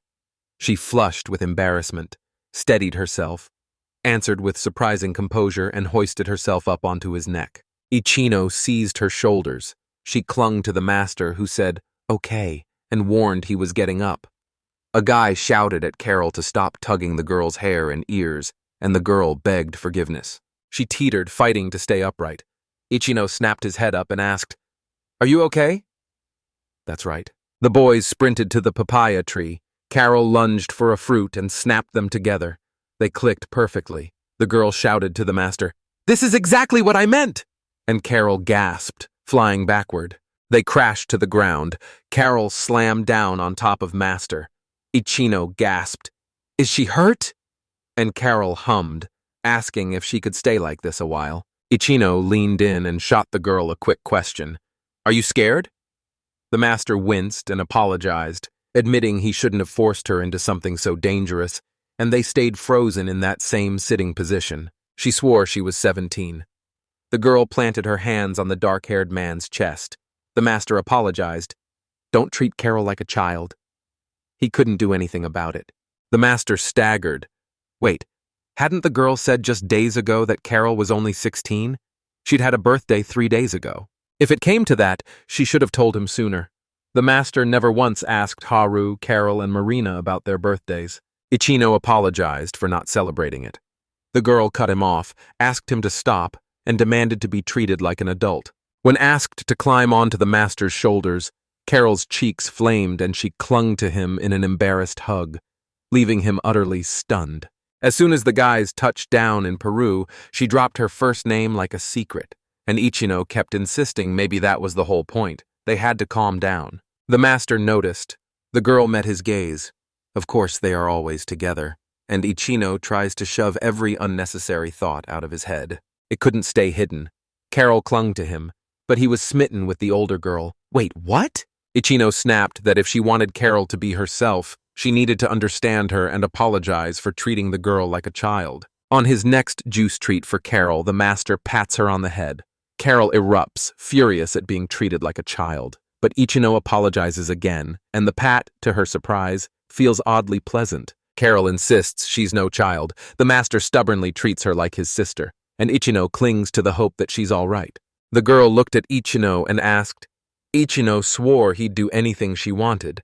The Master nodded and told them to let her ask for anything, and then the dark-haired man crashed to the ground. Carol straddled him and demanded the Master's love. He froze, utterly confused, then blurted that the guy values her too, and Haru Marina, the dark-haired man, can't stop thinking about them. She pleaded for the Master's kiss. They lay frozen in that position with Carol perched on top of them while Ichino smirked leeringly. The offer struck like a thunderbolt. Ichino shot to his feet and snapped, "Put the girl down on the ground, away from him. She needs to calm down first." And she blurted, "Fish kisu, Japanese salaga, does the girl want fish?" The Master had to stand like an adult. Carol needed to understand. It wasn't that simple. When the guy spoke, he snapped his index finger up and squinted his eye. Then, Ichino realized that the girl was sitting on the ground, closed her eyes and folded her hands, waiting for a kiss from the Master. He was afraid, began to look around, and hid behind a tree. Suddenly, the guy hurtled into the tree. Carol froze, perplexed and terrified for the Master. He started bleeding, and Ichino forced an embarrassed laugh while insisting everything was fine. Calm settling over him, he realized Carol was actually kind. The Master kept insisting everything was fine, and she apologized, blaming it all on the strange things that girl had said to him. If Ichino protests he's too young, it rings false. If Master were in junior high or high school, he'd already be tumbling headfirst into love for her. Look, the guy already has Haru. They're in love and scaling life's ladder side by side, yes. They definitely love each other. That would be blatant cheating. Never tolerated in Japan. Carol locked eyes with him and asked if she wasn't worthy of a Master.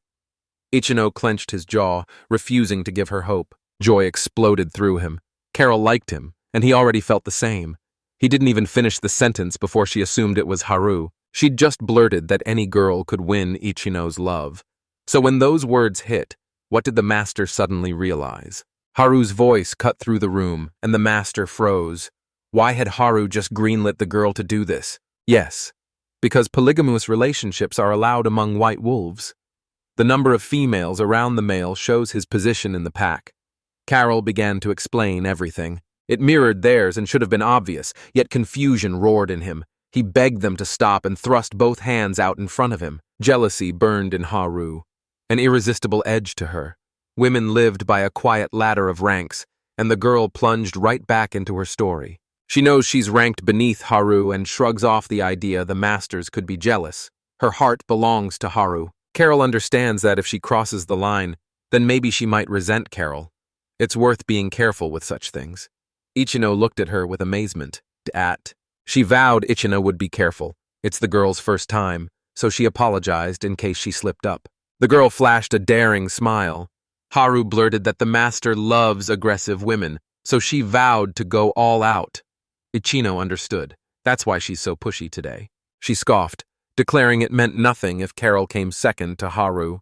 They stood face to face, and the master lingered behind, cheeks blazing with embarrassment. Marina and Haru found themselves somewhere else. She leaned in and demanded, "How's the girl?" And Marina spat, "People don't learn to soar until it's already too late." Haru snaps that it won't do and begs to stay by her side.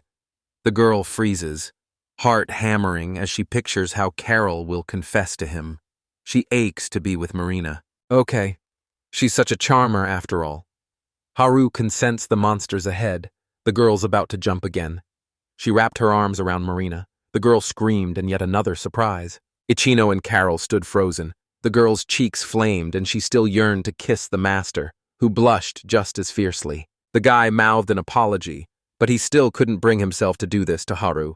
The girl shrugged, said she didn't mind, and gave permission herself, and Ichino pressed a finger to her lips.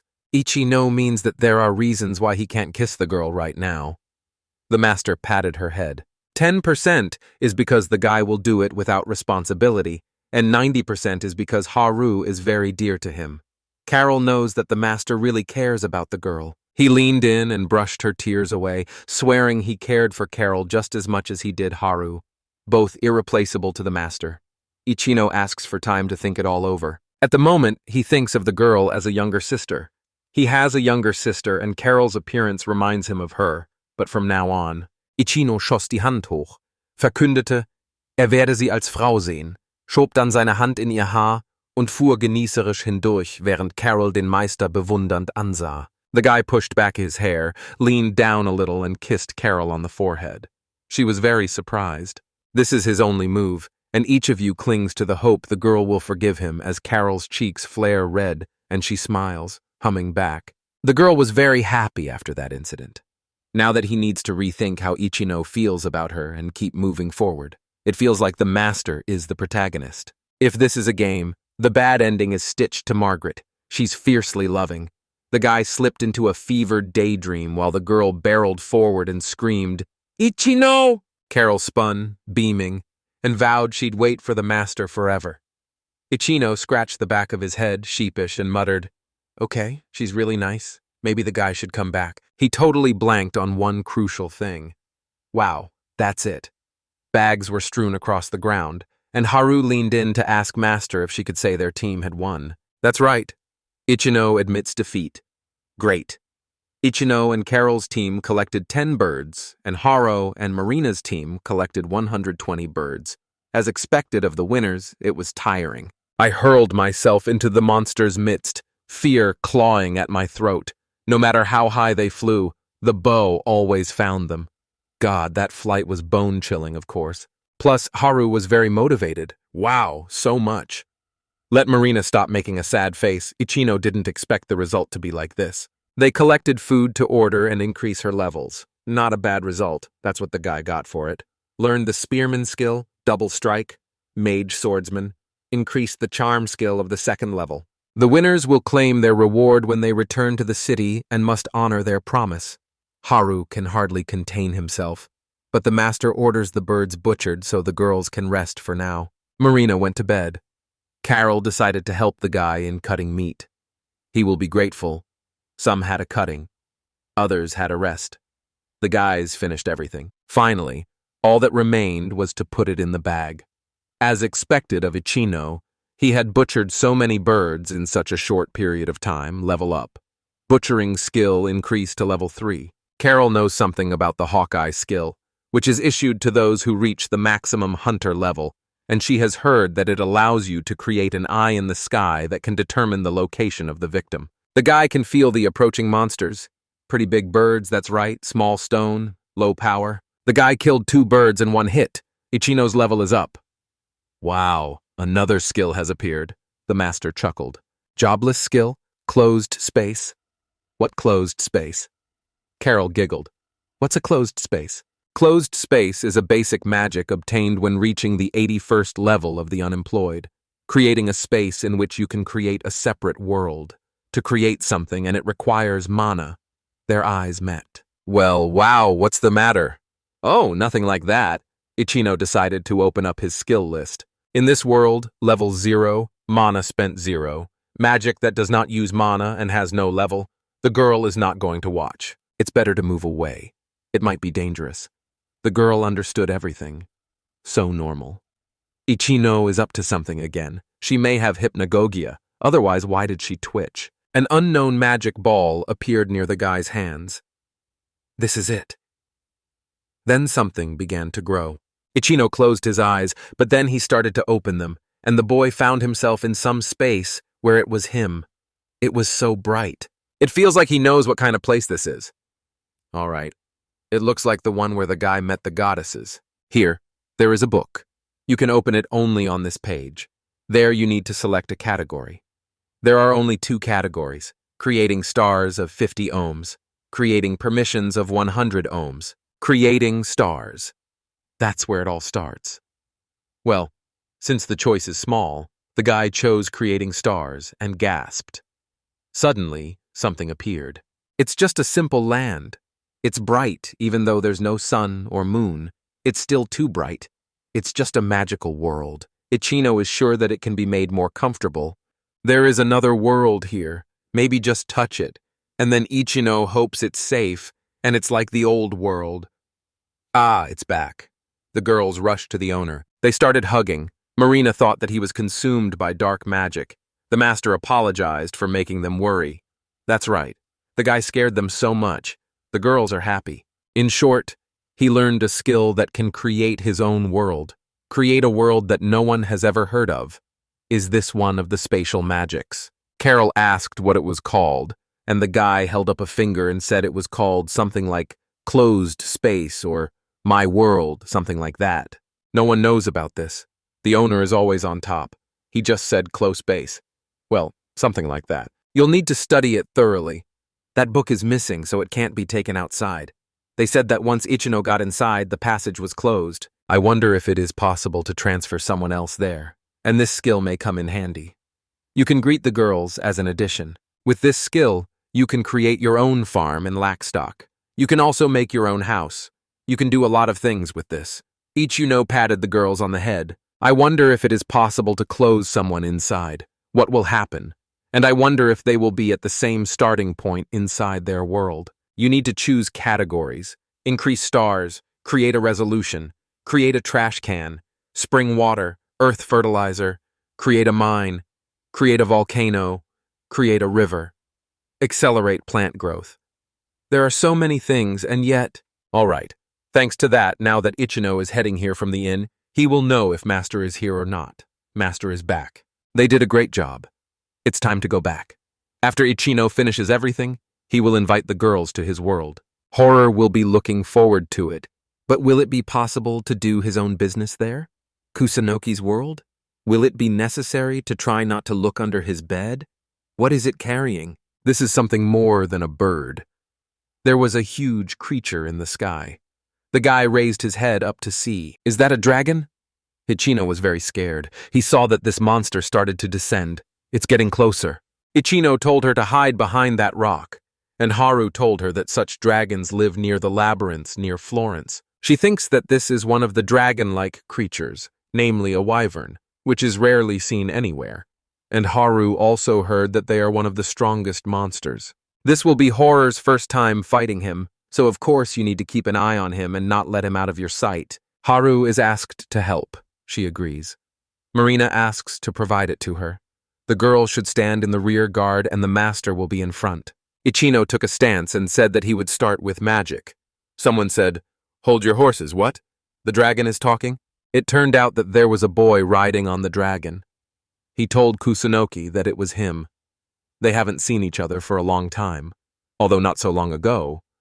The master was surprised. Suzuki? He found out from Millie where the guys were, then looked at Marina and asked, "Who is it?" The master introduced Sakura to Marina. She is the same as them, Japanese, has lived here for about 3 years, so it means that this is Suzuki. The girl heard about him from Kusunoki. The girl giggled. Finally, the heroes protected by the three goddesses gathered together. Marina's mask was taken away. Her mask let her return her thing. Each, gave it back. It is clear that without a mask, the girl is quite shy. The girls are standing at a distance. Suzuki said that he used to be like that. How nostalgic, the guy said that he used to be like that, even though he still calls himself a hero. So he's a hero paladin and dragon rider now, so where did Suzuki find this wyvern? The guy found it while traveling, raised it himself when it first hatched from the egg. It is clear. But does the dragon have a name? Suzuki smiled. She is very friendly and omnivorous, and lettuce leaves are her favorite food. Isn't she cute? But the master asked not to change the subject and answer the question. Looking at such a reaction, we can assume that this is an 8th grader syndrome. Marina is also interested in what her name is. The guy asks only not to laugh. Her name is Pochi. Why didn't there follow any reaction? She was so cute when she was hatched, just like a puppy. Suzuki really felt like she was the reincarnation of a guy's puppy, and now she's grown so much. Haru thinks her name is cute. Carol thinks it's cute. Millie and the others said the same thing, and they didn't let her change her name. Master thinks it suits her. Suzuki asked the dark-haired man if he was aware of what had happened here, and the guy fell silent. Is he talking about landslides in the north?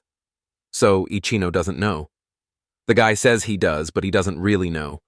They say there's a group of monsters to the west. The exact number of monsters in this group is unknown, but there are definitely a lot of them. Furui people are panicking. Caravans and tourists are trying to leave the cities. Is that true then? What is Suzuki going to do?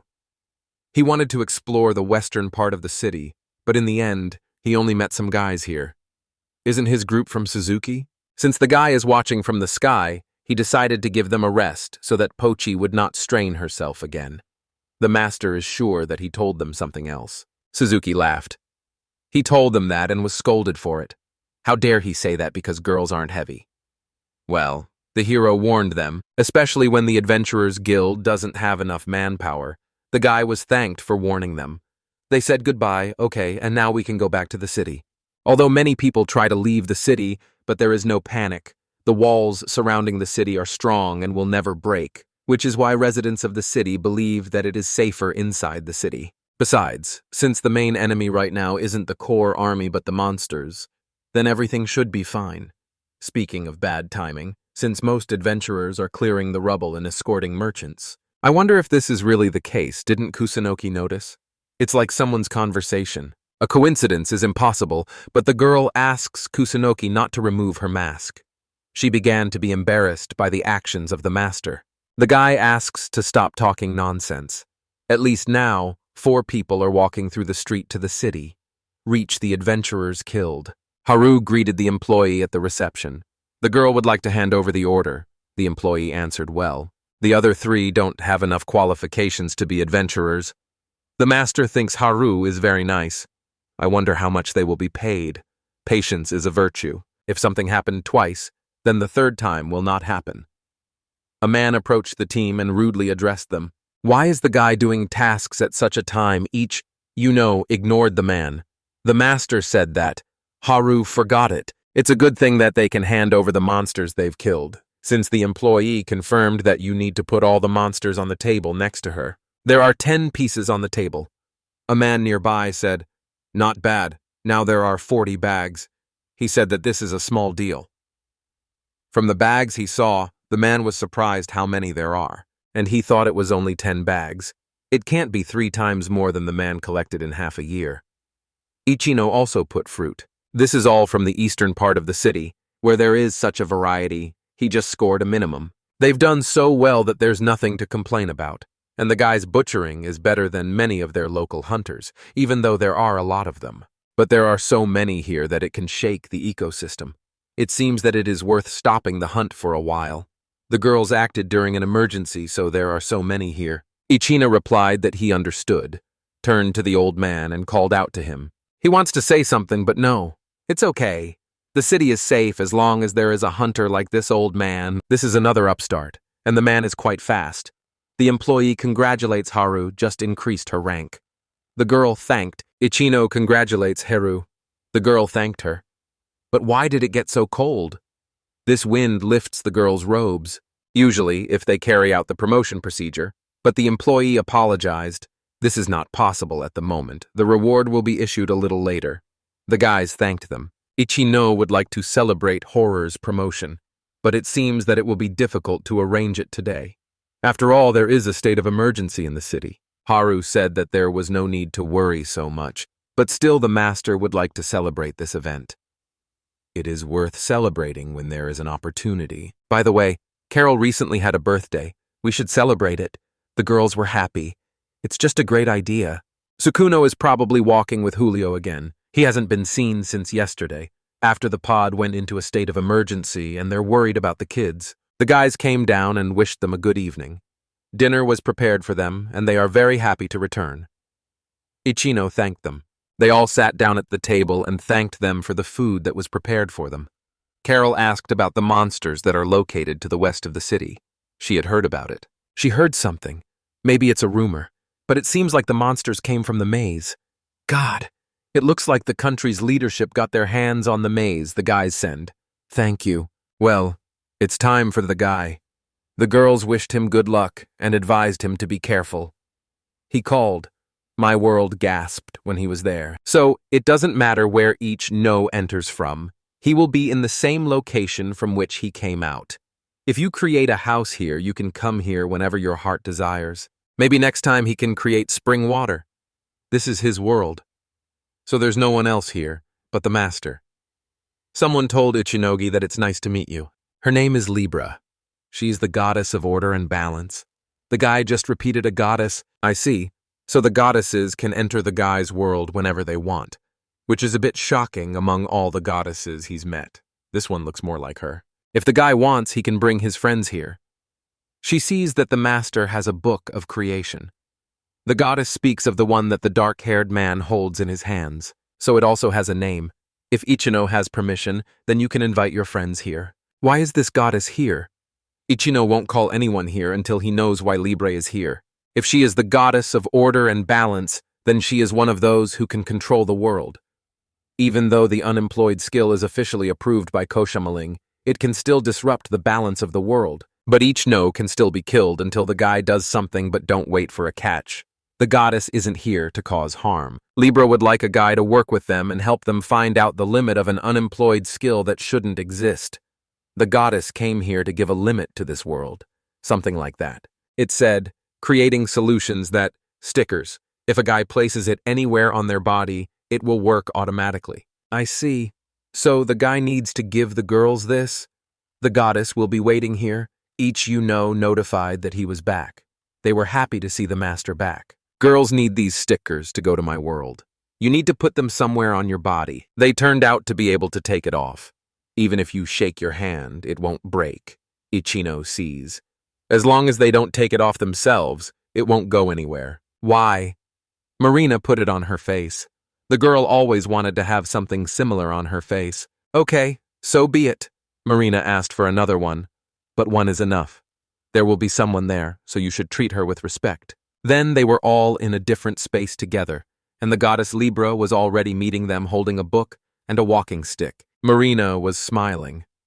This is one of the goddesses. I wonder if Ichino took the mask from the girl again.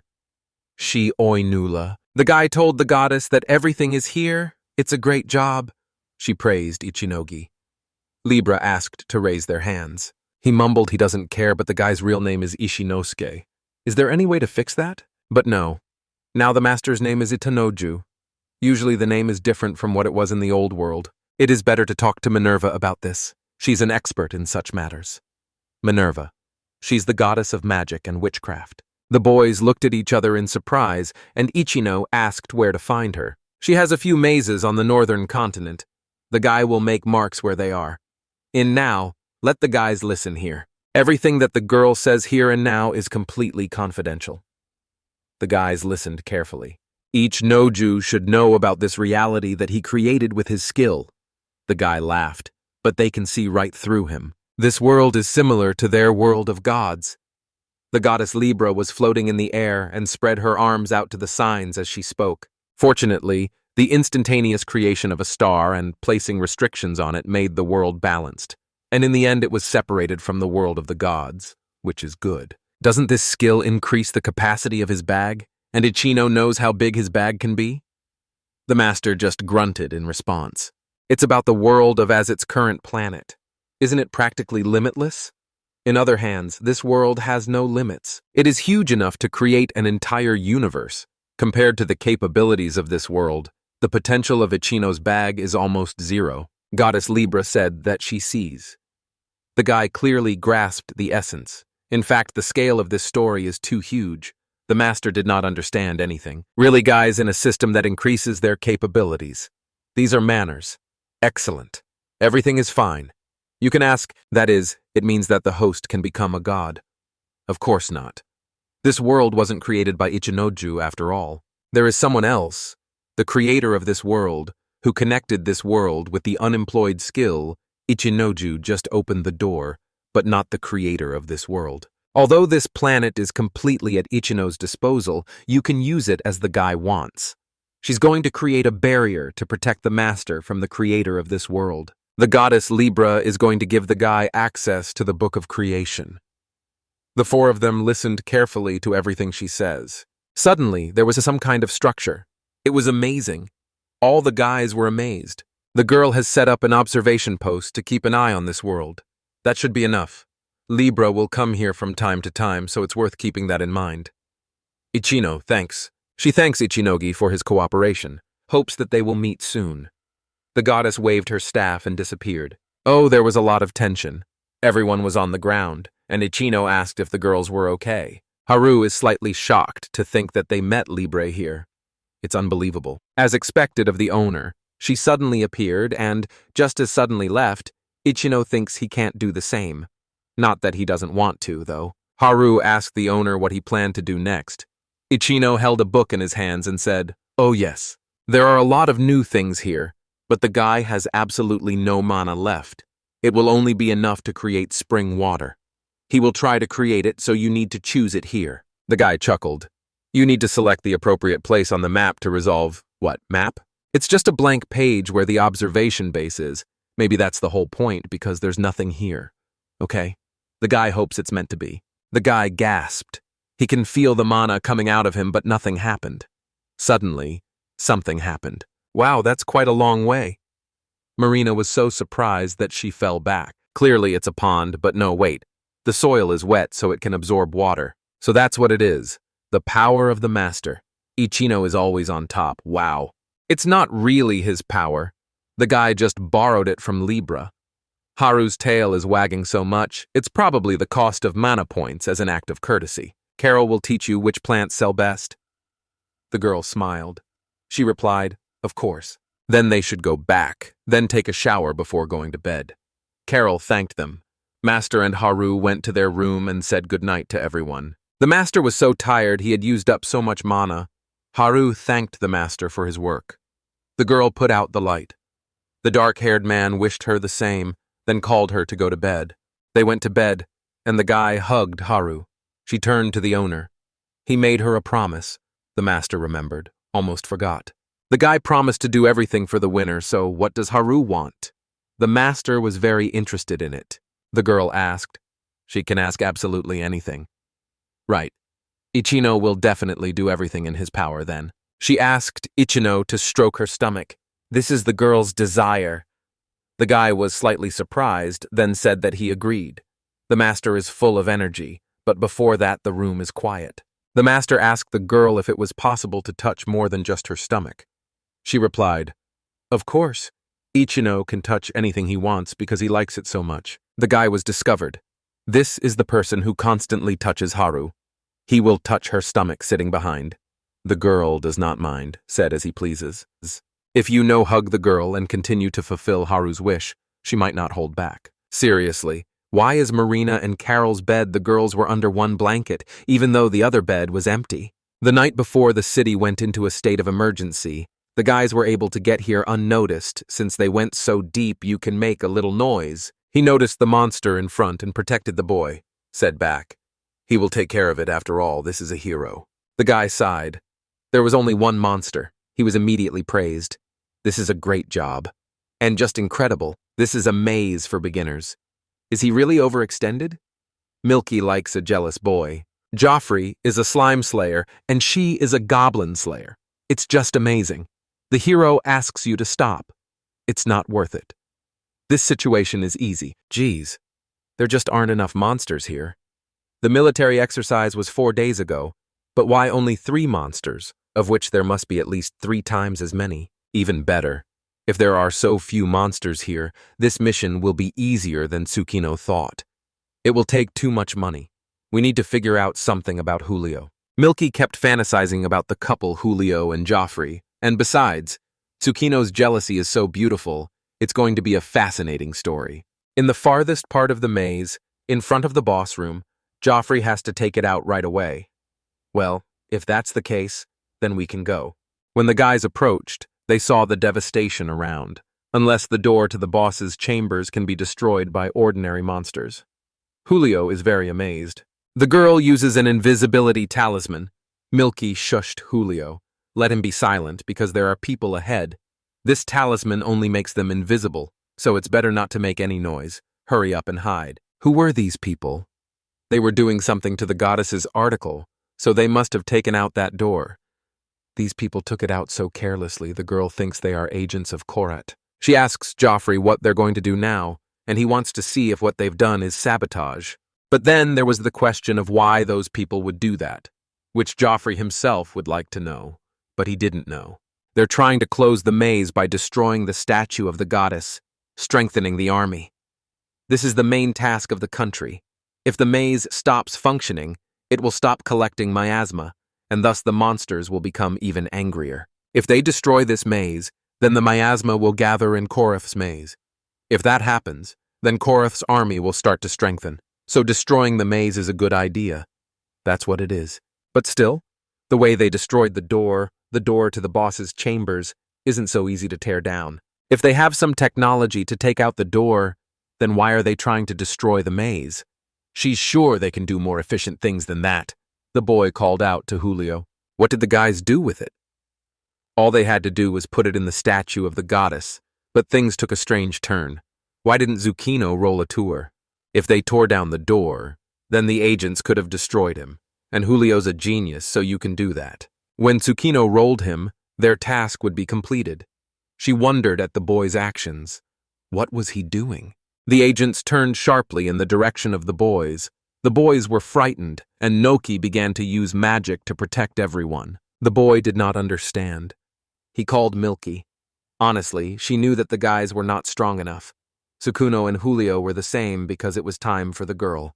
She called the monster. The girl told everyone to run, no need to worry. With her imaginative power, it's possible to create so many stories, even if their faces are hidden behind a mask. Then Milky said she could still weave what she was carrying, and Tsukino smiled, waved, and said, "Okay, we can leave everything on her." The boy took his friend's hand and tried to stop him, but Tsukino pulled away and told him to let him go.